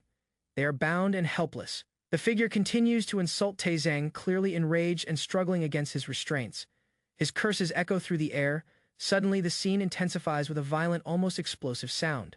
The bound enemy is visibly in agony, screaming as his body is struck. Ta-sang walks into the room, showing his calm and collected demeanor. His expression remains stoic, despite the chaos around him. He instructs the people in the room, ordering them not to kill the prisoners, as he still needs them for future purposes. As the enemies are dealt with swiftly, one of his subordinates acknowledges his orders, preparing to follow them without hesitation. The scene shifts to Ta-sang's internal reflection. He comments to himself about how the nuisances that had been bothering him have finally been dealt with. Ta-sang's tone shifts to one of deeper contemplation. He wonders about the lingering discomfort he feels from the men he has just dealt with. His expression becomes serious as he questions the strange unease that the enemies left behind, signaling that something is off despite everything appearing resolved. A dark, ominous atmosphere fills the scene. Ta-sang reflects on the numerous troublesome people he's encountered from the Guangdong Four to those he faces now, feeling a sense of discomfort from them. Asura nearby, seemingly calm, listens to Ta-sang's thoughts as Ta-sang expresses his displeasure with how people keep causing him trouble despite his efforts for peace. Ta-sang shifts his attention, commenting with a cold tone. He then asks about the strange attack from earlier, curious about how it was handled. A nervous subordinate stammers, trying to explain that the earlier attack was more intense than expected.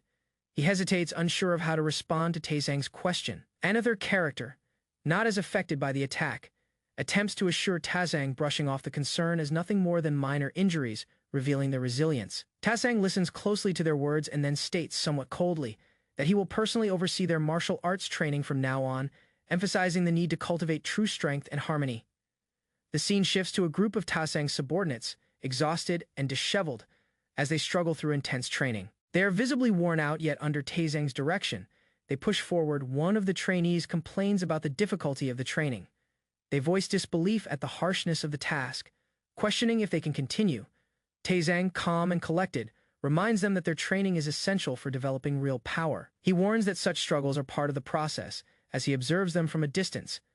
A few days later, the scene transitions to the Golden Wall Manor, where Taesang's followers are still undergoing rigorous training. The atmosphere is tense, with the training area bustling with activity. A figure, likely a senior member, is seen shouting out commands to the others, ensuring no one slacks off. Their tone is demanding, encouraging the others to keep moving forward without rest. Taesang reflects on how his trainees are progressing, but there's a lingering concern in his mind that the intensity of the training may have caused some to falter. A humorous scene plays out with some of the trainees panting and struggling under the load they are carrying. Despite the hardships, one of them tries to lighten the mood, laughing off the difficulty as the trainees continue their work. One complains about the seemingly endless tasks they are given, frustrated by the relentless pace set by Taesang. The senior trainer retorts, blaming the other for the current situation, insisting that it's all because of the decision to engage in complicated tasks. Their frustration builds as they continue to work. One of the trainees, looking exhausted, complains about the grueling physical training. He's being scolded by a fellow trainer, who is pushing him to work harder. A louder command echoes through the training area, urging the trainee to keep moving forward. The focus is on the intensity of the training as the trainer strikes the ground. The trainer's voice then softens as he comments that they need to hurry. The urgency grows as more medicines are needed to continue their intense work. In a separate scene, Taesang is sitting, looking calm and composed. Someone approaches with a book and mentions that Taesang has been nowhere to be found lately, expressing concern. The person then presents the book to Taesang. As he opens it, the title reveals itself as Shadow Lunar Demonic Arts, which draws Taesang's attention. Taesang, intrigued by the book's contents, smiles faintly as he holds it, aware of its implications. The conversation about the book begins. The person showing Taesang the book looks worried and asks if the arts mentioned in the book are truly demonic. The atmosphere is tense as the question hangs in the air. Taesang reassures them with a calm smile, explaining that the book does not involve blood, drinking rituals, or anything sinister like that. It only requires training under moonlight. Taesang elaborates, telling them that while it's a difficult art to master, they should not worry. He mentions that sensory perception plays a major role in mastering this art, which adds complexity. Taesang gives a reassuring smile, telling the person that they are capable of mastering the art. His confidence in their abilities is evident. The person, now feeling more confident, agrees eagerly. Vowing not to disappoint Taesang, their determination and resolve shine through. Taesang reflects on the trainee, recognizing that they are beginning to unlock their potential. He believes that this person will reach the greatest heights, surpassing all others who have practiced the lunar shadow arts. Taesang's quiet reflection is interrupted by a knock on the door. A voice from outside calls out, announcing Yuk Taegu, who has come to report. Taesang invites the person inside, still looking composed. He knows that more important matters are waiting to be discussed. As Yuk enters, he conveys the discovery of the location of the hidden half Jiangxi. The revelation piques Taesang's interest as he prepares for the next step. The scene is set near Wuhan's forest, with the landscape bathed in a cold, eerie light. The figures of Taesang and his companions move cautiously through the forest, the atmosphere heavy with tension.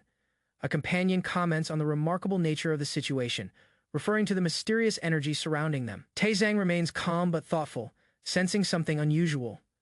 A woman, noticing the strange energy, inquires about Taesang's thoughts on the situation. She wonders what he means by describing the scene as remarkable. Taesang, in response, explains that even after pushing their efforts to the limit, they were unable to extract useful information. The group had failed to gain any new insights despite their efforts. The older man who had been working with them reveals that there's a technique involved in these matters, a technique so elusive that it makes the task seem almost impossible. He goes on to describe this technique, one that can scatter a person's spirit like mist, undermining their mental defenses and making them vulnerable. As the conversation unfolds, the older man explains that this technique is not just a standard skill, it is actually a demonic art known as the soulless demonic art. The air around them grows darker as he speaks, and the energy of the forest intensifies. The mention of this demonic art sends a chill down their spines, making the situation even more dire. The older man goes further, revealing that this art is associated with hidden places where secrets are buried and knowledge is often concealed in the shadows. Suddenly, Taesang feels something shift in the air. He halts, his eyes narrowing as he senses something nearby. The woman, confused, asks Taesang what is wrong. She is unable to sense anything, but Taesang's demeanor signals something significant. Taesang reveals that remnants of this technique are lingering in the area, remnants that are too subtle for others to detect. They are cloaked in such a way that only someone with heightened awareness could perceive them. As the group reacts with surprise, Taesang's calm voice cuts through the tension. He notes that there is someone close by, but their presence is far too well concealed for others to notice. The older man, realizing the severity of the situation, acknowledges Tazang's extraordinary perception, but wonders exactly how strong the individual cloaking themselves might be. Tazang, unfazed, walks toward the hidden presence, indicating that he will soon confront whatever lies ahead. With a final remark, he assures the group that he'll be back shortly. A group of figures is seen gathered around a mysterious fire. The flames flicker ominously, casting eerie shadows. A voice whispers in the background, expressing doubt about the course of action. Another figure, more confident, urges the group to remain silent and observe. The person reassures everyone, claiming that the situation is under control despite the uncertainties surrounding Lord Seo and Lord Deyoung. The tension grows as another person expresses fear, stating that if they do not act now, they will surely face severe punishment. The fire crackles ominously in the background. The scene shifts to a more hopeful mood as one of the figures proudly announces that their plan has succeeded. They've captured the half, Jiangxi, a key part of their mission. Another figure congratulates the person for their success, pointing out that at the very least, by returning the captured half, Jiangxi, they can avoid the worst of the consequences. However, the atmosphere quickly shifts as the figures begin to notice something unexpected. A chilling presence suddenly appears in the area. One of the figures gasps in disbelief as a man suddenly appears before them. The chilling realization hits. The figure is none other than Byok Taesan. The group, now in shock, scrambles to figure out how Taesang managed to appear so suddenly undetected. The fear is palpable as they prepare for the worst. In response to the sudden threat, the half Jiangxi are commanded to attack. Their eyes glow menacingly as they charge at Taesang, ready to engage in a battle that will determine the outcome of this encounter. A group of men, having successfully captured some half-zombies, celebrate their small victory. One of the men proudly exclaims that the plan has worked. He believes that bringing these creatures back will spare them from the worst punishment. Another man standing nearby smiles in satisfaction, acknowledging that their efforts have at least ensured they won't face severe consequences. However, an uneasy feeling starts to creep in, as they sense something ominous. Suddenly, one of the men's expressions turns to shock as he spots a figure. He recognizes the man standing before them and realizes, with dread, that it might be the infamous Byok Taesan, a legendary figure they had heard of in whispers. The group quickly reacts, realizing that they're dealing with a half, Jiangxi, a dangerous undead. Panic ensues as one of them screams to attack Taesan and kill him before he does more damage. Taesan, unfazed by the threats and chaos, stands calmly, his posture filled with confidence. He's ready for the fight, knowing well the power he holds within himself. In a chilling response, Taesan tells them that he will show them a performance just as impressive as theirs. He's prepared to meet their challenge head. On Taesan's calm demeanor shifts into something more fearsome as the surrounding undead begin to move. His energy surges as he readies himself for the impending battle. The half Jiangxi rush toward Taesan, their glowing red eyes filled with hunger. But Taesan, with a powerful leap, moves faster than they can react, his every move decisive and precise. The scene turns chaotic as Taesan effortlessly slices through the undead, each strike cleaving through the enemy with ease. The men watch in disbelief, unable to comprehend how swiftly the situation has turned in Taesan's favor. In a desperate attempt to salvage the situation, the remaining men watch in horror as the half Jiangxi are effortlessly defeated. Panic grips them as they scream in terror, witnessing the unstoppable force that Taesan has become. The leader of the group struggles to understand how Taesan could be so powerful. His voice shakes with disbelief as he questions the reality of the situation. Taesan stands among the fallen enemies, his expression cold and composed. He taunts the leader, enjoying the spectacle of the overwhelming destruction he's unleashed. As the fight ends, Taesan looks at the remaining survivors with a calculating gaze. He warns them not to kill anyone recklessly, hinting that he still has important things to discover about this situation. The surviving men, fearing for their lives, hesitate as they hear Taesan's chilling words. They are unsure whether to trust him or act on their own. The leader of the group, trembling, agrees to follow Taesan's instructions, but as he moves forward, a sudden confrontation erupts, filled with swift strikes and brutal exchanges between Taesan and the remaining enemies.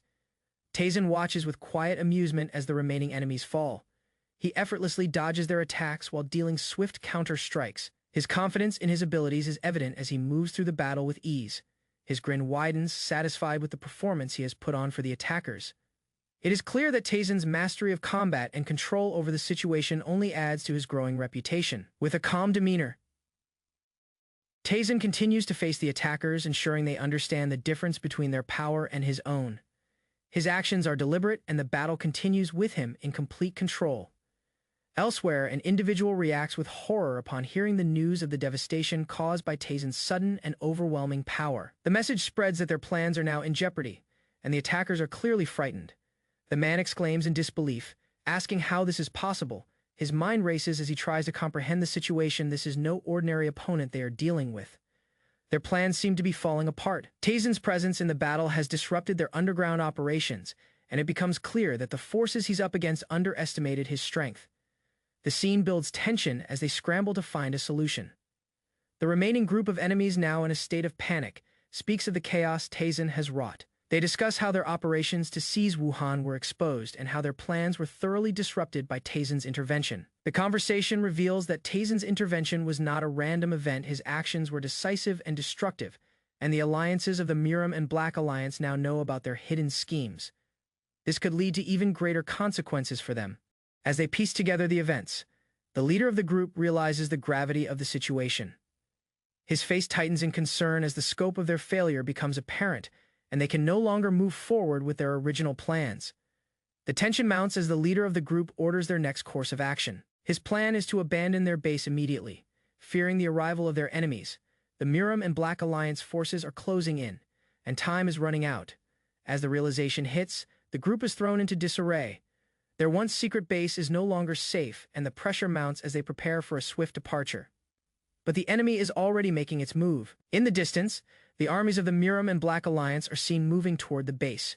The final blow is about to be struck as the once hidden operations face exposure to their enemies.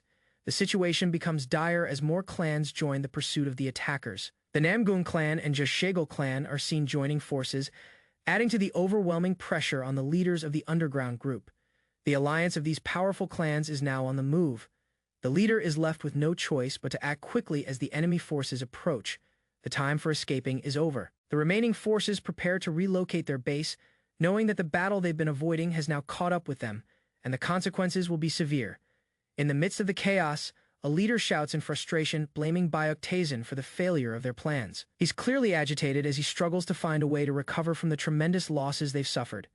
He reflects on the situation, desperate to come up with a new strategy. The pressure mounts as he contemplates how to make up for their defeat, but all he can think about is Tazen's involvement in their downfall. The ground shakes as another explosion rips through the area, emphasizing the urgency and chaos surrounding them. The enemy forces continue to close in, and the leader knows they must act quickly. The scene shifts to the powerful forces advancing toward Wuhan with Tazen's disruption. The martial world's most influential factions see an opportunity to take control. Among them are the Miram Alliance, who are now preparing to formally enter the city. The powerful factions Miram Alliance, Black Alliance are determined to take advantage of the chaos caused by the underground group's failure. Their flags wave as they march toward Wuhan, signaling their readiness to dominate the region. Among these factions, one particular location stands out. The Golden Wall Merchant Guild becomes the center of focus as the different forces have their sights set on it, waiting for their next move. At the Golden Wall Merchant Guild, a calm and collected figure stands before the grand building, awaiting his moment. His eyes scan the area, seemingly ready for what's to come. Today marks the day when the master Bayok Tazen himself is supposed to provide one-on-one guidance. A disciple, possibly his most trusted, prepares himself, though he seems unsure about the impending lesson. The disciple remembers Tazen's words from a previous encounter, where Tazen humorously implied that death itself might be a more pleasant option than facing him in training. A look of concern crosses his face as he wonders if he'll survive the day's lesson. Tazen finally enters the scene, his expression serious as he prepares to begin the training session. The disciple remains on edge, unsure of what to expect, but knowing full well the intensity of Tazen's abilities. The disciple watches as Tazen steps forward with a spear, a weapon he doesn't typically wield. His curiosity deepens, wondering why Taizan is using a spear today rather than his usual weapon. The sword? Tazen's presence is commanding as he moves with the spear, and the disciple notices something unexpected. It seems that Tazen's cultivation of his body and energy has reached new heights, and the disciple wonders just how much more powerful Tazen has become. As the training begins, Tazen's movements with the spear are fluid and powerful. The disciple is stunned, realizing that even though Tazen doesn't regularly use this weapon, he has mastered it to an extraordinary level. The disciple starts to question whether the weapon choice indicates something more significant, Could it be that Taizan is preparing to impart a new skill or technique that will change their future? The disciple's thoughts are interrupted as Taizan suddenly launches into a rapid series of strikes, his mastery over the spear becoming undeniable. The disciple stands frozen, watching in awe as Taizan's precision and control leave him speechless. Taizan, with a calm and commanding presence, instructs his disciple to split the spear shaft vertically. His voice carries the weight of authority, and the disciple's mind races as he tries to figure out the task at hand. The disciple is surprised by the simplicity of the task and wonders if this is truly all he has to do. He even questions whether he should use the infinite stride, but Taizan assures him that splitting the shaft cleanly will be enough to end the day's training. Feeling a mixture of relief and doubt, the disciple immediately sets to work, preparing to split the spear. The task seems simple, but something tells him that Taizan has something more in mind. As the disciple swings the spear, he reflects on the calmness of Taizan's guidance, realizing that Taizan may have used this moment as an excuse to give him some rest. The disciple can't help but feel a little amused by his master's cleverness. Without hesitation, the disciple strikes, aiming to split the spear cleanly. His actions are swift and precise, but he begins to feel the weight of the task. Questioning if this is as simple as it appears, with a loud crack, the disciple successfully splits the shaft vertically, surprising himself. However, his satisfaction is short-lived as Taizan remains silent, seemingly unimpressed, leaving the disciple to wonder what will come next. The scene shifts dramatically as the disciple is caught off guard by a sudden, violent shockwave. He is thrown back into the air with tremendous force as the environment around him is disrupted by an unseen attack.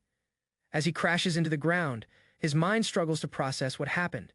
The shockwave left him stunned, and as he tries to recover, the full realization of Taizan's abilities begins to sink in. Dazed, the disciple looks around, wondering what just happened.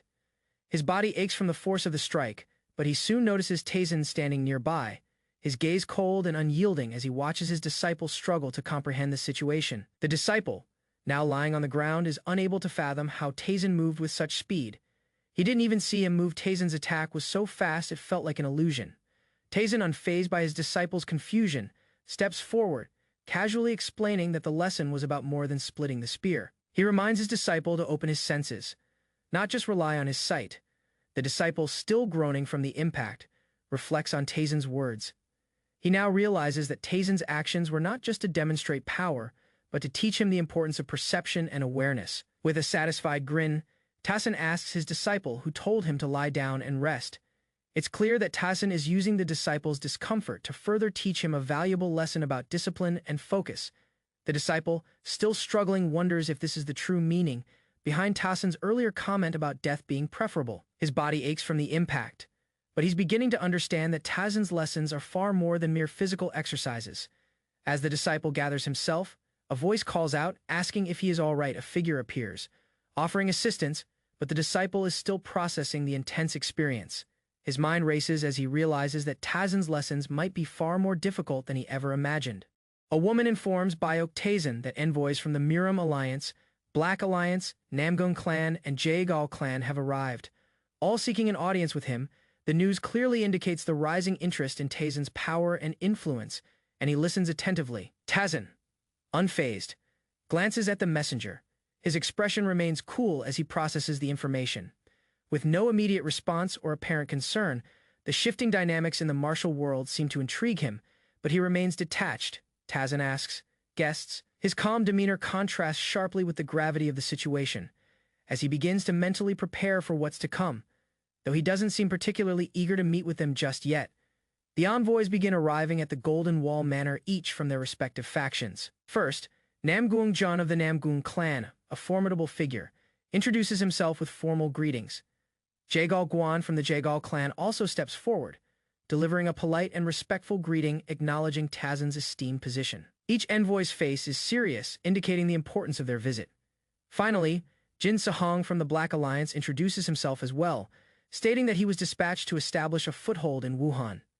The envoys from all three factions clearly come bearing both respect and a sense of urgency. Taizan introduces himself, simply stating, "I'm Taizan." As he looks at the envoys, his calm and measured tone contrasts with the weight of the situation, but his presence commands authority nonetheless. As the envoys stand before him, Taizan's inner thoughts reveal that he finds them somewhat useful. Though he remains indifferent to their initial pleasantries, he doesn't show any sign of interest in their personal motives, only in how they might serve his own purposes. Despite his initial dismissive attitude, Tazen's sharp eyes subtly assess the envoys, noting their posture and expressions. His demeanor shows that he is not one to be easily impressed, yet he acknowledges their potential utility. The envoys bid Tazen farewell, with one of them expressing gratitude for his time. They leave the reception hall, their expressions showing signs of both respect and apprehension after meeting the powerful figure. One of the envoys wonders aloud who will be invited to the gathering tonight, clearly intrigued by the presence of the beautiful women who serve at the manor. This prompts a glance among the group, some of whom seem to appreciate the idea of spending more time in the Golden Wall Manor. A comment about the servant girl's beauty leads to a humorous moment, with the envoys commenting on how extraordinary they look, likening them to celestial beings. The envoys are intrigued by the level of talent and allure displayed by the women, showing that they are already starting to feel the allure of the manor. One of the envoys expresses an intense desire to take the women into their service, intending to request permission from Tazen to bring them along. His eyes gleam with ambition, clearly eager to gain these women as disciples, as he believes they hold immense potential. The envoys laugh amongst themselves, discussing the women's remarkable beauty and talents. The mood lightens, as they begin to see Tazen's manor not just as a center of power, but also a place where exquisite, extraordinary individuals are found. However, the female servant smiles subtly as she overhears their comments, clearly aware of the envoy's interest. She doesn't appear fazed, but gives off a knowing, slightly amused expression, as if she anticipates what might come next. Tazen smiles with an almost sinister glint in his eyes as he observes the unfolding situation. His expression suggests that he has come to a realization, and it's clear he's thoroughly enjoying the moment. With a hint of amusement, Tazen remarks, "Ha, so that's how it is?" His voice carries a sense of superiority, as he seems to grasp the intentions behind the events that have unfolded, drawing a conclusion based on his sharp intuition. Tazen, the Night King, once feared throughout the land, is now at the center of attention. His name echoes through the rooms of the gathering, and a sense of awe fills the air. A group of people surrounding him is still in shock, murmuring among themselves. They have confirmed the rumors about his identity, and whispers of his legendary past spread like wildfire. Despite the overwhelming recognition, Tazen seems unfazed. He stands confidently, with a nonchalant expression on his face, seemingly indifferent to the adoration and fear surrounding him. Two older men are seen standing in the background, panting heavily, sweat dripping down their faces. Their eyes flicker nervously, sensing something ominous in the atmosphere. They look at one another, their expressions betraying a sense of unease. The sight of Tazen seems to be both an honor and a threat. His presence brings tension to the room. Tazen's face contorts into a smirk, his cold gaze cutting through the air. He is aware of the unease he is causing, and it amuses him. A deep, calculating thought crosses his mind. Tazen's eyes darken as he begins to speak, his tone ominous. The atmosphere shifts dramatically, and the room feels charged with an unsettling energy. A strange revelation slips from Tazen's lips. He had suspected they had another purpose for coming, but they were just about to leave. His words cut through the tension like a sharp blade.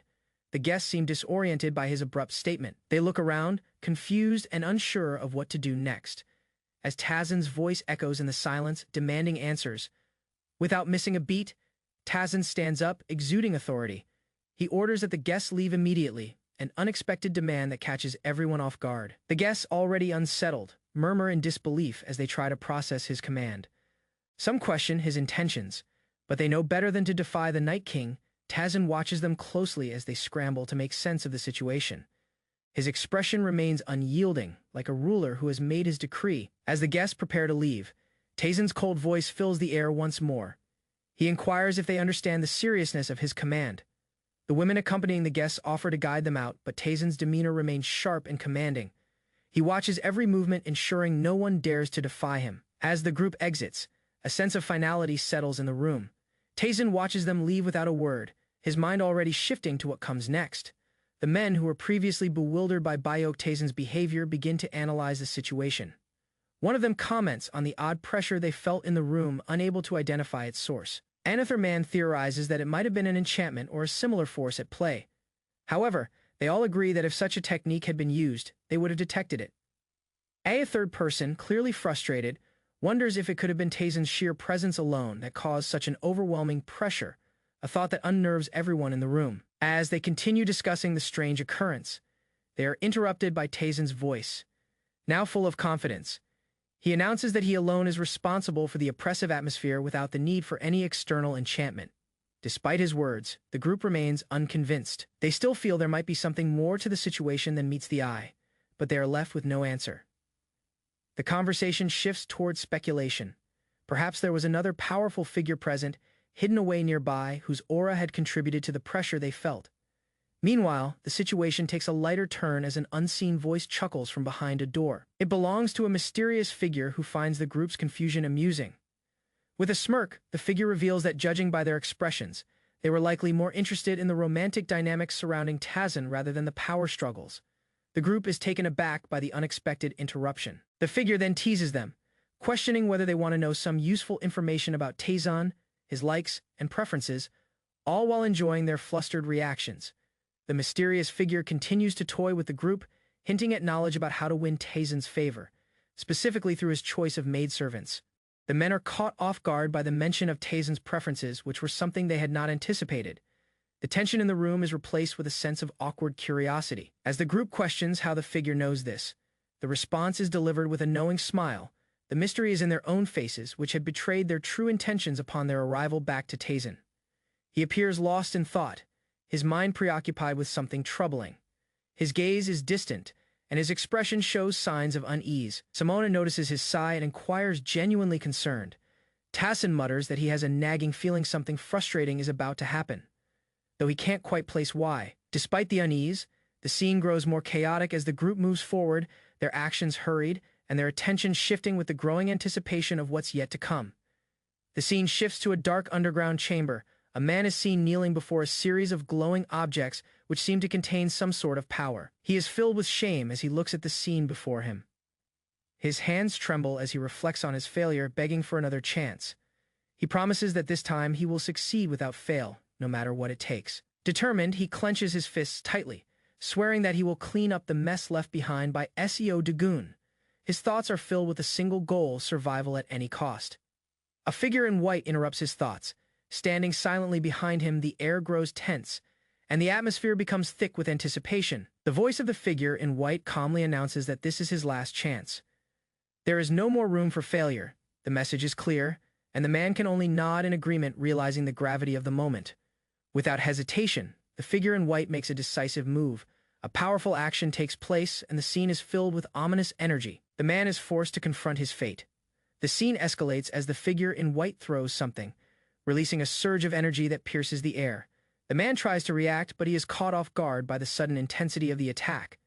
The object flies with precision, and the man stares at it in disbelief. It seems to hold a deeper significance, as if the very essence of his fate is tied to this moment. A voice in his head warns him that this attack might be the end. His mind races as he wonders if he can escape or if he has already sealed his fate. The man's expression turns to one of horror as the energy begins to manifest. He realizes too late that the fragments surrounding him are no ordinary objects. The realization hits him hard. These are soul fragments, the very same fragments that could lead to his destruction if mishandled. Desperately, the man tries to regain control, but it's clear that the outcome is already in motion. The scene intensifies as the fragments move with unstoppable force. Outside, a large building is shown, the Golden Wall Merchant Guild, a place of power and influence. The atmosphere shifts once more as the scene transitions to the interior, where a woman is seen reading a document. She reflects on the events that have led to this moment, her thoughts heavy with the implications. The woman, a key figure in this ongoing story, glances at the document with a sense of determination. She mutters to herself that it has been a long time since they last crossed paths, a subtle acknowledgement of the greater forces at play. A commanding figure gives orders, explaining how the Dongo bodyguard agency played a crucial role in securing their success. The smug expression on his face reveals a sense of satisfaction. His words are full of pride as he thanks the agency for their assistance, but his mood shifts to one of impatience. He eagerly anticipates the moment when he will be in full control. A figure standing beside him looks confused, questioning the urgency. Why wait any longer? They ask, clearly baffled by the hasty decisions being made. A stern figure interrupts, revealing his true intent. With cold eyes, he declares that he intends to personally deal with the useless man. Showing his unyielding resolve, he begins to take action, moving swiftly and determinedly toward his target. His footsteps echo with intensity, signaling his confidence in executing the task. The enemy seems helpless as the powerful figure charges forward. The ground shakes beneath his feet, the tension palpable as the moment of confrontation draws near. A sense of triumph fills the air as the task is completed. A silent acknowledgement of success. The figure looks satisfied with the outcome, but the satisfaction is short. Lived. A voice from behind offers congratulations. The words are simple but heavy with meaning. Well done. The praise feels like a validation of the completed mission. However, as the praise lingers in the air, a subtle tension emerges. The figure receiving the praise seems uncertain, unsure of how to proceed with the next step. In the next moment, the figure finally seems to understand what's required. He acknowledges his success with a look of recognition and gratefulness. However, a change occurs as the figure swears eternal loyalty, reaffirming his commitment to the leader. His words are filled with conviction, binding him to his newfound allegiance. With a sense of finality, the scene shifts as the figure kneels, pledging himself to the cause. The weight of his words and actions lingers in the room, marking a pivotal moment. The leader, who had observed the gesture, responds with a calm tone. His approval is evident, but there is a subtle reminder of the responsibility that comes with the pledge. A conversation continues where the topic shifts to a request. The figure asks for something in return, requesting the delivery of the 300 Dayuvi divine pills to the White Flower House. The leader remains unfazed by the request, and with a dismissive wave he grants it. "Well, I won't stop you," he replies, his tone suggesting that the figure's actions are already anticipated. The scene shifts to a conversation between two figures. One warns the other with a serious tone, reminding them not to cause any more trouble. The other responds nervously, laughing it off, clearly trying to downplay the situation. The figure being addressed nervously questions, "When have I ever caused trouble?" trying to feign innocence. However, the serious tone in the first figure's voice makes it clear that they're not amused by the situation. With a decisive expression, the first figure responds with a firm indicating that the conversation is over. They state that a physician is needed, adding urgency to the situation. A woman is shown in intense focus, her gaze sharp as she practices her skills. The narration remarks on her recent dedication to her training, hinting at her growing power. She performs a swift movement, showcasing her martial prowess. Her skill is evident as she wields a weapon with precision. A flash of power surges around her, hinting at the depth of her abilities. Suddenly, her focus shifts as she senses a presence, a sign that she is not alone. The atmosphere becomes tense as the training turns into a more serious engagement, signaling an approaching challenge. A swift figure emerges in the frame. Moving quickly to meet the woman's challenge, the figure's movements are fluid, precise, and fast as they react to the incoming attack. The woman's weapon clashes with the approaching figure's defenses. The strike is deflected, but there's no hesitation in her movements. She prepares for the next assault with intensity. The battle escalates as the woman focuses even more, pushing her abilities to their limits. The figure on the receiving end of her strike is pushed back but quickly regains their stance, preparing for the next move. After a series of attacks, the scene shows the figures pausing for a moment. The woman, though clearly exhausted, shows no sign of backing down. The man watching her notices her fierce spirit, impressed by her resolve. He acknowledges her strength with a quiet thought. What a fierce spirit she has. As the woman continues her assault, it's clear that she won't stop easily. Her face hardens with determination, and the battle intensifies once more. The man braces himself, preparing for the next exchange. The tension builds as the woman prepares her final attack, her eyes locked on her target with fierce focus. The speed and force of her strikes push her to the limit. The man is pushed to the edge by her relentless attack. He wonders briefly if he's been too harsh, but then quickly suppresses the thought, knowing he must see this through. Finally, with a deep breath, the man asks, "Shall I stop here?" The woman, panting but resolute, responds, "Number, I'm fine." Her determination is unshaken, despite the fierce training. The battle continues to escalate as the woman launches a powerful strike. Her movements are swift and precise, pushing herself to the limit. The man, who has been sparring with her, watches intently. His expression remains calm, but the intensity of the battle is clear in his eyes. There is a moment of silence as both combatants pause, realizing the seriousness of their respective stances. The air is thick with the tension of their battle, neither willing to back down. As the tension continues to build, the man begins to reflect on the intensity of the fight.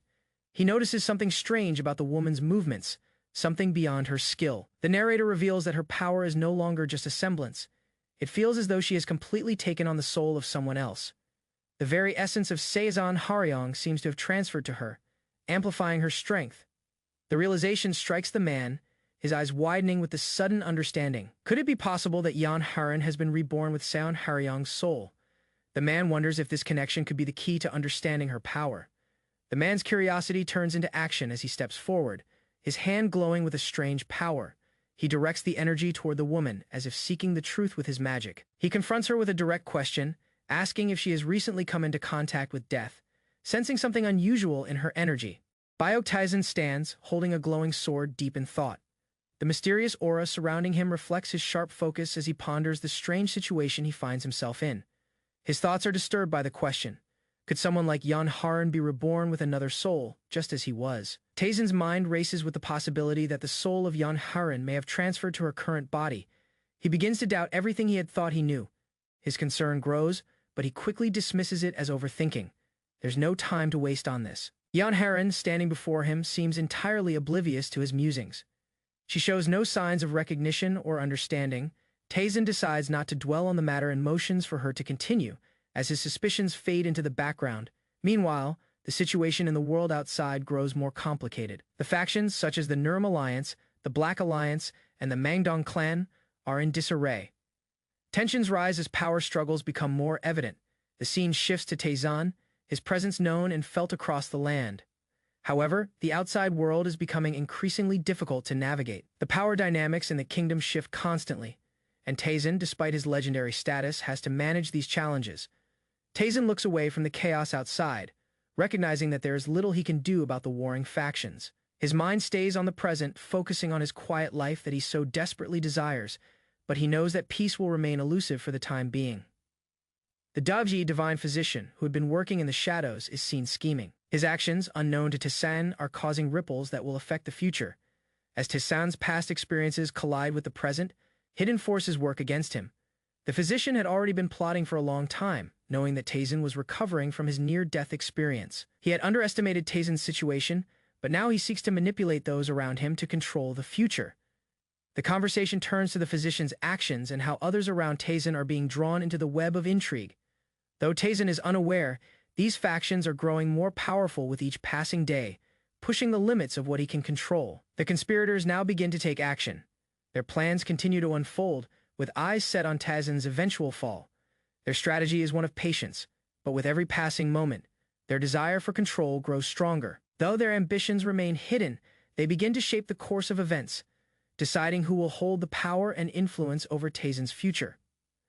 There's a constant shift in who will be the next to challenge his dominance. One of the conspirators, known for his quiet demeanor, sees an opportunity to use Taizan's quiet nature against him. The plot thickens as he plans to take advantage of Taizan's unassuming approach to life, hoping to manipulate him into a corner. The conspirators discuss their options. They acknowledge that the powerful forces at play are shifting in Taizan's favor. However, there's still uncertainty in how it will unfold. They have been playing a dangerous game. One of them expresses doubt, wondering whether Taizan is truly as weak as they think. This uncertainty stirs unease as the path ahead is unclear. The men contemplate whether they have misjudged their opponent. Despite their doubts, they stand firm in their resolve. They believe that they hold the upper hand. But the future is unpredictable. They can only wait for the perfect moment to strike. The group of conspirators watches Taizan as he stands before them. One man, with a skeptical expression, discusses the rumors of Taizan's growing power. However, he is unimpressed by Taizan's appearance, deeming him to be nothing more than an ordinary figure. This only fuels the growing doubts among the men. Another conspirator adds to the conversation, suggesting that the rumors about Taizan might have been exaggerated. Despite hearing of his feats, they still view him with skepticism. Not seeing the true depth of his abilities, they're unaware of his past as the heavenly demon, making their underestimation dangerous. The man speaking seems to think he's caught the truth. He smirks, feeling confident in his assessment. Taizan, though, is unbothered, knowing that these individuals do not yet understand who he truly is. Their underestimation of him will soon be their downfall. Elsewhere, someone in the shadows smiles as they watch the ongoing conversation. The person feels amused by how the conspirators misjudge Taizan. It is easy to underestimate someone who appears calm and composed on the surface, but appearances can be deceiving. The individual watching from a distance realizes that even those who are eccentric or difficult to understand are often underestimated. This was true for Taizan as well, but deep down she knew he was far more capable than what anyone could see. With a soft chuckle, the person reflects on the truth. They know that Taizan's hidden power is far beyond anything these men could imagine. Despite their thoughts, the observer is confident that nothing would succeed unless they were personally involved, as they have their own role to play. One of the men now expresses a different opinion, stating that there's potential in the individual who guided them to this place.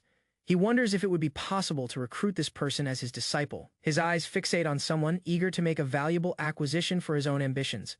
The speaker reflects on how much of a waste it is to let such potential go unnoticed. A talent like this should not be confined to a place like the Merchant Guild. He believes that the person guiding them is too valuable to remain in such a position and should be nurtured to grow stronger.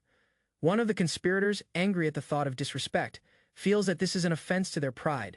They react violently to the suggestion, not willing to tolerate someone undermining their influence. A shift occurs in their demeanor as the situation becomes tense. A major decision looms over the conversation. The speaker's suggestion to recruit someone from the Merchant Guild is met with a strong reaction. Tensions rise as one of the men seems to cross a line, his remarks threatening the carefully laid plans of the others. The conspirators now face a dilemma.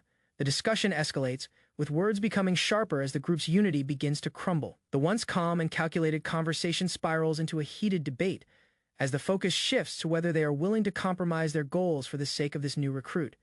The situation grows more complicated as one of the conspirators walks away, unwilling to accept the direction things are going. The others are left to grapple with the choices they must make. The decision now hangs in the air with the consequences yet to unfold. With the argument unresolved, the tensions continue to build. One conspirator insists that if the young recruit's abilities are truly that valuable, they must proceed cautiously. His mind races with the possibilities of how this new player could either aid them or hinder their plans. The other conspirators, now wary of their choices, begin to consider the options more carefully. The young recruit may indeed possess the qualities they need, but the question of whether to bring them into the fold becomes a matter of trust. What happens next depends on the actions of the key individuals involved. A decision is finally made. The conspirators, now resolved, will ask the young recruit where their true loyalties lie. But the choice is not simple. A tense silence fills the air as they await a response. The next move still uncertain but inevitable. Tazen's frustration boils over as he stares at one of his subordinates, his temper flaring. The servant's clumsy actions have caused a disruption, and Tazen is visibly annoyed. His exasperation grows, clearly irritated by the lack of competence in those around him. He clenches his fist, ready to lash out at the one who caused the disturbance. His anger boils as he yells, questioning who this person thinks they are, forcing him to clean up the mess. The tension in the room is palpable, and the servant stands awkwardly, clearly fearing the wrath about to descend on them. The room goes silent as Tazen releases a heavy sigh, his anger subsiding. It's clear that this is just another one of the many troubles he has to deal with. The subordinate begins to apologize, but it's evident that Tazen's patience is wearing thin. Later, the situation remains tense, with one of the subordinates questioning the plan they've set in motion. They are nervous, now second-guessing their involvement in the upcoming confrontation.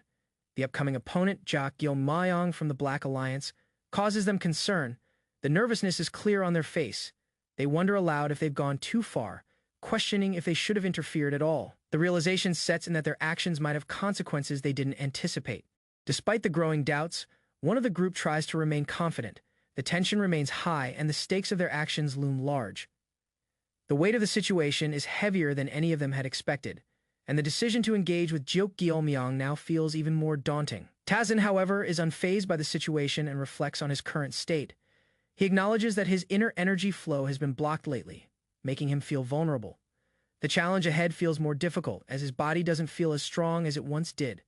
He contemplates whether he should take a trusted warrior, Khan, along with him for the upcoming confrontation. His usual self-assurance is shaken by his weakened state, but he remains determined to proceed, knowing he cannot back down.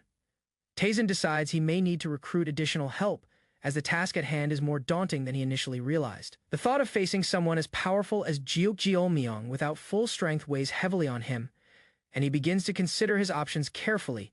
Tazen's subordinate approaches him with an idea, offering to go along with him to handle the situation. The subordinate's eagerness is evident, but Tazen responds with stern disapproval. He's already given specific instructions to avoid unnecessary interference, and this action seems rash. Despite Tazen's clear reluctance, the subordinate persists, eager to prove their usefulness. They try to push their way into the conversation, even as Tazen warns them against doing anything that could complicate matters further. With a frustrated sigh, Tazen concedes. He sees no way to stop the subordinate, though he's aware this might only lead to more trouble. The tension builds as they prepare to move forward, uncertain of what's to come. In a final moment of decision, Tazen reflects on his next steps. He begins to think that maybe the issue at hand requires more direct action.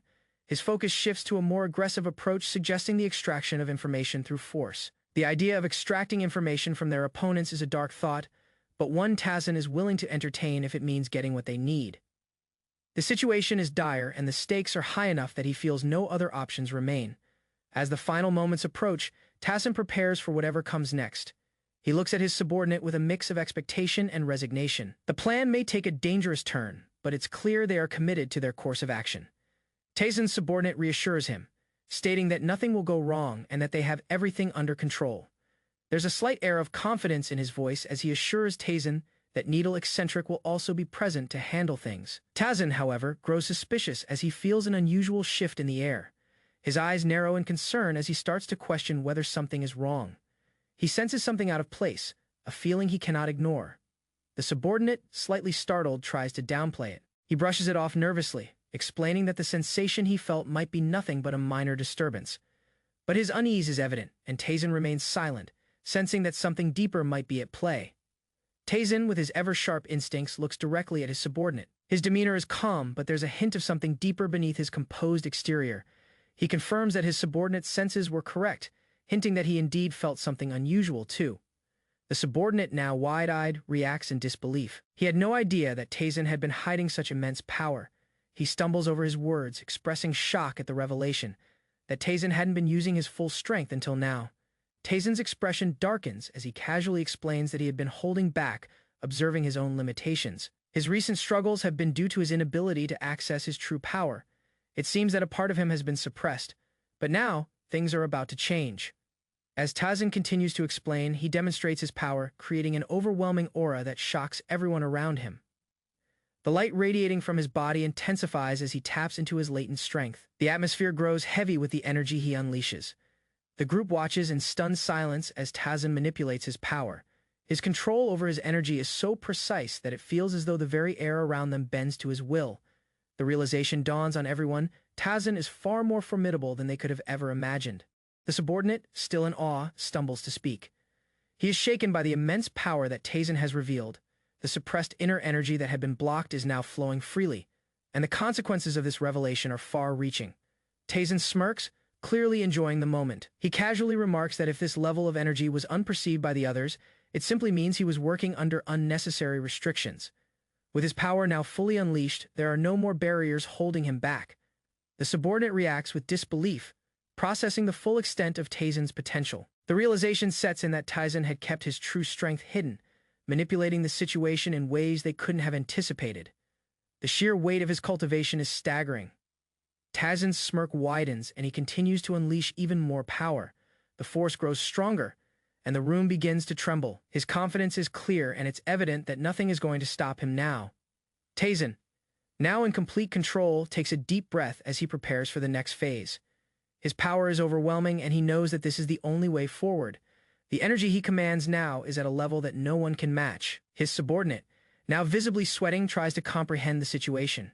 He watches as Tazin manipulates the flow of energy with ease. The realization that this level of mastery has been hidden all along stuns him into silence. With a final decisive gesture, Tazin seals the energy he has released and addresses his subordinate. His voice is calm but filled with authority. He warns them that the true battle is just beginning, and that they will be ready to face whatever comes next. Tazin's subordinate lets out a sigh of relief, feeling fortunate that he hasn't been extracted again. There's a sense of amusement in his voice as he casually expresses his relief. However, just as he speaks, his eyes widen in realization. He turns to see someone approaching, his expression shifting as he recognizes who it is. The name Needle Eccentric comes to mind, and confusion fills the air as the figure steps closer. Tazin's subordinate knows that this individual could bring more trouble than he expected. The tension thickens as the atmosphere grows charged. The appearance of Needle Eccentric has created uncertainty, and even Tazin himself pauses, sensing the presence of someone with great power. The moment feels heavy, and no one speaks as the situation takes a turn. As the mysterious figure approaches, Tazin's senses awaken to a new level of awareness. His inner energy begins to flow once again, and the surrounding area seems to vibrate with power.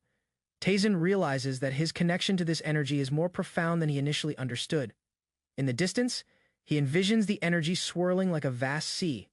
The realization dawns on him: this is the sea of energy he has been seeking to control. It's no longer just a concept, but a force he can manipulate. He begins to focus, feeling the power around him shifting. As he concentrates, the energy within him begins to surge. The sea of energy is both powerful and overwhelming, and Taisen feels the wave building inside him. He knows that the only way forward is to harness this power, to create something greater from this growing force. The energy grows even stronger, intensifying to the point where it feels like a vast ocean crashing around him. Taisen lets out a powerful cry, feeling the raw potential of his inner power awakening. His energy finally breaks through the wall that had held him back, and he surges forward, more powerful than ever. The display of Taisen's power shakes the room, and his subordinate is left speechless. The transformation is remarkable. The wave of energy that Taisen commands is unlike anything they've witnessed before. It's clear that this is the true extent of his strength. As Taisen unleashes the full force of his energy, a look of satisfaction spreads across his face. The barrier that had once limited his growth has shattered, and he stands at the peak of his power. He now knows that he is ready for the challenges ahead. Meanwhile, his subordinate sits in the background, yawning as if unimpressed. Despite the overwhelming display of power, he remains indifferent, almost sarcastic in his lack of reaction. He brushes off the moment, teasing Taisen for being so dramatic. Taisen, somewhat taken aback by the nonchalance, questions the subordinate's behavior. How could they be so relaxed after such a monumental shift in his power? The tone shifts as Taisen grows more serious, demanding an explanation. The subordinate nonchalantly explains that he's been guarding Taisen for the past 2 days while he meditated and awakened his power. He had no idea how much time had passed, but now he realizes that today is the day of the duel against Jokgyal Myeong. The tension builds as the reality of the situation sinks in. Taisen's expression hardens as he understands the gravity of the situation. He had been so absorbed in his cultivation that he had lost track of time. The duel against Jokgyal Myeong is finally upon them, and he feels both the pressure and the excitement mounting. As his subordinate asks how the cultivation went, Taisen responds with confidence. He's ready. The energy he has unlocked is more than enough to face Jokgyal Myeong. Now there's a fire in his eyes as he prepares for the duel ahead. With a determined grin, Taisen gives the order, it's time to go. The duel is a significant moment, and he's more than ready to face his opponent. His subordinate, now fully aware of the seriousness of the situation, prepares to follow Taisen into the fray. Yan Haran, standing among the group, looks up thoughtfully, her expression conflicted.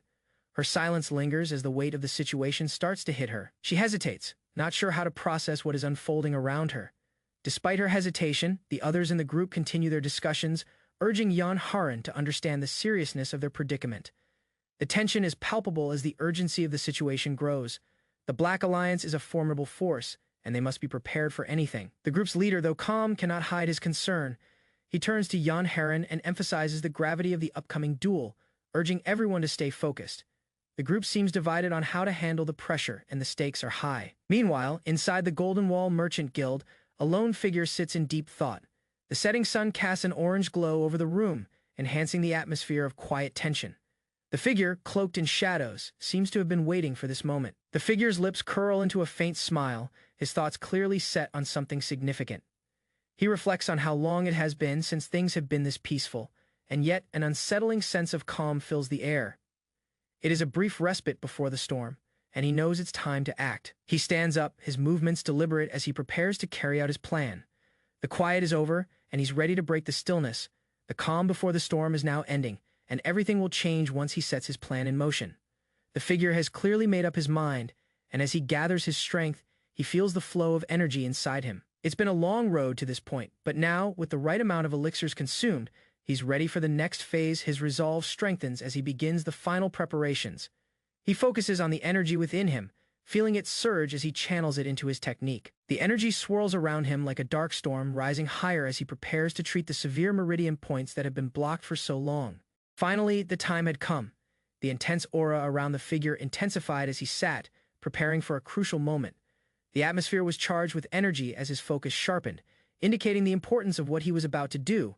As the energy began to swirl around him, it became clear that he was about to perform the final treatment. His deep concentration revealed the severity of the task at hand, one that required all his strength to heal and correct his own severed meridian points. The action in the scene was tangible, the energy around him flickering and expanding as he engaged in the final steps. Every movement was crucial as he channeled his powers into the meridian points to restore them, signaling that this was a turning point in his journey. His mind flashed back to a few days prior, recalling the intense training he had undergone. As the memories resurfaced, it became clear that his recent experiences had been tied to a much larger process, one that involved more than just physical healing. The essence of the memory began to shape itself. His soul had been reincarnated into the body of Jan Haren. He felt the sensation deeply, a realization that something far greater than ordinary reincarnation was at play. The connection to his past life had begun to resonate within the current vessel. As his thoughts began to stir, a new question emerged in his mind. Could it be possible that he too had been reborn into this new body? He questioned the nature of his existence now, wondering about the mysterious and powerful force he had become part of. As his thoughts spiraled, a more disturbing idea surfaced. What if the entity now occupying his body was the heavenly demon, a being of immense power and destruction? The question lingered in his mind, unsettling him as he continued to ponder the consequences of this revelation. The image of the heavenly demon began to take form in his mind, a chaotic and fearsome figure. It was a being that had once burned through souls without mercy. His past self had known the destruction of this force, and now he feared the consequences of awakening such a force within him once again. The darkness of his past, the burning of souls, and the unimaginable power he had once wielded all resurfaced. His actions as the heavenly demon had left scars on the world, and now, as the energy within him grew stronger, he feared what might happen if that power was fully unleashed again. He could feel the immense soul energy swirling within him, collecting and growing stronger. This power, once dormant, was now being awakened in full force. It was a sensation that overwhelmed him, as if the very essence of life itself was being funneled into his body.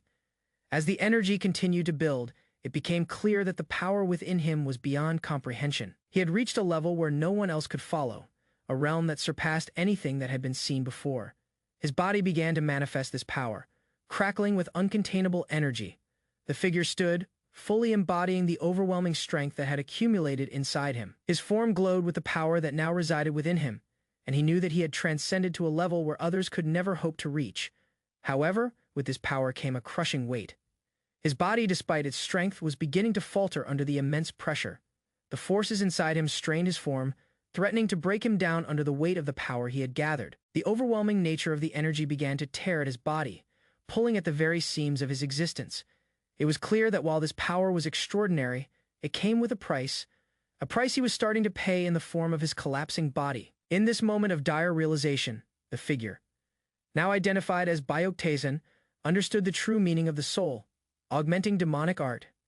After being reborn into this new life, he comprehended the magnitude of the power he had inherited and the dangerous path it would lead him down. Now, with the strength of his body, he could finally correct the mistakes he had made in his past life as the heavenly demon. This time, he was determined to perfect his abilities and heal completely, using the body that now contained the power of both past and present. He acknowledged the importance of this body, the vessel that allowed him to grow beyond his previous limitations. The journey of healing and perfecting himself had come full circle. His success in this endeavor was all thanks to this new chance. With a deep breath, he prepared himself for the final step. This was the moment he had been waiting for. He would finish the treatment and restore himself once and for all, bringing an end to the lingering struggles that had haunted him. Now, the time had come. With unwavering resolve, he initiated the next phase of the process. The energy within him surged as he began to channel the immense power, focused and determined, his entire being pulsed with energy, ready for the change. His body moved with precision, his focus absolute as he began the final treatment. The aura around him intensified, and it was clear that nothing could stop him. Now his transformation had already begun, and there was no turning back. "Let's begin," he whispered. As the energy around him swirled in response, his mind was set, and he could feel the shift within himself. The path to completing his journey had been laid out before him. At the same time, in the White Flower House, the scene was far different. The tension in the air was palpable as a group of individuals gathered, discussing matters of importance. They had no idea that significant events were unfolding elsewhere. A figure spoke, attempting to reassure another. The conversation seemed calm, yet the undercurrent of anticipation was evident. The group was aware of the stakes, and they were preparing for what was to come. The calm was interrupted as a new presence entered. The members of the group looked up, realizing that someone had arrived. Their attention was immediately drawn to the figure standing at the door, signaling a shift in the dynamics. The new arrival had brought with him a number of followers, signaling the importance of the moment. The atmosphere became charged as the group exchanged glances, each wondering what the arrival meant for them. One individual, more experienced than the others, spoke with a sense of authority. He noted the arrival of Jiok Gil Leong from the Black Alliance, someone whose presence was not to be taken lightly. The tension grew as the group realized the implications of Jiu Liang's presence. The Black Alliance had come, and the stakes had just been raised. They could sense that something significant was about to unfold. Jiu Liang, towering and confident, stood before them. His presence undeniable. He was not one to be underestimated, and the air grew thick with tension as the group prepared to face whatever came next. The conversation shifted again as a member of the group questioned the absence of the leader, Master Doyok. The tension in the room deepened as they wondered what this absence meant. The reply came quickly, laced with a sense of quiet contemplation. Perhaps it is for the best, one individual suggested. Even without their leader present, the presence of Jiu Liang ensured that this meeting would not be taken lightly. The scene in the White Flower House grew tense as the group was met with an unexpected welcome. Danyang, a member of the group, greeted the guests with a smile, but her words hinted at a quiet mockery of their expectations.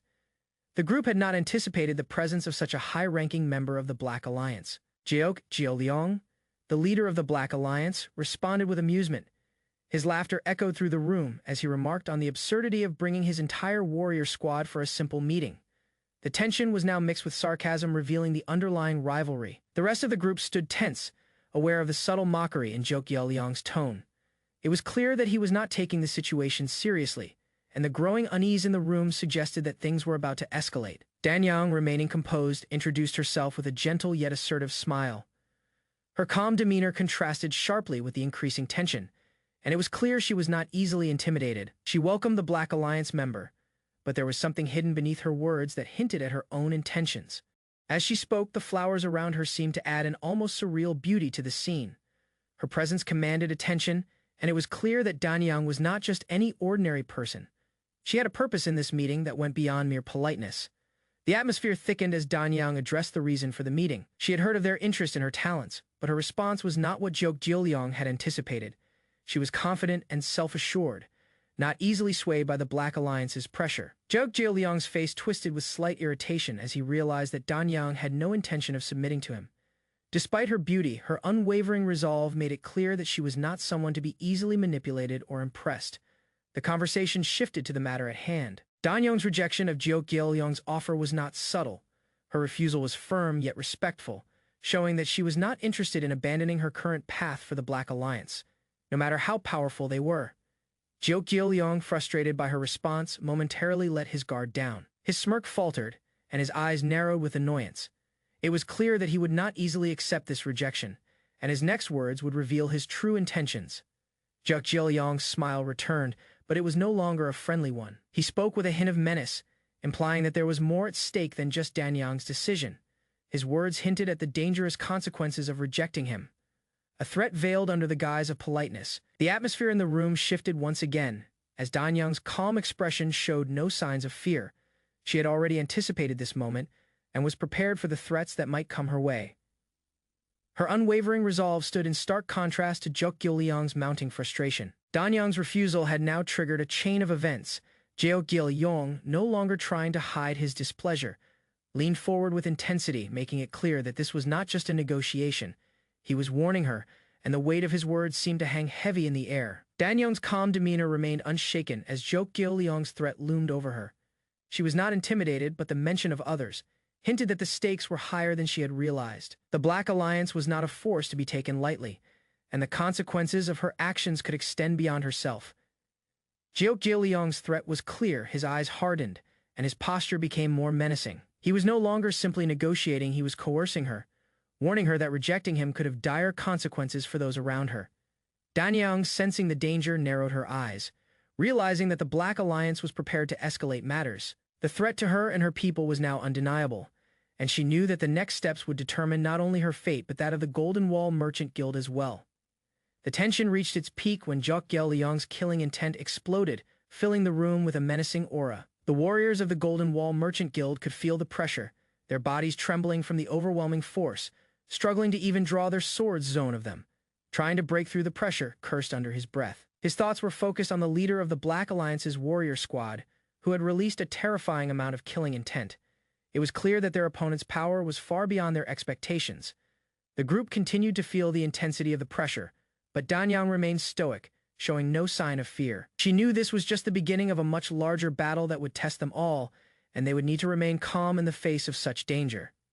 Danyang's discomfort was evident as Jokgyo Liang's energy continued to press down on her, making her struggle to breathe. Her face twisted in discomfort, but she kept her composure, refusing to give in to the pressure. Jokgyo Liang, smirking at her reaction, took the opportunity to press further, making sure that his power was felt by everyone in the room. He tried to provoke her, pushing her to make a decision, but Danyang, despite her visible strain, held firm with a calm yet firm voice. Jokgyo Liang made his proposal once again.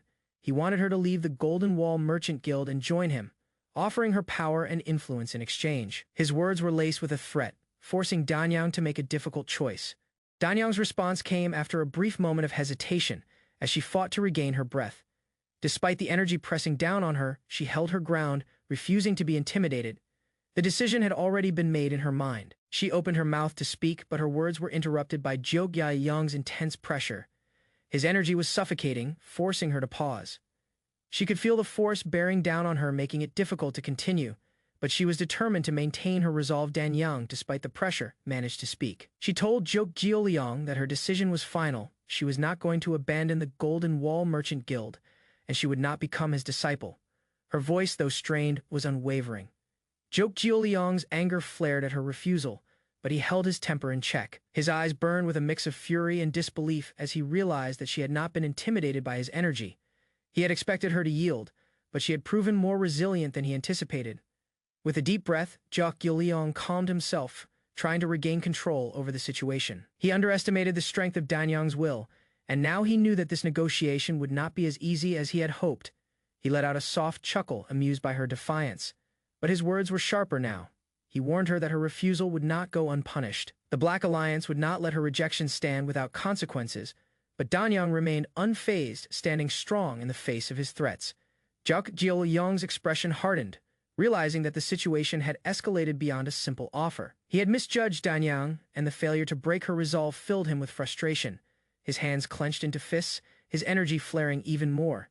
Despite the growing tension, Danyang remained calm, knowing that her strength and determination would not falter. She had the support of the Golden Wall Merchant Guild behind her, and that was all the reinforcement she needed. Danyang looked directly at Jokgyo Liang, her gaze unwavering as she declared that she would remain loyal to her guild. The resolve in her voice was crystal clear, and she made it known that she would not bow to threats or intimidation. Jokgyo Liang let out a heavy sigh as he finally relented. Realizing further attempts to coerce Danyang would be futile, he pulled back, acknowledging the stalemate. His words were filled with frustration, yet he couldn't afford to continue this confrontation any longer. His anger was palpable, but there was no denying the respect he had for her willpower. Before leaving, he issued one final warning. He hoped Danyang would stand by her decision until the end. This was not a goodbye, but a threat veiled in a promise for future encounters. Turning to leave, Jokgyo Liang's eyes flickered with frustration. He hoped Danyang's resolve would be tested soon, and his departure marked the end of this round of negotiations. Though it was far from over, the tension in the room lifted as Jokgyo Liang exited, leaving the Golden Wall Merchant Guild members to breathe a collective sigh of relief. Their relief was evident as they exhaled deeply, the pressure from the Black Alliance leader now gone. Despite the relief, one of the members felt the toll of the intense pressure and exhaustion. His body ached, reminding him of the physical strain they had endured during the confrontation. He groaned about how little food he had eaten in the past few days and how his energy had been drained by the ordeal. Another member laughed, recalling how they had all previously doubted their master's methods. However, they now realized that the special training under Byaoktazen had prepared them for such intense challenges. They had made it through, not just surviving but proving themselves stronger than expected. Outside, Jokgyo Liang walked alone, his mind racing with the events that had just transpired. The Black Alliance squad leader, once confident and brash, now seemed thoughtful. He paused, feeling the sting of defeat but determined to regroup. His thoughts were interrupted as one of his subordinates asked why he had come out alone. The squad leader's back was turned, but his response was curt. "It is nothing." His tone was hard, trying to maintain the image of authority, but his mind was clearly elsewhere. Jokgyo Liang's thoughts turned inward. He had misjudged Byaoktazen and underestimated the resolve of those who followed him. Realizing that the talent within the Golden Wall Merchant Guild was stronger than expected, he knew his strategy had to change. As Jokgyo Liang continued his journey, he reflected on the outcome. Despite the setback, he was not one to admit defeat. His resolve was clear. He would continue to monitor Byaoktazen and the Golden Wall Merchant Guild closely. He ordered his subordinates to investigate Byaoktazen thoroughly, looking for weaknesses or hidden truths. The invasion of Wuhan would come later, but for now, his focus was on understanding the true power behind Baektaisen and the guild. Jiao Jialiang's final thoughts were laced with anger and determination. He vowed that one day he would make them all pay for their defiance. The rejection from Danyang was only the beginning, and he would ensure that the Golden Wall Merchant Guild paid a heavy price. The treatment is finally nearing its end, but Baektaisen's focus remains intense. The atmosphere is charged with energy as he channels his inner power to heal the severed meridian points within his body. As he continues his healing process, his concentration sharpens. Despite the progress, there's still one final elusive meridian point that he hasn't been able to locate. A feeling of unease washes over him as he wonders where it could be. The tension heightens as his mind races. Taizen's inner monologue echoes with the urgent question. Where on earth is the final one? His aura intensifies, and his focus sharpens even more as he prepares for the next step. Taizen's energy swirls around him, growing in power. His focus is unwavering as he continues searching for the missing meridian point. The blue glow enveloping his body reveals his deep concentration and the rising pressure of the moment. A sudden shift occurs, and Taizen's hand glows with bright electric energy. The meridian point he had been searching for reveals itself before him. His eyes widen in realization as he finds the final missing point. Taizen's triumph is evident in his expression as he successfully locates the last severed meridian point. Found it, he exclaims, his hand crackling with power. The journey to restore himself nears its final stage. But as his energy connects with the meridian point, an unexpected sensation strikes him. A strange, unfamiliar feeling washes over him, causing his expression to change. Taizen's mind races as he tries to understand the source of this sensation. The connection between his power and the meridian point seems to be triggering something deeper within him. The confusion deepens as his gaze sharpens. What's this feeling? He wonders, a mixture of curiosity and alarm spreading through him. His power continues to surge as the unexpected sensation grows stronger. Taizen presses forward, unwilling to be deterred. His hand continues to channel the power needed to connect the meridian points. The energy around him intensifies as he focuses on his task. The energy coursing through him is overwhelming, but he endures. His body absorbs the force, and his mind is driven by the need to finish what he started. His focus remains sharp, determined to complete the process. As the connection strengthens, a realization hits him. The energy of the heavenly demon within him is merging with Baektaisen's body. The power of both entities is combining, creating a surge of energy like never before. The final surge of energy engulfs Taizen's body, his aura expanding rapidly.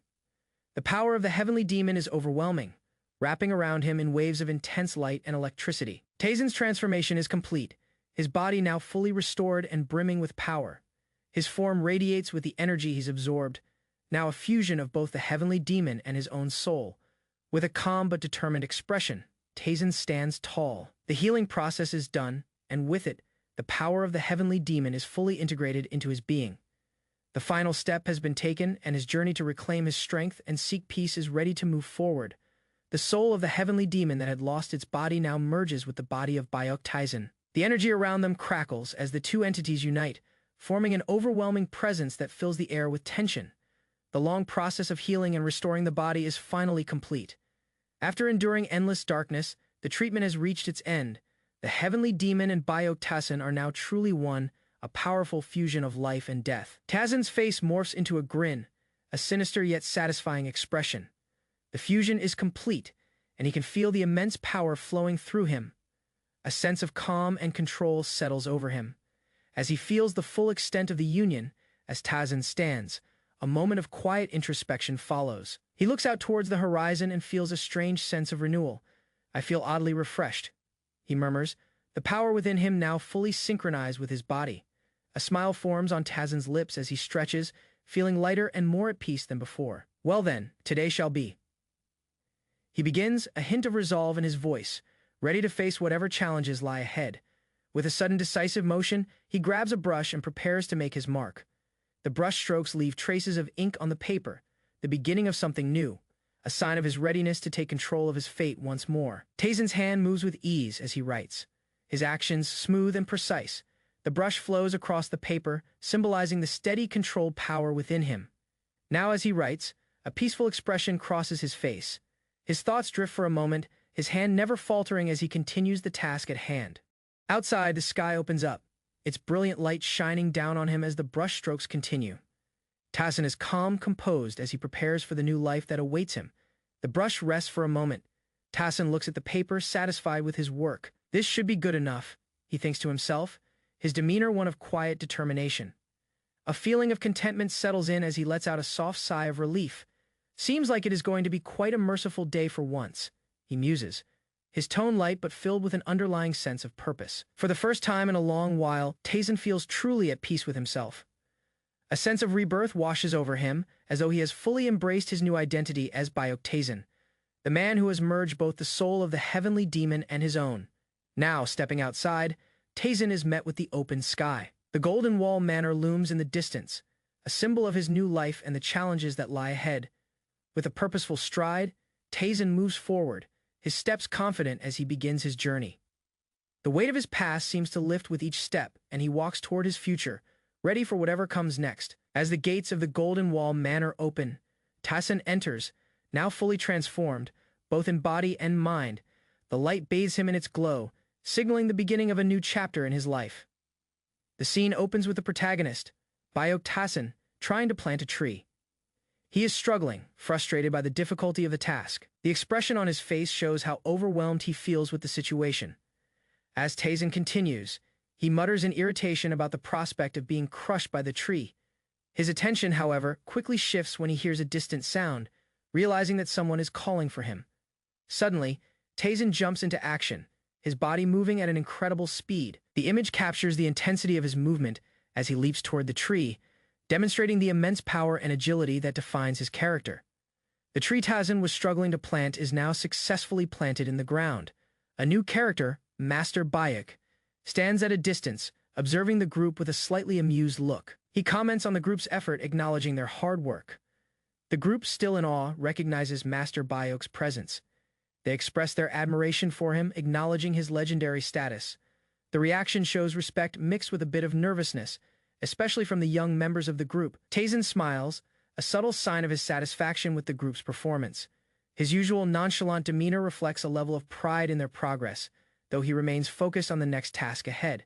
Taisen begins teaching his students a new technique, a skill that he expects them to master. As he demonstrates, there's a hint of excitement in the air as the group eagerly watches.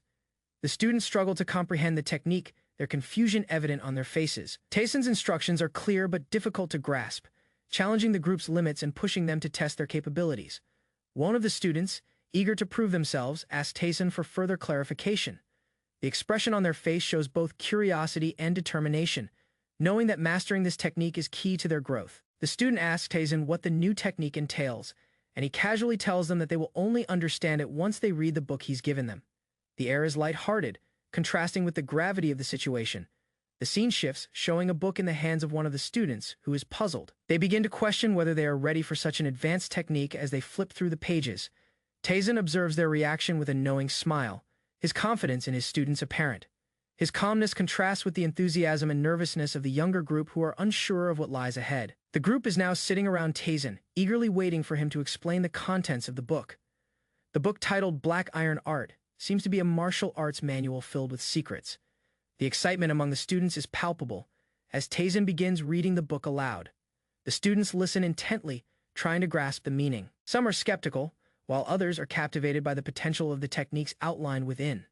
The group reacts with a mix of awe and disbelief, realizing the power they could unlock by mastering the techniques. Taisen's students are ready to commit themselves fully to the training, determined to succeed under his guidance. A man takes a bite of a rice cake, savoring the flavor. He is overwhelmed by its taste, enjoying it so much that he almost forgets his surroundings. His joy is evident as he makes an exaggerated statement about how the rice cake is unmatched. Suddenly, the man starts to choke, his expression shifting from bliss to distress. The rice cake has gotten stuck in his throat, and his body begins to convulse in an attempt to force it down. In a panic, the man realizes the seriousness of the situation. He struggles to breathe and makes a desperate call for help, but the situation escalates as his attempts to clear his throat grow more frantic. A figure appears and steps toward the man, unfazed by his choking. The stranger comments on the man's weakness, mocking him for not being able to even swallow a rice cake. The response is sharp, but there is no real malice in it, just a simple remark. The figure moves with speed, acting swiftly and expertly. With a single motion, they assist the man, helping to clear the blockage. The rice cake is expelled with force, leaving the man gasping for air in relief. The man, now freed from the choking hazard, begins to thank his rescuer. Recognizing them as Master Bayok, he shows gratitude and a bit of embarrassment over the earlier situation, while also expressing his relief. Master Bayok, with a calm and composed expression, explains that what he just performed was the essence absorption art, a powerful technique that can restore one's stamina and vitality. He emphasizes the importance of practicing it daily. The man, still recovering, is shocked by the explanation. His eyes widen as he starts to understand the power behind the technique, but he is left with a lingering question about its effects. Master Bayok continues to speak, giving the man some guidance. Master Bayok stresses that if the man skips even a single day of practice, his body could become unstable, hinting at the intense nature of the technique. The man, now deeply worried, responds with concern about what would happen if he missed a day. The scene shifts to a serious discussion about a particular technique, which Master Bayok reveals has the potential to be dangerous. The man becomes alarmed, realizing that this new technique might be far beyond his expectations. Master Bayok, with his usual calmness, reassures the man, explaining that the technique is powerful but not without risks. He goes on to explain that this will help him become stronger but requires discipline and focus. The man, still in disbelief, asks if this technique is the fabled blood demon art. Master Bayok gives a nonchalant response, confirming that it indeed has similarities, but it is more controlled and refined in its usage. The training ground is now in view, and Master Bayok stands before the group, ready to address their progress. He mentions that their energy channels have been realigned and they are now prepared to take on new training. Master Bayok assigns specific tasks to his students, focusing on different techniques for each. One student will practice the Thunderstrike sword art, while another will focus on the chain sword art. He encourages them to ask questions if they are unclear about anything. The students express their gratitude and determination to learn. Master Bayok, as always, remains calm, ready to guide them through the training. He walks away, leaving them with a final piece of advice to continue training diligently and grow stronger each day. Master Bayok stands in the midst of a large crowd. His expression is calm but thoughtful as he reflects on the time that has passed since his last solo outing. The nostalgia hits him unexpectedly, showing a brief moment of introspection. As he watches the bustling activity around him, Master Bayok feels a sense of tranquility in the lively atmosphere. The crowd continues its movement, yet there is a quiet stillness in his demeanor, adding to the complexity of his emotions. Despite the hustle and bustle, he remains distant, pondering life's complexities. There is a soft recognition that peace doesn't always have to come in complete silence, and the moment feels full of both noise and personal reflection. The scene shifts as the morning air is described as lively. The crowds move energetically, some laughing and others cheerfully interacting. The warmth of the sun and the light breeze reflect the easy, carefree nature of the morning amid the crowd. Several faces are shown, some laughing, some engaged in light-hearted conversations. They all embody the joy of living in the present moment, suggesting that sometimes it's the simplicity of life that provides true satisfaction. Master Bayok watches this lively scene, his thoughts continuing to deepen. He realizes that life, despite its challenges, is filled with such moments of happiness, underscoring the beauty of ordinary experiences. Master Bayok's face takes on a more determined expression, and he acknowledges that life doesn't always have to be quiet. He stands tall, his gaze unwavering as he prepares himself for what lies ahead. A sudden tension fills the air as Master Bayok's hand moves toward his weapon, signaling a shift in the environment.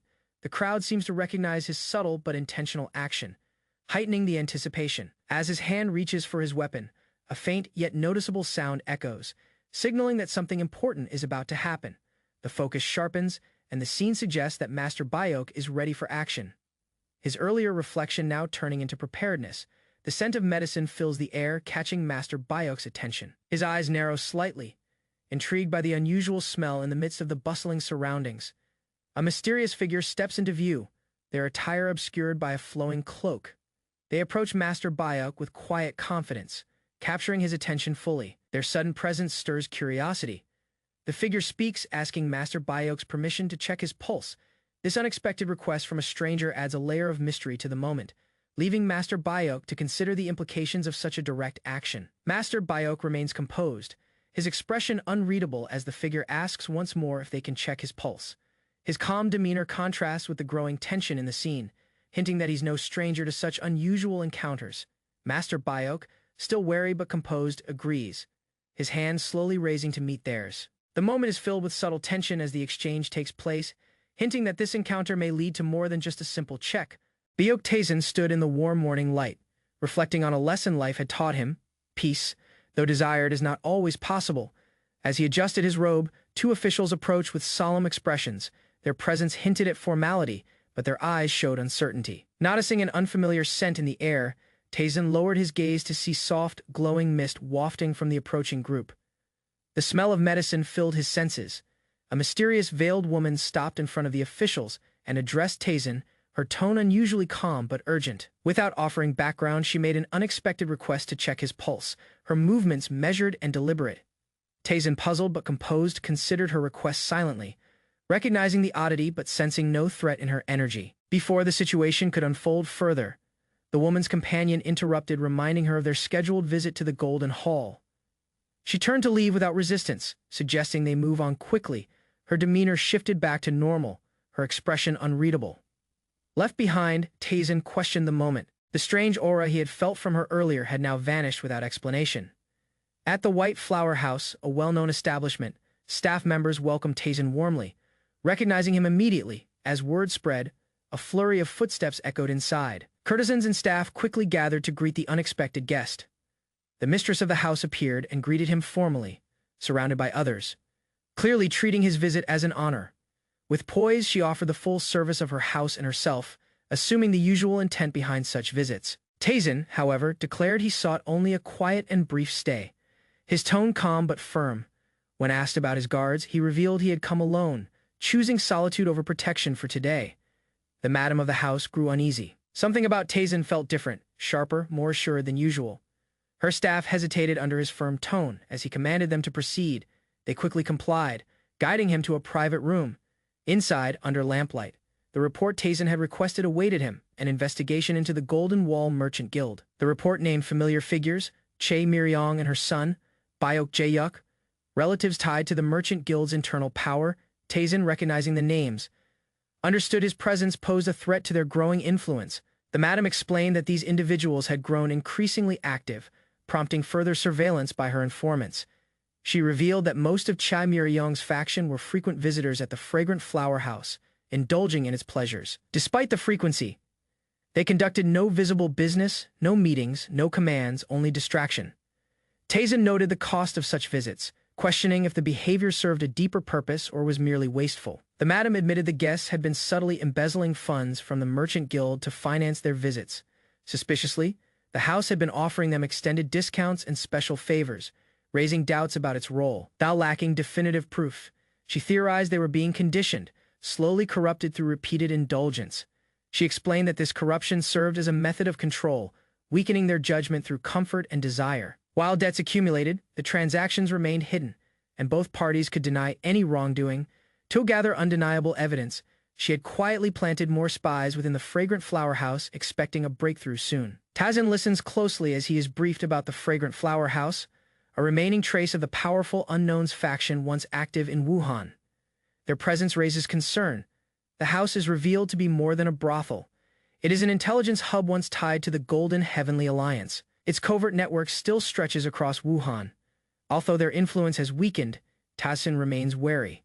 The mistress who controls the house is both elusive and dangerous, yet with their own forces growing, he decides to confront them. Taizin reflects on his decision not to destroy the fragrant flower house. Their value in gathering intelligence while expanding the Hao faction is now becoming clear. He gifts the madam a scroll containing the light-reflecting sword art, an advanced martial technique designed to be used alongside her ambush-based shadow stride skill. The madam, deeply moved, accepts the scroll with determination. She vows to master it and strengthen their position, aware of its potential in future confrontations. Taizin issues a command to investigate Jok Gyeol Myung of the Black Alliance. His intuition suggests hidden threats surrounding this individual. Using his internal energy, Taizin manipulates objects without touching them. His refined control stuns the madam, hinting at a power far beyond ordinary warriors. She silently observes the energy flow. The technique defies understanding, revealing just how formidable Taizin's cultivation and skill have become. Taizin learns of threats made against his people by external forces. He calmly acknowledges the incident, but his gaze sharpens with underlying menace. The madam reacts with fury. Fueled by loyalty, she pledges to eliminate those responsible for the intimidation. Her loyalty to Taizin is absolute. Rejecting an offer to dine, she chooses instead to return home. Her place is beside her people, especially with danger now looming. At the Golden Wall Manor, excitement fills the air. A feast is being prepared for the guest known as the Medicine King. Master of the Thousand Medicine Hall, laughter echoes as the elder guests greet each other warmly. Their respect for the incoming physician reveals his esteemed reputation and status. The guests are informed that Taisen will arrive the next day. Until then, they prepare to host the healer with great honor and formality. Cho-Soran, the master of the Thousand Medicine Hall, arrives with grace. Her presence draws attention as she enters the Golden Wall Manor with purpose. During the meal, she confirms her temporary cooperation with the Miram Alliance. This surprises the elders, as her hall had always remained independent. Surin explains that external pressures forced her hand. She had managed alone until now, but the situation had shifted, demanding outside assistance. News of the Thousand Medicine Hall's struggles causes shock. Soren admits complications have stacked up, leaving them unable to operate at full capacity. Despite their reputation for unrivaled medical knowledge, internal and external pressures now threaten the very structure of the once flourishing organization. Once crowded with patients and respected merchants, their halls now echo with silence. Those present find it hard to believe such a fall from grace. Soren clarifies they haven't formally joined the Miram Alliance, merely cooperating under limited terms. She reassures them not to worry over the matter. One guest quietly observes her strained expression. He suspects there's more behind the alliance, possibly a hidden threat targeting her sect directly. Before further questions arise, the room shifts focus as Soren notices someone unexpected. Master Byuk. His arrival catches everyone by surprise. Taisen questions the sincerity of Soren's alliance. Some guests take her cheerful demeanor as proof of her goodwill, but he remains cautious. He doubts her identity at first, surprised she is the famous Medicine King. Her youthful appearance contradicts the legends tied to her name. Feeling awkward under his intense gaze, Soren introduces herself formally. She senses his skepticism but keeps her composure. Suddenly reminded of her mission, Soren explains she came to seek aid and establish ties between her hall and the Golden Wall Merchant Guild. She gently offers to examine Taisen's pulse. Having heard of his declining health, she insists her specialty may provide real assistance. Amused by the moment, nearby guests whisper they sense not only political alliance forming, but perhaps something more personal beginning as well. Siren pushes aside her unease. Though she dislikes Taisen's cold demeanor, she reminds herself of her duty to save the Thousand Medicine Hall. Taisen silently studies her, expression unreadable. Soren becomes flustered, questioning his intent as tension quietly builds between them. Breaking the silence, Taisen calmly rejects her offer. His refusal lands firm, leaving no room for argument. Cho-Siren, the Thousand Medicine Hall master, requests to check Byuk Taisen's pulse. She asserts that although the other physicians are competent, her expertise could be uniquely helpful in his case. Observers recognize Cho-Siren's status and assume Byuk Taisen must be overwhelmed.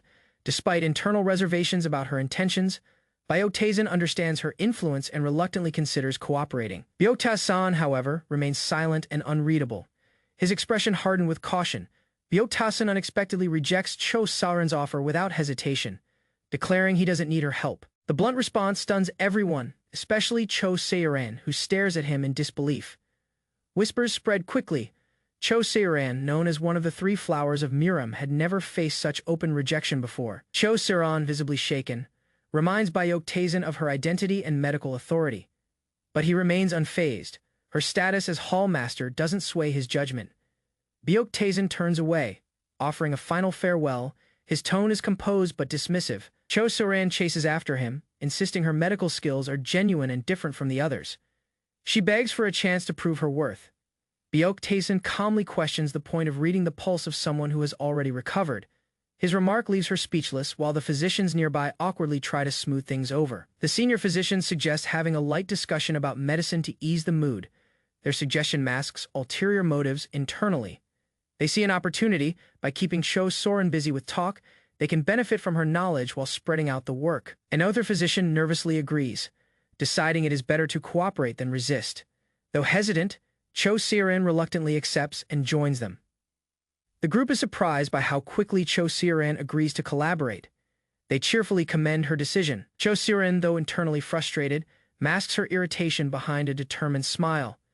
She vows to prove her value and make Byuk Taisen acknowledge her. Later, Cho-Siren analyzes a newly developed pill. She praises its practical design and simple ingredients, impressed by its accessible formula and refined effectiveness. Cho-Soren tossed a pill into the air with precise control. Her sudden action drew the attention of everyone nearby. She swiftly launched herself upward, narrowly missing a collision with another physician. Her movements were calculated and smooth. After rebounding off the wall, she adjusted her trajectory midair, landing firmly with the medicine pot in hand. The pill fell safely back into her reach. With agile movements, Cho Saran retrieved several herbs from high shelves, making her way across the storage area without assistance.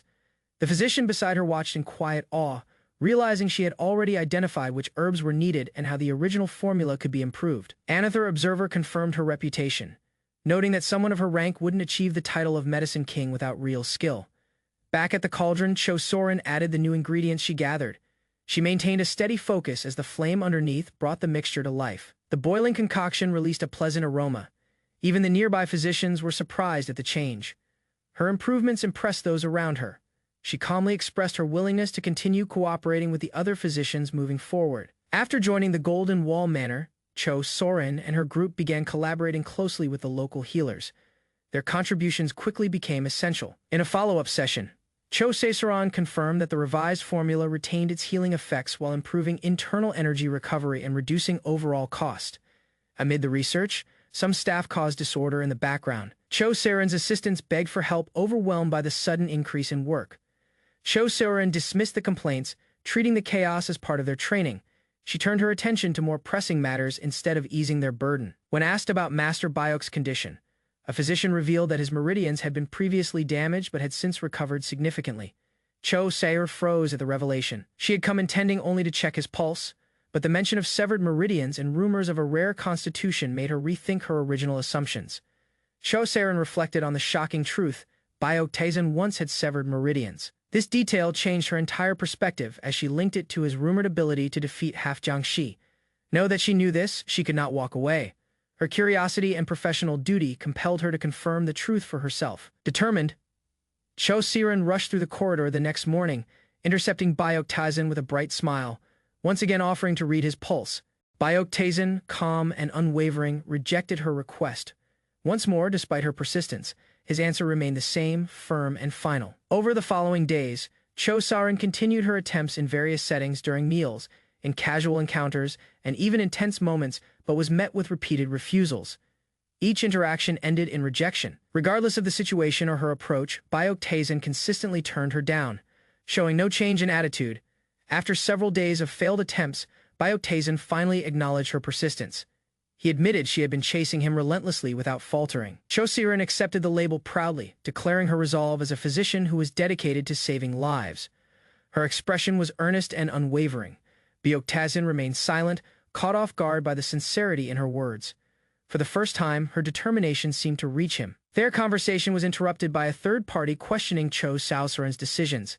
He challenged her affiliation with the Muram Alliance and hinted at political consequences. Cho Siren was confused, but the concern deepened when Byok Taizan implied that the recent misfortunes of the Thousand Medicine Hall were not coincidental.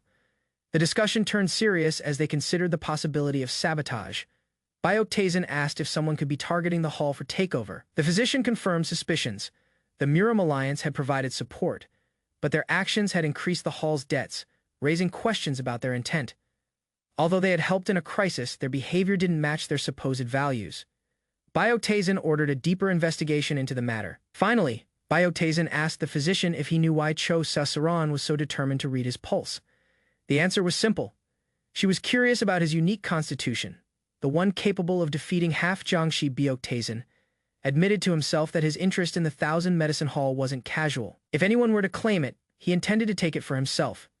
Approaching Cho Saran at sunset, Byok Taizan extended his hand and offered her the long-denied opportunity to read his pulse, but with a warning, only if she truly wished to. Caught off guard, Cho Saran agreed instantly. She grasped his hand and prepared to begin her long-awaited examination. As Cho Saran touched his wrist, her expression shifted. A sudden shock pulsed through her fingertips, her senses overwhelmed by something unexpected. With focused hands and steady breath, she continued the reading, but her thoughts were in disarray. Cho Saran was stunned. What she found contradicted all prior assumptions. His pulse held no signs of injury, constitution, anomalies, or lingering ailments when asked for her assessment. Cho Saran hesitated. Byok Taizan's condition was entirely ordinary, even though rumors suggested otherwise. She reported no trace of meridian damage or exceptional constitution. It was a perfectly normal body, baffling given his feats. Byok-taesan, smiling calmly, teased her disappointment. His casual response seemed to conceal more than he revealed. Before Cho Soren could reply, a messenger from the Outer Murim Alliance arrived urgently, reporting a crisis in Yichang involving half Jiangxi. The news shocked everyone. A swarm of half Jiangxi was on the move, threatening the region with immediate danger. Realizing the urgency, Cho Soren turned to Byok-taesan, acknowledging the severity of the report as they prepared to respond. Byok-taesan quickly issued commands instructing his team to prepare for departure to Yichang. He ordered Cho Soren to follow without delay. He also called for guards and other key individuals to support the mission. The urgency demanded swift and coordinated action. The physicians rushed to justify their presence on the battlefield. After some chaotic bickering, Byok-taesan agreed to bring both of them, knowing their medical skills could prove useful. Byok-taesan turned to Cho Soren and invited her to join the mission. Caught by surprise, she hesitated, but her curiosity pushed her to agree. He reminded her of her desire to witness his strength firsthand. Without waiting for more questions, he ordered her to prepare. Their destination was set, Yichang. Their purpose: hunt down the half Jiangxi.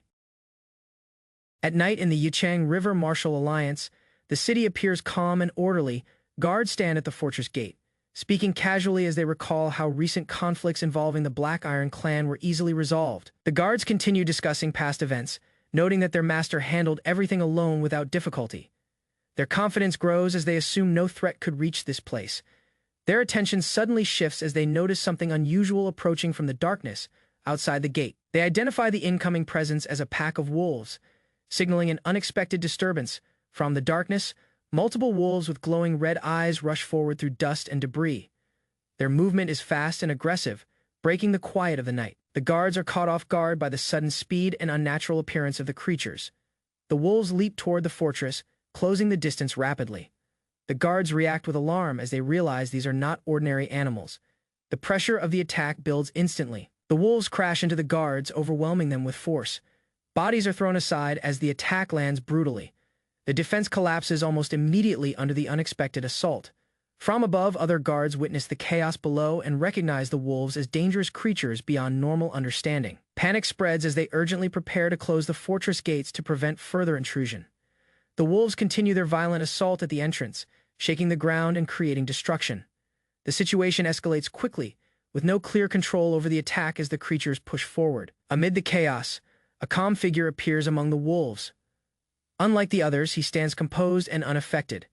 The guards are shocked by his presence, noting his young appearance while sensing a deeper threat behind him. A young figure with glowing red eyes stands calmly among the chaos, facing the guards without hesitation. His presence contrasts sharply with the surrounding violence, and a dark energy begins to gather in his hand. The young figure raises his hand as the red energy intensifies and condenses, forming a concentrated force. The surrounding air shifts as the energy builds, signaling an imminent strike. He releases the gathered power forward, sending a destructive wave crashing into the fortress. The force tears through structures and enemies alike, spreading destruction across the area. The explosion expands outward, engulfing multiple guards at once. Their formation breaks instantly as debris and energy scatter across the battlefield. The shockwave continues to spread, damaging the fortress walls and shaking the entire area. The ground cracks under the force, and the defensive structure begins to collapse under the pressure. After the blast, surviving guards look toward the center of the destruction, uncertain of what remains. They question whether the attacker has been eliminated, but their hesitation reveals doubt and fear. The guards quickly realize the attacker is still alive and begin to panic. They recognize the situation as a coordinated half-Jiangxi attack, causing disorder among their ranks. Another wave of force strikes the fortress, sending debris and structures flying into the air. The destruction continues without pause, overwhelming any remaining defense. The battlefield becomes unstable as the attack persists. Amid the destruction, the young figure stands untouched and composed. He reveals his identity as Hyokreon Mugang, confirming his role behind the attack. His calm expression contrasts with the devastation around him, marking him as the true source of the chaos. After the sudden assault, the River Martial Alliance collapses into chaos within a single night. The infiltrating half-Jiangxi complete their objective efficiently and disappear without resistance. At Golden Wall Manor, a man named Shiman Diok reflects on the growing threat. He identifies that the half-Jiangxi attacks are no longer random, but increasingly organized. Observing the destruction across Yechang, Shimandao concludes that multiple factions are being overwhelmed, not just the River Marshal Alliance. The scale of the damage suggests a coordinated effort, indicating a larger force working behind the scenes. Inside the manor, Master Bayok Taizan listens as Simandiok explain that half Jiangxi behave like controlled puppets. Their strategic actions suggest the presence of a hidden controller directing them with precision. The group acknowledges efforts to locate this controller, but progress has been limited. The enemy remains elusive, avoiding detection despite continued investigation. This uncertainty increases concern among those present. They explain that blood-boosting pills enhance the half Jiangxi, making them more dangerous and harder to stop. While antidotes have been distributed as a countermeasure, they are insufficient to fully control the situation. The antidotes initially reduce casualties, offering temporary relief against the attacks. However, their effectiveness has recently declined, suggesting that the enemy has adapted. This development signals a shift in the balance of power. Master Bayok Taizan considers the possibility that a new countermeasure or substance has been created to bypass the antidotes. He reflects on his own current limitations, recognizing that his strength has not yet fully recovered. Despite this, he remains composed and resolves to act once preparations are complete. His calm expression hides a firm determination, as he prepares to confront the threat and eliminate those responsible. The group finalizes their decision to travel to Yichang, standing together with Master Bayok Taizan at the center. Their expressions are serious, reflecting the urgency of the situation. Each member understands that the journey ahead is tied to the growing threat of the half Jiangxi. OK and CB are confirmed to join the journey, standing close behind Master Bayok. Their presence adds support to the group, showing that this is not a small task but a coordinated effort involving trusted companions.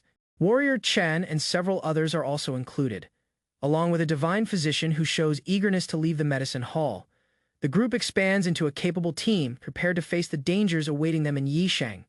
As preparations continue, one member trains intensely, practicing sword movements with precision. The motion of the blade cuts through the air repeatedly, showing dedication and effort to improve before departure. Despite the effort, the training reveals a lack of experience compared to others. The individual struggles to reach the expected level, highlighting the gap in strength within the group. Master Bayok observes calmly and acknowledges the weakness without hesitation. He instructs the trainee to continue practicing while the group proceeds, leaving behind those not yet ready for the journey. A mysterious woman appears dressed differently from the others, with a concealed presence that draws attention. Her calm expression and unique appearance set her apart from the rest of the group. Her presence causes confusion among the members, as they question why she is included in the journey. The uncertainty surrounding her identity creates tension within the group. Ignoring the concerns, Master Bayok leads the group forward as they depart together. Dust rises behind them as they move quickly, signaling the beginning of their journey toward Yikang and the challenges ahead. As the group begins their departure, one member asks how they plan to travel to Yikang. Others suggest using prepared ships, horses, and carriages, showing a preference for conventional methods. Master Bayok Taizan rejects these options without hesitation. He states that using mobility techniques will allow them to arrive by nightfall. His calm confidence contrasts with the group's expectations, signaling a much faster and more demanding approach. The group reacts with shock and confusion at his decision. They are unprepared for such an intense method of travel, realizing that the journey will require far more effort than anticipated. As they begin moving, the group struggles to keep up with Master Bayok's pace. Their expressions show strain and disbelief as they are forced into continuous high-speed movement. The journey quickly becomes exhausting. They realize that their earlier expectations of a comfortable trip were mistaken. The physical demand pushes them beyond their limits, and complaints arise internally as they endure the harsh pace.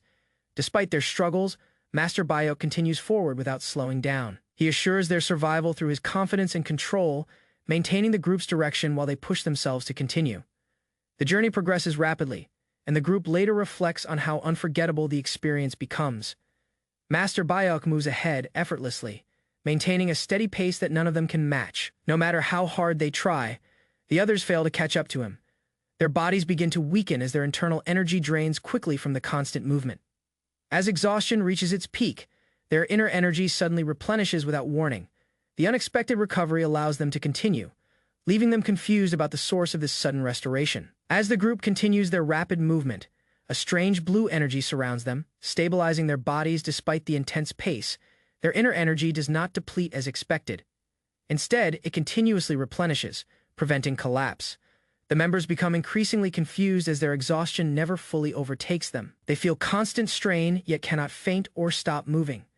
The unnatural recovery keeps forcing them forward despite their limits.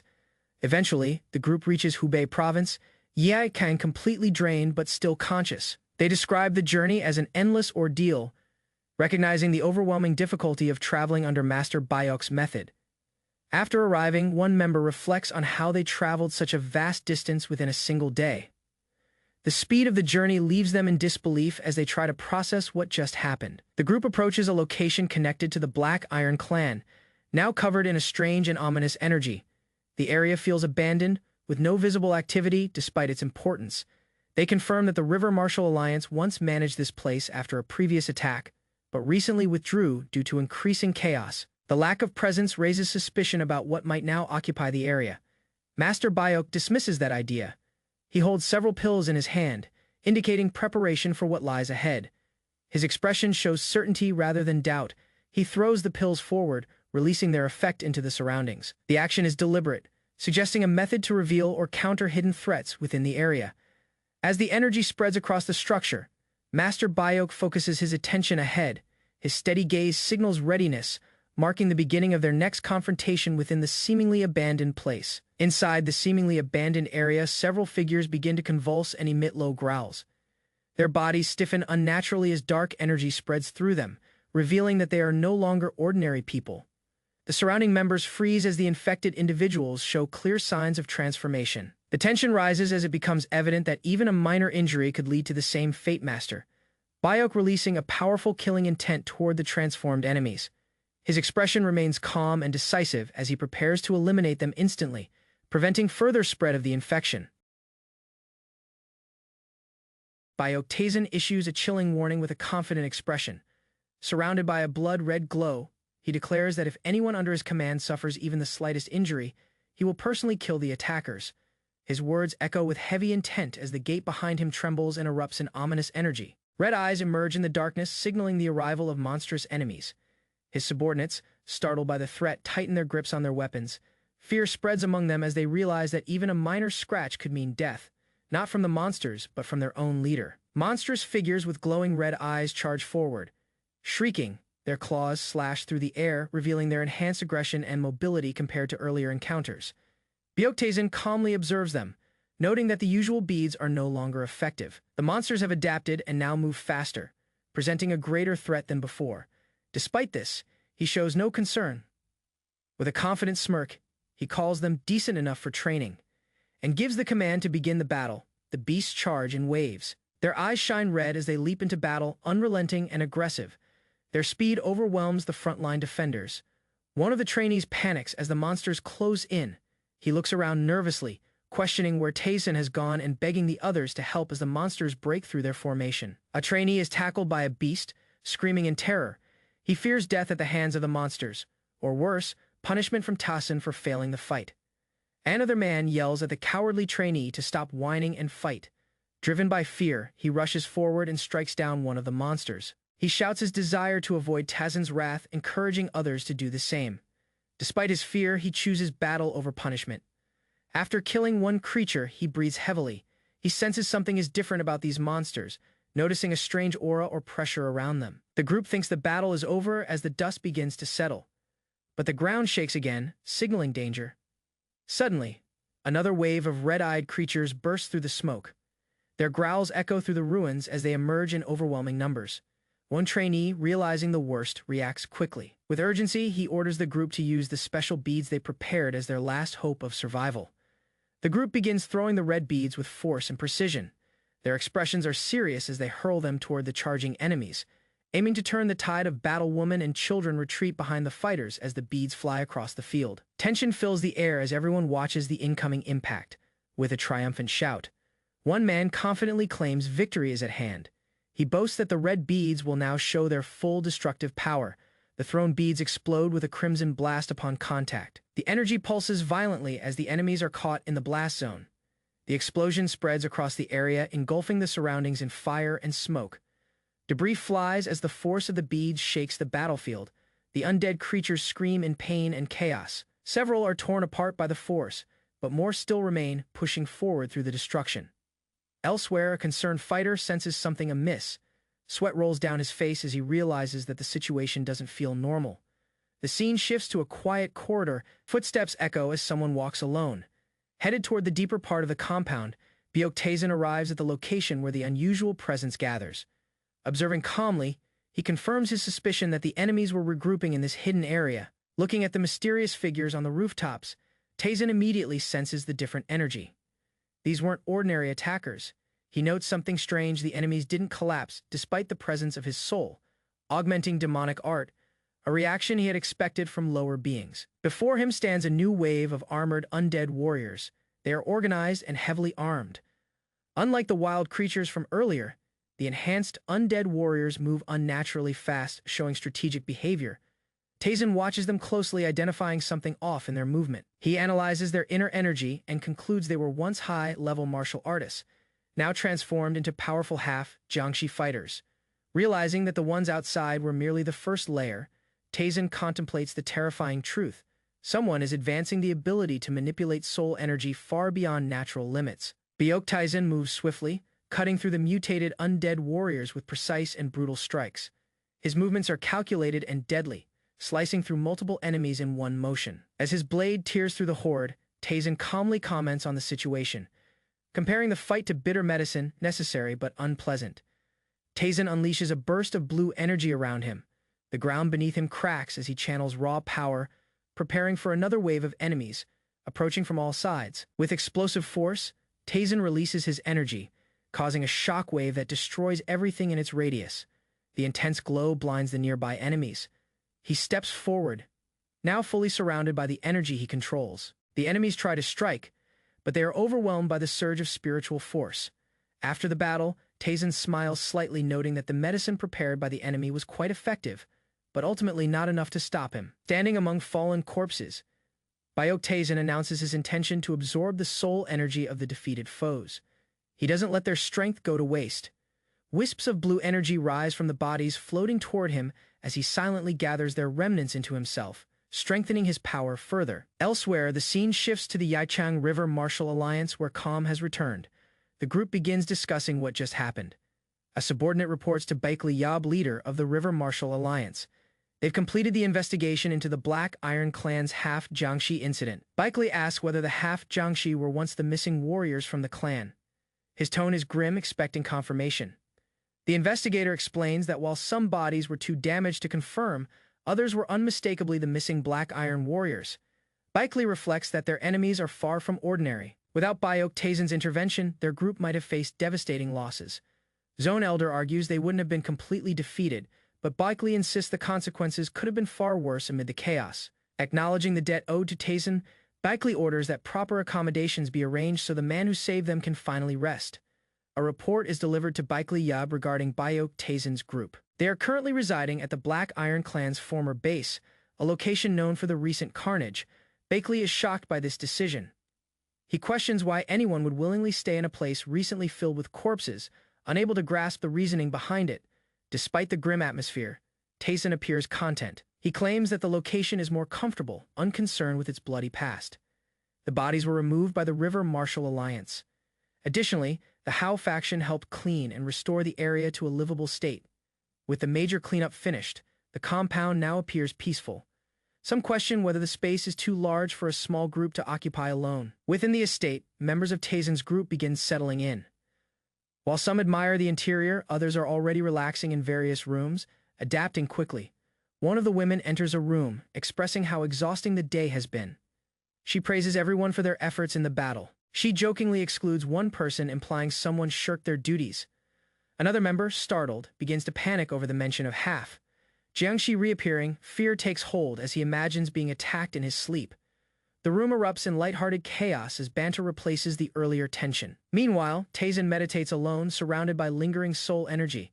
The room glows as he absorbs the refined power left from the battle. He notes that the energy harvested from the enemies is purer than anything he's collected before. His calm demeanor reflects control and confidence. Now that the extraction is complete, his focus turns to internal cultivation, channeling the energy within his body to prepare for what lies ahead.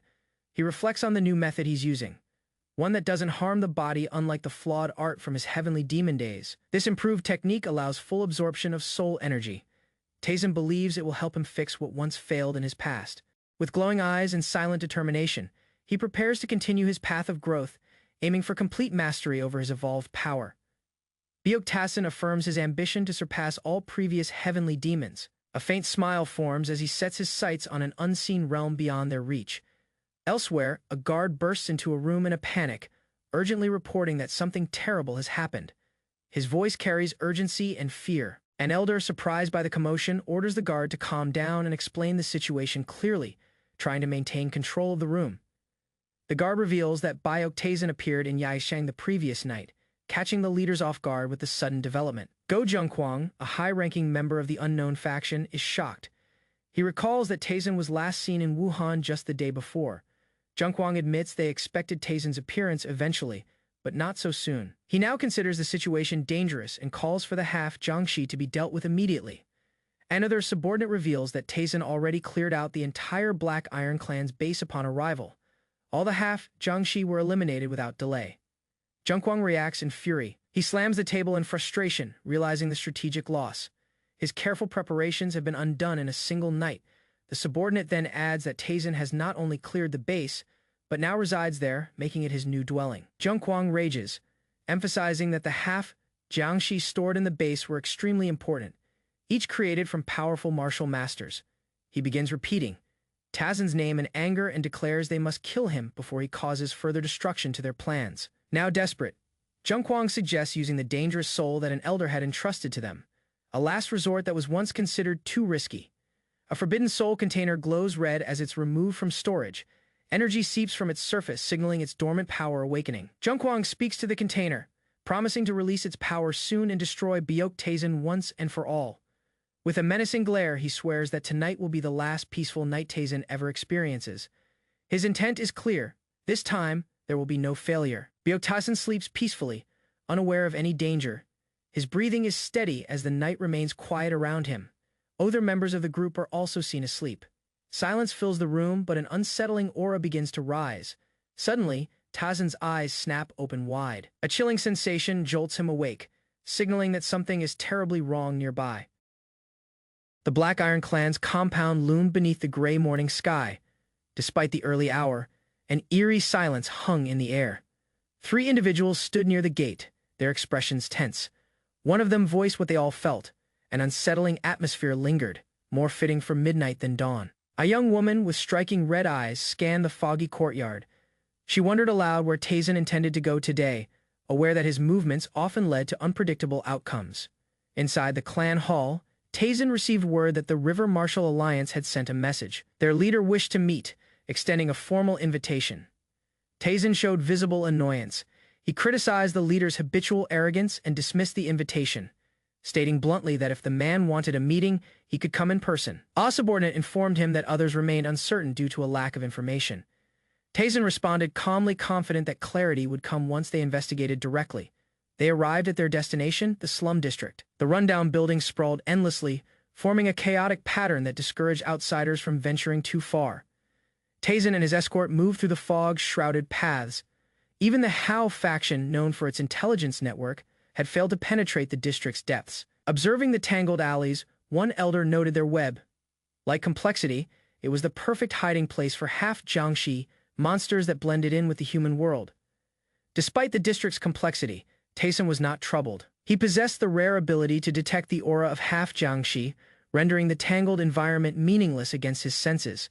He turned to his subordinate, who introduced a local expert, a woman who had grown up in the slums and knew its layout intimately. The woman assured Taisen that guiding him through the district would be an honor. Her knowledge would speed up their investigations significantly. With a faint smirk, Taisen acknowledged her potential usefulness. She had taken initiative without needing instruction, a trait he appreciated. Internally, he was impressed. Her growing competence made her stand out. Without voicing praise, he noted how she had anticipated his needs and acted efficiently. With no further delay, he ordered her to lead. She and her companion responded instantly, dashing into the alleys. The hunt for the hidden half Jiangxi had officially begun. Taisen and his team raced across rooftops deep within the slum district. The buildings grew increasingly decrepit, and the mist thickened as they moved deeper into enemy territory. The guide led the way confidently, weaving through alleys with precision. Her swift movements indicated familiarity with the layout while Tazin silently followed. Suddenly, Tazin's eyes sharpened. A specific door caught his attention, confirming his suspicion. He thought to himself, it was just as he had expected. Without hesitation, Tazin surged forward, releasing a wave of energy. His abrupt action startled the guide, who called out in alarm as she turned to see what happened. He dashed toward the door and activated his power, surrounding his body in violet energy. His presence shifted dramatically. With a focused expression, he unleashed his energy and shattered through the wooden entrance. The air crackled as the power radiated from his strike. Tazin stood before his targets, hidden half, Jiangxi, just as he'd suspected. With a confident smirk, he initiated his assault and announced the beginning of his cleansing. He swiftly dealt with the first target, labeling it 1 in his count. Without pause, he moving toward the next location with unwavering precision. In rapid succession, he eliminated several more enemies, 2, then 3, 4, and 5. With each strike, his smile widened, satisfaction building as the mission progressed smoothly. Later, back at the estate, the household staff noticed his return. A girl greeted him warmly as smoke drifted from the chimney, signaling the bath was prepared. Inside, the attendants confirmed everything was ready. Danyang had finished heating the water, ensuring everything met his preferences before his arrival. Tazin entered the bath, testing the temperature. Danyang asked for his feedback, to which he replied plainly that it was acceptable, showing his usual calm demeanor. As he relaxed in the bath, his subordinate reported the latest situation. The River Martial Alliance had been attacked by half Jiangxi in the slums while he was away. The attackers had overwhelmed the martial artists, launched surprise assaults, and set fire to the surroundings. The Hao faction managed the aftermath but remained alert for further threats. Hearing the report, Tassin calmly deduced the reason behind the Alliance's earlier summons. When asked if he would go to them, he gave no direct answer. Inside the compound, the female aide voiced her concern. She believed that if Tassin decided to go, he shouldn't go alone. Tazin listened quietly, but it was clear he already suspected a deeper plan. The frequency of attacks on the Hao faction felt too organized, intended to divert attention away from something more critical. The real target wasn't the Hao faction. It was him. Somewhere in the shadows, an elder enemy ordered his subordinates to strike the Black Iron clan. Tazin questioned when they might act. His aide estimated that the attack would come soon. There was only so long the enemy could distract the Hao faction without consequences. His scars and strength revealed years of preparation. He was no stranger to war. He accepted the challenge as inevitable. The aide, clearly caught off guard by Tazin's muscular form, was momentarily speechless. But he simply nodded to himself, already mentally preparing for the confrontation ahead. Flustered, the aide stammered while asking what he would do next. Tassin smirked and replied that if they were coming to him. With confidence, he instructed her to gather everyone in the training yard by sunrise. There was no time for fear. They had to be ready to move as one.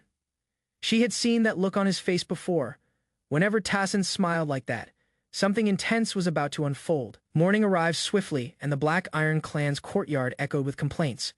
Some disciples pulled from their comfortable posts, others were already exhausted. Among them, a girl who had previously volunteered was now reconsidering her decision. She looked toward Tazin and the others. Doubt crept in. Was this how they always trained? The grueling pace and intensity were far beyond her expectations. The instructors offered no sympathy. They reminded the trainees that survival demanded effort. After training, the disciples ate together. Even meals were treated as part of the process. Eating, recovering, and growing stronger were essential components of martial discipline. But rest was fleeting. As night fell, anyone attempting to sleep too long was jolted awake. The final command rang out, training resumed immediately, and hesitation would not be tolerated. Under the full moon, Tazin stood in the courtyard, his expression serious as he called out to confirm everyone's presence.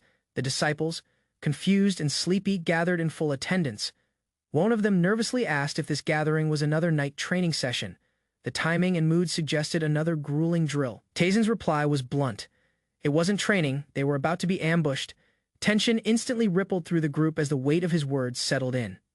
Shadows moved swiftly across the rooftops. Multiple hostile figures closed in on the compound from every direction. The disciples panicked at the sight of enemies approaching en masse. Questions flew. Where was the ambush coming from? And how many were there? Tazin answered with composure. The attackers were coming from all sides, but he believed his disciples were strong enough to defend the clan on their own.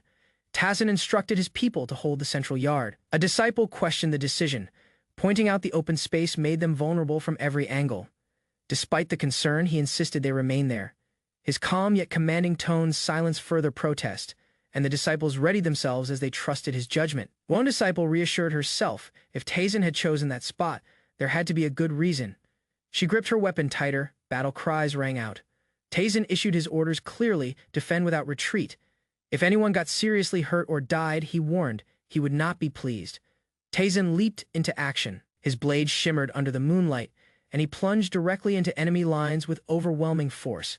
He moved through the air like a phantom, cutting down enemies as blood rained over the battlefield. Then from the shadows a voice called his name, Bayok Taizan. An unknown enemy acknowledged Taizan's strength, noting that even weaklings shouldn't fall that fast. Taizan responded confidently. The massacre was no accident. He revealed he'd been tracking the enemy's infiltration routes for a while, waiting for this moment. His calm yet lethal presence made it clear. He had anticipated everything. The ambush was a trap he had flipped back onto the attackers themselves. Taizan stepped forward. He addressed the imposing enemy before him with calm confidence, curious about what this new opponent would taste, like his tone filled with menace. The towering figure, old yet powerful, chuckled darkly. His expression twisted in disdain as he mocked Taizan's arrogance, unimpressed by the provocation. Revealing his identity, the man radiated brutal energy. He was Ma Jingwan, once one of the 10 great martial masters, now known as the Fist Divine Demon. Under the moonlit sky, Taizan stands silently atop a rooftop, facing Ma Jingwan, whose arrival disrupts the stillness of the night.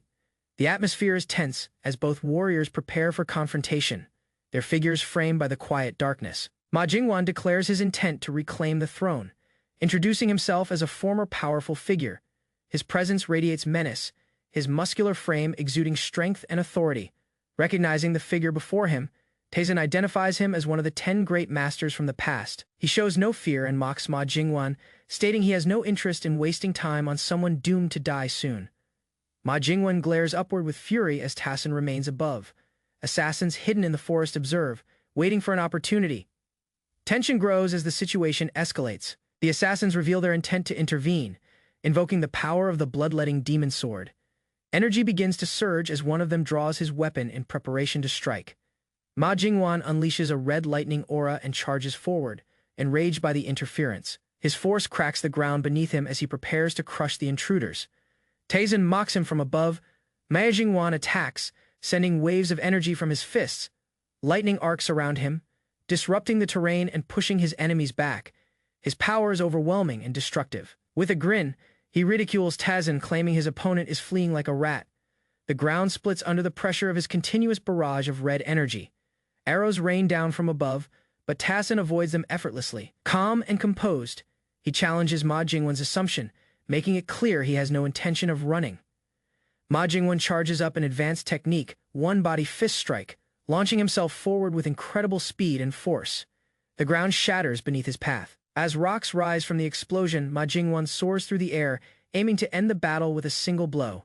His red energy cloaks him like armor. Taizan counters with precision, colliding midair. Ma Jingwan's expression shifts to surprise as the younger warrior meets him head-on with unexpected strength.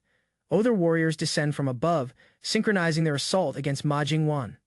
The coordination signals a planned attack meant to overwhelm him. Their combined force drives Ma Jingwan into the ground. He screams in pain as his body is struck from multiple directions. His confidence begins to fade. Realizing his spiritual energy is blocked, Ma Jingwan panics. The once dominant master is now cornered, his strength rapidly deteriorating as Taizan and his allies close in. Taizan descends rapidly toward Ma Jingwan, channeling dark energy into a focused strike. His movement is fluid and controlled, his gaze fixed on the enemy below. The impact is precise, sending shockwaves through Ma Jingwan's body. The force lifts him into the air while Taizan remains grounded, his energy visibly overpowering. From a distance, allies of Ma Jingwan observe in shock. The old warrior, bloodied and enraged, curses his subordinates, blaming them for their failure and weakness. Taizan calmly explains that multiple energy flows have been manipulated into a single point, creating an ideal target for suppression.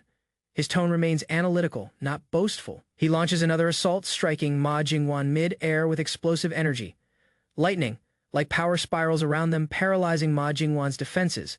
With swift movements, Taizan leaps and spins, disorienting the enemies around him. His technique is flawless, and several attackers are knocked out of position in a single sweep. Taizan reflects quietly, admitting he had expected this situation. His confidence doesn't waver as he observes the results of the earlier setup. Beneath the moonlight, a massive formation activates, releasing ghostly blue flames that surge upward. Several enemies are caught within it, unable to react in time. The blue flame spreads like mist, and Taizan identifies it as the spiritual residue of souls. The refined energy exits from their bodies, having been drawn out silently. Wounded and confused, Ma Jingwen rises from the rubble.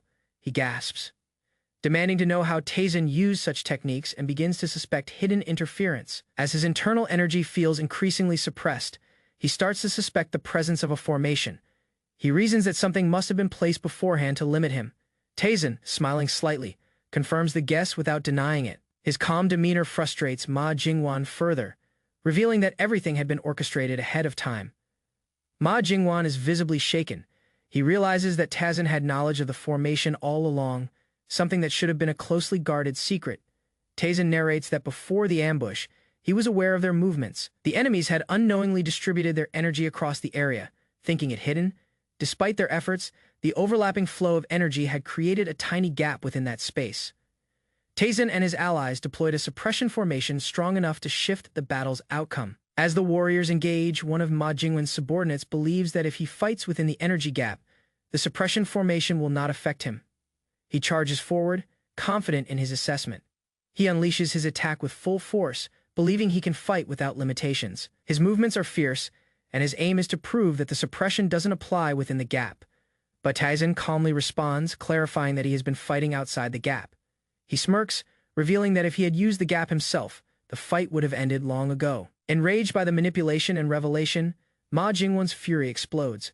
His red eyes burn with rage as he shouts a curse at Taizan. He launches a reckless assault, demanding to know Taizan's true identity. Despite his fury, his form is losing discipline under pressure. Taizan prepares for a decisive move. With no hesitation, he declares that if Ma Jingwen truly wishes to die, he will grant him that wish, and charges forward with his energy surging. With swift motion, Taizan closes the distance. Ma Jingwen attempts to block, but is struck with overwhelming force. Taizan's final blow lands with precision, decapitating his opponent in midair. Blood sprays as the lifeless body plummets. The severed body crashes into the ground near a group of frightened enemies. One of them screams in horror, unable to process the sight of the headless corpse. The battlefield is filled with smoke as the aftermath unfolds. Survivors scatter, screaming in panic, while some rush to escape through the thick fog. A group of warriors urges each other to move faster, aware that time is running out. They're shaken, but still organized enough to flee together. As the dust settles, a few warriors regroup and confirm that this was the final confrontation. Calm returns to the night, and tension eases slightly among them. Taizan walks slowly through the battlefield, surveying the damage. His expression is composed, and his clothes flutter in the wind. He announces that everything seems to be over and asks if anyone is injured.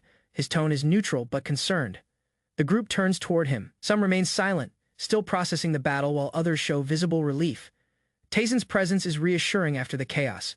One of the senior fighters tries to lighten the mood by shouting confidently that they are all fine. He waves off concern, claiming their injuries are only minor and nothing serious. Taizan, now surrounded by a violet aura, reacts with disbelief. He questions how they could call such wounds minor, clearly dissatisfied with their performance. The group, visibly nervous, explains they faced enemies using blood surge pills and formation techniques. They plead that considering the odds, their efforts were actually commendable. Taizan coldly points out that they weren't affected by the suppression formation. He questions whether they would have used it as an excuse if they had died. Realizing the seriousness of his words, the fighters fall silent. Taizan declares he will halt their current training program and start anew, using the formation as a training field. Taizan acknowledges that while they were not killed by the formation, they also didn't die due to their own efforts. Still, he gives them credit and praises their effort briefly. The group responds emotionally, calling out to their young master with admiration. Their expressions shift from fear to relief as they realize he acknowledges them. Taizan calmly orders everyone to treat their wounds and clean up the corpses left after the battle. His tone is firm, but fair. Some among them start complaining about the sheer number of bodies, realizing the cleanup will take a long time. One suggests calling for help from the Hao clan to assist. As red energy lingers in the air, Taizan reflects that it resembles the style of the sacred heaven demon, something only a few formation masters could create. He notes that such a powerful formation could not have been made casually. His suspicion deepens about its origin and intent. A sudden, grim realization hits him. He wonders if the man behind such formidable techniques, someone believed long dead, might still be alive. The Black Iron Clan begins retreating after a fierce and chaotic battle. The battlefield, once filled with noise and conflict, finally finds stillness. Within the sect, peace is briefly restored. Soyeon and Kyungwon rest under the care of healers, while the leaders gather to discuss the aftermath. It's the first time in a while that the sect members can breathe without tension. Despite the reprieve, not everyone is calm. A few individuals, uneasy and filled with resentment, observe Baektaesun's rise with envy. Though he remained composed, whispers of his growing strength and unpredictable nature begin to circulate. Leaders of the sect hold a meeting, reviewing the regional conflicts. One elder raises concerns about the unknowns deliberately distracting their focus while targeting other areas. Though the Wunan region remains under control, the elder worries more about major powers like the Black Alliance and 5 great clans. Their movements seem unnatural, hinting at a larger strategy beyond simple territorial expansion. He speculates that the unknowns are secretly influencing these factions from within. This subtle manipulation causes unease, as their true intentions remain hidden and far-reaching. The strategist acknowledges the elder's sharp instincts. If the suspicions are true, the situation has become significantly more dangerous for their side. To prepare for future conflict, the elder suggests strengthening support for Baektaesun. Recognizing his potential, he proposes using him as a frontline asset against unknown threats. As tension builds, another elder reacts strongly. Alarmed by something unseen, his sudden outburst cuts the discussion short, hinting that their problems might be closer than they feared. Frustration boils over as one elder vents about his humiliating experience when visiting Baektaesun. He angrily recalls how he had to suppress his pride just to gain the young master's favor, emphasizing the difficulties of aligning with someone so unpredictable. Despite the elder's complaints, Baektaesun remains calm and composed during the encounter. The elder, clearly uncomfortable, makes a forced request for cooperation while attempting to hide his disdain. Eventually, he concedes to cooperate, asking what Baektaesun is currently doing. His tone shifts from outrage to reluctant curiosity, showing a mix of concern and strategic interest in the young master's actions. Baektaesun stands calmly before a glowing red formation. His sharp gaze scans the complex enchantment that emanates ominous energy across the landscape. He instantly recognizes the formation's origin, a technique tied to the heavenly demon's sacred cult. Confused, he questions why enemies are using such a familiar and forbidden method. Just as he prepares to investigate further, one of his men rushes over with urgent news. The source of the enchantment has been discovered far quicker than expected. Baektaesun acknowledges that even minor groups like the Hao faction have grown useful under his influence. Their strength now rivals elite forces from the past. The informant reveals that 3 high-level enchantment masters reside in Yichang. 2 have deep local roots, but the third, a mysterious man named Sung Do-han, arrived recently. Without hesitation, Baektaesun makes his decision. He orders the group to pursue Sung Do-han first, aiming to uncover the truth behind the unusual enchantment and its deeper implications.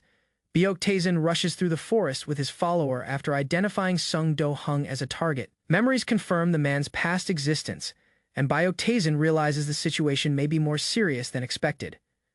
They arrive at the man's residence, but the area seems abandoned. The house stands eerily quiet, showing no signs of current activity, despite its supposed occupant. On closer inspection, the house reveals bloodstains scattered across the entrance. The unsettling scene hints at recent violence, and the absence of bodies deepens the mystery. Baektaesun notes the odd atmosphere. For a skilled enchantment master, such disarray is unexpected. He suspects something is intentionally being hidden. A red-tinged enchantment suddenly reveals itself over the house. Baektaesun confirms it's cloaking the area with a barrier, designed to obscure evidence or movement. Without delay, Baektaesun releases energy to disrupt the barrier. A powerful force bursts from his palm, shattering the enchantment and shaking the area. As the barrier dissolves, strange phenomena begin to stir across the house. The hidden space begins reacting violently, confirming that secrets were being concealed inside. Baektaesun orders a close inspection, suspecting manipulation or hidden mechanisms beneath the surface. His subordinate responds quickly to the command. They find a cracked section of floor that had appeared intact moments ago.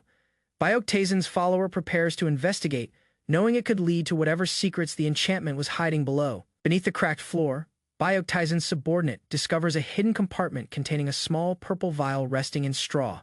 Its presence raises immediate concern. Baektaesun identifies the vial as a rare tracking fragrance, a tool used to trace someone's path. It is an item known only to those from the heavenly demon's sacred cult. Realizing the enchantment was placed to hide this vial, Bioktazin concludes that someone intentionally left it behind, suggesting a secret message or a warning linked to the cult. Piecing together the clues, Bioktazin determines that Sung Do-hung didn't flee. He was likely kidnapped. The vial's hidden placement supports this theory. Somebody familiar with the cult's methods had hidden the item in advance, perhaps as a signal to any potential rescuers who might come searching later. Bioktazin senses that the scent trail is faint, indicating that the abduction occurred some time ago. The urgency to track Sung Do-hung increases as more time passes, with little time to lose. Bioktazin and his team take off at high speed, determined to follow the fading trail left by the tracking fragrance. A subordinate informs Bioktazin that they're nearing the outskirts of Yaikang. If they continue along this route, they will soon arrive in Danyang. As they move quickly through the changing landscape, Bioktazin realizes they've already left Yaikang behind. The pursuit has begun, and time is now their greatest enemy. In Danyang, under the cover of night, a hidden agent rummages through his belongings in frustration. Despite having powerful weapons and resources, he curses the failure to eliminate Bioktazin. Though he possesses tools capable of killing high-ranking martial leaders, he's forced into hiding because of one failed mission. His rage builds at the thought of having to retreat again. He blames the failure on their inability to defeat Bioktazin. Despite overwhelming odds and advanced equipment, their plans have been shattered, forcing him to consider the consequences of returning empty-handed. The agent reflects on the defeat of Ma Jingwan, a powerful martial master originally meant to support a larger scheme. Even he was overwhelmed and failed to eliminate Bioktazin. With their strongest fighters and blood-enhanced soldiers lost, the organization suffered a critical blow. Bioktazin's strength had disrupted everything. Fearful of the Elder's wrath, the agent concludes that returning without results would mean certain death. He accepts he may die either way, but hopes to delay it by salvaging what he can. Determined to reduce his punishment, the agent vows to recover what remains. He moves to secure hidden assets before retreating. Within a dark facility, rows of dormant soldiers await command. Their eerie red eyes glow under the moonlight, ready for activation. Angered at the betrayal of Sung Do-hung, he promises to kill the enchantment master and erase all evidence of his existence, ensuring no one ever discovers his location. A mysterious purple trail of energy flows silently through the air, leading Bioktazin and his companion deeper into the city under the moonlight. The scent is faint but distinct. The trail continues across rooftops and buildings, showing signs of movement from someone attempting to stay hidden. Bioktazin follows it without hesitation. The scent abruptly ends in a secluded area standing under the moonlight. Bioktazin calmly notes its conclusion and realizes they may have arrived just in time. Bioktazin senses a strong presence of half-Jiangshi energy in the air, indicating unnatural experiments or manipulation involving the undead. He reflects on how unexpected rewards seem to follow his path, even when he wishes for peace. His companion, however, grows anxious about entering the manor ahead. Bioktazin responds lightly, asking if there is a problem with going inside. Though smiling, he remains focused, while his companion urges caution and recommends calling reinforcements from the Hao faction. Amused, Bioktazin questions if his ally truly believes he's in danger. His tone is calm, even slightly teasing, despite the obvious threat ahead. Realizing the concern is valid, Bioktazin agrees to bring more men. He orders that disciples surround the area and be ready to intercept any escapees. As the group prepares, Bioktazin gives one final command. Once the reinforcements are in position, he will personally enter the manor to confront whatever lies within. Bioktazin gives the order to act immediately, warning that even a slight delay could be costly. His men quickly begin their movement, fully alert. Inside the enemy manor, panic spreads. A commander senses something is wrong and scrambles to evacuate before Bioktazin's forces arrive. But Bioktazin appears calm and resolute. He mocks their attempt to flee, knowing they have no chance. With quiet certainty, he declares they will all be crushed before they can escape. Under the purple twilight sky, Bioktazin gazes toward a distant palace. His back bears intricate tattoos, and the atmosphere is filled with silent tension. A plan set in motion is about to unfold. Behind him, a group of masked men stand at attention as his men reports that all preparations are complete. Bioktazin, clothed in ceremonial robes, begins to walk forward with calm purpose under the moonlight. A smirk crosses his face as he prepares to enter the palace grounds. His words signal the beginning of an intrusion that promises chaos, cloaked in confidence. Inside the palace, guards rush into position. One shouts orders urgently, sensing that something is amiss. Their instincts warn of a danger they can't yet see. A burst of powerful energy strikes without warning, destroying part of the structure. Dust and shockwaves erupt, sending debris across the courtyard. Confusion grips the defenders. Amid the chaos, strange glowing creatures emerge from the shadows. The guards scramble, terrified and unprepared for the unnatural presence. Now surrounding them, Byakuya steps through the smoke, shrouded in swirling purple energy.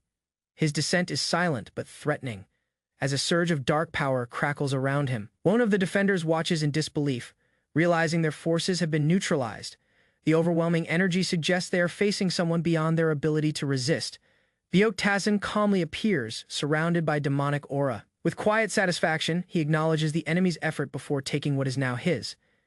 A commander is struck with terror as he identifies Byakuya. Shock and fear spread across his face as he realizes the situation has turned beyond control. In desperation, he commands his men to attack Byakuya at all costs. Fighters leap forward, launching a coordinated assault meant to suppress the threat. Seeing the hopelessness of the situation, the commander attempts to flee. He knows remaining behind would mean certain death and tries to escape into the shadows. Before he can get far, Byakuya closes the distance and strikes one of the attackers with swift precision, sending him flying. Without slowing down, Byakuya pushes forward, launching a powerful attack that shatters the formation. The force of his aura tears through the air. Purple energy bursts outward as he descends upon the enemies. The attackers are overwhelmed by the wave of spiritual force released by his technique. Byakuya moves with unmatched speed, striking down one enemy after another. Bodies collapse around him as his momentum continues. He counts his fallen opponents calmly, keeping track of each one as if it were part of a routine. The rhythm of the fight remains under his control. Byakuya finishes off another group with a final crushing blow. The floor is scattered with motionless bodies and silence returns to the battlefield. As his enemies fall one by one, Byakuya confronts the fleeing commander. Despite the chaos, the man selfishly prioritizes his own escape. With a single leap, Byakuya closes the distance. The commander stares in horror as death approaches, realizing his fate is unavoidable. The impact lands with devastating force. Byakuya stands tall amid the wreckage, his opponent defeated beneath him and the battle clearly one-sided. The commander lies broken, unable to resist. Byakuya's punishment is far from over. The defeated man, panicked, thinks of ending his own life. But even that choice is denied as Byakuya shows no mercy. While standing over the fallen enemy, Byakuya senses something strange. A trace of tracking fragrance drifts up from beneath the ground. Following the scent, Byakuya discovers a hidden passage beneath the floor. It leads to a dark underground area unknown to most. Inside a prison cell, a restrained man named Sung Do-hung remains seated. He is an enchantment master, imprisoned and forgotten. Suddenly, he hears approaching footsteps. His thought wandered as the door opened. Byakuya steps into view, his presence calm yet commanding, as he discovers the hidden prisoners within. Inside the dim underground prison, Sung Do-hung watches Byakuya curiously.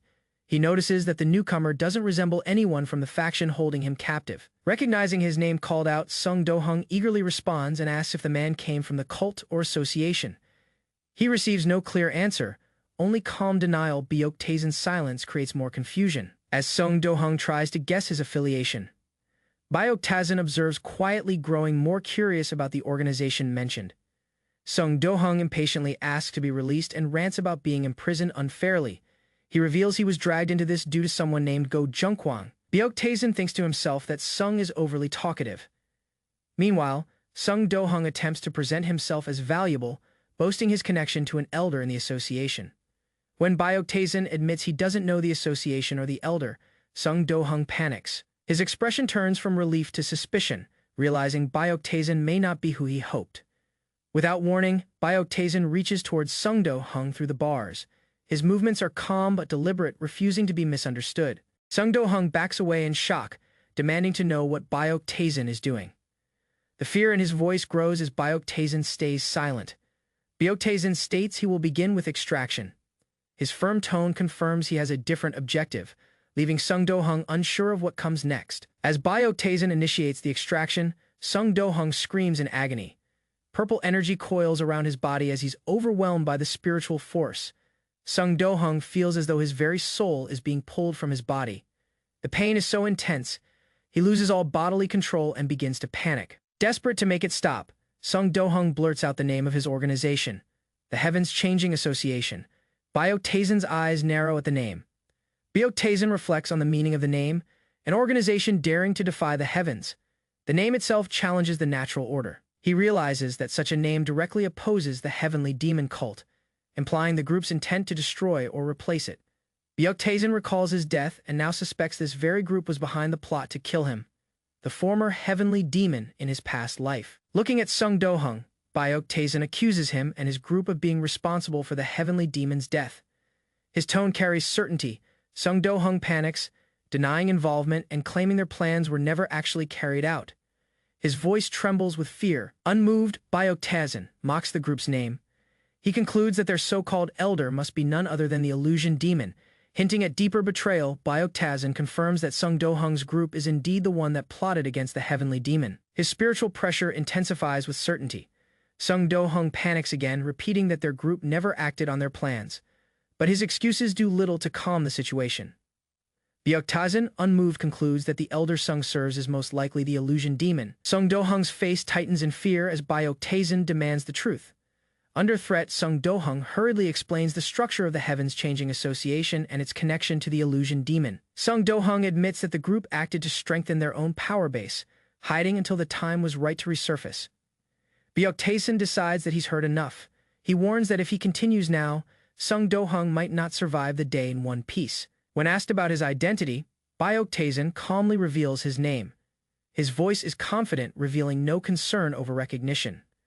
He orders his men to imprison Sung Do-hung in the Black Iron Clan for now. The guards immediately follow the command as Sung Do-hung is dragged away. Confusion clouds his face. He mutters to himself, unfamiliar with the name Byeoktaesan, not realizing the danger he has just barely survived. Within the Black Iron Clan, Sung Do-hung is startled by horrific screams echoing through the compound. The terror in the voices shakes him. Peering out, he sees someone being strangled by purple energy. Byeoktaesan stands calmly, watching a tortured man wail in agony and call out for an elder. The scene grows more gruesome. The man's cries reach a painful peak. As his face twists in fear, blood flows, and the name of the elder is screamed again. Byeoktaesan reacts to the name with suspicion. He senses a familiar aura and begins to suspect the identity behind it. As the torture continues, the man pleads for death. His body breaks down from the spiritual pressure, unable to endure. Byeoktaesan steps forward. His eyes narrow as he confirms the presence of the true master. The hidden force behind the enemy finally reveals itself. Byeoktaesan stands at the edge of a cliff, his expression focused. After a long journey, he finally arrives at the location he had envisioned. This place matches what he discovered during his encounter with Go Junkwang's soul. He observes the area carefully, confirming its significance. This is no ordinary mountain. He's not here by chance. His purpose is deliberate. With clarity in his gaze, he recalls the fragments of memory shown to him, which led him to this hidden location. Below the cliff, a vast and isolated manor is revealed, nestled between fog and mountains. It's the exact structure he saw in Go Junkwang's soul. As Taesan approaches, he notices the entire manor is shielded by a complex enchantment. Only someone of significant martial ability would be able to detect the building's true form amidst the illusion. He analyzes the defense further, noting the high concentration of mystical energy. To a weaker practitioner, this land would appear as an empty plain. The enchantment is not only powerful but precise, designed to deter unnecessary attention. Strangely, despite the manor's scale, there's no gatekeeper in sight. Taesan suspects that the illusion alone makes guarding unnecessary. With curiosity, he steps forward and prepares to break through the barrier with force. Taesan reaches out but senses nothing beyond it. It's an advanced enchantment, capable of shutting down his probing senses, something rarely encountered. This unexpected resistance intrigues him. For the first time in a while, he feels genuine excitement. His eyes gleam as he channels energy through his palm, ready to uncover what lies behind. Without hesitation, he steps through the glowing red veil. The gate absorbs him into its depths as the light intensifies, marking the beginning of his deeper exploration. The moment Byeoktaesan steps further in, a surge of oppressive energy crashes down around him. This force is unlike anything he has encountered recently, nearly on par with the forbidden enchantments once used by the heavenly demon's sacred cult. Despite the overwhelming pressure, Taesan stands his ground. Crimson waves of soul energy lash around him violently. The barrier is designed to repel invaders, and any lesser warrior would have been immobilized at the entrance. The air is thick with a stench of blood, potent and suffocating. It's not just the scent, there's soul energy woven into it. a trace left by ritualistic slaughter. Taisen continues forward. In front of him stands a figure cloaked in dark robes, back turned, calmly observing the shelves filled with strange items. The heavy smell of blood confirms this location has witnessed countless deaths. The mysterious man turns to face him, questioning whether Taisen is responsible for the disruption. But something else catches Taisen's attention. On one of the shelves sits a wooden gourd, an item he knows doesn't match what he saw in Go Junkwang's soul. His realization is swift. The scene from Junkwang's memories showed a different item. That discrepancy tells him everything. This isn't the right location tied to the stolen memories. Suddenly, the white-haired figure turns, blood dripping from his robes.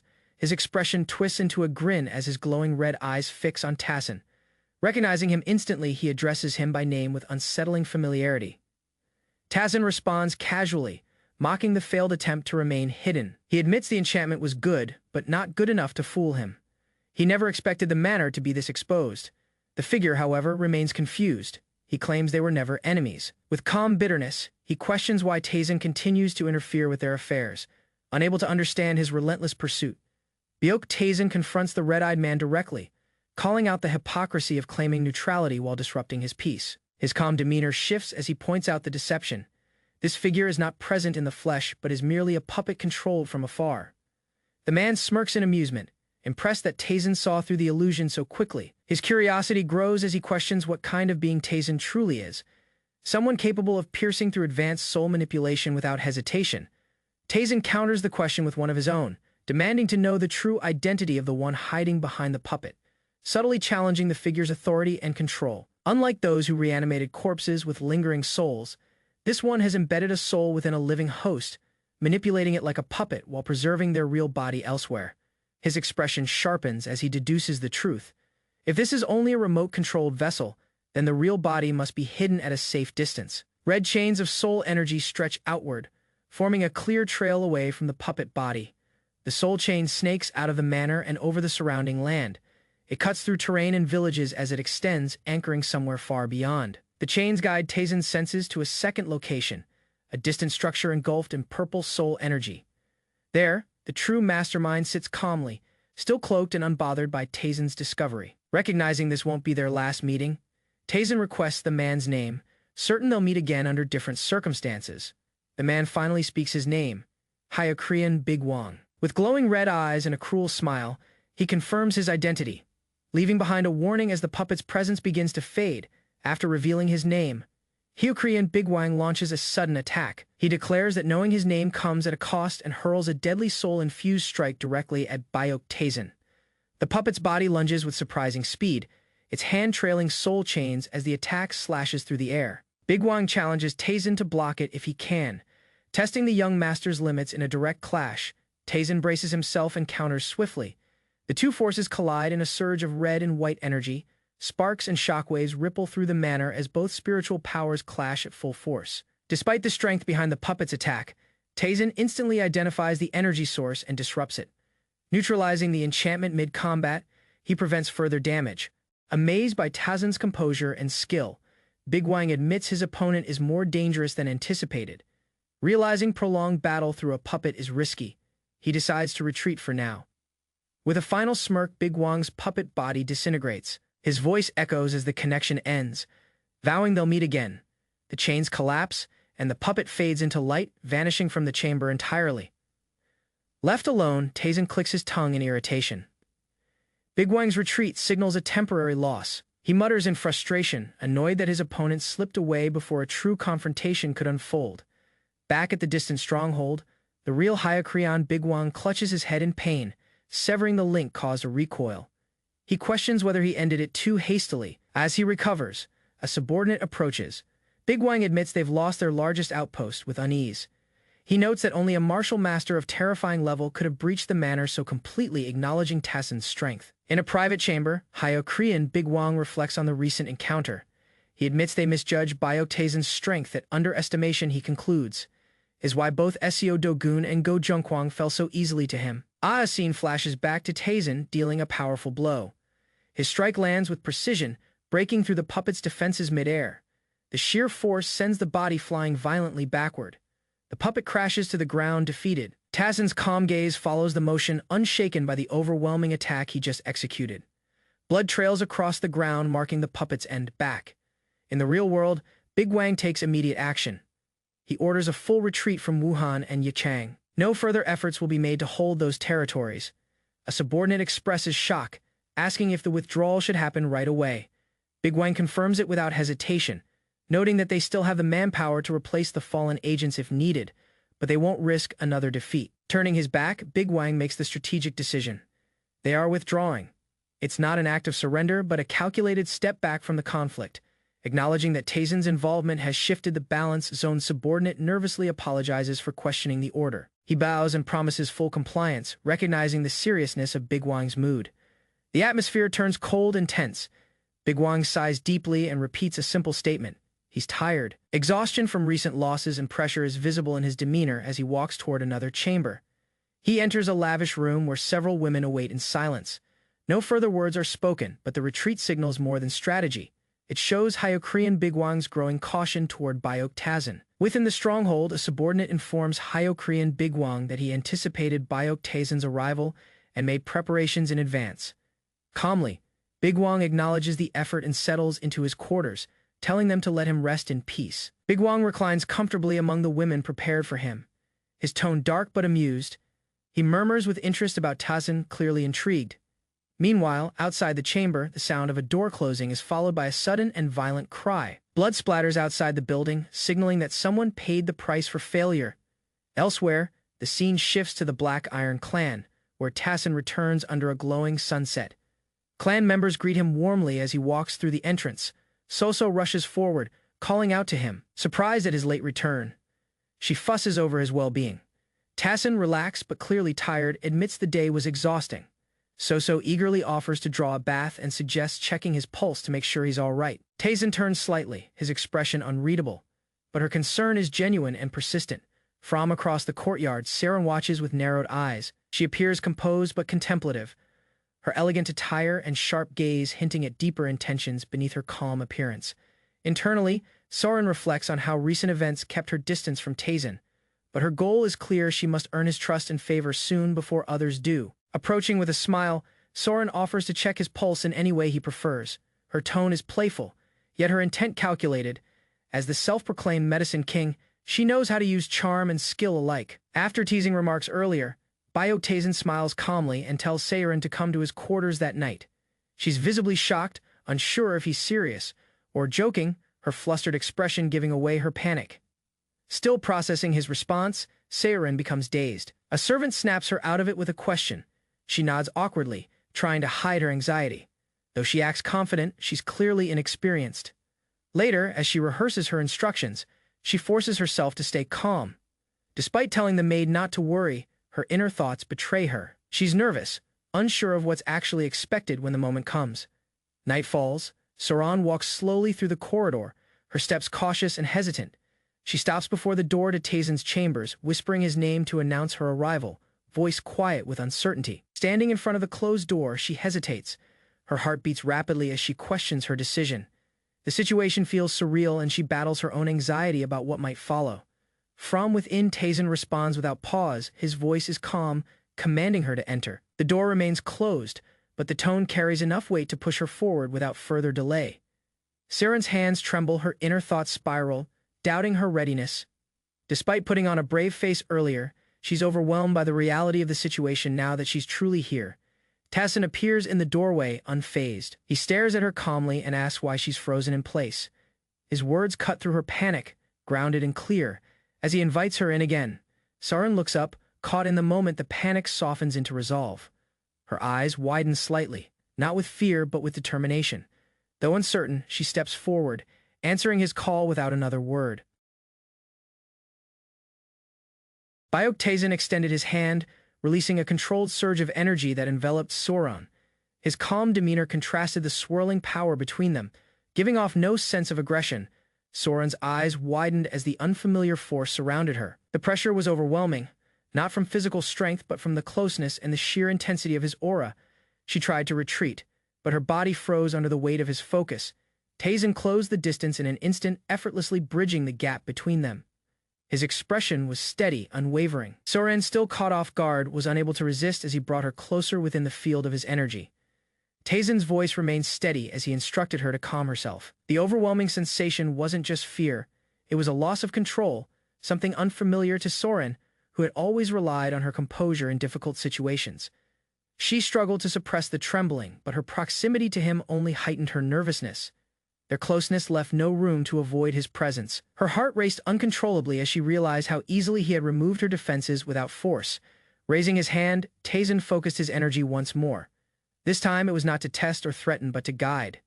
He told her to let go of resistance and allow the flow of energy to take over. As the energy enveloped her again, Siran's resistance faded. Her body, though tense, began to respond naturally to his flow of qi. Her thoughts grew dim as she instinctively allowed his guidance to take hold. Her consciousness blurred slightly, and her knees weakened.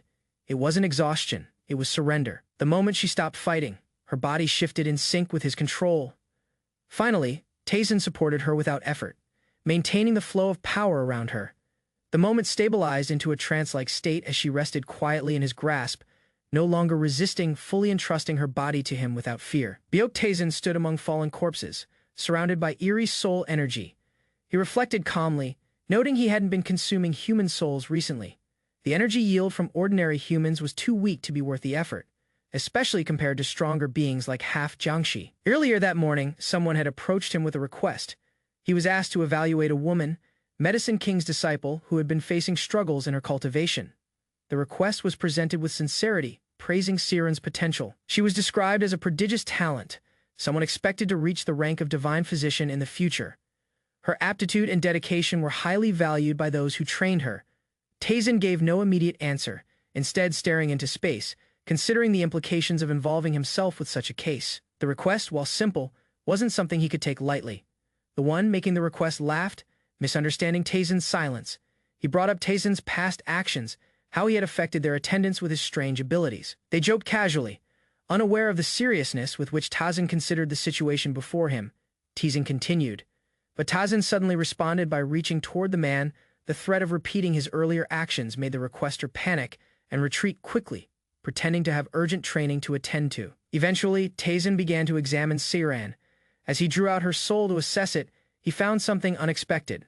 What began as a routine evaluation quickly shifted into a moment of awe as her essence materialized before him. Her soul was refined, shaped by years of selfless care and unwavering devotion to medicine. Unlike others, her energy carried warmth, purpose, and depth. It had crystallized into something potent. Recognizing Sioran's rare value, Tazen made a decision: the Thousand Medicine Hall, and those like her, could not be ignored. They held a power too unique to dismiss. He resolved to keep her close understanding now that strength came in many forms. Morning light streamed through the wooden doors, casting long shadows across the floor. Soren slowly stirred from unconsciousness, her body faintly illuminated by the warm sunlight. She lay on the floor, eyes fluttering open, still disoriented. As her vision cleared, her thoughts immediately turned to Tazen. She recalled his face, his closeness, and the strange flow of energy between them. Still flustered, Soren brought her hand to her lips. Recalling the intimate proximity they shared, the sensation of his presence hadn't faded. Her body reacted involuntarily, remembering how close he had been. Suddenly, a vivid memory surged, his hand brushing against her cheek, his breath within reach. She gasped in embarrassment, unable to sort out what was real and what wasn't. In a panic, she backed away, cheeks flushed with the uncertainty of what had just happened. Seated upright, Soren blinked in disbelief. A thought crossed her mind. Had it all been a dream? Her surroundings were undisturbed, her garments untouched. She chuckled nervously, trying to convince herself that her imagination had simply run wild. As she stood from the bed, a quiet voice of doubt lingered. She wondered if Tazen had expected something more from her. Feeling as if she had failed to meet some unspoken expectation, she blamed herself for being unresponsive, unaware of the truth behind his calm demeanor. Siren hesitated near the doorway, murmuring her own disappointment. Before she could retreat, Tazen appeared behind her, catching her off guard. His sudden presence made her stiffen, unable to respond coherently. He looked at her directly, wearing a confident smile. Without hesitation, he praised her and invited her to return, leaving her speechless. She stood frozen, trying to make sense of his sincerity. As he walked away, Soren flushed with confusion, her thoughts spiraled. Had anything truly happened? His words lingered in her ears while her heart pounded with unspoken questions. Since her encounter with Byok Tazen, Soren noticed a shift within herself. The barrier that had long obstructed her progress in medical cultivation had inexplicably vanished. She could now apply her techniques with clarity and precision that eluded her before. While treating a patient, her hands moved with refined ease. The man she treated didn't flinch, and the procedure completed without pain. Her sudden improvement puzzled even her. She questioned if her growth was truly her own or influenced by the strange encounter days prior. The patient, startled by her beauty and gentle touch, stammered a reply. Though his words were simple, his thoughts revealed a deeper truth. Something about Siren had changed. Siren smiled warmly, reassuring her patient and advising him not to overexert himself. Her confidence surprised those watching. The elder nearby noted the breakthrough in her cultivation, proudly crediting himself for suggesting she meet Tazen in the first place. The light-hearted atmosphere quickly shifted as the two elders began to argue about who deserved recognition. Soren observed quietly as the conversation turned into a familiar quarrel. As the commotion faded into the background, Soren's attention was pulled toward the floor. Her foot had stumbled upon a loose tile. Curious, she leaned down, unaware that what she was about to uncover would lead to something far more serious than casual banter. Removing the tile, she was shocked to find a corpse buried beneath it. The sight of a lifeless face, twisted and unfamiliar, made her recoil. No one expected to find a body hidden within the sacred grounds of the medicine hall. Others gathered quickly, startled by the discovery. Speculations erupted. Some believed the area had been protected by a spell that had just recently lifted, revealing a concealed chamber and the mysterious corpse. As they examined the face, one observer froze. The features were oddly familiar. Realization hit. The body resembled the eccentric physician himself. Questions rushed in. Was this a clue to a deeper conspiracy? A violent gust burst through the corridor as something awakened with immense force. The sudden tremor sent panic through the group, and before anyone could respond, a figure bolted upright, eyes burning red, aura surging with malice. One man, seemingly at fault, was accused of saying something that triggered the creature's revival, denying the blame. He ran alongside the others, trying to defend himself amidst the chaos and regretfully realizing the situation had spiraled out of control. The revived man, wild and enraged, hurled himself forward with a murderous expression. His body moved unnaturally fast. Driven by bloodlust, energy flared in his hand, red and unstable. His attacks flew with reckless destruction, forcing the group to dodge for their lives. Fear overtook them, and even the usually composed among them faltered. The violent assault was relentless, and no one had time to think as the situation rapidly worsened. One elder was targeted directly. As the berserker closed in with a crazed glare, he howled with panic. Certain death awaited him. The others could only watch in stunned disbelief as the frenzied attacker showed no signs of restraint or reason. In the midst of the chaos, Soren and another elder shouted for help. Realizing the threat was beyond their control, they desperately called for the one person capable of stopping it. Tazen. Tazen arrived and seized the attacker with ease. With a single strike, he halted the madman's rampage. Calmly, he questioned why the berserker had focused only on one man. His voice was quiet, but the authority in it silenced the room. As the attacker collapsed, defeated, Tazen examined his soul. He frowned with disgust. There was nothing of value, only corruption and filth. Unlike Soran, this soul held no medicinal worth. He ordered the others to restrain and interrogate the man. The chaos had subsided, but new questions had arisen. Who was this man, and why had he been sealed beneath their feet? Tied down and unconscious, the red-haired man sat with a heavy presence. His body was restrained, but his aura still hinted at a violent past. Tazen approached calmly, prepared to extract answers from someone who had brought chaos upon awakening. With a single forceful strike, Tazen jolted the man awake. The impact was direct and sharp, enough to rattle the captive both physically and mentally.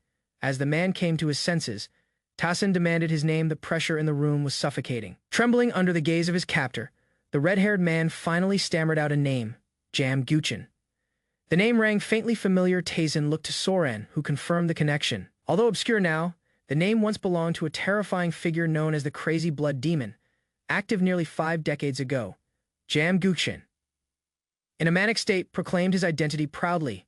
He recounted his past as a martial monster feared across the lands. Bloodshed had been his path, and he embraced that reputation without shame, claiming his rightful place among infamous names. Siren, unimpressed by his declarations, labeled him for what he was, an evil man who delighted in slaughter. Despite his recognition of her accusation, Guchen didn't argue. Tazen and his companions speculated about his status. Rumors had claimed the Sword King beheaded him long ago. But now, standing right before them, he was undeniably alive, dismissing the legend of his demise as false. When asked if he remembered anything, Guchen's confidence cracked. At first, he claimed clarity, but doubt soon overtook him. His expression shifted as he searched his memory, finding nothing coherent within. Panic set in, realizing the emptiness of his mind. He stammered, trying to hide his confusion. His memories were fractured or missing entirely, and what once defined him now slipped further out of reach. Jam Gyuchin's memories stirred violently as he recounted the moment he awakened. What appeared in his mind was an ancient scroll, a treasure map. With wide eyes and trembling hands, he realized it promised an incredible elixir hidden away somewhere unknown. Driven by greed and desperation, he followed the map and discovered the elixir. Believing it to be the key to power, he consumed it without hesitation. His voice broke into a scream as he recalled the overwhelming sensation that followed. The elixir had changed something within him, physically or mentally, he couldn't say. Frustrated and confused, he shouted in anguish, demanding to know what had happened to him. His memories remained incomplete, lost in the haze caused by whatever the elixir had done. Taisen struck him down with a blow, silencing the madness. He coldly deduced the truth. The map was likely a trap, bait designed to test the elixir's effects. Realizing this, he ordered a full report be sent to their faction without delay. With the immediate danger handled, Taisen shifted focus. He commanded that all matters in Yichang be finalized. Their time in the region had come to an end. It was now time to return to Wuhan, and the team prepared to move. Their work in Yichang had brought growth, danger, and critical knowledge. After intensive training and real battle experiences, the group had developed stronger bonds. They laughed and shared in the relief of survival and completion. From heartfelt teamwork to bitter conflicts, they had endured all. Every member had gained something: wisdom, trust, or strength, and with that, they began their journey back, their resolve firmer than ever before, led by Taisen. They departed with purpose. Their path ahead remained uncertain, but they moved as one. The road of return had begun, and so had the next chapter of their journey. At the same moment Taisen's group departed from Yichang, another figure moved with equal determination at the Golden Wall Manor. Yan Haran dashed across the courtyard with speed and focus. Her movements were sharp, guided by a strong will. She had been waiting for this moment and now acted without hesitation. As her feet touched down, her eyes gleamed with purpose. Something had shifted in her heart. With a quiet, confident smirk, she murmured that Taisen would no longer be able to dismiss her. Whatever she had been preparing for, the time had come to confront it. She believed she was finally ready to prove herself. Outside, Yan Haran's strange behavior caught the attention of the manor guards. Her bold laughter and eccentric movements puzzled them. They assumed she had trained too hard, pushing herself to the brink. Still, she awaited Taisen's return with hope. Elsewhere, a man stood alone behind closed doors. With a quiet voice, he urged Taisen to return soon, hinting at a long-held truth that could no longer remain hidden. He looked into the distance, preparing to reveal the true secret of the Golden Wall Merchant Guild, something that might change everything. The ship sliced across the calm sea as Bayok Taisen and his group finally began their journey back to Wuhan, the city awaiting their return. Excitement filled the air. The crew gathered near the railing, chatting freely about the smooth ride and upcoming reunion with familiar places and people. Despite the calm, some remained cautious. A man warned his companion about speaking too carelessly in case Master Bayok overheard and changed plans unexpectedly. Curious about their position, Bayok Taisen asked for their current location. The crew member informed him they were passing over Hong Lake. The vast, glimmering lake stretched endlessly around them. They remained just over 100 kilometers before reaching Wuhan. Hearing this, Bayok Taisen gave a subtle smile. The remaining distance seemed to fit perfectly into whatever he had silently planned. With calm certainty, Bayok Taisen declared the next phase, they would abandon the boat and continue by land. The group froze in disbelief. One of them stuttered in confusion, questioning if he truly meant to leave the boat behind. He clarified that walking or swimming was up to them. Though it sounded absurd, he reassured that no one would die, yet made no effort to retract his decision. Standing alone, Bayok Taisen raised his energy. His dark aura flared, and he muttered to himself about adjusting the boat's condition. Without hesitation, he unleashed a powerful strike laced with purple energy, sending it crashing directly into the ship's hull. A deafening explosion followed. Wood shattered and water burst skyward as the entire vessel was ripped apart in a violent blast of force. The remains of the ship sank beneath the surface. The passengers were hurled into the lake amid wreckage and crashing waves. One of the women gasped for air as she resurfaced, caught off guard by the sudden destruction and freezing water. Others flailed nearby. One man desperately clung to his ally, begging for help. Panic spread quickly while someone called out trying to locate Master Byok through the chaos. Master Byok Tazin calmly walked across the surface of the lake, leaving behind the sinking wreckage and stunned companions flailing in the water one of his followers. Needle eccentric, looked up in awe, realizing the master had reached a realm of strength. Few could hope to match. Byok glanced back without emotion. He issued a warning: anyone who failed to keep up would face additional training once they returned. Zhang Haoyang clenched his fists and swam forward with frustration. Motivated by both pride and survival, the disciples pushed forward in desperation, determined not to lag behind the walking figure ahead. Byok Tazin continued steadily, unfazed by their struggle. He believed in discipline through adversity, just as he had endured during his own brutal years in the Heavenly Demon's sacred cult. Later that night, the group arrived at the Golden Wall Manor. Inside, Danyang voiced her exhaustion, comparing the day's ordeal to the worst of their past training. Others agreed as they lay sprawled across their rooms, the fatigue from the lake journey still weighing on their limbs and minds. While some quietly passed out from sheer exhaustion, others like Zhang Haoyang gripped their weapons tightly, silently vowing to grow stronger from this hardship. In a private meeting, Byok Tazin asked about the culprits behind the incident with the Thousand Medicine Hall. She explained that at the core of the operation was Bang Duel, a well-known swordsman and captain. Within the Murim Alliance's elite corps, Thao Bang Duel played a role. Soran clarified he wasn't acting alone. The Golden Moon Merchant Guild had long operated in the shadows.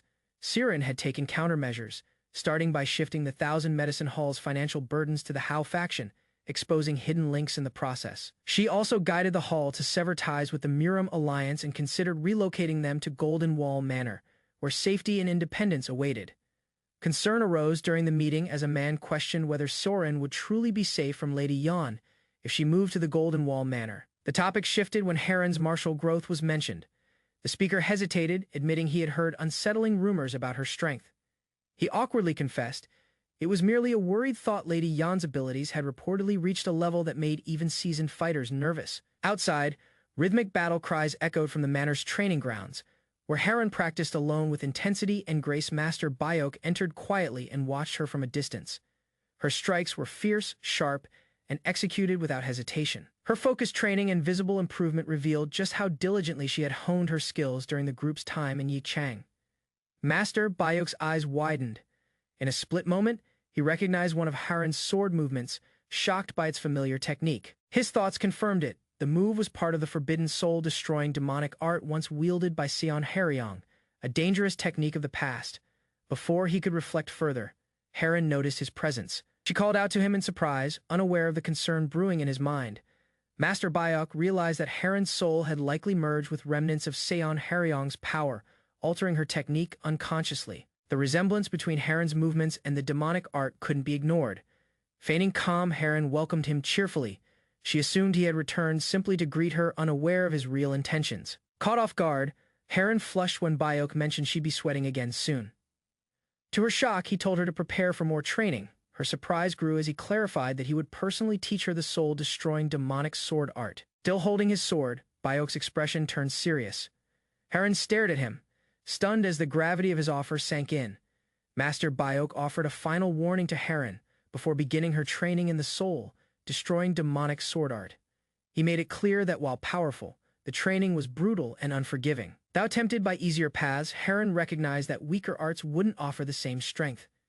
With training underway, Heron pushed herself to her limits. Though already exhausted, she reminded herself that this was only the beginning and she would endure. At Golden Wall Manor, Byok Tae-soo sat in quiet reflection inside his office. His face showed the weight of an important decision. A subordinate addressed him directly, revealing his intention to leave the manor after their recent return from Yichang, a choice Tae-soo had partially expected. In a surprising offer, Tae-soo tried to tempt him with ownership of brothels under the Golden Moon Merchant Guild, referencing old inheritance arrangements. Tae-soo continued, explaining that the properties and money were originally left by their father. Byok Tazin calmly declined the money and assets, suggesting his brother save them for another time when it might be needed more. Tae-soo watched him, frustrated by his younger brother's disinterest in wealth. A servant interrupted, announcing the arrival of the young manor master. The young master, Byok Jae-hyuk, entered with a smile, exchanging greetings with his father and showing familiarity within the family. Jae-hyuk expressed surprise at his uncle Byok Taesin's presence, not expecting him to return so soon. As Tazin entered the room, Jae-hyuk greeted him with courtesy. Tazin responded with restrained warmth. Clearly weary from his recent journey, Jae-yuk's inner thoughts betrayed his polite demeanor. He viewed his uncle as a threat and rival, a constant thorn despite their similar age. Tae-soo gathered both men to announce an important matter. His tone turned serious as the mood in the room shifted to tension.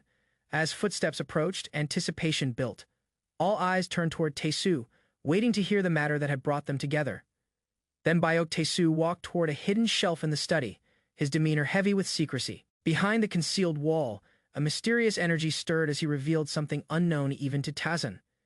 A secret tied to the Golden Wall Merchant Guild emerged, releasing a dark force that stunned Tazan. Its presence was unmistakably familiar and ancient. Tazan followed his father into a dimly lit chamber deep beneath the estate. A secret staircase hidden behind the library had led them downward, further than he had ever imagined. Their home extended. Blue torches lined the passage, casting eerie shadows as the two descended in silence. Tazan questioned the nature of this hidden place, overwhelmed by its secrecy and depth. His father, without revealing much, instructed him to wait until they arrived. Meanwhile, Tazan sensed something strange. The energy from the rocks felt familiar, and his instincts recognized the aura of a forbidden technique. The narrow corridor opened to a wide room bathed in golden light. Tazan gasped at the sight of a massive golden wall inscribed with glowing patterns. The overwhelming energy flowing from it left him speechless. Standing before the glowing monument, his father revealed its identity. The wall marked the true origin of their Golden Wall Merchant Guild, unknown to most within the clan. Only the direct bloodline was permitted to know of the wall's existence. According to legend, one day a destined guest would seek the wall. The identity of the guest would be revealed through a specific symbol engraved upon the wall, one known to the ancestors as belonging to the mystical heaven. To Tazan's shock, the symbol from the wall began to react. A dark purple energy filled the room, revealing the unmistakable mark of the heavenly demon. Mysterious figures emerged from the aura, their presence unfamiliar yet undeniably connected to the symbol's power. Tazan watched in disbelief as his instincts screamed danger. These people, who exactly were they, and why did the wall respond to them?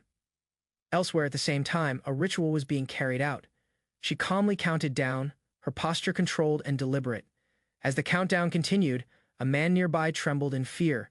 The woman's actions were part of something far greater, and it had already begun. A panicked scream echoed as a man witnessed the deadly technique closing in.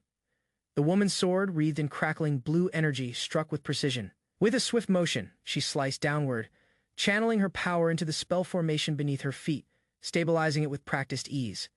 She firmly declared the final count, her blade glowing with concentrated force. Her stance marked the end of the ritual, leaving her opponent trembling in awe and fear. In desperation, the man activated a protective enchantment circle. Magical symbols flared to life, shielding him momentarily. Despite the defense, her power pierced through, sending him flying. His body hit the ground with a harsh thud, the impact draining the last of his resistance. Rising to her feet, the woman acknowledged the man's improved control over enchantments. However, she reminded him, it was still not enough to meet the standard required. Without emotion, she pointed out his weakness. Becoming a master required surpassing the level of illusion demons. He was far from that mark. She warned that if he failed to improve, Master Bayok himself would intervene next time. Her tone left no room for argument. Pushed by fear and urgency, the man quickly bowed and promised to focus harder. The woman walked away, her blade humming with residual energy. In solitude, the man cursed his situation. The Golden Wall Merchant Guild was far more dangerous than he ever imagined. Wondering how powerful Tazan could be, he trembled at the thought. Even the servant woman was already overwhelming. Realizing escape was impossible for now, he resolved to survive. He'd obey orders, improve, and one day flee the guild if the opportunity arose. Meanwhile, a woman addressed the group calmly. She had considered relocating the Thousand Medicine Hall to Wuhan after much thought. Her question surprised the others, but one elder responded positively. He praised the decision and welcomed the move. She smiled, reassured by their support. Though worried it would burden them, their encouragement gave her confidence to proceed. A worker admitted he had been exhausted from overwork, but the changes in their operation brought undeniable benefits. Following advice from the Golden Wall Manor, they expanded distribution, and profits surged rapidly. The woman listening reflected on her past conversation with Master Bayok. A realization dawned. Perhaps his words held more meaning than she first thought. That memory led her back to the first night after returning to the manor. She had encountered Master Bayok unexpectedly in the hallway. She greeted him warmly and wondered if he had come to speak to her specifically. His presence stirred hope that he hadn't forgotten her. Yet after that meeting, he never came again. Doubts filled her heart, and she spent many nights wondering if she had been nothing more than a fleeting moment. Back then, Taizin had told her that if they wished to join him, they could come any time. His tone had been calm, offering them freedom without pressure. However, he emphasized one condition: that they must continue training in martial arts and medicine. It was all he asked of them. Confused at first, she now understood. Bursting with renewed determination, she ordered her people to notify the Miram Alliance of their permanent relocation to Wuhan. Her followers immediately responded with energy. The Hall Master's decision was clear, and excitement spread throughout the group. Meanwhile, someone proudly claimed credit for convincing the group. His boast drew a skeptical response from another who reminded him it was all thanks to Master Byok's prior efforts. They also voiced concern about potential retaliation. The Miram Alliance, particularly the Heavenly Sword Corps, would likely not remain silent. A member of the Heavenly Sword Corps ran across the courtyard, urgently reporting the news. He confirmed that the Thousand Medicine Hall had departed during the night without resistance. Despite the suddenness, one thing was clear: they had left behind debts, and consequences from the Alliance were bound to follow. News spread that the Thousand Medicine Hall's debt had been mysteriously paid. The Golden Moon Merchant Guild confirmed it, surprising even the Heavenly Sword Corps. Commander Bang Dulib demanded to know who would dare sponsor them. The answer stunned him: someone from the Golden Wall Merchant Guild. The name revealed was Byok Taizin. Recognition flashed in the commander's eyes as he recalled hearing of the young man in Wuhan. Issuing orders immediately, Bang Dulib commanded the 7th Unit to approach the Thousand Medicine Hall under false pretenses. They were to monitor all activities, investigate any connection with the Golden Wall Guild, and uncover their hidden agenda. The commander swore revenge, determined to expose who Byok Taizin truly was and punish him for interfering. Meanwhile, whispers of the Heavenly Demon's return unsettled the Golden Wall elders. The implications of Taizin's identity were dangerous. A hidden wall meant for the Heavenly Demon had appeared before the very man rumored to be his reincarnation. The stakes were now monumental. Taizin's father urged secrecy, even from his own wife. He warned that if she discovered the truth, everything could be lost. Taizin himself remained silent. The wall's existence confused him, as even in his past life as the Heavenly Demon, he had never seen it. He questioned the purpose of such a wall. As his uncle called to him, he prepared himself for whatever lay ahead, before anyone could stop him. He stepped forward. The ground trembled with his presence as he approached the wall directly. Declaring his intent, Taizin activated his power. Purple energy surged from his hand, aimed at the mysterious wall. The wall cracked violently under the pressure of his aura, golden shards exploding in every direction. As dust settled, Taizin stood amidst the destruction, having shattered the wall's secrets with overwhelming force and undeniable authority. Surrounded by golden debris, Taizin stood calmly where the wall once stood. Dust swirled at his feet, revealing the magnitude of his act. Shock consumed the bystanders.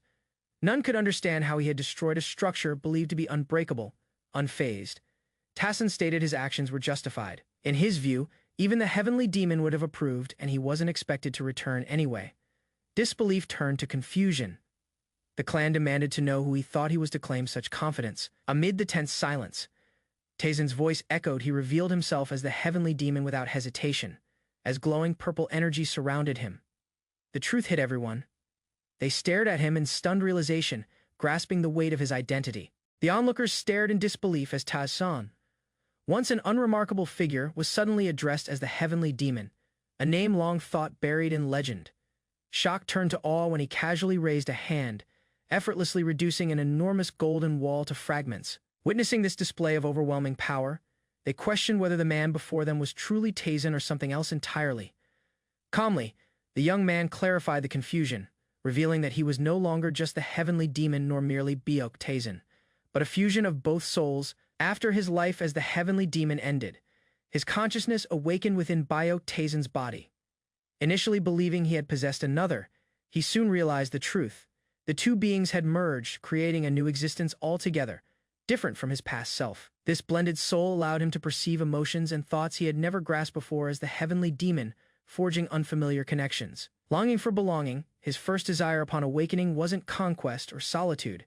It was to reunite with the people tied to Byok Taizin's memories. Those who stood near him struggled to accept the truth. Before them stood both the dreaded Heavenly Demon and the gentle Byok Taizin in one form. Elsewhere, a convoy traveled across vast terrain under Chosarin's orders. The chief of the Thousand Medicine Hall expressed gratitude for the strong protection provided by the Miram Alliance, noting the unexpected support. Heavenly Sword Corps' 7th Squad leader casually acknowledged their bond. One member pointed to a separate group within the convoy, revealing they were wanderers assigned by the Hall Master as guards, not official alliance members. Though the squad leader smiled, suspicion grew silently. Seren's actions hinted at a deeper motive, possibly cutting ties with the alliance altogether. Uncertainty loomed over the masked strangers walking beside them. If even one turned hostile, the consequences could be fatal. From deep within the forest, masked riders charged out with deadly speed. Their sudden ambush aimed directly at the Thousand Medicine Hall's convoy. Armed and fierce, the raiders closed in on horseback, weapons drawn, intent on seizing the rare medicinal ingredients stored in the carriages. The guards accompanying the convoy reacted with panic as the attackers approached, realizing the bandits were not common thieves but organized and well-equipped. Blades clashed violently as the convoy's defenders engaged the masked assailants, steel ringing out with every strike in the chaotic skirmish. Among the defenders, a few stood out. Miram Alliance warriors swiftly deflected attacks and cut through enemies with practiced precision. A seasoned warrior observed the battlefield with narrowed eyes, certain the distraction created was more than sufficient for their hidden objective. Leaping into action, members of Squad 7 rode forward to intercept the attackers, assuring Chief Manager No Jogang they would handle the threat. With firm orders shouted, the squad scattered and surrounded the enemy. Squad 7 gave chase, determined not to let any bandits escape. Back at the convoy, merchants speculated on the intensity of the chase, uncertain why the Alliance warriors were pursuing so aggressively. Meanwhile, the fleeing bandits came to a sudden halt as another group blocked their path, revealed to be agents from the Golden Moon Merchant Guild. The ambush had gone exactly as planned, with the Merchant Guild now stepping in to take control of the situation from the front line. Squad leader Jinhak dismissed praise casually, though suspicions lingered about the unusual strength and coordination of the hired vagabonds from the Thousand Medicine Hall. He guessed the Hall's master may have orchestrated the entire conflict to distract attention from something deeper, while shifting blame to others. As the Alliance troops turned back, the merchant leader revealed his true intent, vowing revenge on the Hall that dared to deceive and betray their trust. One of the captured assailants begged for mercy, but the interrogators showed no hesitation, ruthlessly disabling him to prevent any escape. While his comrades were slaughtered without remorse, one was left barely alive, crippled. Nearby, a bystander trembled in horror, realizing that those executing the interrogation weren't ordinary warriors, they were something far more terrifying. A different group arrived late to the scene, met by corpses and the grim aftermath, their expressions stiff as they took in the destruction. Mocking the delay, one of the waiting warriors jeered at their timing, noting the enemy had already been wiped out and nothing remained to clean up. Though no words followed, the man at the center of the delayed group silently stared ahead, realizing that the battle had moved faster than expected. Elsewhere in the Golden Wall Manor, shock gripped a young man named Jaeyuk. As he pieced together the truth his uncle was the heavenly demon, dread settled in as he realized what that meant for their merchant guild's future, unable to decide how to act with such a revelation. His mother, Che Mariong, asked about his troubled face, unaware of the weight her son now carried or the storm forming in their household. Mariong calmly assured her son she would handle everything, even if it meant eliminating someone dangerous before it was too late. As she plotted her next move, Jaeyuk's mind raced in panic, shocked to realize she was targeting the heavenly demon for assassination. Unseen, the heavenly demon now inhabiting Tazin watched in silence. Jaeyuk suddenly exploded in desperation, forbidding his mother from going near his uncle and pleading for her to stand down immediately. Driven by instinct, he realized that the greatest threat to their fragile peace wasn't the heavenly demon, it was his mother's ambition. Shocked by his outburst, Miriong relented, confused by his sudden change. Inside Bayok Tazin's office, a heavy silence lingered as the heavenly demon now merged with Tazin met with a close companion who hesitated to speak. The warrior struggled to reconcile the man before him with the friend he once knew, unsure if memories and emotions had survived the soul fusion. Tazin explained that while many details remained unclear, fragments of feelings and shared moments with his former self still lingered in his heart. He recalled the way Bayok Tazin once looked at this friend, gentle and filled with loyalty, and admitted those emotions hadn't faded.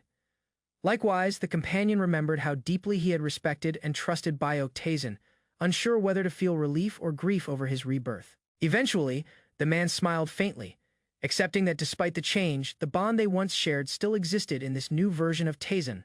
With a warm tone, the friend declared that having his little brother alive and stronger than ever was enough reason to feel thankful. Noticing Tyson's growth, he praised the martial art he'd passed down and expressed hope it would keep him safe from harm. Tyson then revealed the technique's dark origin of blood, absorbing demonic art, though he had altered it to draw from medicinal elixirs instead of blood. Though the art's effects could make one's personality unstable, Tazin assured him it would only be used in dire emergencies. Hearing this, The man nodded with understanding, finally recognizing the maturity growing in the man he once guided. In that quiet space, a rare warmth filled the room, a moment of peace between two men touched by fate, wondering if this, at last, was what family felt like. The following day, in bustling Wuhan, carriages from the Thousand Medicine Hall arrived, drawing attention across the market square. From the crowd emerged Chosarin, calling out brightly to Chief Manager No, waving with cheerful energy that lit up the street. No Jogang blushed in surprise, caught off guard by her presence and instinctively reverting to calling her Miss instead of Hallmaster. Chief Manager No arrived at a large estate and was warmly greeted, with concerns raised about the recent bandit attack on their convoy. He assured everyone that the vagabonds under his care had handled the assault, though curiosity sparked about how they had acquired such a grand manner. Before any more could be said, attention shifted as Tazan approached the gathering, and with him, a hidden presence was quietly noticed, surprised. The group questioned what Tazan meant by a tail, but he remained calm as his gaze fell upon one of the travelers. That man quickly dropped to his knees in panic, confessing he'd lost track of others. He was meant to observe during the journey, witnessing the man's fearful submission left onlookers stunned, unable to understand why such violent men now cowered before Tazan's mere presence. Orders were quietly given to monitor the man, using it as a test to assess his identity under the guise of training. Realization struck the crowd when Tazan was introduced formally as the master of the Thousand Medicine Hall, causing a shift in atmosphere. From that moment, the Thousand Medicine Hall officially aligned itself with the Golden Wall Merchant Guild.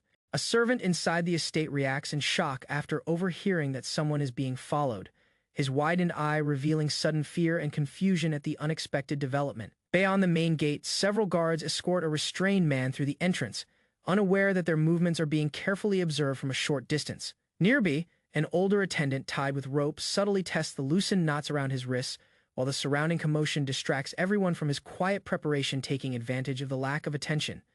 The attendant slips free and crouches beside a wooden cart. He moves cautiously along the cart's shadow, believing the open courtyard and crowd will conceal his retreat from the estate grounds. Among the onlookers stands Bayok Tayson, the black-haired young master, lowering his gaze slightly as he senses the suspicious movement without alerting others. The attendant suddenly breaks into a run, desperation overtaking caution as he attempts to flee before anyone notices his absence. Without raising his voice or stepping forward, Bayok Tayson releases a surge of violet energy that forms behind the fleeing man like a controlled wave. That force strikes instantly, lifting the attendant from the ground and slamming him down with crushing impact, blood scattering across the courtyard stones. Dust rises as the fallen man lies motionless, while stunned guards stare at the scene. Bayok Tayson steps forward calmly, his glowing eyes reflecting restrained strength and absolute authority over the estate grounds. Cold realization spreads among the guards as they understand that the failed escape has exposed their incompetence before their master. Overcome with terror, the injured attendant forces himself upright and bows deeply despite his wounds, acknowledging Bayok Tayson's undeniable dominance. The estate officials observe in silence, their expressions shifting from confusion to reluctant acceptance of Bayok Tayson's control. Whispers circulate among the staff as they recognize that from this moment forward, Bayok Tayson will command not only discipline but the entire Thousand Medicine Hall. Two attendants praise Bayok Tayson openly, expressing admiration for serving beneath him while observing his calm expression from a short distance. A nearby steward reacts with disbelief, struggling to reconcile the image of a frail young noble with the overwhelming authority recently displayed. Standing alone, Bayok Tayson remains composed, his quiet gaze suggesting that his current appearance conceals abilities far beyond common expectation. Night settles over the manor as a formal report is delivered, confirming that the interrogation of the captured infiltrators has concluded swiftly. Details emerge revealing that the fleeing man was affiliated with the Golden Moon Merchant Guild and had disguised himself to infiltrate the Thousand Medicine Hall. Further testimony exposes connections to forces linked with the Muram Alliance, indicating coordinated interference rather than an isolated attempt. Additional investigation confirms that one operative had been raised as a private soldier under the Muram Alliance's supervision. His superior is identified as Yo Changgang, the vice commander of the Heavenly Sword Corps, revealing involvement from a powerful martial faction. Evidence also shows that several private troops had already been stationed near the Golden Wall Manor, suggesting preparations for sustained pressure. After reviewing the information, Bayok Tayson concludes that the Muram Alliance and Golden Moon Merchant Guild share a common grudge against both major institutions. He determines that reclaiming control over the Thousand Medicine Hall is likely their primary objective should an opportunity arise. Rather than reacting defensively, he decides to confront the threat directly and dismantle every faction involved without hesitation.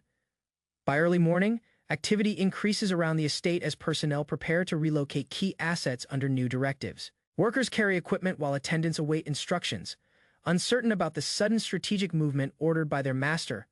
Among them, Cho Soren observes quietly, aware that Byok Taesin's next move will determine the balance between the Thousand Medicine Hall and its enemies. Yo Changgang watches from the shadows, his expression revealing arrogance as he reflects on his interest in Cho Soren and the authority he holds within the Heavenly Sword Corps. Despite his confidence, unease lingers in his thoughts as he recalls suspicious movements surrounding the Thousand Medicine Hall and the 7th Unit.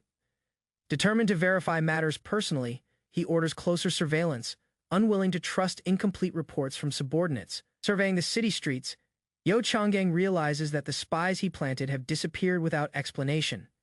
Anger surges through him as he activates a signal flare infused with martial energy, commanding his hidden forces to gather immediately. The blazing signal arcs across the rooftops, spreading his summons while he prepares to discipline those he deems incompetent. Inside a dim structure, Yo Changgang steps forward with sword drawn, alerted by an unexpected presence blocking his path. A lone figure confronts him calmly, revealing awareness of the signal and implying deliberate interference. Recognizing the challenge, Yo Changgang tightens his grip on the blade, intrigued that someone answered his call instead of his men. Without further hesitation, both men launch forward, their swords colliding with explosive force that shakes the building's interior. Yo Changgang attempts to overpower his opponent through sheer strength. Asserting the reputation of a vice corps commander, the exchange intensifies rapidly, steel flashing as the duel spills outward toward the rooftop under the night sky. Amid the clash, his opponent counters decisively, striking past Yo Changgang's guard with precise and controlled movements. Shock overtakes him as internal force disrupts his balance, exposing the gap between his confidence and his actual standing. Before losing consciousness, he is warned that challenging Master Byok Taesin carelessly would result in certain death, leaving him defeated on the ground. Yo Changgang regains consciousness with a sharp headache, finding himself restrained to a chair inside a dim stone chamber. Confusion spreads across his face as he scans the unfamiliar surroundings, realizing he has been captured and moved without his awareness. Figures step forward from the shadows, revealing themselves as his own private soldiers, now imprisoned and watching him with uneasy expressions. Shock overtakes him as he understands that every soldier he stationed nearby has already been eliminated or detained. A door slides open, allowing warm light to enter the dark room and signaling the arrival of someone in control. Cho Soren walks in calmly, her composed gaze contrasting sharply with the vice commander's restrained and vulnerable state. Despite his situation, Yo Changgang raises his voice angrily, attempting to reassert his identity and authority. The guards surrounding him remain unmoved, reminding him that his rank within the Murim Alliance offers no protection here. Cho Soren informs him that no one within the Heavenly Sword Corps is aware of his visit, isolating him completely. Elsewhere that night, Byok Taesin stands within the manor grounds, overseeing the aftermath of recent events in silence. Before him lies a broken wall concealing numerous gold bars, exposing a hidden structure embedded deep inside the estate. He explains that the wall concealed a deliberately carved formation, not mere wealth, suggesting a larger scheme at work. Examining the engraved patterns on the gold, his subordinate recognizes traces of energy linked to a forbidden cult. Byok Taesin confirms that the markings relate to something left behind by a previous generation's heavenly demon. With calm authority, he orders a full analysis of the carvings, urging swift action as he refuses to tolerate further delay. Byok Taesin leaves the interpretation of the engraved gold fragment to Sung Dohung, then sits cross-legged before the shard, studying its dense carvings in silence. Doubt arises as he considers why a previous heavenly demon would hide such an object inside a wall, rather than preserve it openly. After a brief reflection, he concludes that the fragment was likely meant to display flawed enlightenment, revealing both ambition and imperfection. Lifting the gold piece with controlled energy, Byok Taesin observes how it responds smoothly to demonic chi without resistance. He analyzes the material itself, recognizing that gold serves as an ideal vessel for stabilizing unstable techniques. Memories of his own death caused by incomplete mastery confirm his belief that the former demon attempted to compensate for shortcomings through craftsmanship. Careful inspection shows that although the engraving achieved partial success, its structure remained inefficient and overly rigid. Recalling his past failure, Byok Taesin understands the risks of relying on flawed augmentation methods without refinement. An idea forms as he considers merging the fragment's preserved properties with his current understanding of the soul, augmenting demonic art channeling controlled energy into the shard. He begins reshaping its internal flow rather than merely activating the existing pattern. Power circulates through the manor as the gold liquefies and reforms. Adapting to his superior technique, watching the transformed material hover before him, Bioktazin recognizes the opportunity to create a far more stable and formidable enhancement. Bioktazin melts rare metal infused with lingering power, drawing demonic art into it to amplify its properties and force a controlled resonance.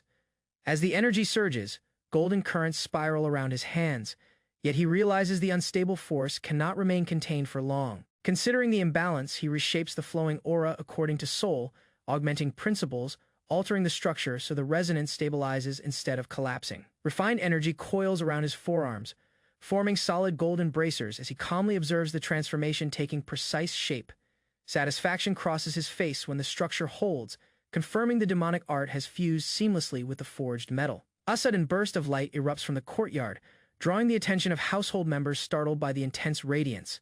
Servants and retainers gather below the stairs, staring upward, as Bioktazin steps out with composed confidence. Questions arise at the sight of the gleaming bracers wrapped tightly around his forearms, their surface engraved with intricate patterns.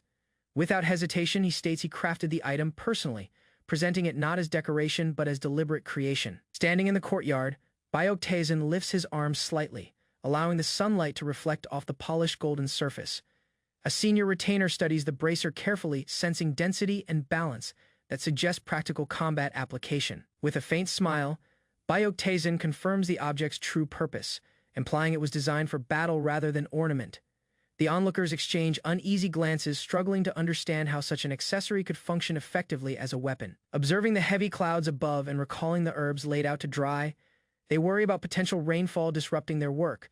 Raising both arms toward the sky, Bioktazin channels energy through the bracers, preparing to demonstrate their power under the gathering clouds. A surge of violet energy erupts from Bioktazin's raised arms, piercing the clouds as the bracers channel soul, augmenting power into a single vertical beam.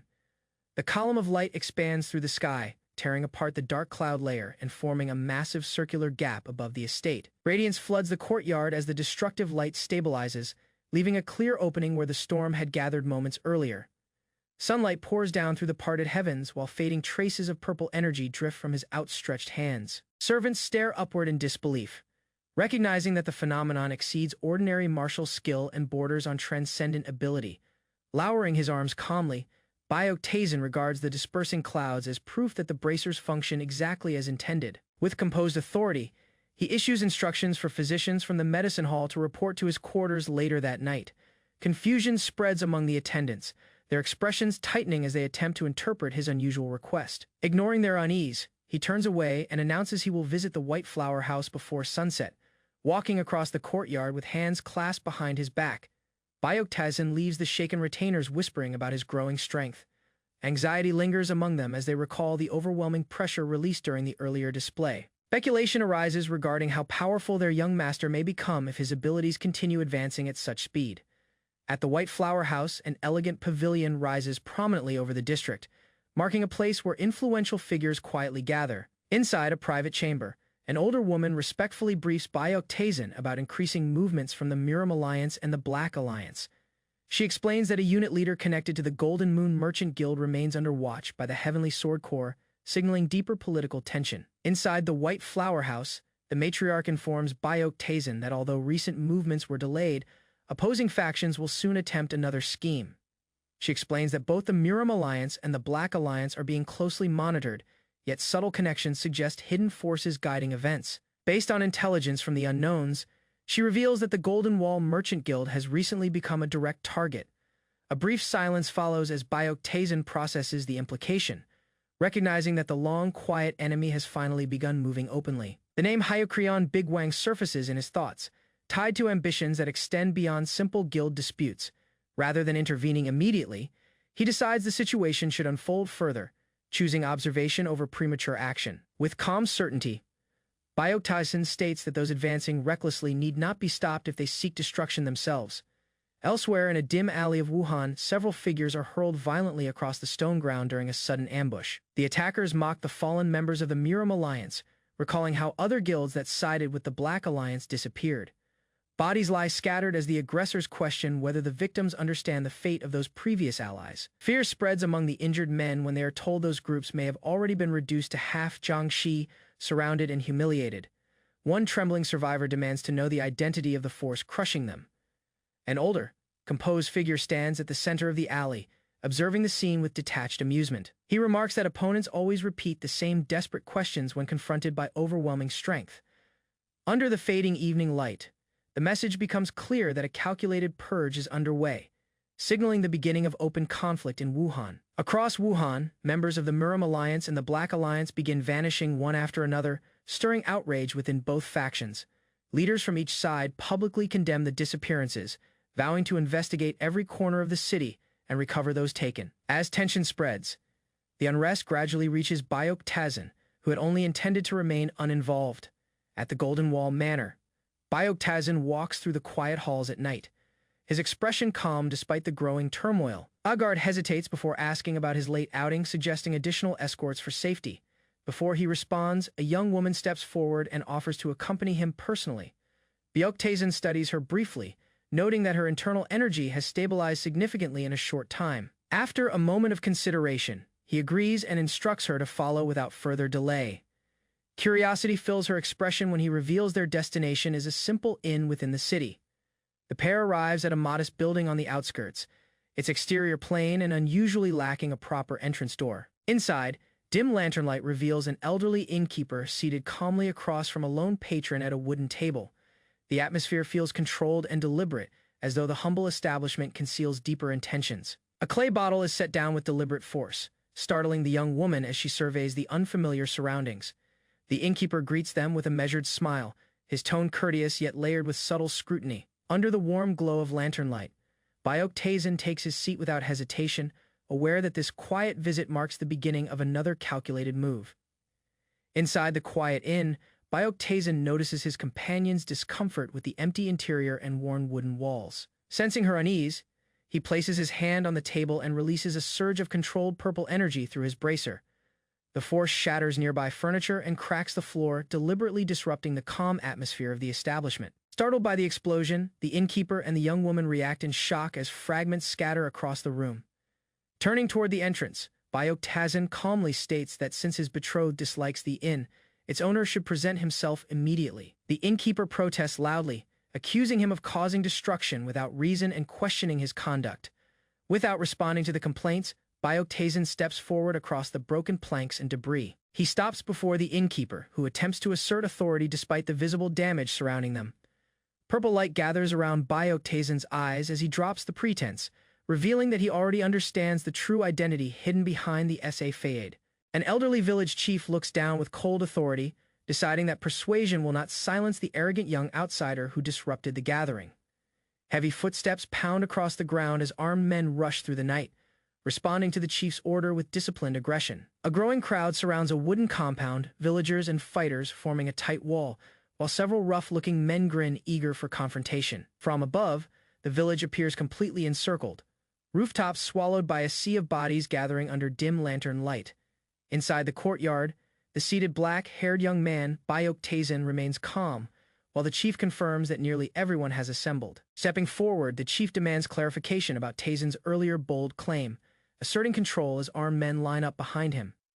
Tazin studies the situation quietly, noting the excessive show of force brought to intimidate a single table of guests. Without raising his voice, he pressures the chief to acknowledge his identity, exposing the deliberate attempt to belittle him. Recognition follows as the chief identifies Tazin and the young lady beside him. Yet suspicion lingers among the watching villagers. Confidence flashes across Tazin's face when the chief implies he must possess rare elixirs or stolen half-Jiangshi energy.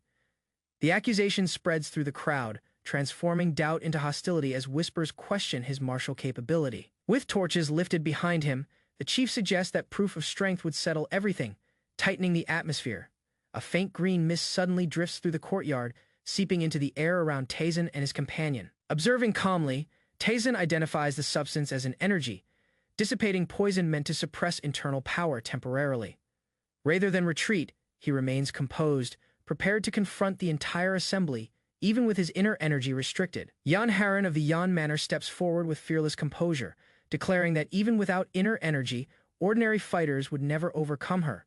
Before the encircling men can react, she launches into motion, her blade carving precise arcs as several attackers collapse under swift, decisive strikes. Momentum builds around her as bodies fall in succession, proving that refined martial mastery differs entirely from relying on borrowed internal force.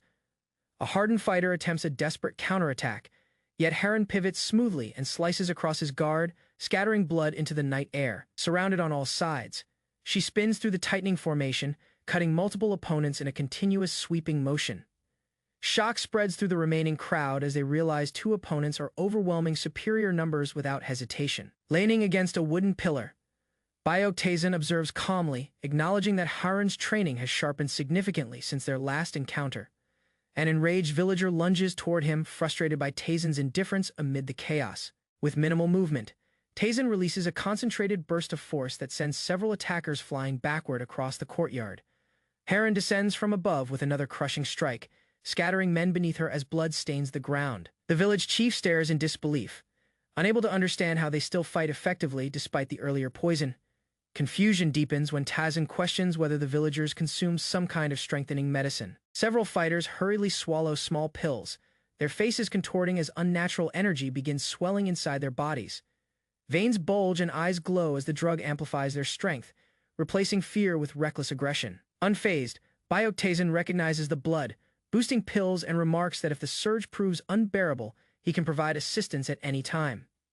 Yeon Heron drives her blade forward without hesitation, cutting through another attacker as blood splashes across her clothes and the wooden floor beneath her feet. Instead of slowing down, she challenges the remaining fighters with fierce eyes pressing into their formation, as if daring them to continue.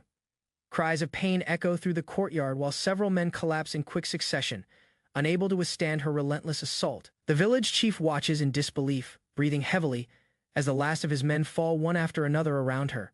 Standing atop a pile of defeated bodies, Heron surveys the silent courtyard, her figure framed by moonlight pouring through the open gate. Acknowledging her effort, Byeok-taesan calmly remarks that real combat experience without relying on inner energy is rare and valuable. Heron turns slightly, seeking confirmation in his composed expression while blood stains her cheek and sleeves. Encouraged by his approval, she gathers her courage and boldly proposes spending the night together as proof of her confidence. Taesan responds with a faint smile, implying that such closeness would not disadvantage her any more than it would him. Leaving the corpses behind, the two walk side by side across the empty courtyard, deciding to send word to the Hao faction members. Elsewhere, inside the brightly lit White Flower House, laughter and drunken boasting fill the air as patrons enjoy their evening. The mood shatters when Heron, still drenched in blood, steps into the hall with cold intensity radiating from her presence. Terrified customers recoil at the sight, some collapsing in panic while others mistake her for a vengeful spirit. Taesan follows quietly, noting that she ignored his earlier advice and entered first despite her condition.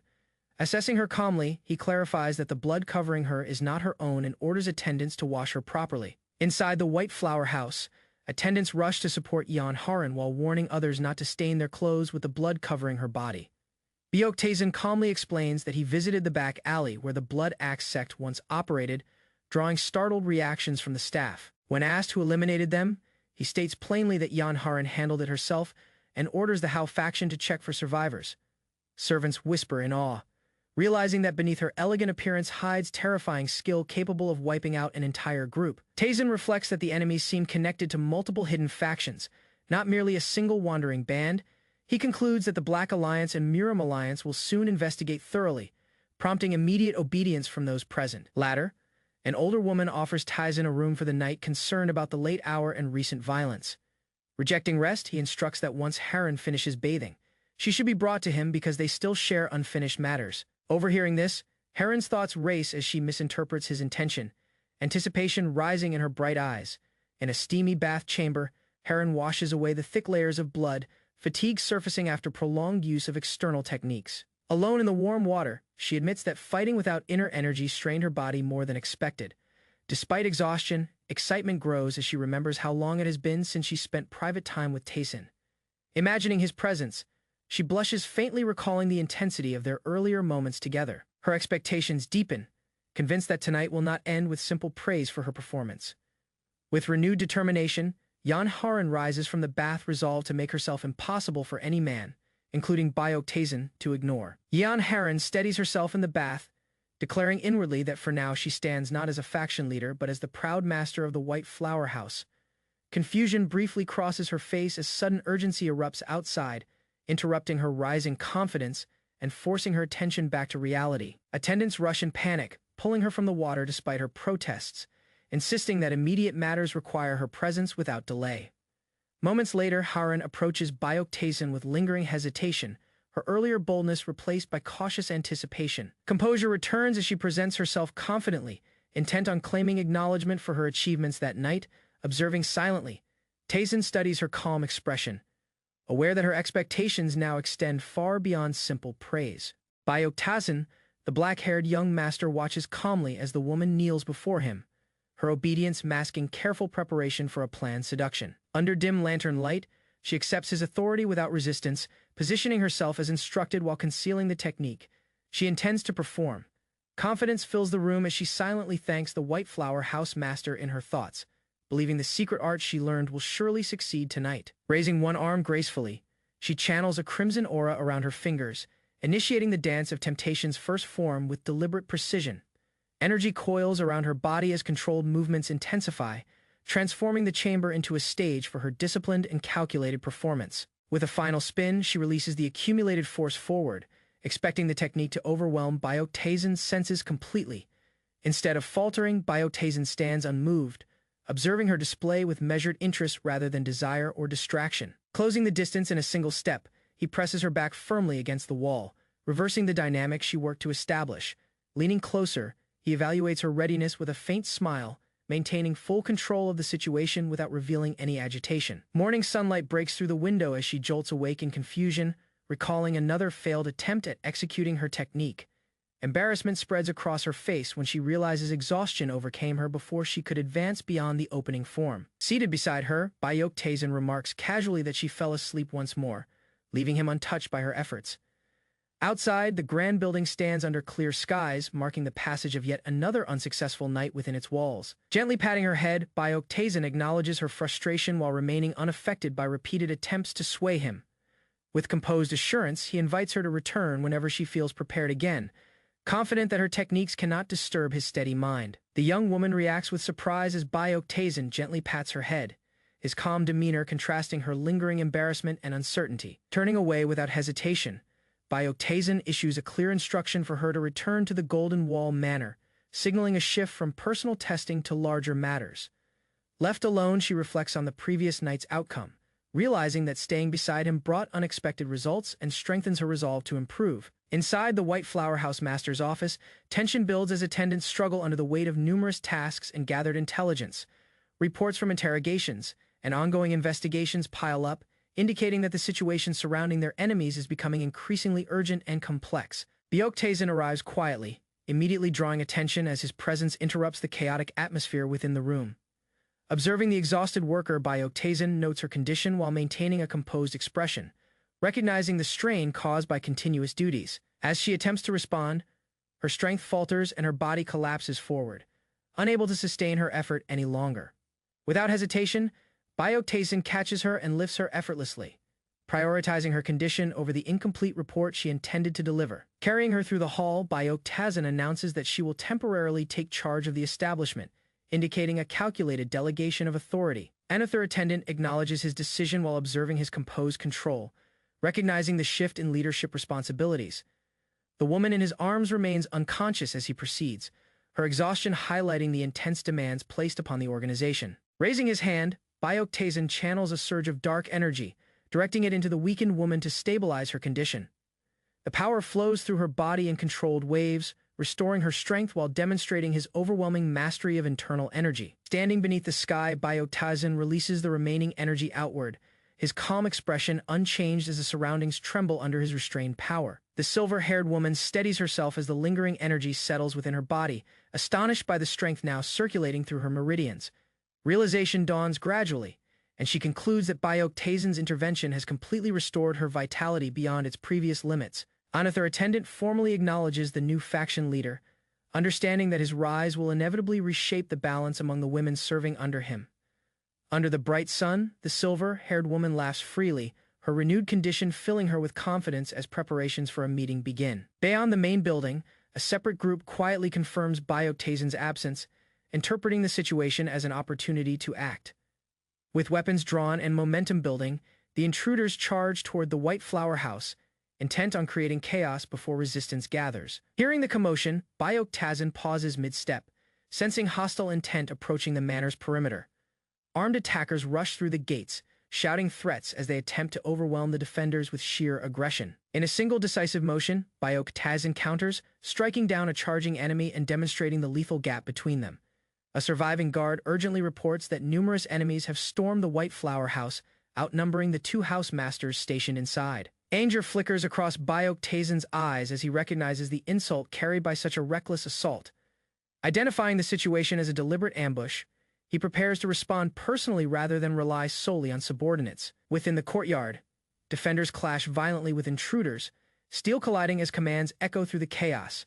Despite being a courtesan house, the establishment fields disciplined fighters who push back fiercely to protect their master. Above the turmoil, attackers shout ruthless orders to slaughter the men and seize the women, unaware that provoking Bayok-Tazin invites consequences far beyond their control. A wave of armed men storms through the halls, shouting threats as they rush the defenders who stand their ground inside the courtesan house.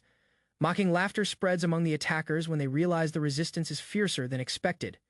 Yet they push forward with brute force. Blades flash in tight corridors, and one defender collapses under a heavy strike as the invaders force their way deeper inside.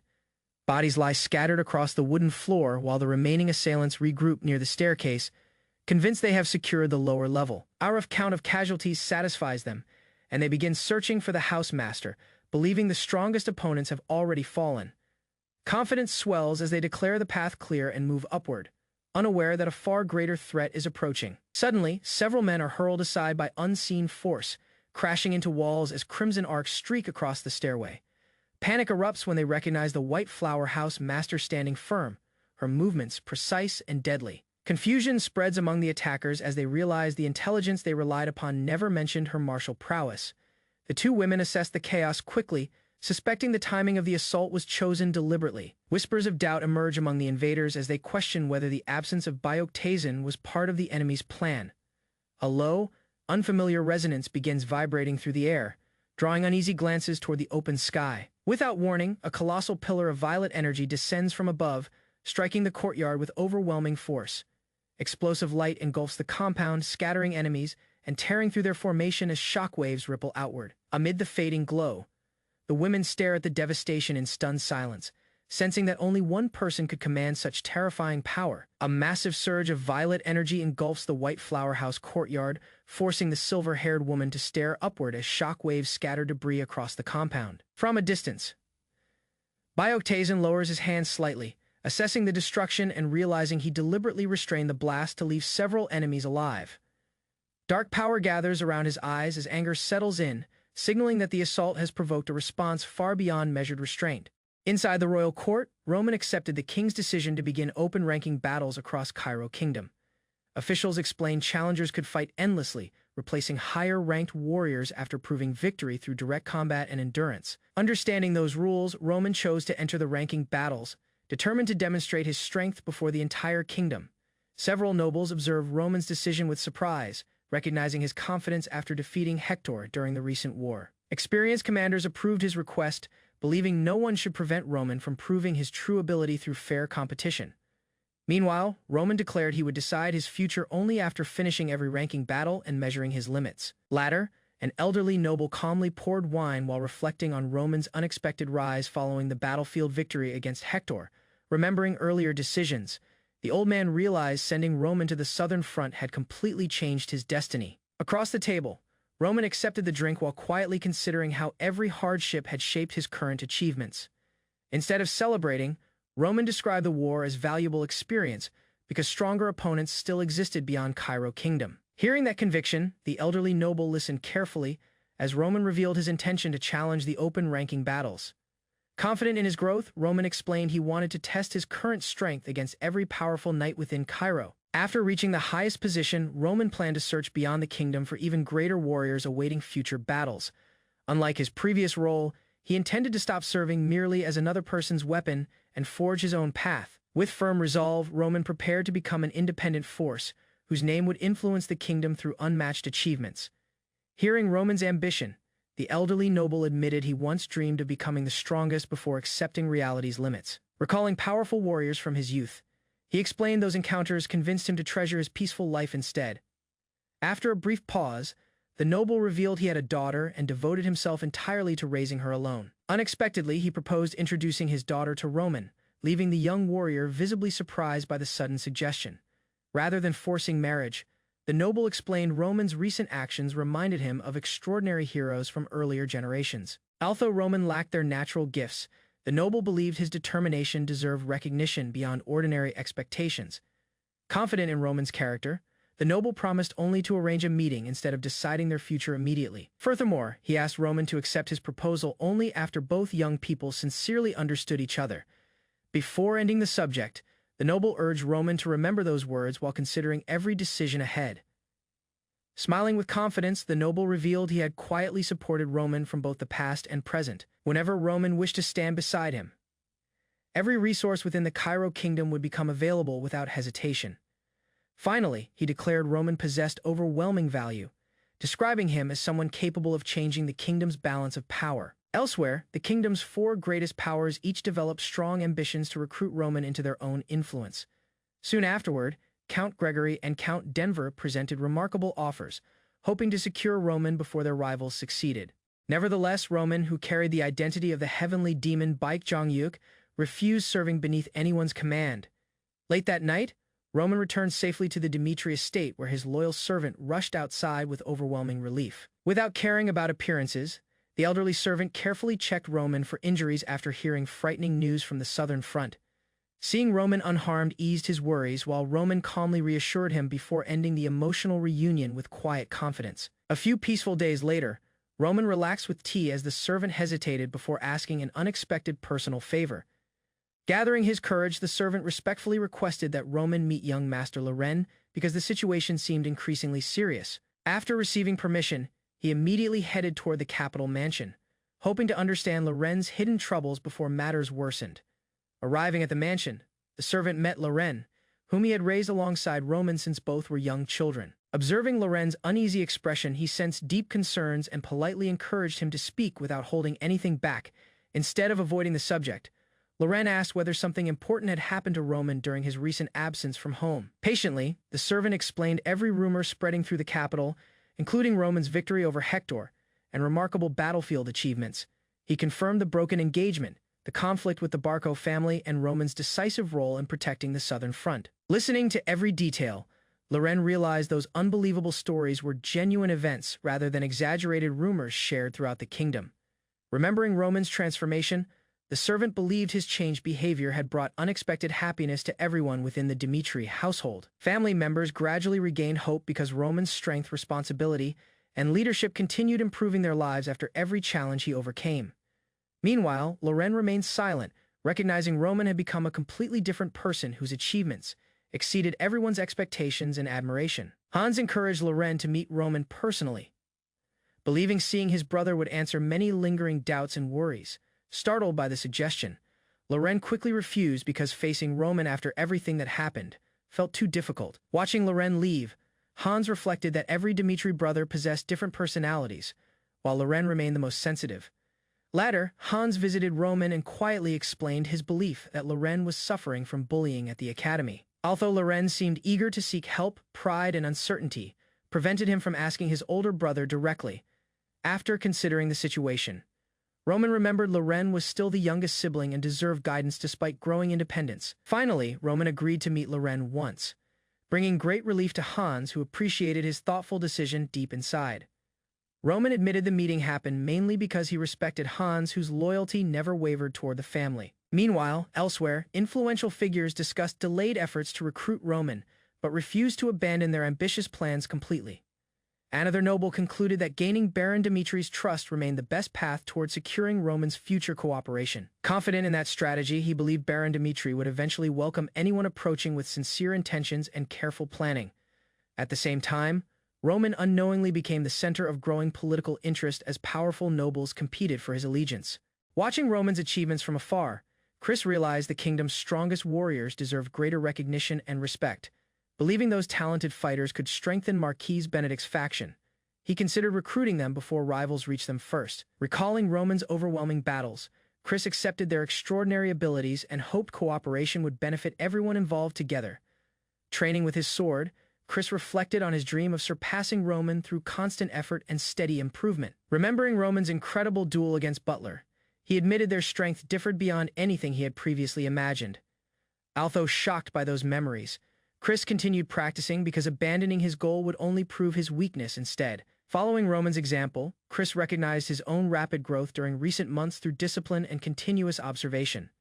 Despite remarkable progress, he refused satisfaction, believing greater challenges remained before reaching Roman's unmatched level of strength. Soon afterward, a messenger approached Chris and requested an immediate meeting regarding an important proposal from Marquis Benedict. Meeting the envoy, Chris rejected the recruitment offer immediately without allowing lengthy persuasion or promises to influence him. Attempting another approach, the envoy described wealth, fame, and political authority available through serving Marquis Benedict faithfully together. Remaining calm throughout every promise, Chris showed no interest because his decision had already been firmly established beforehand. Growing desperate, the envoy insisted joining early would eventually match Roman's future choice and secure greater advantages together. Questioning that assumption, Chris exposed the misunderstandings surrounding Roman's character while recalling his true principles and unwavering resolve. Leaving the stunned envoy speechless, Chris understood nobody truly recognized Roman's convictions despite admiring his unmatched strength and reputation. Based on everything he had witnessed, Chris concluded Roman possessed unwavering principles and would never submit to another person's authority.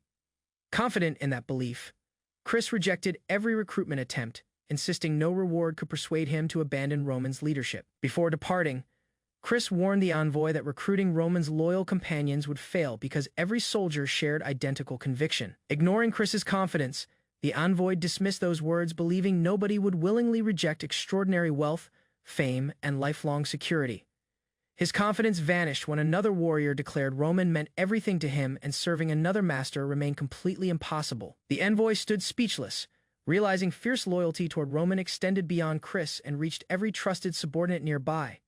Soon afterward, a bald warrior questioned whether the envoy had already secured Roman's approval before discussing further recruitment matters. Calmly explaining his gratitude, the warrior admitted meeting Roman had transformed his ordinary life beyond every previous expectation. Unable to understand such devotion, the envoy insisted nobody considered betrayal, yet the overwhelming responses left him increasingly unsettled. While walking away in confusion, the envoy encountered another young man who abruptly froze after recognizing his unexpected presence nearby. The frightened youth hurried away without explanation, leaving the envoy silently watching while countless doubts filled his troubled thoughts. Standing alone inside the courtyard, he wondered why Roman inspired extraordinary loyalty that ordinary nobles could never achieve through authority. Elsewhere, another young soldier continued intense training, repeatedly striking with determination as the evening sunlight covered the training grounds. Observing those changes, he recognized the Baron had become happier since Roman's remarkable transformation changed the family's entire atmosphere. Sweating from relentless practice, the young man questioned what had truly happened to Roman because his astonishing growth defied every reasonable explanation. Remembering Roman's astonishing transformation, the young trainee wondered why he remained weak despite witnessing such an inspiring example firsthand. Frustration overwhelmed his thoughts as he compared himself with Roman, believing his own progress remained painfully insignificant. Driven by self-disappointment, he attacked the training dummy repeatedly until exhaustion forced him onto the ground in defeat. While catching his breath, the exhausted trainee suddenly discovered Roman standing nearby after hearing someone had searched for him. Surprised by the unexpected meeting, he struggled to gather his thoughts while Roman calmly waited for an explanation. Facing Roman directly, the nervous young man hesitated because every prepared question disappeared under overwhelming pressure and embarrassment. Roman urged him to speak without hesitation, showing little patience for unnecessary excuses or meaningless hesitation during their meeting. Embarrassed by his own uncertainty, the trainee claimed nothing important remained to discuss, despite seeking Roman earlier. Turning away with disappointment, Roman dismissed such indecision as pathetic and quietly began leaving the training grounds behind. Gathering his courage at last, the trainee stopped Roman and promised to reveal every thought he had hidden. He admitted recent rumors about Roman seemed impossible because the timid person he remembered had completely disappeared. Reflecting on earlier days together, the young man recalled Roman avoiding swords, battles, and dangerous responsibilities whenever possible. Listening without interruption, Roman allowed the emotional confession to continue while carefully observing the trainee's determined expression. The trainee admitted Roman had changed within only 1 year, becoming Cairo's celebrated hero through unbelievable personal growth and achievements. Overcome with emotion, he confessed both had once failed expectations, yet he now wished to become someone worthy like Roman. Overcome with emotion, Loren admitted he wanted achievements that would make his father genuinely proud instead of pretending happiness. Unable to hide his tears, he confessed years of disappointment had filled him with regret and painful insecurity. Watching the young man's breakdown, Roman realized Loren remained immature and struggled beneath expectations beyond his current experience. Recalling recent events, Roman understood the people of Dimitri accepted his transformation because they judged his present actions instead of old mistakes. Reflecting on that lesson, he decided Loren deserved the same opportunity to change without being trapped by past failures. Calling Loren's name, Roman encouraged him to stop comparing himself with another person sharing the same family name. Calmly explaining the consequences, Roman warned that surrendering to insecurity would damage both Dimitri's honor and Loren's future reputation. Instead of offering empty comfort, Roman instructed Loren to prove his own worth through the Academy's swordsmanship examination and personal effort. Remembering his previous life, Roman resolved to give his younger brother another chance, hoping this life would lead them toward understanding instead of tragedy. A young man's fist trembled with barbaric energy as blood-red characters exploded around him. He snarled at the taunt thrown his way, daring anyone to act on their threats. His eyes burning with restrained fury, across from him stood the young sect leader, calm and amused, his hand glowing with dark purple energy. A faint smile curled on his lips as he considered his options, wondering aloud whether violence would be the simplest solution. His patience finally snapped. The insolence he had endured all day boiled over, and his glare sharpened into something far more dangerous than mere annoyance. An older man grabbed the sect leader's arm, urging restraint. He warned that this was sacred ground, not the halls of the Golden Moon Merchant Guild, where such displays might be tolerated. The Merchant Guild's representative straightened, unbothered by the tension. He questioned whether the sect leader understood just how disrespectful his behavior had become, then coolly suggested their dealings were finished and it was time to leave. Onlookers exchanged nervous glances, agreeing privately that retreat was the wisest option. They marveled at how anyone could stay composed under such crushing killing intent, a pressure few ordinary men could withstand. A voice cut through the chaos, calling out to the young sect leader with urgent news. Someone had located a hidden passage, a discovery that promised to change everything. The sect leader turned sharply, his expression shifting from irritation to sudden anticipation. After so much searching, the breakthrough he needed had finally arrived. Confusion spread through the compound as a superior demanded answers, furious that the bodyguard squad had abandoned their posts the moment they were summoned elsewhere. While the guards were distracted, someone slipped into Bayok Taisu's office unnoticed. A careful search of the room uncovered a passage leading down into the hidden basement level. Masked subordinates knelt in the shadows awaiting orders. Word was sent immediately, and confirmation came back at once that the young sect leader was already on his way. Fury flared again as the sect leader dismissed any accusation of rudeness outright. He argued that such words belonged to the weak, used only by those too powerless to challenge real strength. He declared he was done listening to what he called nonsense, turning his back and announcing his departure behind him. A figure watched silently, cut off before finishing a thought. Racing through the corridors, he called out impatiently, demanding to know exactly where the secret passage lay hidden. A subordinate waved him over, gesturing toward a dark opening concealed among the shelves. He praised the effort and ordered the others to remain outside and guard the entrance. Deep in the tunnel, another figure moved with reckless energy, mocking a rival elder for always retreating to preserve his pride. This time, he vowed, he would be the one to find the treasure and secure his standing within the Merchant Guild. Excitement broke across his face as he spotted it ahead, shouting that the legendary Golden Wall was finally within reach inside the chamber before him. Footsteps echoed as he pressed forward, his eyes widening with a mixture of triumph and dread the closer he came to whatever waited in the dark. The tunnel fell into eerie stillness. A lone figure stood surrounded by scattered rubble and stones, distant shouts and violent sounds bleeding through the silence around him. Sweat poured down his face as horror replaced his earlier confidence. Trembling, he stammered in disbelief, unable to finish the thought that these madmen had truly gone through with it. Lightning, like shock, spread across the town as word broke that the Golden Wall had already been sold off, the revelation striking like a thunderbolt through the night sky. A satisfied smirk crossed his face as he realized their enemy had walked straight into the trap laid out for him.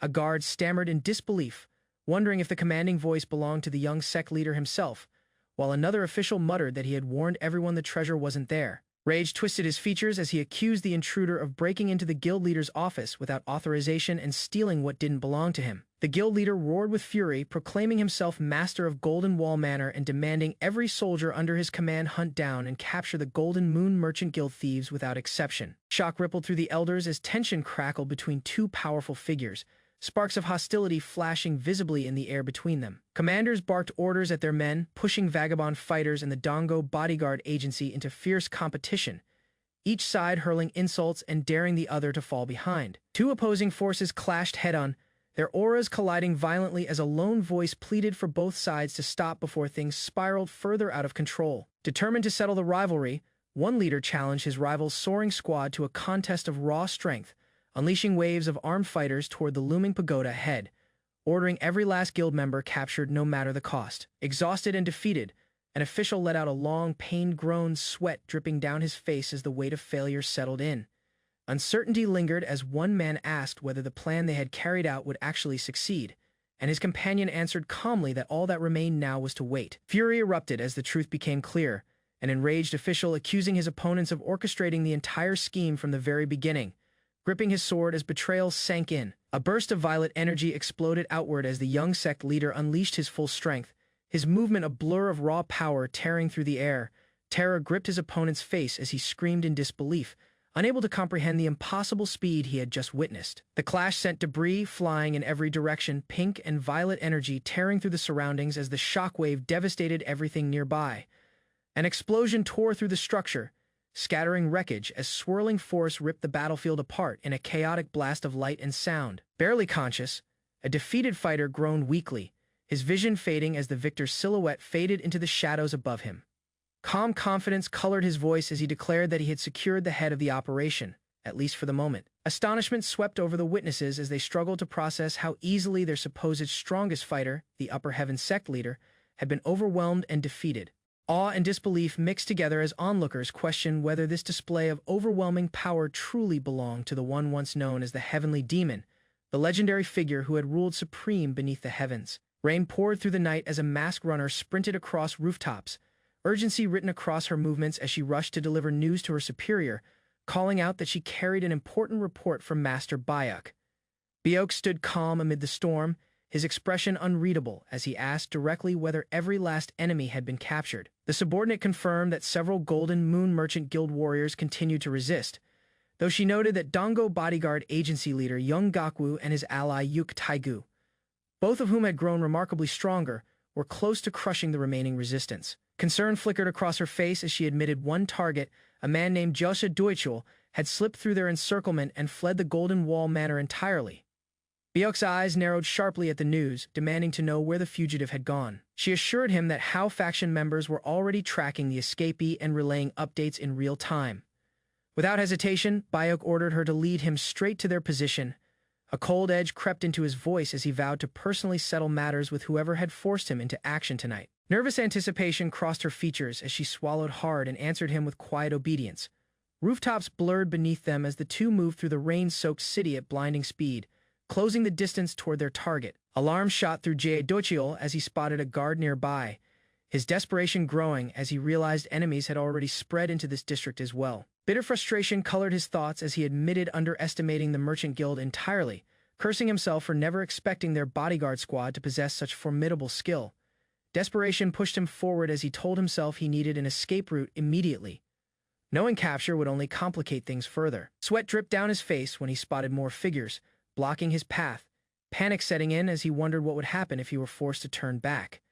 A strange stillness hung in the air until he froze, catching sight of two figures standing silently in the shadows ahead. Byuk's mocking smile spread wide as he addressed the trembling man directly, remarking that he now understood exactly where his prey had been hiding while fleeing like a frightened rat. Manic laughter erupted from Jia Dochol as recognition hit him, sneering at the so-called impudent Master Byuk before declaring he'd release all his pent-up frustration by smashing his skull in. The subordinate shifted subtly behind Byuk, her posture calm despite the tension building around them.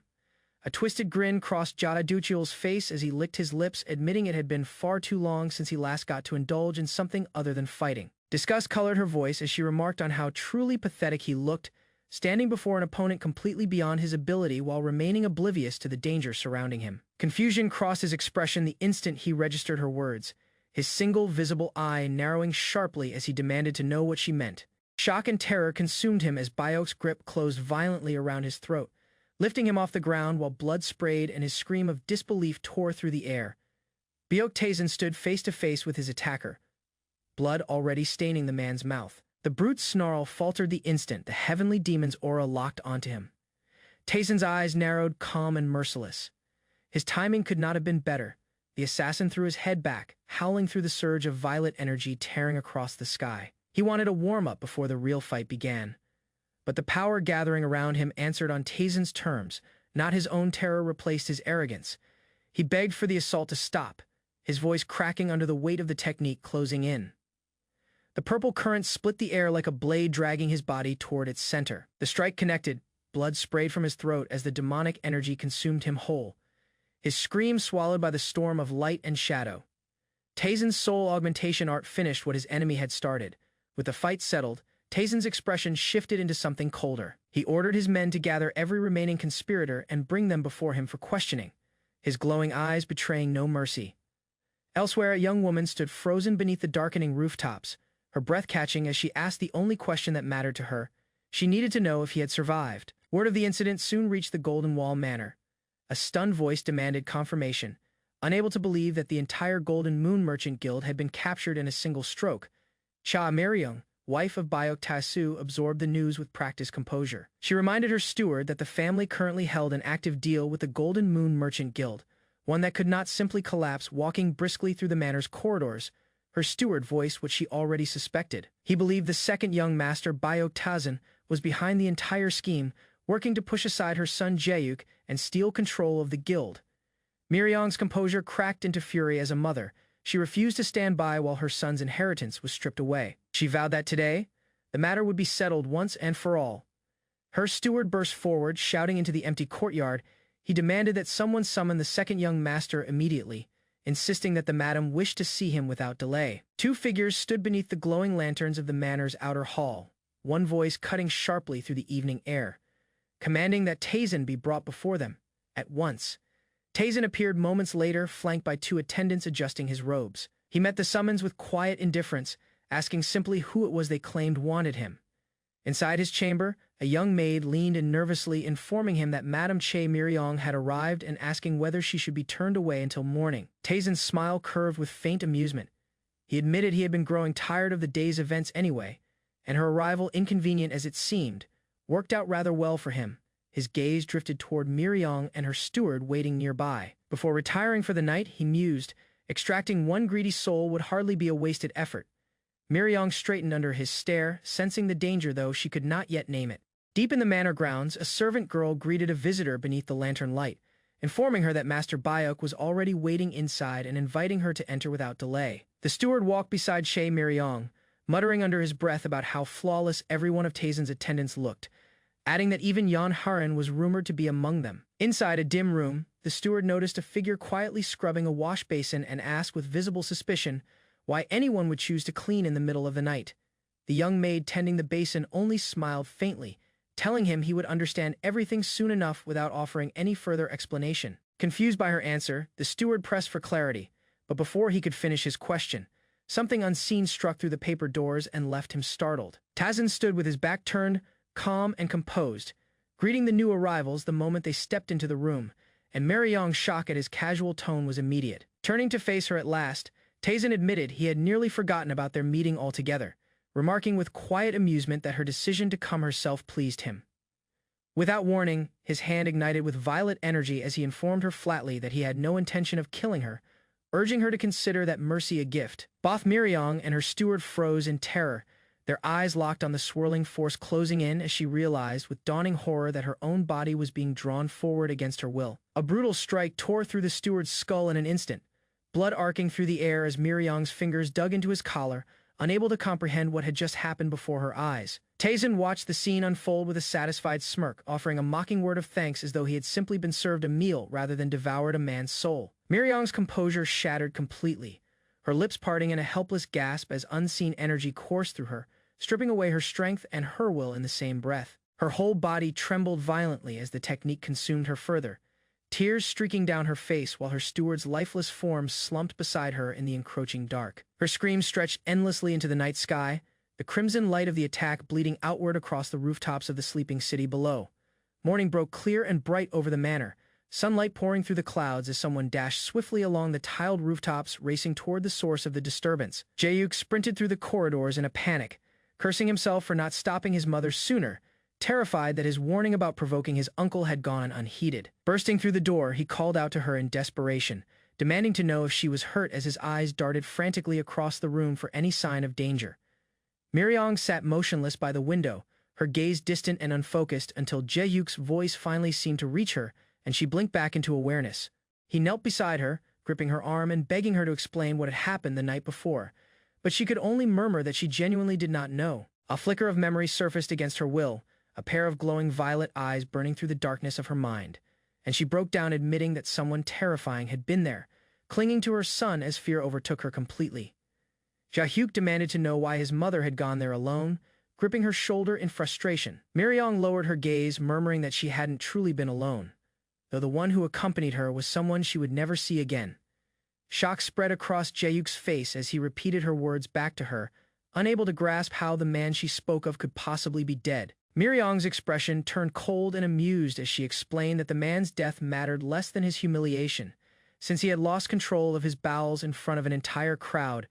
Jae-yuk stammered in disbelief, barely able to repeat the word back to her, stunned that such a thing could happen to a grown man. Meanwhile, smoke curled lazily from a window inside Bayok Tazin's residence, the scent drifting out into the morning air. A masked young woman scolded her subordinates sharply, pointing out that a filthy stain marked Black Number 3 still hadn't been cleaned, and the guards scrambled to obey while grumbling about the mess left behind. Tazin listened as his men reported that the manor master had stripped Madame Miryong of every shred of authority she once held, his fingers glowing faintly with violet energy as he decided their guild would continue dealings with the Golden Moon Merchant Guild for the time being. Elsewhere, Tazin reflected privately on the unusual soul energy he had sensed radiating from Shea Miryong the previous night.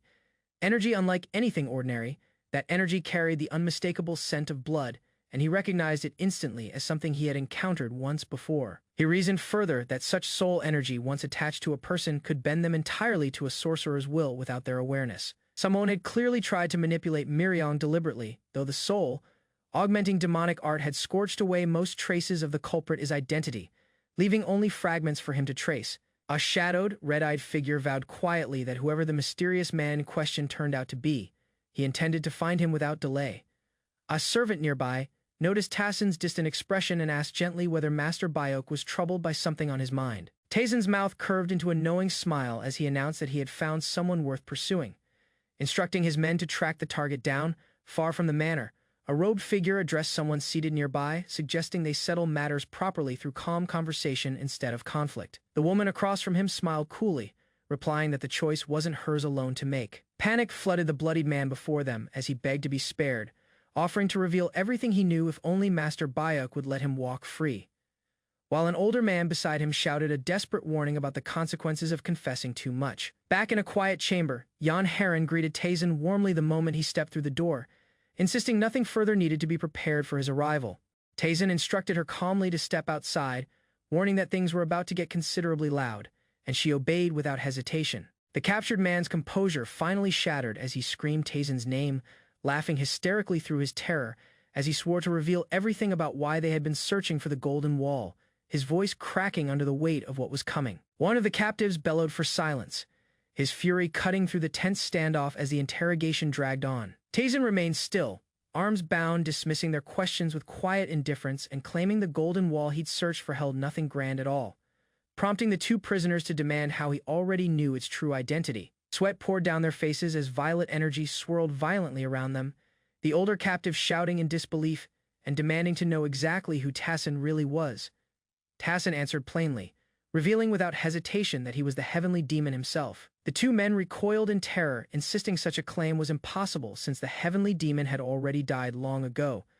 Tazin's eyes blazed with violet light as he confirmed their fear directly, admitting that he had indeed died once. He continued calmly, explaining that he had since returned to life, leaving both prisoners trembling uncontrollably at the revelation. His curiosity sharpened as he pressed further, questioning how they had learned of the Golden Wall's existence when even he, the heavenly demon himself had never known of it, certain that someone must have informed them. Panic flickered across the captive's face, his throat tightening as he struggled to force out a response. Tazen cut him off before he could answer, clarifying coldly that his words hadn't been a question at all as violet energy surged into the man's skull. He noted with dark amusement that a mind pushed into confusion tended to reveal more secrets than one left calm and guarded. Energy exploded from his palm as he tore deeper into the man's consciousness, his expression unreadable while the technique did its work. The captive's scream tore through the chamber as light burst from his forehead, his mind laid bare before Tazen's piercing gaze. Tazen absorbed what he found without surprise, confirming to himself that the client behind these men had always been the mysterious group known only as the Unknowns. The information went further, revealing that these Unknowns weren't merely hunting the Golden Wall, since two other relics, the Sword Wall and the Jade Wall, already existed somewhere in the world. One such relic, the Sword Wall, had already been recovered by the Golden Moon Merchant Guild from its original stronghold. The second, the Jade Wall, had once belonged to the Jade Wall sect long before it vanished into obscurity. Working alongside the Unknowns, the guild had studied both relics extensively, yet uncovered nothing of particular significance within them. That failure, Tazen realized, explained their growing obsession with the Golden Wall, since they believed it held the final key to understanding his own enlightenment as the heavenly demon. Still, one detail troubled him deeply. The fact that the Unknowns had known of these walls from the very beginning suggested a far closer connection to his past than anyone had yet admitted. Tazen stood in the dim hall, thoughts turning over new information. The more he investigated, the more the hidden factions intrigued him. He decided the mysterious walls guarding their secrets deserved a closer look soon. A woman nearby noticed him lingering and greeted him as Master Bayok. Her question cut straight to the point. She asked whether he had managed to track down the man they'd been searching for. The woman confirmed the search had succeeded. She had identified their target using the details Tazen provided earlier, the large mole above his left eye and the reddish scar marking his face. The man's name was Jiang Baijun, someone who had recently infiltrated the Golden Moon Merchant Guild's group during their approach toward Madame Tazen, studied the description quietly. Recognizing the pattern, Jiang Baijun belonged to the same shadowy group he'd encountered before. The Unknowns, their appearance again raised his suspicion further. Elsewhere, a silver-haired man reacted with alarm upon hearing the news. He couldn't believe the Hao faction had set their sights on Jiang Baijun. A cloaked woman confirmed the report was accurate, repeating what had been relayed to them. The silver-haired man pressed further, questioning how the Hao faction could have possibly uncovered Jiang Baijun's existence at all. He insisted their operative wouldn't have exposed himself through carelessness. The woman offered her theory instead. She believed Bayok Tazen was likely the one responsible for locating him, explaining that Tazen had recently crossed paths with the Golden Wall Merchant Guild. Leader's wife, a woman secretly manipulated by Jiang Baijun. The silver-haired man's expression shifted to disbelief. He couldn't fathom how anyone could detect the blood phantom bound to her soul after just a single encounter. Such perception, he admitted, was unheard of even among skilled members of the Unknowns. Turning serious, he ordered special protection be placed around Jiang Baijun immediately, reminding her that Baijun ranked among the rare blood phantom sorcerers and could not be allowed to fall into enemy hands. The woman accepted the order without hesitation. Alone with his thoughts, the silver-haired man tried convincing himself it had to be coincidence, that Bayok Tazen couldn't possibly possess such strength unless the heavenly demon, long thought dead, had somehow returned. His expression darkened into something colder, his aura flaring with quiet menace. He resolved to act at once, declaring it was time to hunt down Jiang Baijun himself before anyone else could reach him first.